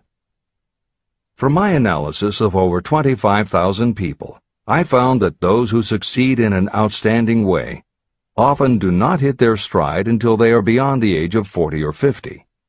This fact was so astounding that it prompted me to go into the study of its cause most carefully. My investigation disclosed that the major reason why many people do not succeed early in life is their tendency to dissipate their energies through overindulgence. The majority of people never learn that sexual energy has possibilities other than physical expression. And many of those who make this discovery only do so after having wasted many years during the time when their sexual energy was at its height. Most people come to the realization by accident, and many don't even know they have tapped into this power. They may recognize that their power of achievement has increased, but they have no idea what caused the change. They are just vaguely aware that nature begins to harmonize the emotions of love and sex, so that they may draw upon these great forces and apply them as stimuli to action. The importance of love. Love, romance, and sex are all emotions capable of driving people to heights of superachievement. When combined, these three emotions may lift you to an altitude of a genius. Every person who has been moved by genuine love knows that it leaves enduring traces upon the human heart.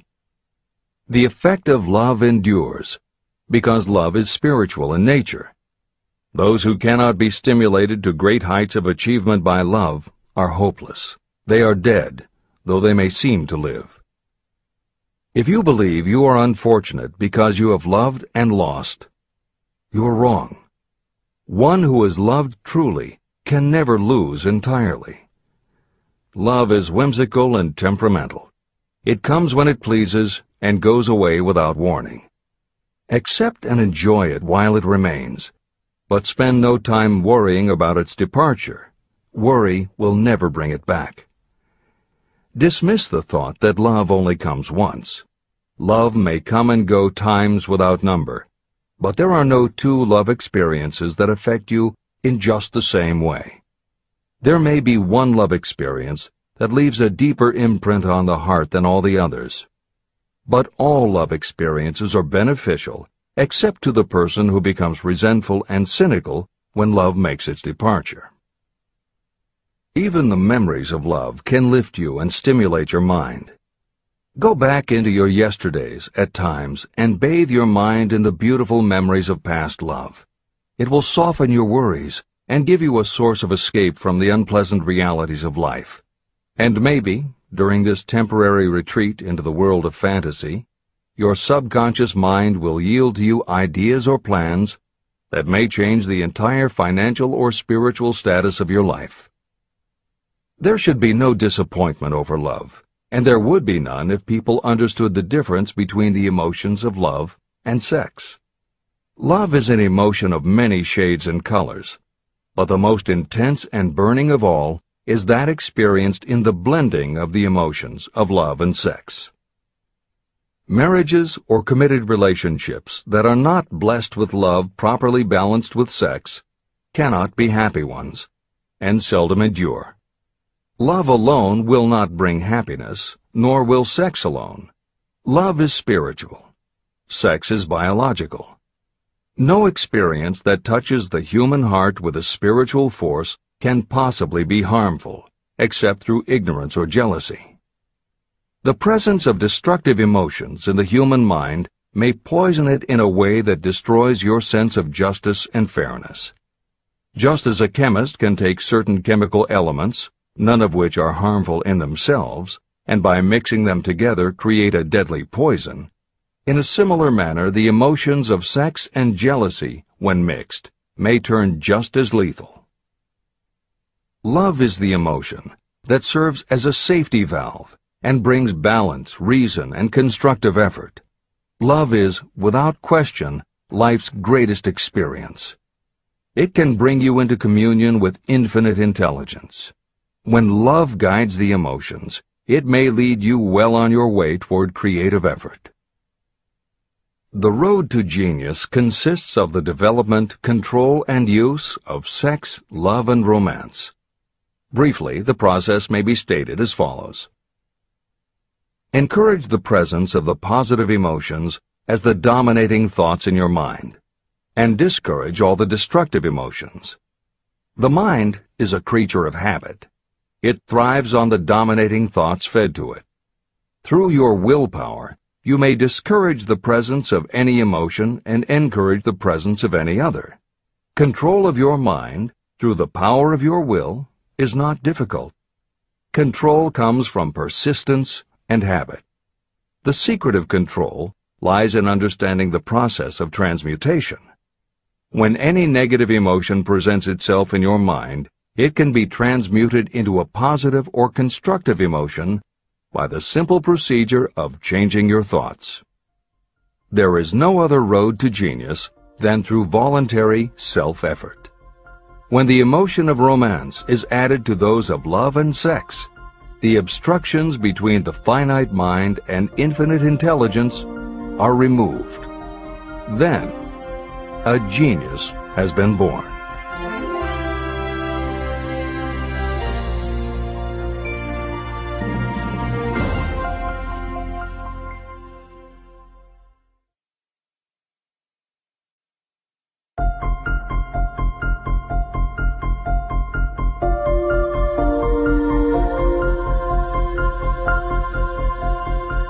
Success requires no explanations.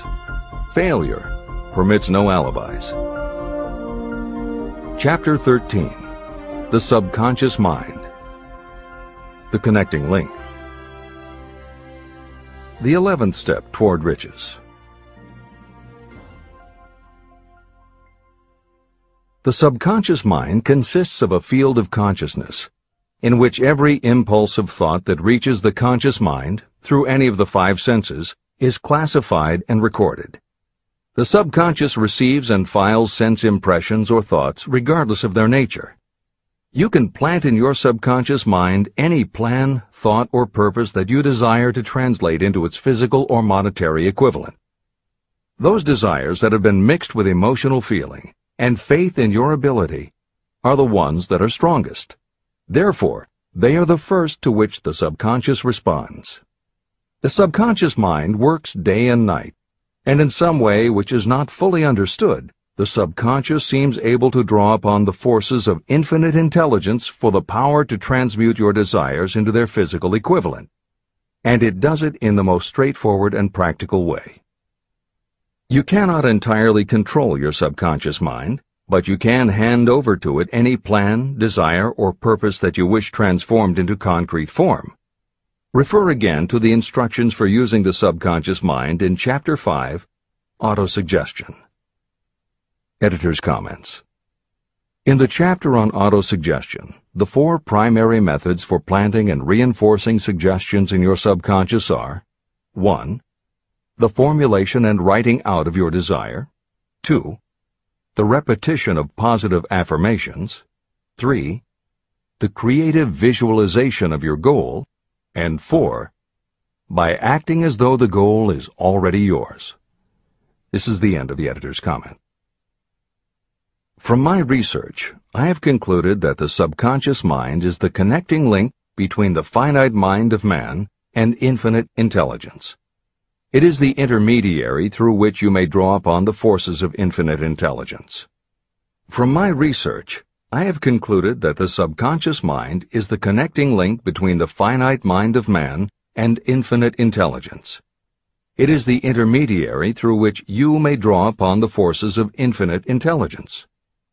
Only the subconscious mind contains the process by which mental impulses, thoughts, are modified and changed into their spiritual, energy, equivalent.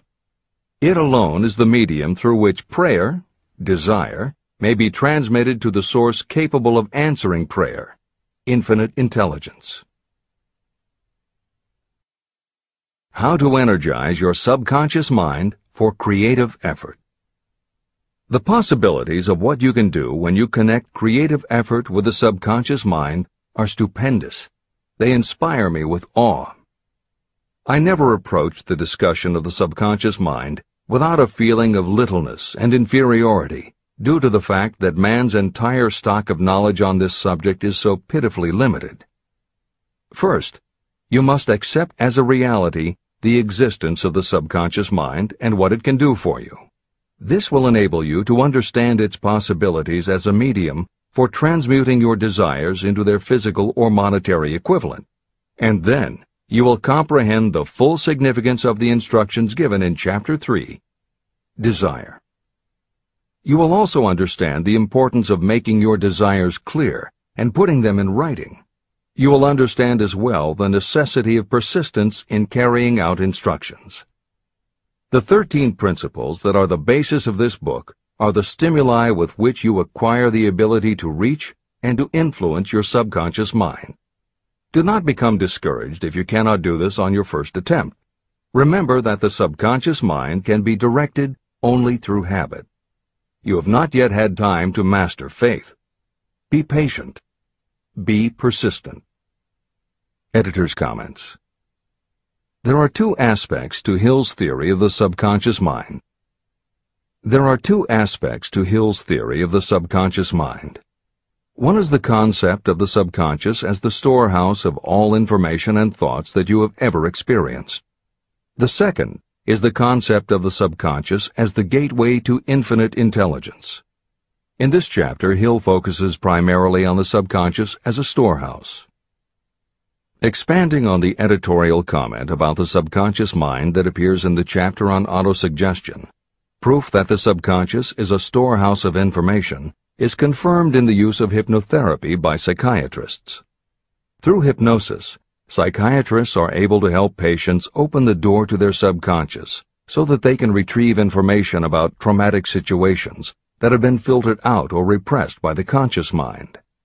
Further proof is in the use of hypnosis by law enforcement officials to recapture information such as license plate numbers and other details that the conscious mind of a witness has filtered out. Although results vary from person to person, there is no doubt that the subconscious has access to information that the conscious mind does not. This storehouse aspect of the subconscious is what accounts for some ideas that come to us through creative imagination. In some instances, bits of information and ideas that our conscious mind has forgotten will connect with each other on a subconscious level to create a new idea, and that idea will be received by our creative intelligence, which presents it to us as a flash of inspiration. You can't completely control this process, but you can condition yourself to come up with more and better ideas. It is a fact that a traumatic experience, the result of which creates a strongly planted idea, can influence the way a person thinks and acts. If that is true, then by intentionally using all of your efforts to powerfully plant an idea in your subconscious, you should be able to create what would amount to a good traumatic experience that will influence the way you think and act in a positive way. This is exactly how you develop what Hill calls a money consciousness.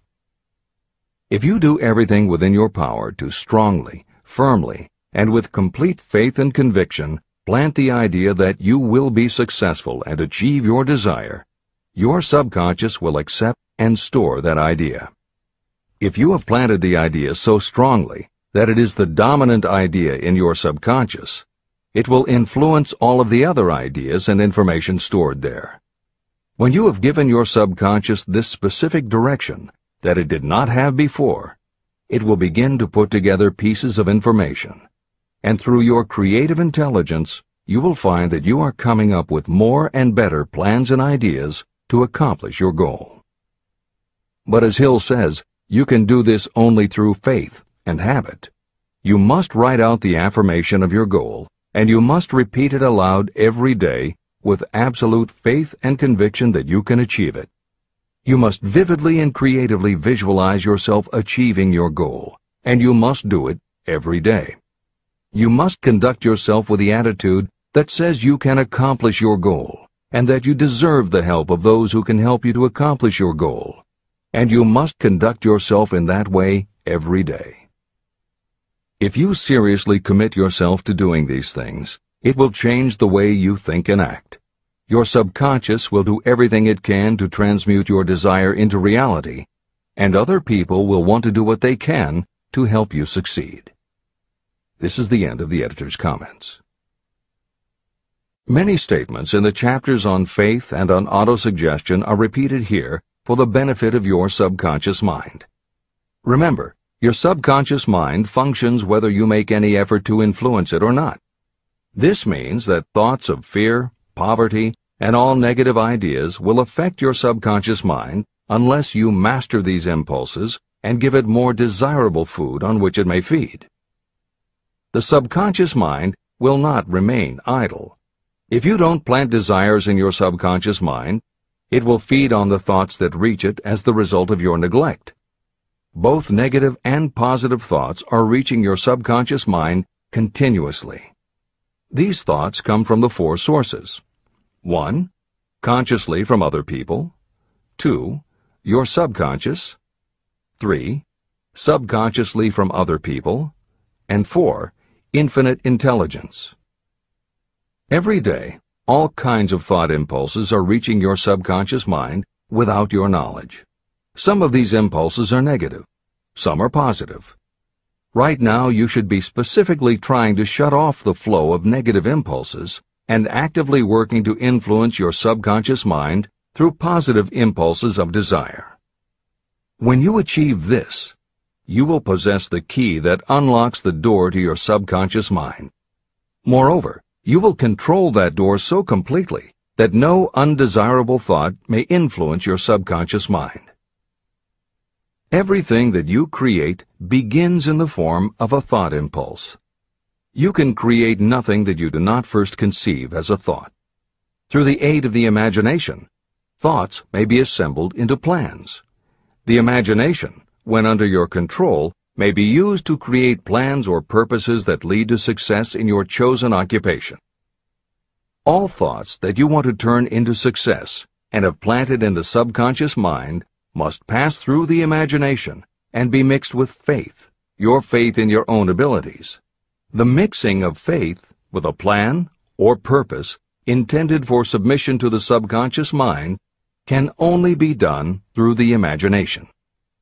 From these statements, it should be clear that if you want to make use of your subconscious mind, it will call for the coordination and application of all 13 principles of success that are the basis of this book. Make your positive emotions work for you. The subconscious mind is more susceptible to influence by thought mixed with feeling or emotion than it is by thoughts originating solely in the reasoning portion of the mind. In fact, there is much evidence to support the theory that only emotionalized thoughts have any real influence on the subconscious mind. It is a fact that emotions or feelings rule the majority of people. If it is true that the subconscious mind responds better and faster to thoughts that are well mixed with emotion, it is essential to become familiar with the more important of the emotions. There are 7 major positive emotions and 7 major negative emotions. The negatives get into your thoughts naturally and go directly to your subconscious without any help from you. The positive emotions must be injected by you through the principle of autosuggestion into the thought impulse that you wish to pass on to your subconscious mind. These emotions or feeling impulses may be likened to yeast in a loaf of bread. They are the action element, which transforms thought impulses from the passive to the active state. That is why thought impulses that have been well mixed with emotion are acted upon more readily than thought impulses originating in cold reason. Editor's comments. W. Clement Stone, Napoleon Hill's friend, mentor, and business partner, arranged for the publication of many of Napoleon Hill's later writings. The following is adapted from material that appears in two of these books: Napoleon Hill's Keys to Success and Believe and Achieve. Enthusiasm is a positive mental attitude, an internal impelling force of intense emotion, a power compelling creation or expression. Being enthusiastic is an impelling external expression of action. When you act enthusiastically, you accentuate the power of suggestion and autosuggestion. The sales manager, public speaker, minister, lawyer, teacher, or executive who acts enthusiastic by speaking in an enthusiastic, sincere manner develops genuine enthusiasm. If you act enthusiastic, your emotions will follow. By filling your conscious mind with enthusiasm, you also impress upon your subconscious mind that your burning obsession and your plan for obtaining it are certain things. Then, if your conscious enthusiasm dims, your subconscious will be there, full of images of your success, to help you stoke your conscious fires of enthusiasm once again. This is the end of the editor's comments. You are preparing yourself to influence and control the inner audience of your subconscious mind in order to hand over to it the desire for money, which you wish transmuted into its physical, monetary equivalent. It is essential, therefore, that you understand the method of approach to this inner audience. You must speak its language. It understands best the language of emotion or feeling. Following are the 7 major positive emotions and the 7 major negative emotions. I am listing them here so that you may draw upon the positives and avoid the negatives when giving instructions to your subconscious mind. The 7 major positive emotions. The emotion of desire, the emotion of faith, the emotion of love, the emotion of sex, the emotion of enthusiasm, the emotion of romance, the emotion of hope. There are other positive emotions, but these are the 7 most powerful and the ones most commonly used in creative effort. Master these 7 emotions. They can be mastered only by use, and the other positive emotions will be at your command when you need them. Remember that you are studying a book that is intended to help you develop a money consciousness by filling your mind with positive emotions. The 7 major negative emotions to be avoided. The emotion of fear, the emotion of jealousy, the emotion of hatred, the emotion of revenge, the emotion of greed, the emotion of superstition, the emotion of anger. Positive and negative emotions cannot occupy the mind at the same time. One or the other must dominate. It is your responsibility to make sure that positive emotions constitute the dominating influence of your mind. That is where the law of habit will help you. Form the habit of applying and using the positive emotions. Eventually, they will dominate your mind so completely that the negatives cannot enter it. Only by following these instructions literally and continuously can you gain control over your subconscious mind. The presence of a single negative in your conscious mind is sufficient to destroy all chances of constructive aid from your subconscious mind. Editor's comments. Napoleon Hill's concern about the susceptibility of the subconscious mind to negative thoughts, emotions, and comments is well known to professionals who work with these techniques.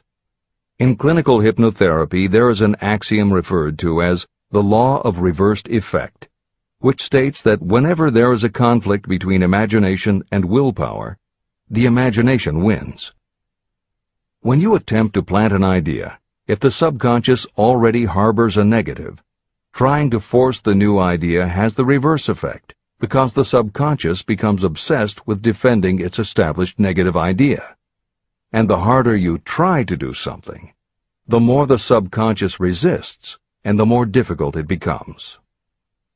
Even the use of the word try is warned against, because it gives the suggestion to the subconscious of a preconceived failure. The concept of trying implies an ongoing effort. You don't want to try. You want to succeed. If you ask your subconscious to help you try, it may do just that. It may help you try, but it will prevent you from succeeding. Because if you did succeed, then it could no longer help you try, which is what you asked it to do. The cautionary note about using the word try is just one example of the care that should be taken when formulating affirmations and using autosuggestion. The following are some other rules of thumb that most modern experts agree on. 1. Affirmations should always be stated as a positive. Affirm what you do want, not what you don't want. 2. Affirmations work best when they are short and very clear about a single desired goal. Take the time to write, rewrite, and polish your affirmation until you can express your desire in a short statement of precise and well-chosen words. 3. Affirmations should be specific about the desired goal, but not about how to accomplish it. Your subconscious knows better than you what it can do and how it can do it. 4. Do not make unreasonable time demands. Your subconscious can't make anything happen suddenly or now. 5. Just saying the words will have little effect. When you affirm your desire, you must do it with such faith and conviction that your subconscious becomes convinced of how important it is to you. As you affirm your desire to yourself, visualize it in your mind's eye as big as a billboard. Make it big, powerful, and memorable. 6. Repetition of your emotionalized affirmation is crucial. At this time, it is your habit to think one way. By repeating your affirmation often every day, your new way of thinking will begin to be your automatic response. Keep reinforcing it until it becomes second nature to you, and your habit will have become to think the new way, the way you want to think. This is the end of the editor's comments. We form habits based on the degree of reinforcement we receive. Habits make no moral judgments. They can be either good or bad. Both are formed through repetition. If we try something and like the results, we repeat the action. You can replace negative thoughts with positive ones. You can replace inaction with action, and you can form any habit you choose. Your thoughts are the only thing that you can completely control if you choose to do so. You can control your thoughts to control your habits. The secret of effective prayer.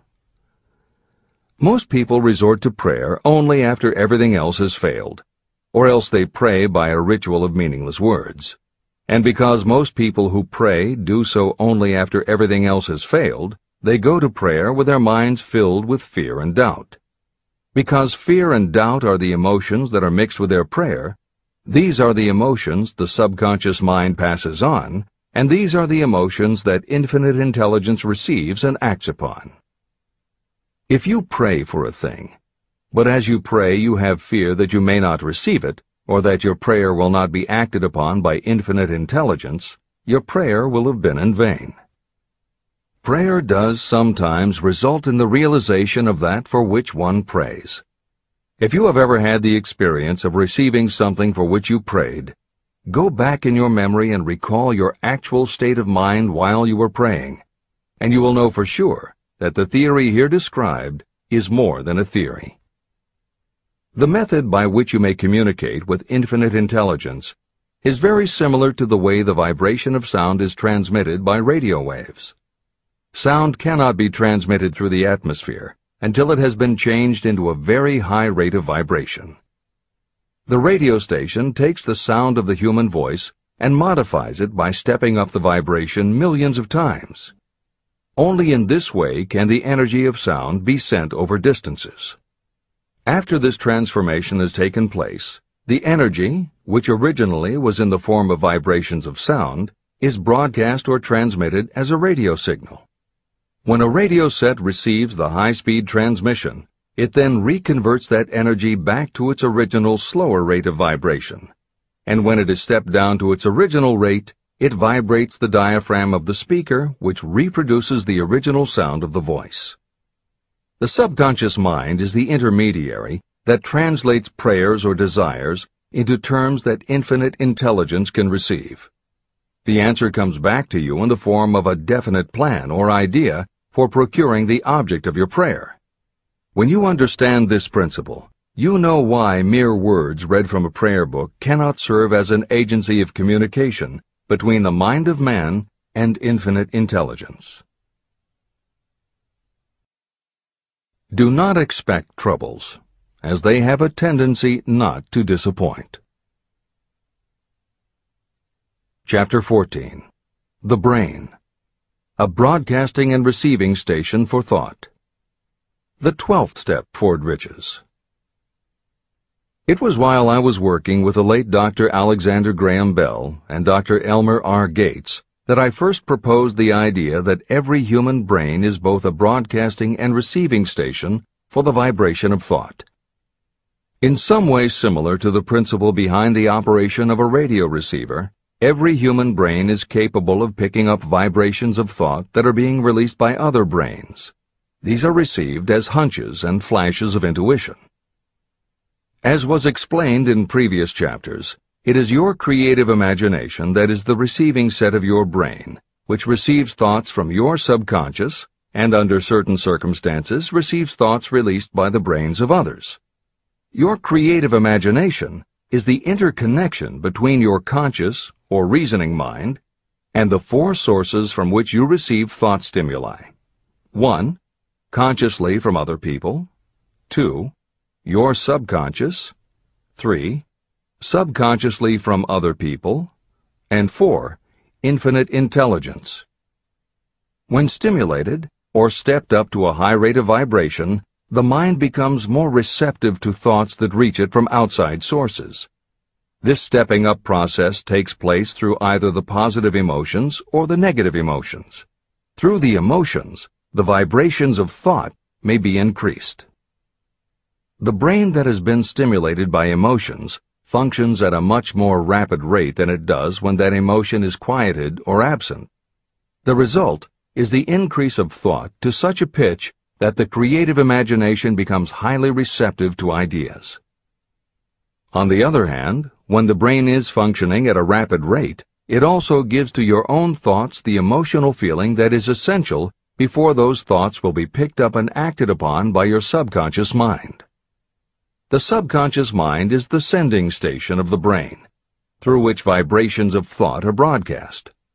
Autosuggestion is the medium by which you may put into operation your sending station. The creative imagination is the receiving set through which the energies of thought are picked up. Editor's comments. The following combines the above concept with the related materials from previous chapters to provide a step-by-step recap of Napoleon Hill's view of the process. 1. The brain is simultaneously both a broadcaster and a receiver. 2. Emotion affects both your ability to send and your ability to receive. When under the effect of strong emotion, the more powerfully you can send thoughts. When under the effect of strong emotion, the more receptive you are to receiving thoughts. 3. When you send thoughts, to where do you send them? You send them to your subconscious by using autosuggestion. 4. When you receive thoughts, where do they come from? They come from your subconscious and you receive them through your creative imagination. 5. Your subconscious mind has two aspects. Your subconscious is a storehouse of information, as explained in the previous chapter. Your subconscious is your connection to infinite intelligence. 6. Infinite intelligence is the medium through which you receive thoughts from other brains. Infinite intelligence is Hill's term for describing the following basic law of physics. Because everything in the universe is made of time, space, energy, or matter, and because matter is just energy in a different form, then everything is actually different parts of the same thing. This means that your subconscious mind, energy, has a common base with every other subconscious mind, energy. 7. Thoughts from other brains come to you as follows. When you are under the effect of a strong emotion and your receiver is especially receptive, sometimes its pull is so strong that it attracts a thought from the subconscious mind of another brain. It is able to do this because infinite intelligence interconnects your subconscious with the subconscious of the other brain. 8. These thoughts from other brains are what we refer to as intuition, hunches, déjà vu, and foreknowledge. Although Hill's explanation depends on the action of an intangible force that cannot be isolated and dissected in a laboratory, neither medical science nor psychology can offer a better explanation for those thoughts that depend on knowledge or information that we do not have. This is the end of the editor's comments. The greatest forces are intangible. In the past, we've depended too much on our physical senses and have limited our knowledge to physical things that we could see, touch, weigh, and measure. I believe we have entered the most marvelous of all ages, an age that will teach us more about the intangible forces of the world about us. Perhaps we shall learn that there is an other self that is more powerful than the physical self we see when we look in a mirror. Many people do not take seriously such intangibles, the things that they cannot perceive through any of their 5 senses. However, to belittle the idea of forces that are intangible or cannot be explained is to ignore the fact that all of us, every day, are controlled by forces that are unseen and intangible. The whole of mankind has not the power to cope with, nor to control the intangible force wrapped up in the rolling waves of the oceans. We still do not fully understand the intangible force of gravity, which keeps this little Earth suspended in space and keeps us from falling from it, much less have the power to control that force. We are entirely subservient to the intangible force that comes with a thunderstorm, and we are just as helpless in the presence of the intangible force of electricity. We do not understand the intangible force and intelligence wrapped up in the soil of the earth, the force that provides us with every morsel of food we eat, every article of clothing we wear, and every dollar we carry in our pockets. Last but not least, with all of our culture and education, we still understand little or nothing of the greatest of all the intangibles, thought. However, we have begun to learn a good deal about the intricate workings of the physical brain, and the results are stunning. We know that the central switchboard of the human brain, the number of lines that connect the brain cells to each other, is written as the figure 1, followed by 15 million zeros. Dr. C. Judson Herrick of the University of Chicago says, "The figure is so stupendous that astronomical figures, dealing with hundreds of millions of light years, become insignificant by comparison. It has been determined that there are from 10 billion to 14 billion nerve cells in the human cerebral cortex, and we know that these are arranged in definite patterns. These arrangements are not haphazard. They are orderly. It is inconceivable to me that such a network of intricate machinery should be in existence for the sole purpose of carrying on the physical functions connected with the growth and maintenance of the physical body. Is it not likely that the same system, which gives billions of brain cells the media for communication, one with another, also provides the means of communication with other intangible forces?" Editor's comments. In the time since Hill wrote the above comments, we have learned a great deal more about the physical brain and how it operates. We understand much about the chemistry of the brain. We can measure the energies it releases. We know which areas control the various functions of the body and which areas affect memory, emotions, reasoning, and many other subtleties related to the thinking process. Through surgery, medication, and other techniques, we know how to prevent the brain from having certain kinds of thoughts. And we know how to encourage the brain to produce certain other kinds of thoughts when we want it to. For instance, a specific area can be stimulated, and you will have pleasurable thoughts. But we cannot yet control what those pleasurable thoughts will be, and we have no idea what the bits and pieces of information are that go into your pleasurable thoughts. With all of our advanced knowledge about the physical brain, we still don't know how to make it have a specific thought or idea, especially not an original thought or a creative idea. And medical science offers no better theory than Hill's as to how we could have an intuition or hunch made up from information that we don't have and were never exposed to.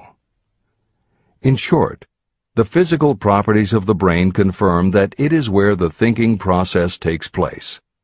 But it does not offer the answer to the question of how it happens, or how thoughts from one brain might travel to another.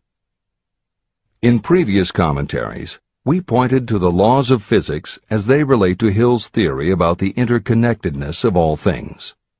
And although this is not meant to be a science lesson, it may reassure you to know that the work of renowned scientists lends support to the idea. Quantum theory deals with subatomic particles so minuscule that they are almost at the level of the basic stuff from which everything is made.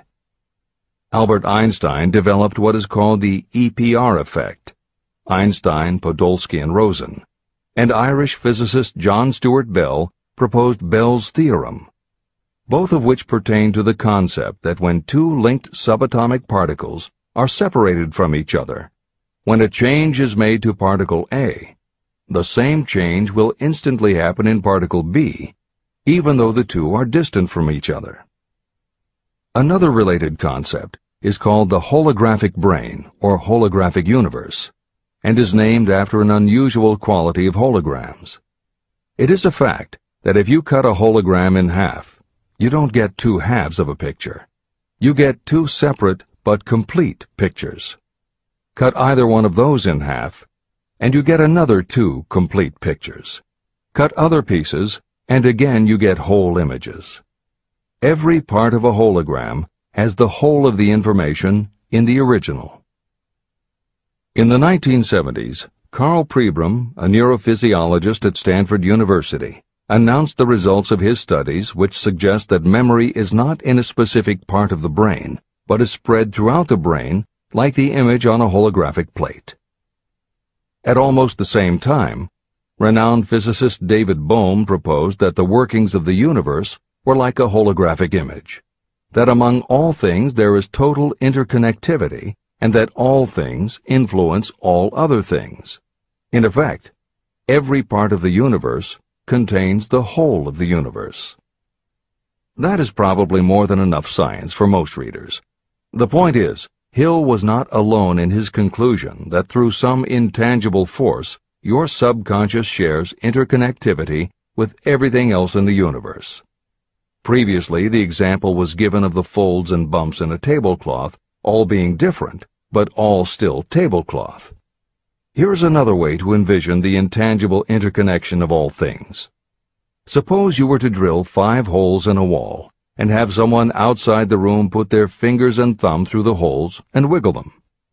If you then bring into your room someone who only believes in tangible things that he or she can see, that person will see 5 separate objects that can move independently of each other. You may tell the person that behind the wall the objects are connected and all part of the same hand, but because they cannot see the connection and disbelieve anything they don't understand, the person will not be convinced. Neither modern medicine, nor psychiatry, nor technology can yet conclusively show us behind the wall. But the fact remains, we have all had a hunch about somebody, and it turns out to be right. A premonition that something will happen, and it does.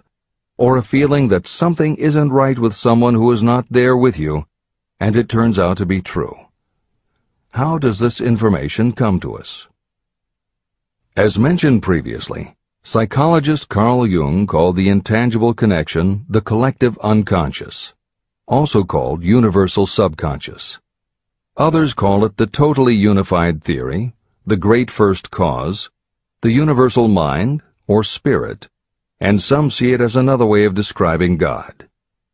Napoleon Hill calls it infinite intelligence and offers a common-sense explanation that allows you to work with a phenomenon, even if it is not completely understood.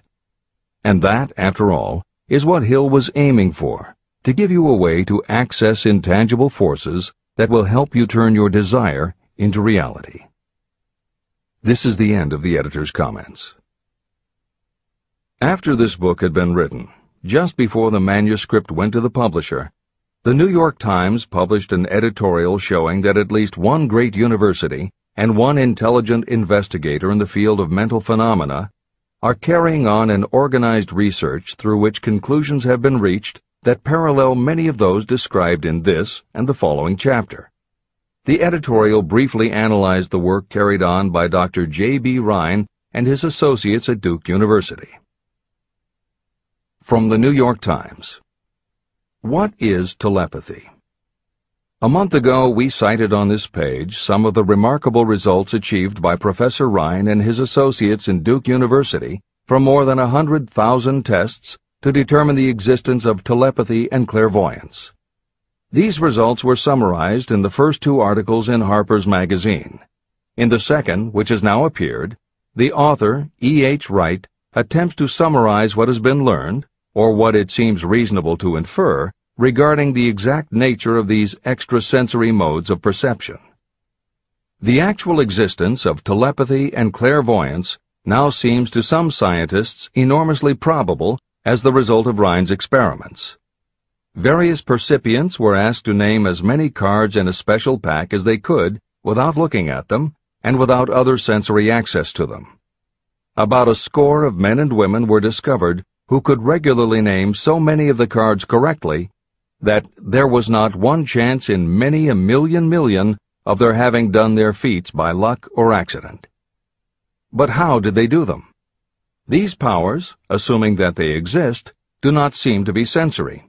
There is no known organ for them. The experiments work just as well at distances of several hundred miles as they did in the same room. These facts also dispose, in Mr. Wright's opinion, of the attempt to explain telepathy or clairvoyance through any physical theory of radiation. All known forms of radiant energy decline inversely as the square of the distance traversed. Telepathy and clairvoyance do not. But they do vary through physical cause, as our other mental powers do. Contrary to widespread opinion, they do not improve when the percipient is asleep or half asleep, but on the contrary, when he is most wide awake and alert. Rhine discovered that a narcotic will invariably lower a percipient score, while a stimulant will always send it higher. The most reliable performer apparently cannot make a good score unless he tries to do his best. One conclusion that Wright draws with some confidence is that telepathy and clairvoyance are really one and the same gift. That is, the faculty that sees a card face down on a table seems to be exactly the same one that reads a thought residing only in another mind. There are several grounds for believing this. So far, the two gifts have been found in every person who has either of them. If you have the abilities, both seem to be of equal strength. Screens, walls, distances have no effect at all on either. Wright expresses his hunch that other extrasensory experiences, such as prophetic dreams, premonitions of disaster, and the like, may also prove to be part of the same faculty. The reader is not asked to accept any of these conclusions, but the evidence that Rhine has piled up must remain impressive. In 1927, Dr. J.B. Rhine and his wife, Dr. Louisa E. Rhine, joined Professor William McDougall, chairman of the psychology department at Duke University, to create a lab that would apply strict scientific procedures to the study of psychic phenomena. They developed scientific methodologies and procedures to study, identify, and test individuals who demonstrated unusual abilities.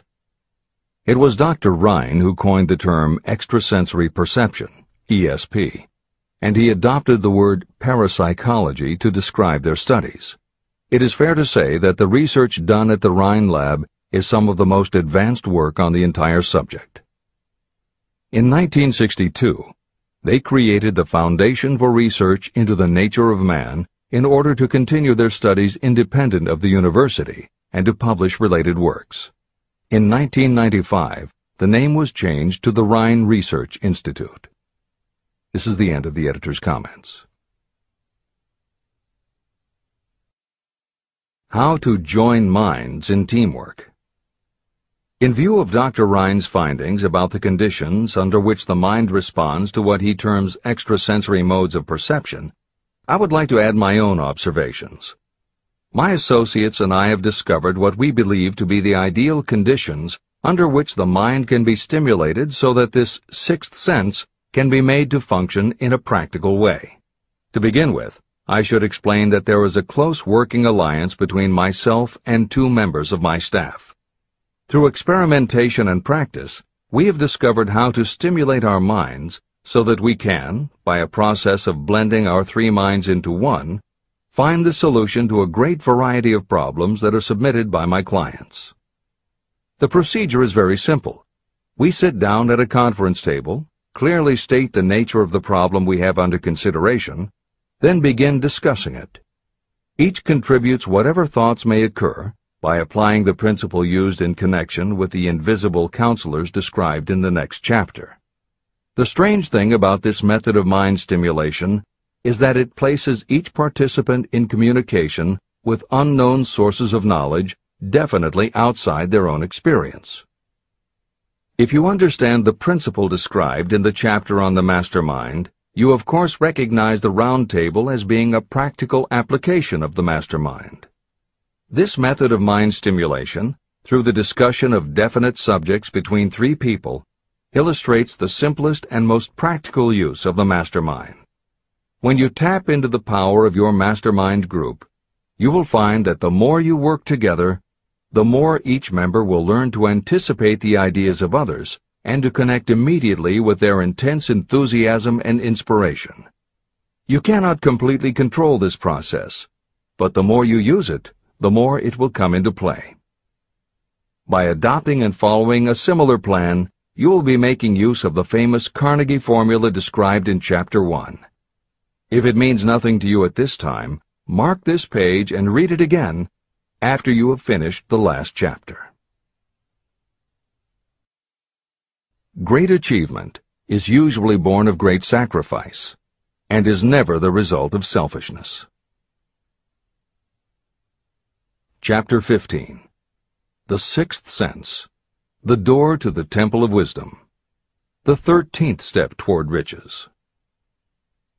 The 13th principle is known as the Sixth Sense, through which infinite intelligence may and will communicate voluntarily without any effort from or demands by the individual.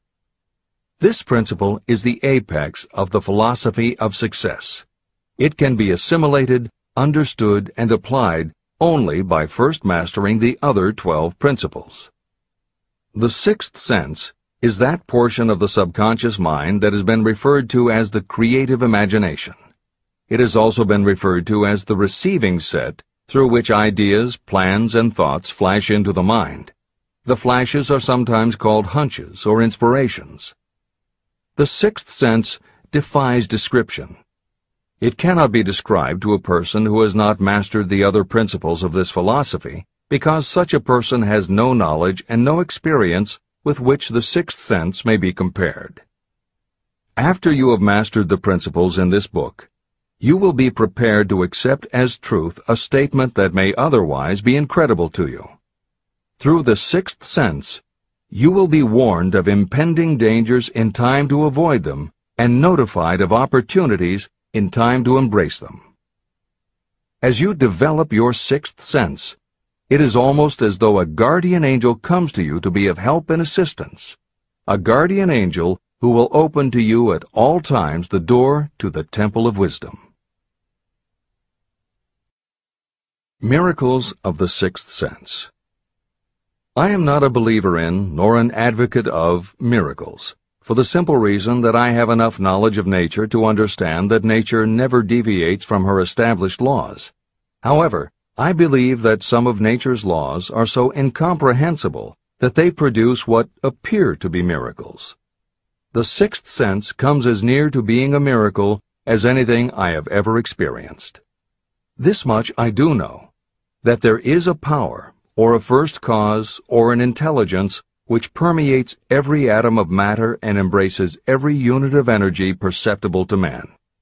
I know that this infinite intelligence is the thing that converts acorns into oak trees, causes water to flow downhill in response to the law of gravity, follows night with day and winter with summer, each maintaining its proper place and relationship to the other.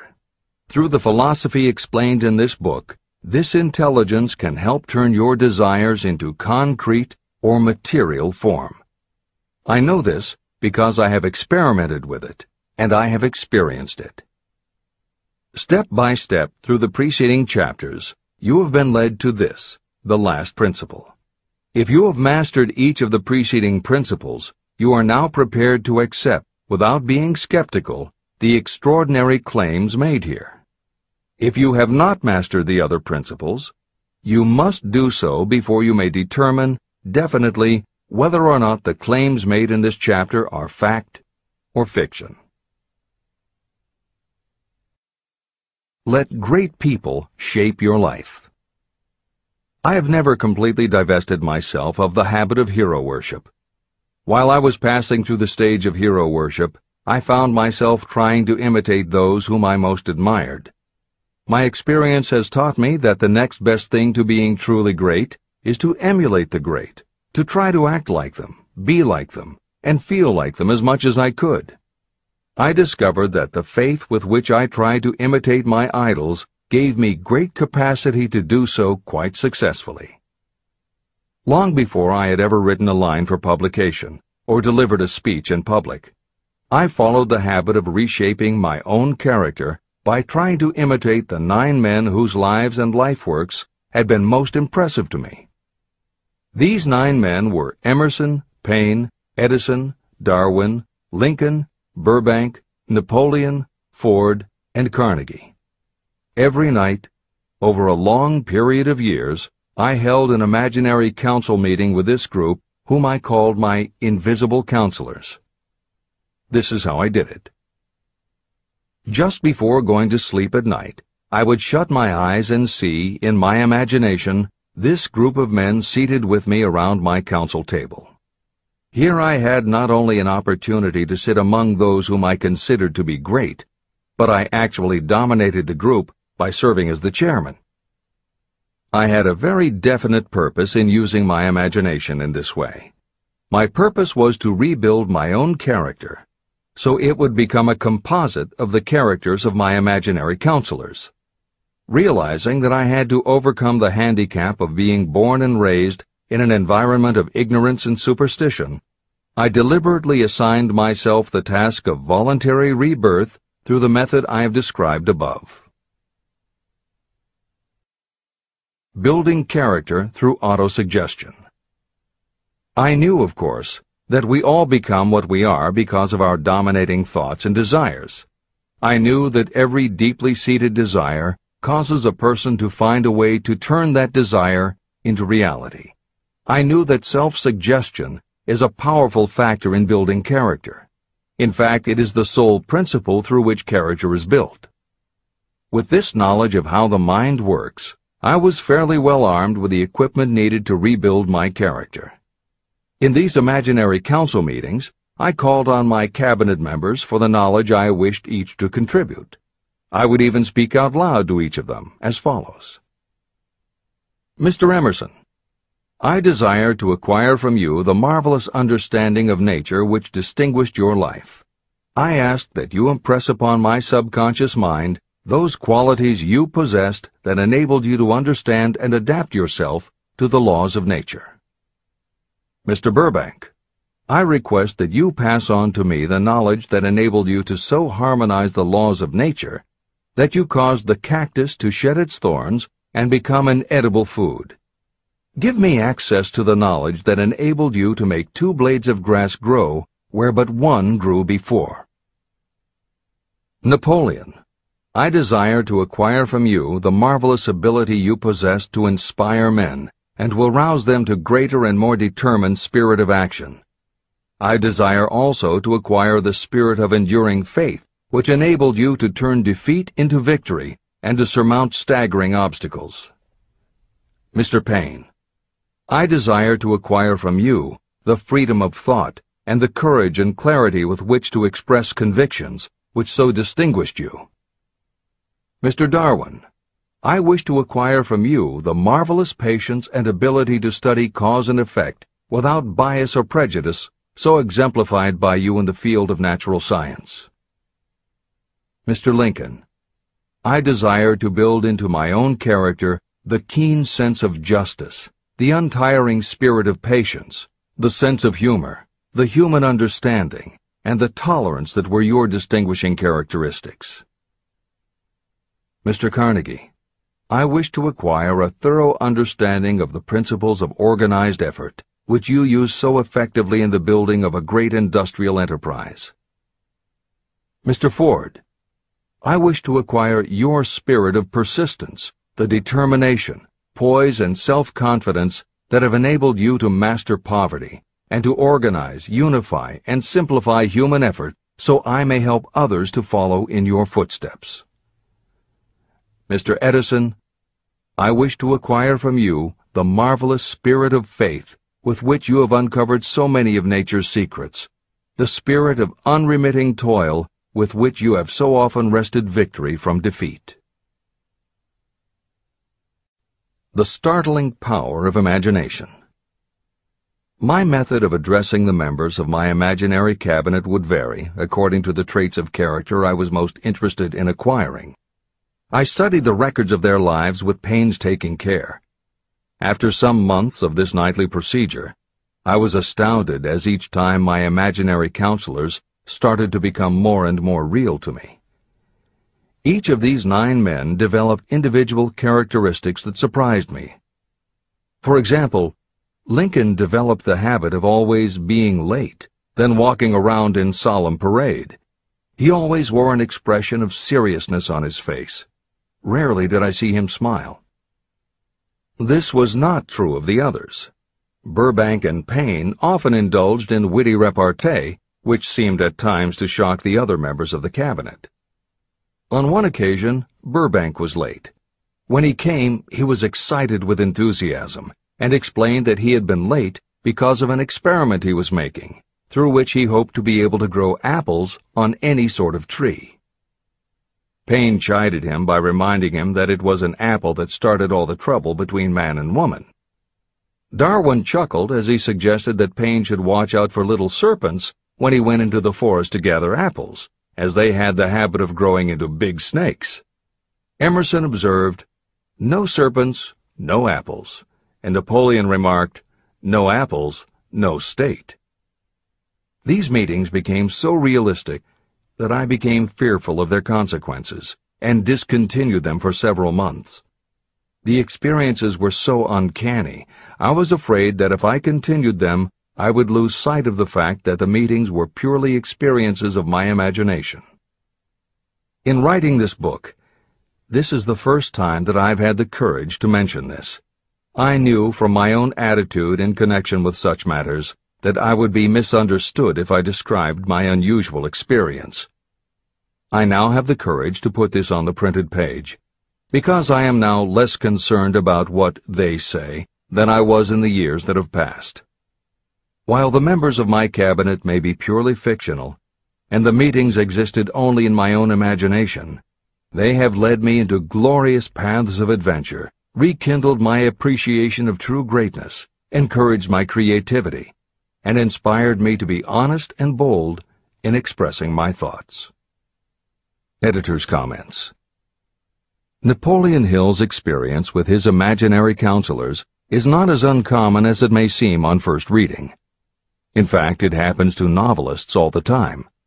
As an author proceeds with the writing of a book, there will come a point when the characters in the novel become so well defined in the author's mind that the personalities of the characters themselves begin to suggest plot points and dialogue that the author never planned. Often the thoughts that come to the author when he or she is in the character are completely original, and in real life would never have occurred to the author. Psychiatrists, therapists, and motivational experts also use this phenomenon when they work with role-playing.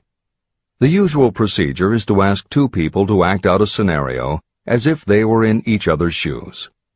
If this is done in a situation where the participants do not feel embarrassed or self-conscious, and if the people will allow themselves to become submerged and seriously try to become the other person, the results can be stunning.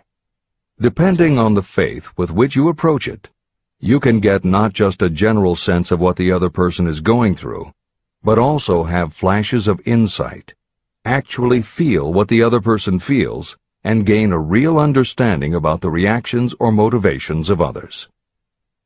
Why it works is just as much a mystery as why you get hunches.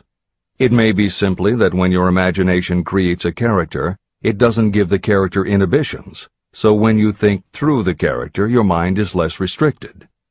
Regardless, the fact is that by using your imagination to project yourself into other characters, you can open yourself to ideas that you don't normally have access to, and you can use this mental phenomenon as one of the tools that will help you turn your desire into success.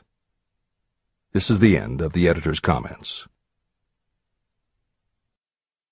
Tapping the source of inspiration. Somewhere in the cell structure of the brain is something that receives the vibrations of thought ordinarily called hunches. So far, science has not discovered where this sixth sense is located, but this is not important. The fact remains that human beings do receive accurate knowledge through sources other than the physical senses. Generally, such knowledge is received when the mind is under the influence of extraordinary stimulation. Any emergency that arouses the emotions and causes the heart to beat more rapidly may bring the sixth sense into action. Anyone who has experienced a near accident while driving knows that the sixth sense often comes to your rescue and by split seconds helps to avoid the accident. I mention this as background to the following statement of fact. On many occasions when I have faced emergencies, some of them so grave that my life was in jeopardy, I have been miraculously guided past these difficulties through the influence of my invisible counselors. My original purpose in conducting council meetings with imaginary beings was solely to use autosuggestion to impress upon my subconscious mind certain characteristics that I wanted to acquire. In more recent years, my experimentation has taken on an entirely different trend. I now go to my imaginary counselors with every difficult problem that confronts me and my clients. During my meetings with these invisible counselors, I find my mind most receptive to ideas, thoughts, and knowledge that reach me through the sixth sense. The results are often astonishing, although I do not depend entirely on this form of counsel. The sixth sense is not something that one can take off and put on at will. Ability to use this great power comes slowly, through application of the other principles outlined in this book. No matter who you are, or what may have been your purpose in reading this book, you can profit by it even if you don't fully understand how or why the principle described in this chapter works. This is especially true if your major purpose is that of accumulation of money or other material things. This chapter on the sixth sense was written because the book is designed to present a complete philosophy by which individuals may unerringly guide themselves in attaining whatever they ask of life. The starting point of all achievement is desire. The finishing point is the kind of knowledge that leads to understanding. Understanding of yourself, understanding of others, understanding of the laws of nature, and the recognition and understanding of happiness. Full understanding of this comes only through familiarity with and use of the principle of the sixth sense. In reading this chapter, you may have found yourself lifted to a high level of mental stimulation. Splendid! Come back to this again a month from now, read it once more, and observe that your mind will soar to a still higher level of stimulation. Repeat this experience from time to time, giving no concern as to how much or how little you learn at the time. Eventually, you will find yourself in possession of a power that will enable you to throw off discouragement, master fear, overcome procrastination, and draw freely upon your imagination. Then you will have felt the touch of that unknown something that has been the moving spirit of every truly great thinker, leader, artist, musician, writer, or statesman. Then you will be in a position to transmute your desires into their physical or financial counterpart as easily as you may lie down and quit at the first sign of opposition.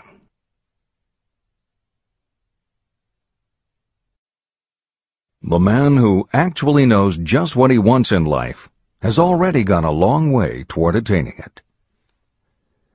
Chapter 16. The 6 Ghosts of Fear. How many are standing in your way? Take inventory of yourself as you read this closing chapter, and find out how many of the ghosts are standing in your way. Before you can put any portion of this philosophy into successful use, your mind must be prepared to receive it. The preparation is not difficult. It begins with study, analysis, and understanding of 3 enemies that you will have to clear out: indecision, doubt, and fear. The 6th sense will never function while these 3 negatives, or any one of them, remain in your mind. The members of this unholy trio are closely related. Where one is found, the other 2 are close at hand. Indecision is the seedling of fear. Remember this as you read. Indecision crystallizes into doubt. The 2 blend and become fear. The blending process often is slow. This is one reason why these 3 enemies are so dangerous. They germinate and grow without their presence being observed. The remainder of this chapter describes a state of mind that you must attain before the philosophy can be put into practical use. This chapter also analyzes a condition that has reduced huge numbers of people to poverty, and it states a truth that must be understood by all who accumulate riches, whether measured in terms of money or in terms of a state of mind that may be of far greater value than money. The purpose of this chapter is to turn the spotlight of attention on the cause and the cure of the 6 basic fears. Before you can master an enemy, you must know its name, its habits, and where to attack it. As you read, analyze yourself carefully and determine which, if any, of the 6 common fears have attached themselves to you. And keep in mind that sometimes they are hidden in the subconscious mind, where they are difficult to locate and still more difficult to eliminate. The 6 basic fears. There are 6 basic fears. At one time or another, every person suffers from some combination of these fears. Most people are fortunate if they do not suffer from the entire 6. Named in the order of their most common appearance, they are the fear of poverty, the fear of criticism, the fear of ill health, the fear of loss of love of someone, the fear of old age, and the fear of death. All other fears are of minor importance, and are in fact just variations on these 6. Fears are nothing more than states of mind. Your state of mind is subject to your control and direction. You can create nothing that you do not first conceive in the form of an impulse of thought. The following statement is of even greater importance. Thought impulses begin immediately to translate themselves into their physical equivalent, whether those thoughts are voluntary or involuntary. Even thought impulses that are picked up by mere chance, thoughts that have been released by other minds, may determine your financial, business, professional, or social destiny just as surely as the thoughts that you create by intent and design. This circumstance also explains why some people seem to be lucky, while others of equal or greater ability, training, experience, and brain capacity seem destined to have misfortune. The explanation is that you have the ability to completely control your own mind. With this control, you may open your mind to the thought impulses that are being released by other brains, or you can close the doors tightly and admit only thought impulses of your own choice. Nature has endowed human beings with absolute control over only one thing, and that one thing is thought. This fact, coupled with the additional fact that everything we create begins in the form of a thought, leads us very near to the principle by which fear may be mastered.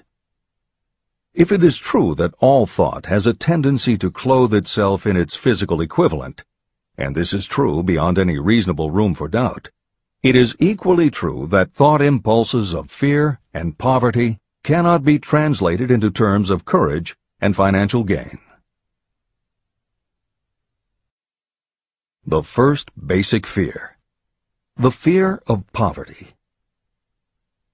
There can be no compromise between poverty and riches. The two roads that lead to poverty and riches travel in opposite directions. If you want riches, you must refuse to accept any circumstance that leads toward poverty. The word riches is used in its broadest sense, meaning financial, spiritual, mental, and material wealth. The starting point of the path that leads to riches is desire. In Chapter 3, you received full instructions for the proper use of desire.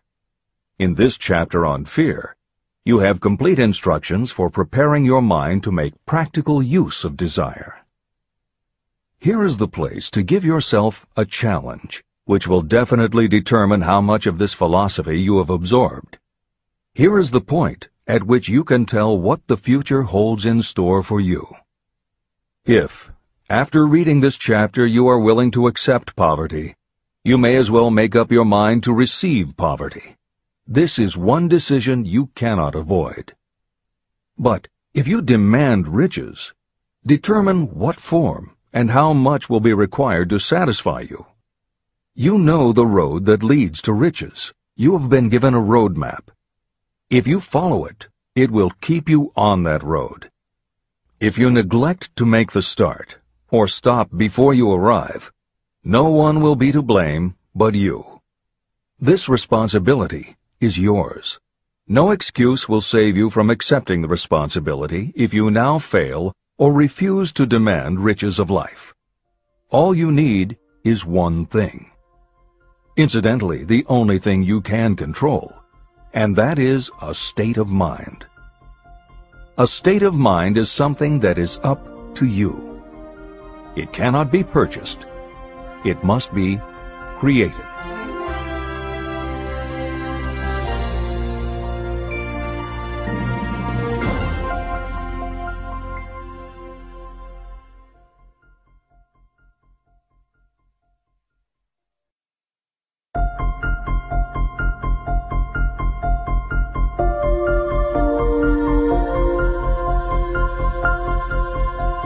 The most destructive fear. Fear of poverty is a state of mind, nothing else. But it is sufficient to destroy your chances of achievement in any undertaking. This fear paralyzes your ability to use reason, destroys the imagination, kills off self-reliance, undermines enthusiasm, discourages initiative, leads to uncertainty of purpose, encourages procrastination, wipes out enthusiasm, and makes self-control an impossibility. It takes the charm from your personality, destroys the possibility of accurate thinking, diverts concentration of effort. It defeats persistence, turns willpower into nothingness, destroys ambition, clouds the memory, and invites failure in every conceivable form. It kills love and assassinates the finer emotions of the heart, discourages friendship and invites disaster in 100 forms, leads to sleeplessness, misery, and unhappiness. And all this despite the obvious truth that you live in a world of overabundance of everything your heart could desire, with nothing standing between you and your desires except lack of a definite purpose. The fear of poverty is, without doubt, the most destructive of the 6 basic fears. It has been placed at the head of the list because it is the most difficult to master. The fear of poverty grew out of our inherited tendency to prey upon our fellow human beings economically. Nearly all animals lower than us are motivated by instinct, but their capacity to think is limited, and therefore they prey upon one another physically. We, with our superior sense of intuition, with the capacity to think and to reason, do not eat others bodily. Human beings get more satisfaction out of eating others financially. Humans are so avaricious that every conceivable law has been passed to safeguard us from one another. Nothing brings so much suffering and humility as poverty. Only those who have experienced poverty understand the full meaning of this. It is no wonder that we fear poverty. Through a long line of inherited experiences, we have learned for sure that some people cannot be trusted where matters of money and earthly possessions are concerned.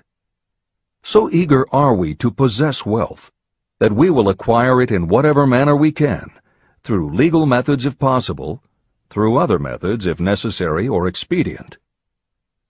Self-analysis may disclose weaknesses that you do not like to acknowledge, but this form of examination is essential if you are going to demand of life more than mediocrity and poverty. Remember, as you check yourself point by point, that you are both the court and the jury, the prosecuting attorney and the attorney for the defense, and that you are both the plaintiff and the defendant. You are on trial. Face the facts squarely. Ask yourself definite questions and demand direct replies. When the examination is over, you will know more about yourself. If you do not feel that you can be an impartial judge, call upon someone who knows you well to serve as judge while you cross-examine yourself. You are after the truth. Get it, no matter at what the cost, even though it may temporarily embarrass you.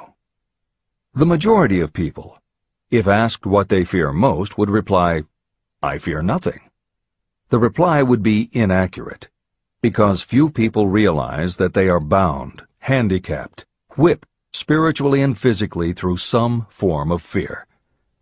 So subtle and deeply seated is the emotion of fear that you may go through life and never recognize its presence. Only a courageous analysis will disclose the presence of this universal enemy. When you begin such an analysis, search deeply into your character. The following is a list of the symptoms to look for.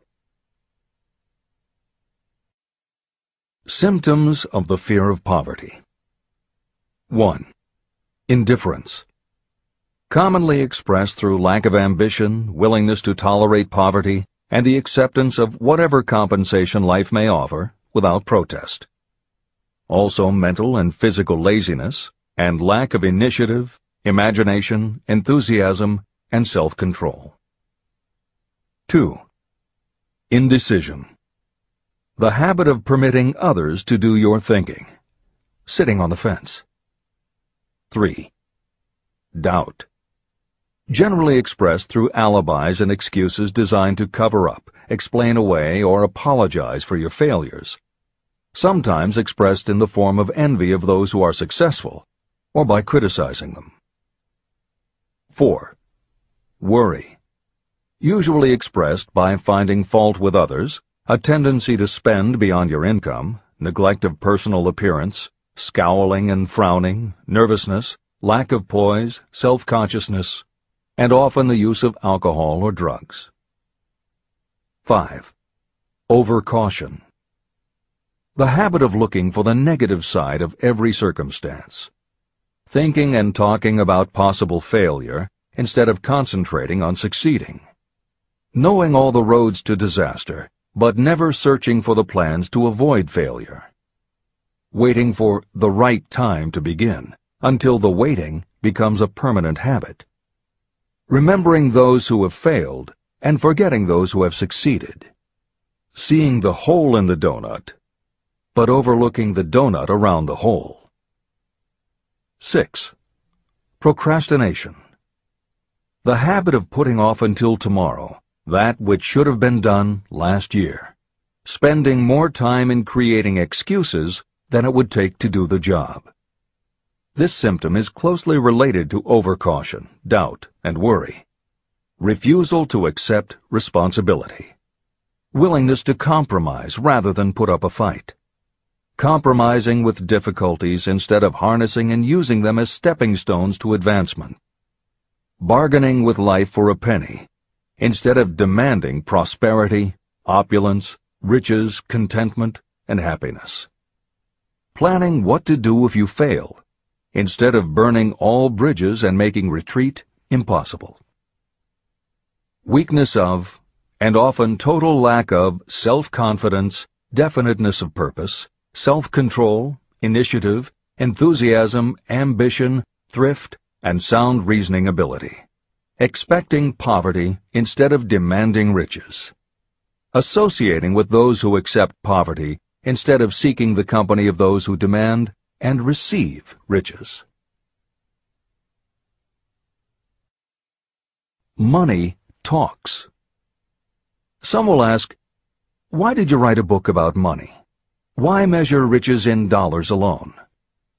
Some will believe, and rightly so, that there are other forms of riches more desirable than money. Yes, there are riches that cannot be measured in terms of dollars. But there are also millions of people who say, "Give me all the money I need, and I will find everything else I want." The major reason why I wrote this book on how to get money is that millions of men and women are paralyzed with the fear of poverty. What this sort of fear does to one was well described by Westbrook Pegler. Editor's comments. James Westbrook Pegler was a controversial newspaper columnist for the Chicago Daily News and the Washington Post. Although his career lasted into the 1960s, he was most widely read and quoted during the 1930s and 1940s.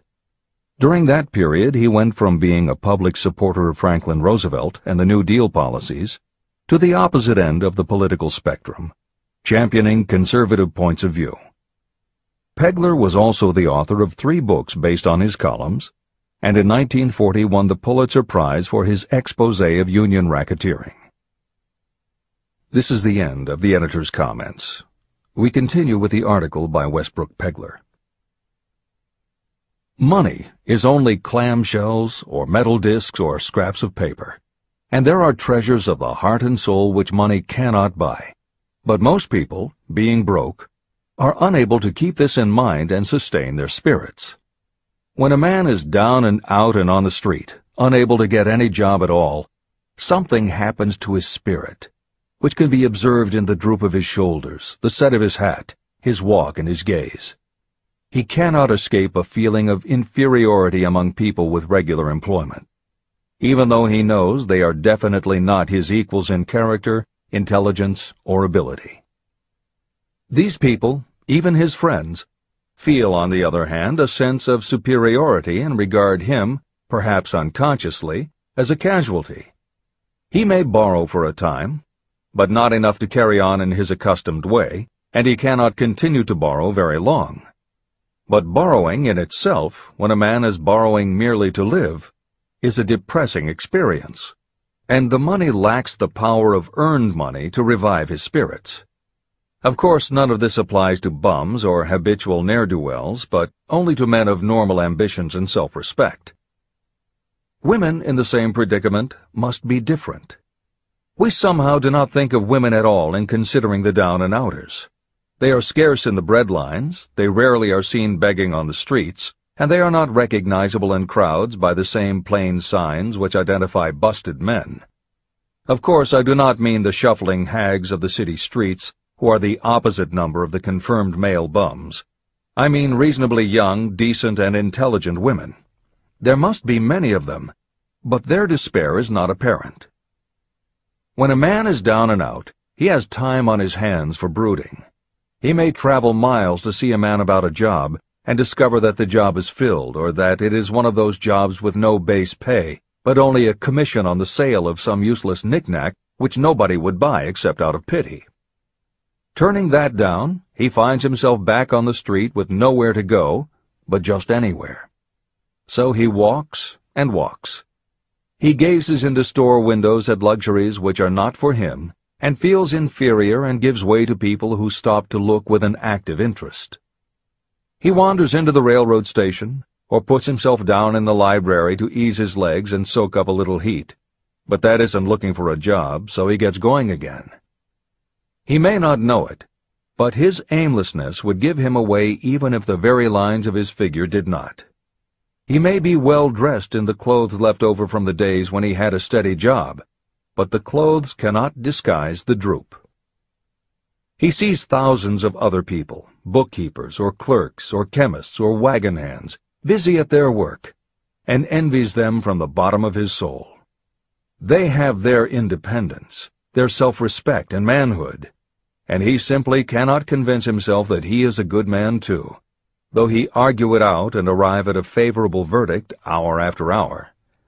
It is just money which makes this difference in him. With a little money, he would be himself again.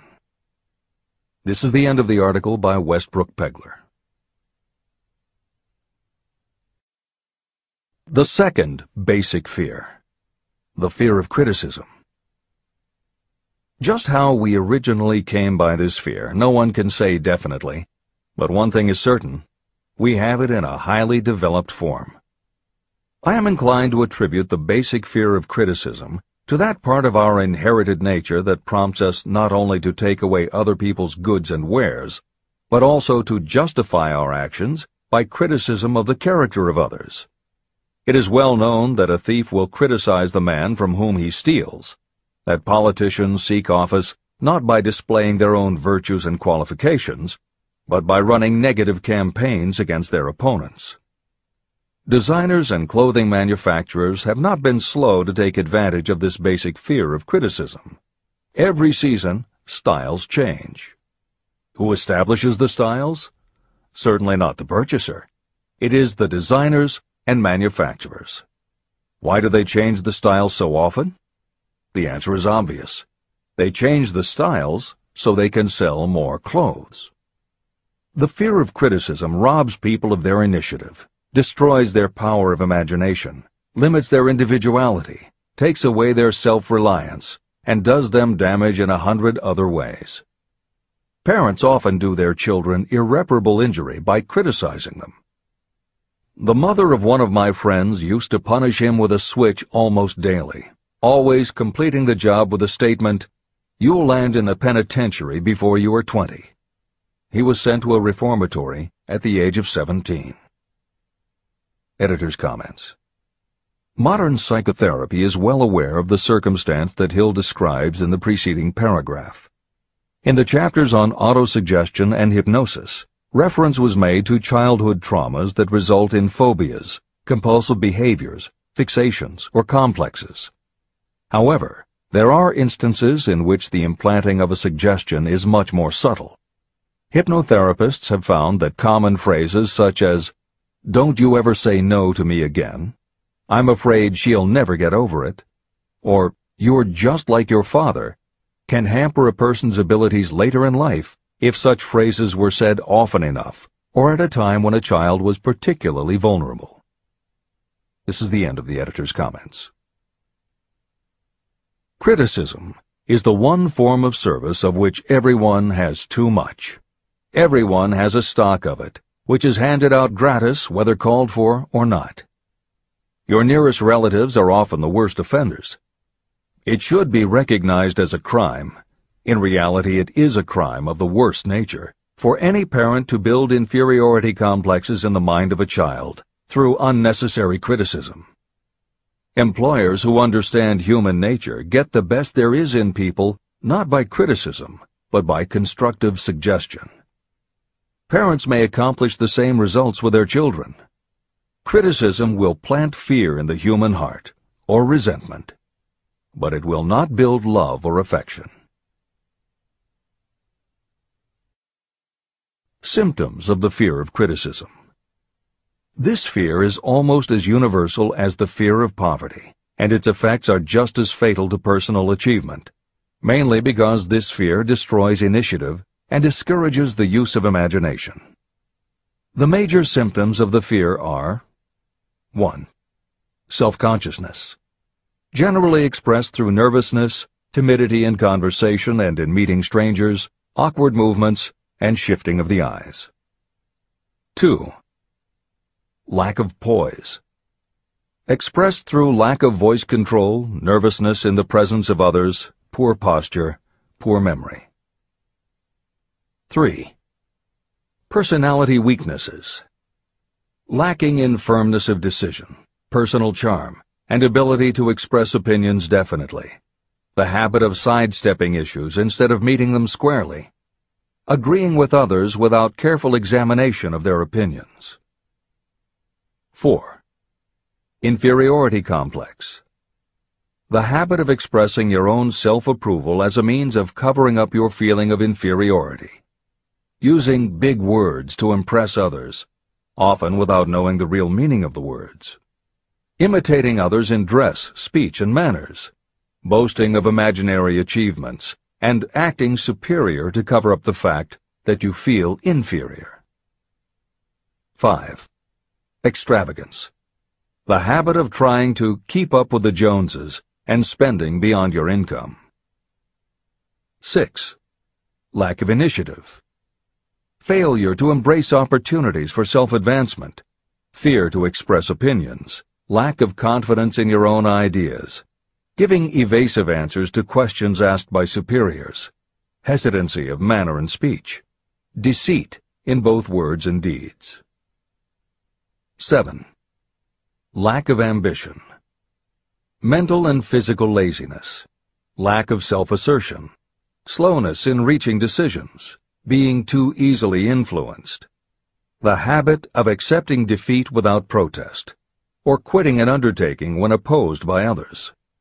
Also the habit of criticizing others behind their backs and flattering them to their faces, suspicion of other people without cause, lack of tactfulness of manner and speech, and unwillingness to accept the blame for mistakes.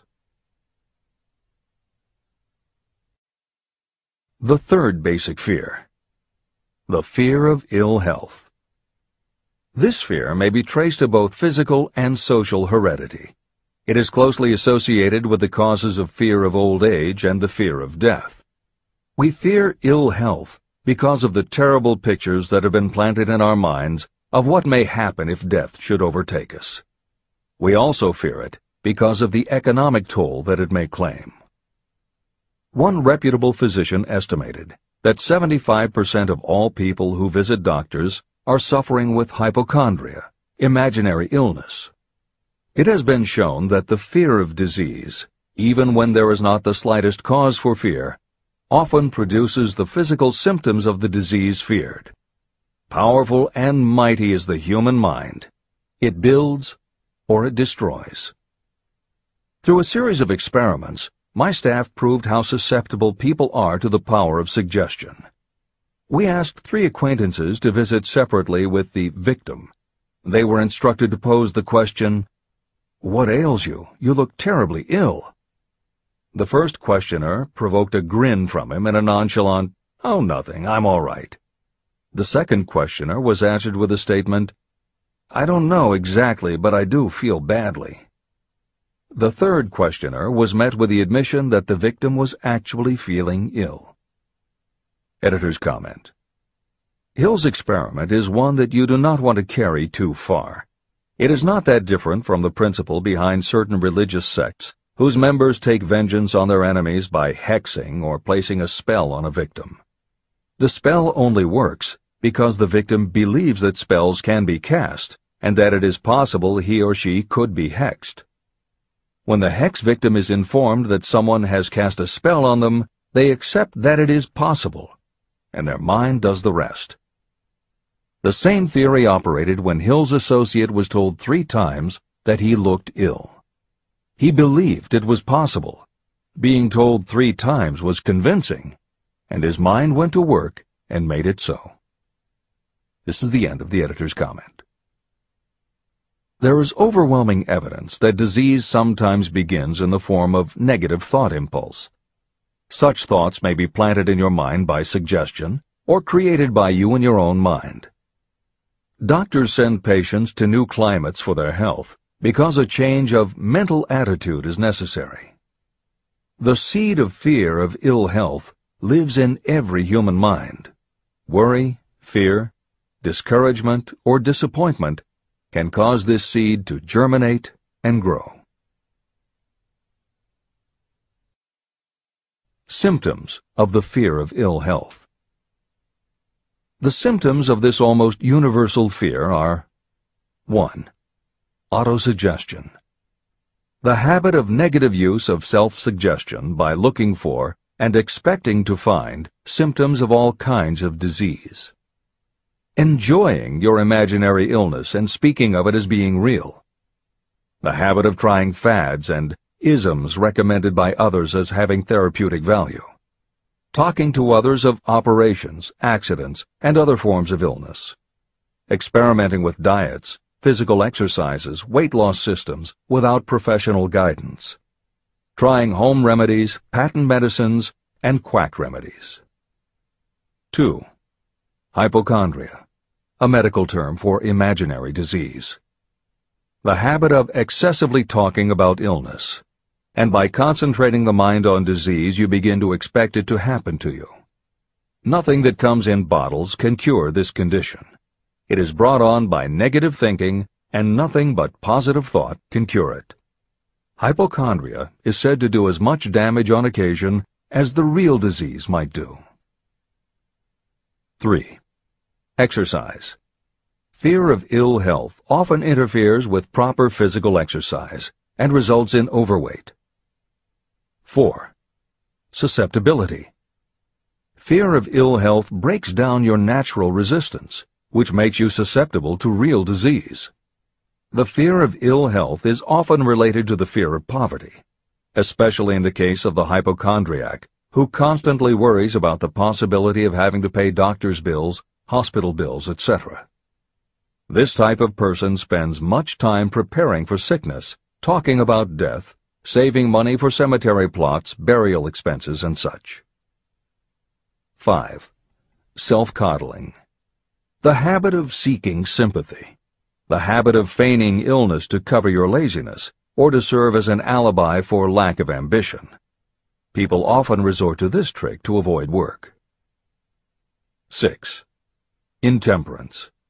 The habit of using alcohol or drugs to destroy pain instead of eliminating the cause. 7. The habit of reading about illness and worrying over the possibility of being stricken by it. The fourth basic fear. The fear of loss of love. Jealousy and other similar forms of neurosis grow out of our fear of the loss of love of someone. This fear is the most painful of all the 6 basic fears. It probably plays more havoc with the body and mind than any of the other basic fears. Editor's comment.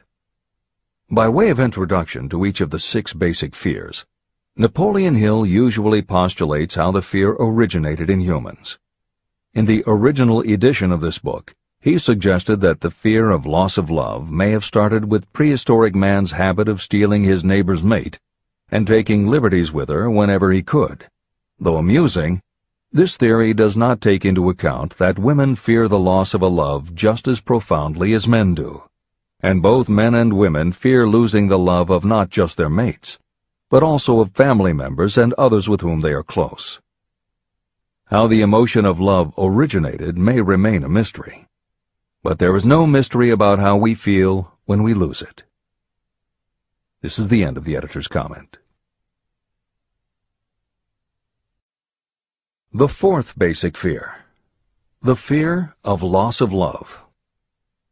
Jealousy and other similar forms of neurosis grow out of our fear of the loss of love of someone. This fear is the most painful of all the 6 basic fears. It probably plays more havoc with the body and mind than any of the other basic fears. Editor's comment. By way of introduction to each of the 6 basic fears, Napoleon Hill usually postulates how the fear originated in humans. In the original edition of this book, He suggested that the fear of loss of love may have started with prehistoric man's habit of stealing his neighbor's mate and taking liberties with her whenever he could. Though amusing, this theory does not take into account that women fear the loss of a love just as profoundly as men do, and both men and women fear losing the love of not just their mates, but also of family members and others with whom they are close. How the emotion of love originated may remain a mystery, but there is no mystery about how we feel when we lose it. This is the end of the editor's comment. Symptoms of the fear of loss of love. The distinguishing symptoms of this fear are 1. Jealousy. The habit of being suspicious of friends and loved ones. The habit of accusing wife or husband of infidelity without grounds.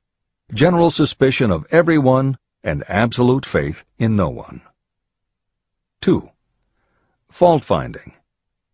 The habit of finding fault with friends, relatives, business associates, and loved ones upon the slightest provocation, or without any cause whatsoever. 3. Gambling. The habit of gambling, stealing, cheating, and otherwise taking hazardous chances to provide money for loved ones, in the belief that love can be bought. The habit of spending beyond your means, or incurring debts to provide gifts for loved ones, in order to make a good impression. Also insomnia, nervousness, lack of persistence, weakness of will, lack of self-control, lack of self-reliance, bad temper. The fifth basic fear. The fear of old age. In the main, this fear grows out of two sources. First, the thought that old age may bring with it poverty.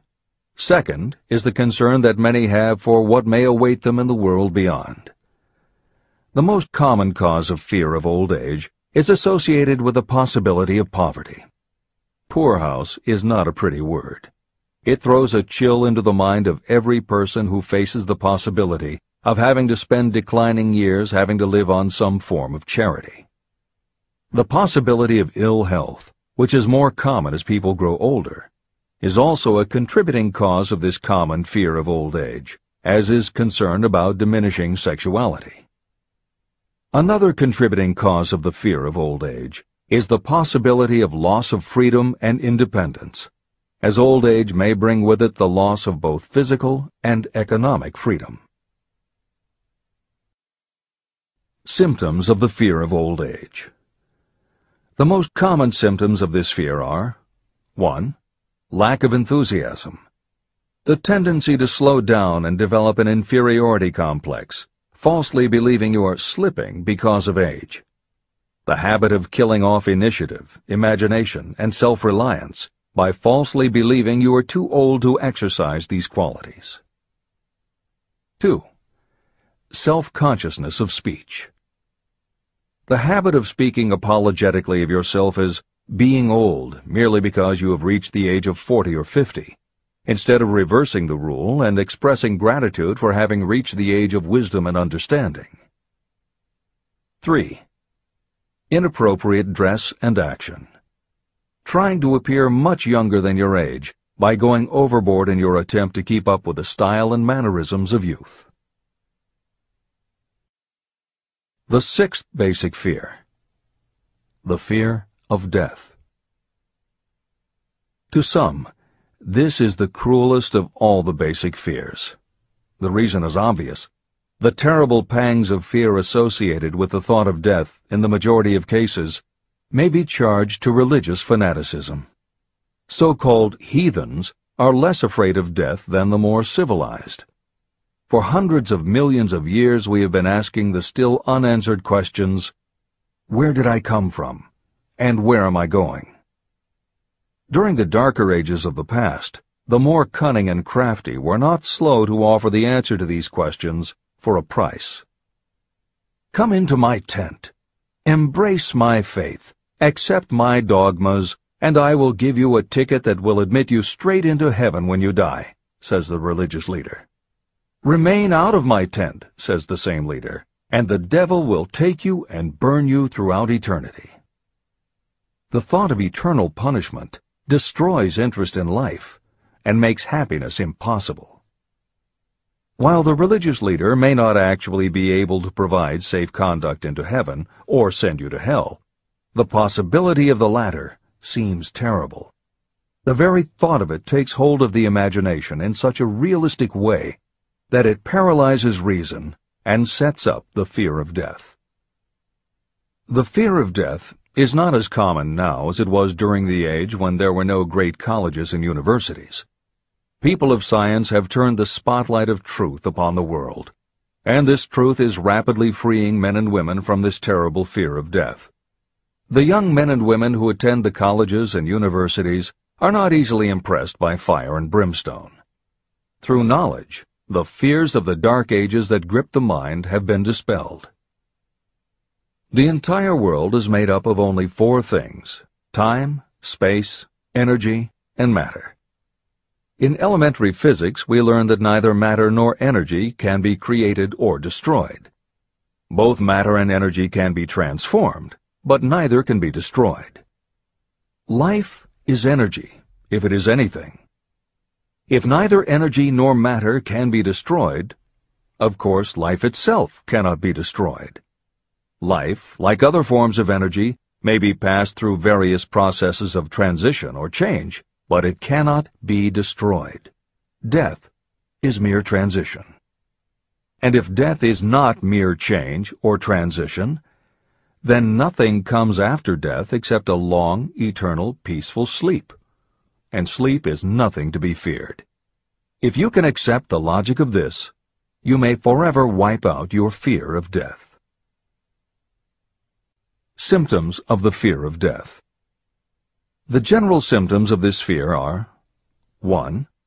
The habit of thinking about dying instead of making the most of life. This is generally due to lack of purpose or lack of a suitable occupation. This fear is more prevalent among the aged, but sometimes the more youthful are victims of it. The greatest of all remedies for the fear of death is a burning desire for achievement, backed by useful service to others. A busy person seldom has time to think about dying. A busy person finds life too thrilling to worry about death. 2. Sometimes the fear of death is closely associated with the fear of poverty, where death would leave loved ones poverty-stricken. 3. In other cases, the fear of death is caused by illness and the breakdown of physical body resistance. 4. The most common causes of the fear of death are ill health, poverty, lack of appropriate occupation, disappointment over love, insanity, and religious fanaticism.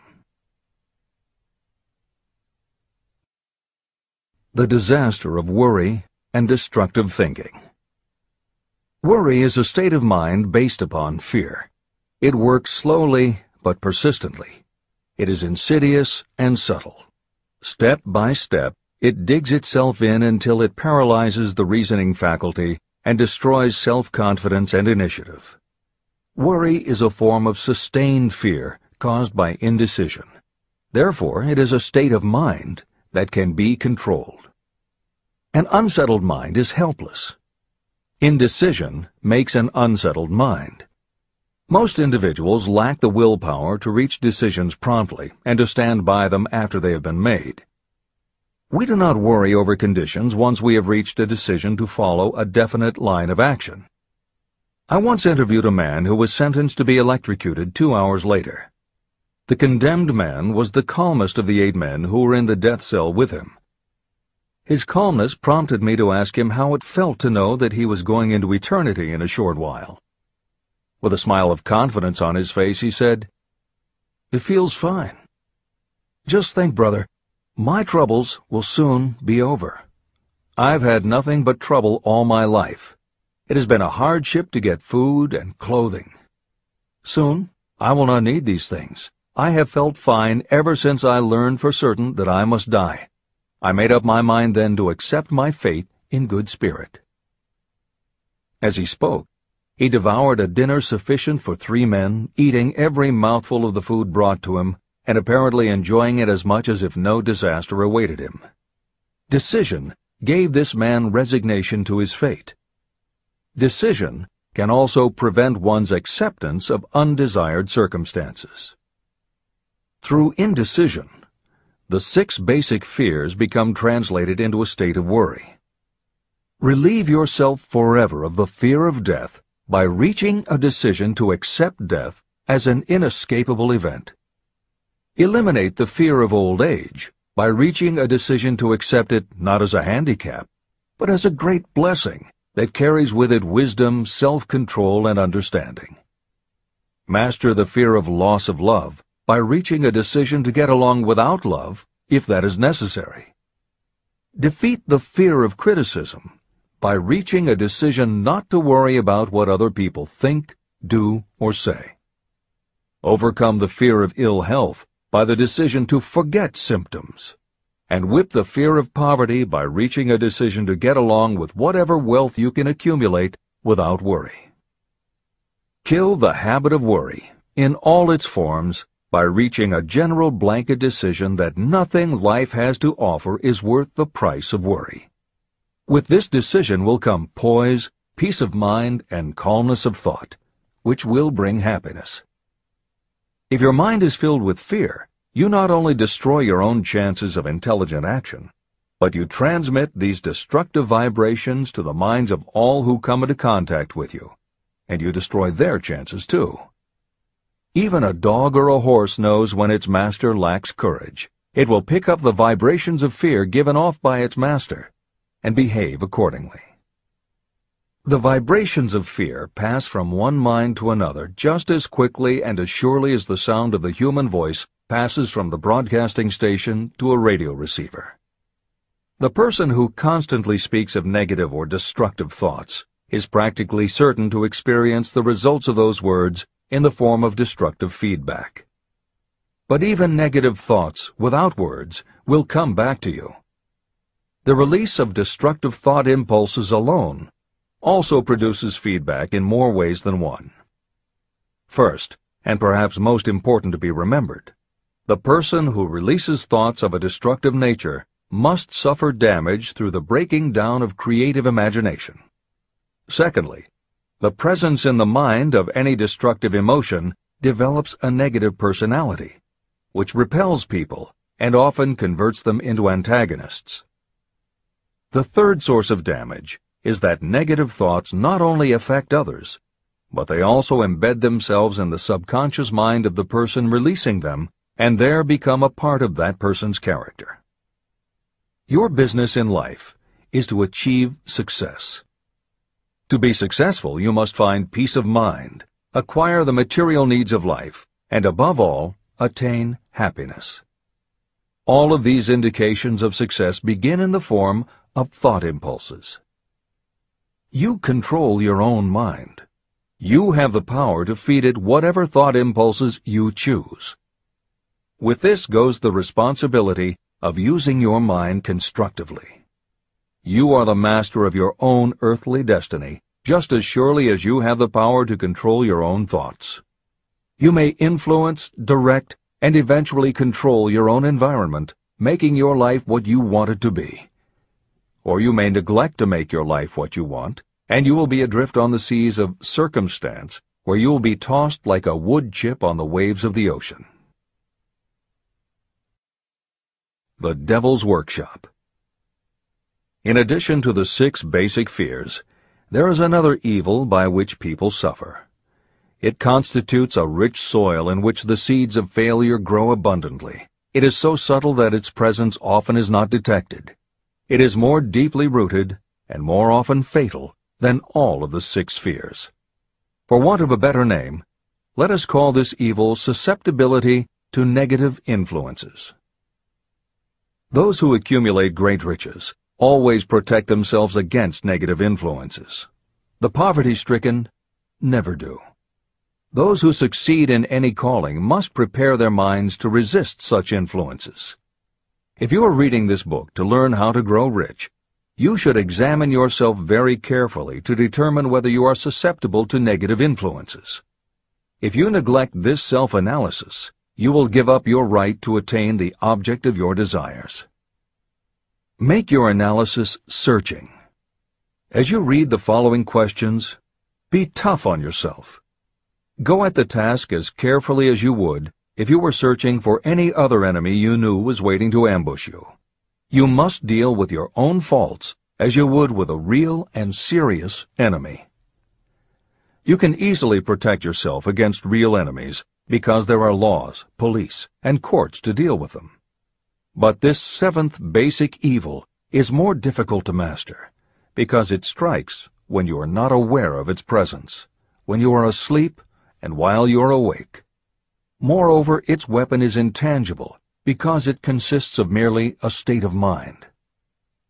Negative influences are also dangerous because they come in so many different forms. Sometimes they enter the mind through the well-meant words of your friends and relatives. At other times they come from within, through your own mental attitude. Always, it is as deadly as poison, even though it may not kill as quickly. How to protect yourself against negative influences. To protect yourself against negative influences, whether of your own making or the result of negative people around you, recognize that your willpower is your defense. You must put it into constant use until it builds a wall of immunity against negative influences in your own mind. Recognize that you and every other human being are, by nature, lazy, indifferent, and susceptible to all suggestions that reinforce your weaknesses. Recognize that you are, by nature, susceptible to all of the 6 basic fears, and you must set up habits to counteract all these fears. Recognize that negative influences often work on you through your subconscious mind, and are therefore difficult to detect. Keep your mind closed against all people who depress or discourage you in any way. Clean out your medicine chest, and stop pandering to colds, aches, pains, and imaginary illness. Deliberately seek the company of people who influence you to think and act for yourself. Do not expect troubles, as they have a tendency not to disappoint. Without doubt, the most common weakness of all human beings is the habit of leaving their minds open to the negative influences of other people. This weakness is all the more damaging because most people do not even know they do it. The following list of questions is designed to help you see yourself as you really are. You should read through the list now. Then set aside a day when you can give adequate time to go through the list again and thoroughly answer each question. When you do this, I advise that you read the questions and state your answers aloud so you can hear your own voice. This will make it easier for you to be truthful with yourself. Self-analysis questions. Do you complain often of feeling bad, and if so, what is the cause? Do you find fault with other people at the slightest provocation? Do you frequently make mistakes in your work, and if so, why? Are you sarcastic and offensive in your conversation? Do you deliberately avoid the association of anyone, and if so, why? Do you suffer frequently with indigestion? If so, what is the cause? Does life seem futile and the future hopeless to you? Do you like your occupation? If not, why? Do you often feel self-pity? And if so, why? Are you envious of those who excel you? To which do you devote most time? Thinking of success or of failure? Are you gaining or losing self-confidence as you grow older? Do you learn something of value from all mistakes? Are you permitting some relative or acquaintance to worry you? If so, why? Are you sometimes excited about life, and at other times in the depths of despondency? Who has the most inspiring influence upon you, and for what reason? Do you tolerate negative or discouraging influences that you could avoid? Are you careless of your personal appearance? If so, when and why? Have you learned how to ignore your troubles by being too busy to be annoyed by them? Would you call yourself a spineless weakling if you permitted others to do your thinking for you? How many preventable disturbances annoy you, and why do you tolerate them? Do you resort to alcohol, drugs, cigarettes, or other compulsions to quiet your nerves? If so, why do you not try willpower instead? Does anyone nag you, and if so, for what reason? Do you have a definite major purpose? And if so, what is it, and what plan do you have for achieving it? Do you suffer from any of the 6 basic fears? If so, which ones? Have you developed a method to shield yourself against the negative influence of others? Do you use autosuggestion to make your mind positive? Which do you value most, your material possessions or your privilege of controlling your own thoughts? Are you easily influenced by others against your own judgment? Has today added anything of value to your stock of knowledge or state of mind?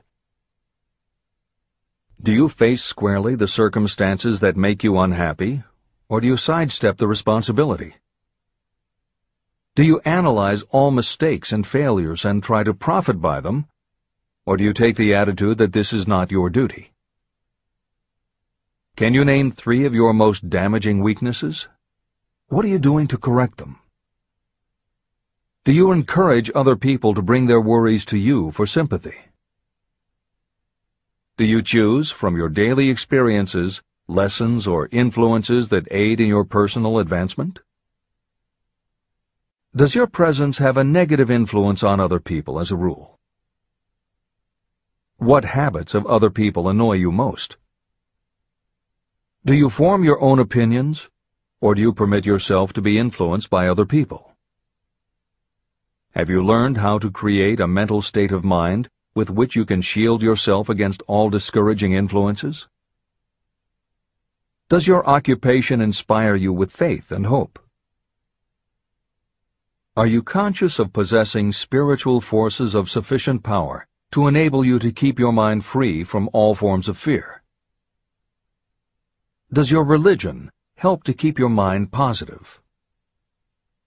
Do you feel it your duty to share other people's worries? If so, why? If you believe that birds of a feather flock together, what have you learned about yourself by studying the friends whom you attract? What connection, if any, do you see between the people with whom you associate most closely and any unhappiness you may experience? Could it be possible that some person whom you consider to be a friend is, in reality, your worst enemy because of his or her negative influence on your mind? By what rules do you judge who is helpful and who is damaging to you? Are your intimate associates mentally superior or inferior to you? How much time out of every 24 hours do you devote to your occupation, sleep, play and relaxation, acquiring useful knowledge, plain wasted time? Who among your acquaintances encourages you most, cautions you most, discourages you most? What is your greatest worry? Why do you tolerate it? When others offer you free, unsolicited advice, do you accept it without question, or do you analyze their motive? What, above all else, do you most desire? Do you intend to acquire it? Are you willing to subordinate all other desires for this one? How much time daily do you devote to acquiring it? Do you change your mind often? If so, why? Do you usually finish everything you begin? Are you easily impressed by other people's business or professional titles, college degrees, or wealth? Are you easily influenced by what other people think or say about you?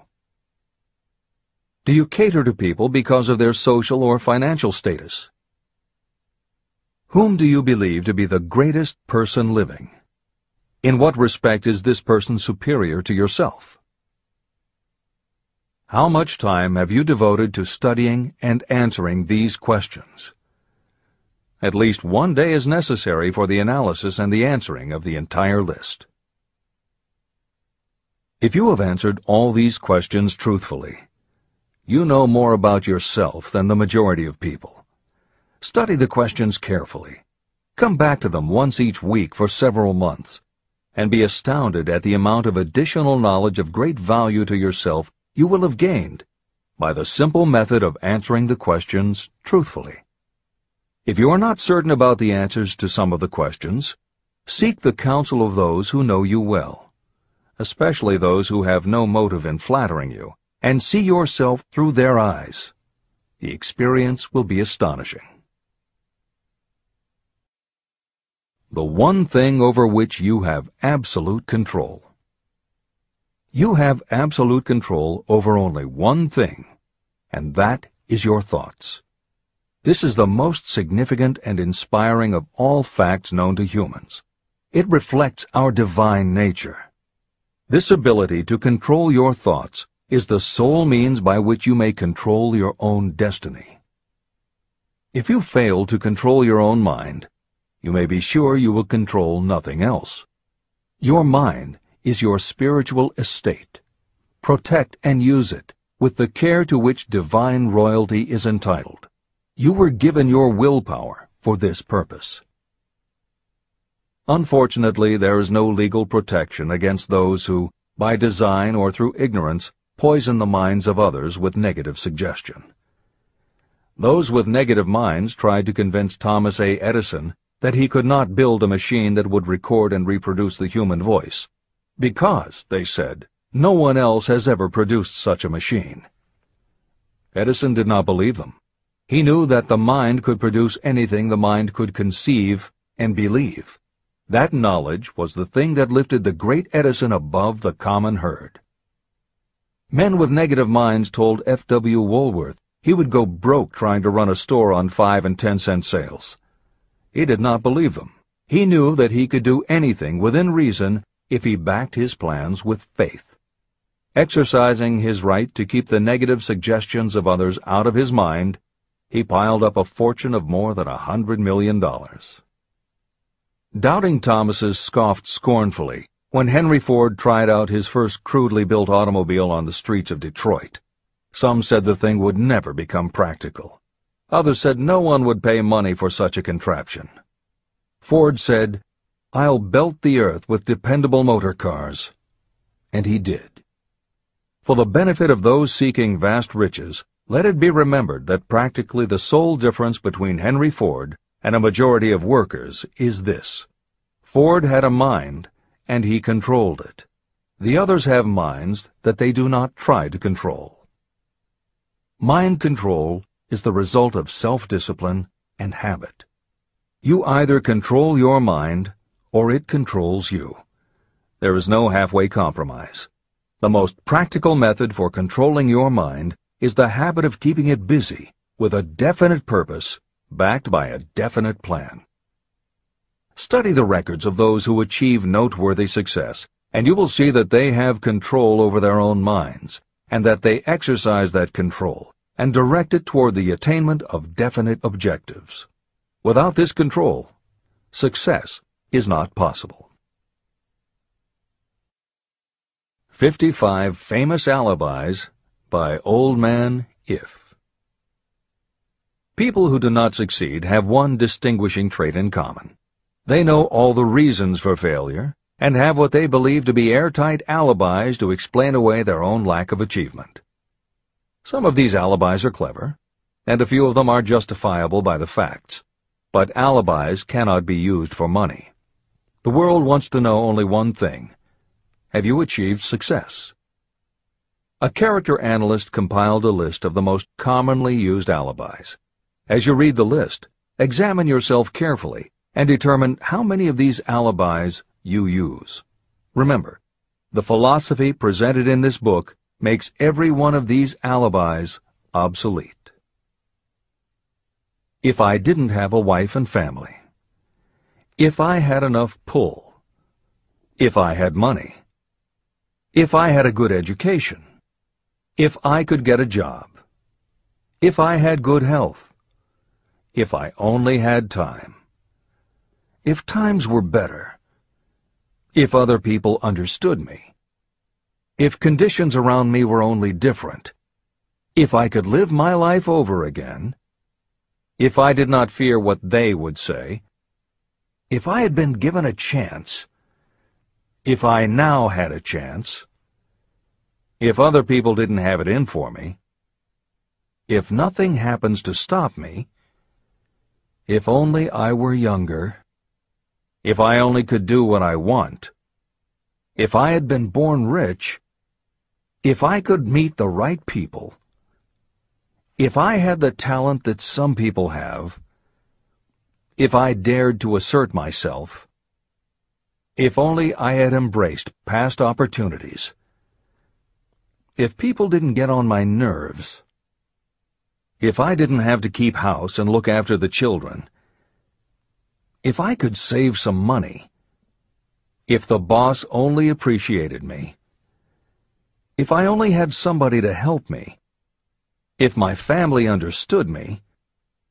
If I lived in a big city. If I could just get started. If I were only free.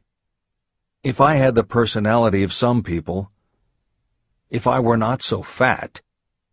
If my real talents were known. If I could just get a break. If I could only get out of debt. If I hadn't failed. If I only knew how. If everybody wasn't against me. If I didn't have so many worries. If I could marry the right person. If people weren't so dumb. If my family were not so extravagant. If I were sure of myself. If luck were not against me. If I had not been born under the wrong star. If it were not true that what is to be will be. If I did not have to work so hard. If I hadn't lost my money. If I lived in a different neighborhood. If I didn't have a past. If I only had a business of my own. If other people would only listen to me. If, and this is the greatest of them all, if I had the courage to see myself as I really am, I would find out what is wrong with me and correct it. And I know that something must be wrong with the way I have done things, or I would already have the success that I desire. I recognize that something must be wrong with me, otherwise I would have spent more time analyzing my weaknesses and less time building alibis to cover them. Building alibis to explain away failure is a national pastime. The habit is as old as the human race and is fatal to success. Why do people cling to their pet alibis? The answer is obvious. They defend their alibis because they create them. Your alibi is the child of your own imagination. It is human nature to defend your own brainchild. Building alibis is a deeply rooted habit. Habits are difficult to break, especially when they provide justification for something we do. Plato had this truth in mind when he said, "The first and best victory is to conquer self. To be conquered by self is, of all things, the most shameful and vile." Another philosopher had the same thought in mind when he said, "It was a great surprise to me when I discovered that most of the ugliness I saw in others was but a reflection of my own nature." Elbert Hubbard, philosopher, author, publisher of the Fra magazine, and founder of the Roy Crofters Community of Artists, said, "It has always been a mystery to me why people spend so much time deliberately fooling themselves by creating alibis to cover their weaknesses. If used differently, this same time would be sufficient to cure the weakness. Then no alibis would be needed." In parting, I would remind you that life is a checkerboard, and the player opposite you is time. If you hesitate before moving, or neglect to move promptly, your men will be wiped off the board by time. you are playing against a partner who will not tolerate indecision. Previously, you may have had a logical excuse for not having forced life to come through with whatever you asked. That alibi is now obsolete, because you are in possession of the master key that unlocks the door to life's riches. The master key is intangible, but it is powerful. It is the privilege of creating, in your own mind, a burning desire for a definite form of riches. There is no penalty for the use of this key, but there is a price you must pay if you do not use it. The price is failure. There is a reward of stupendous proportions if you put the key to use. It is the satisfaction that will come to you when you conquer self and force life to pay whatever is asked. The reward is worthy of your effort.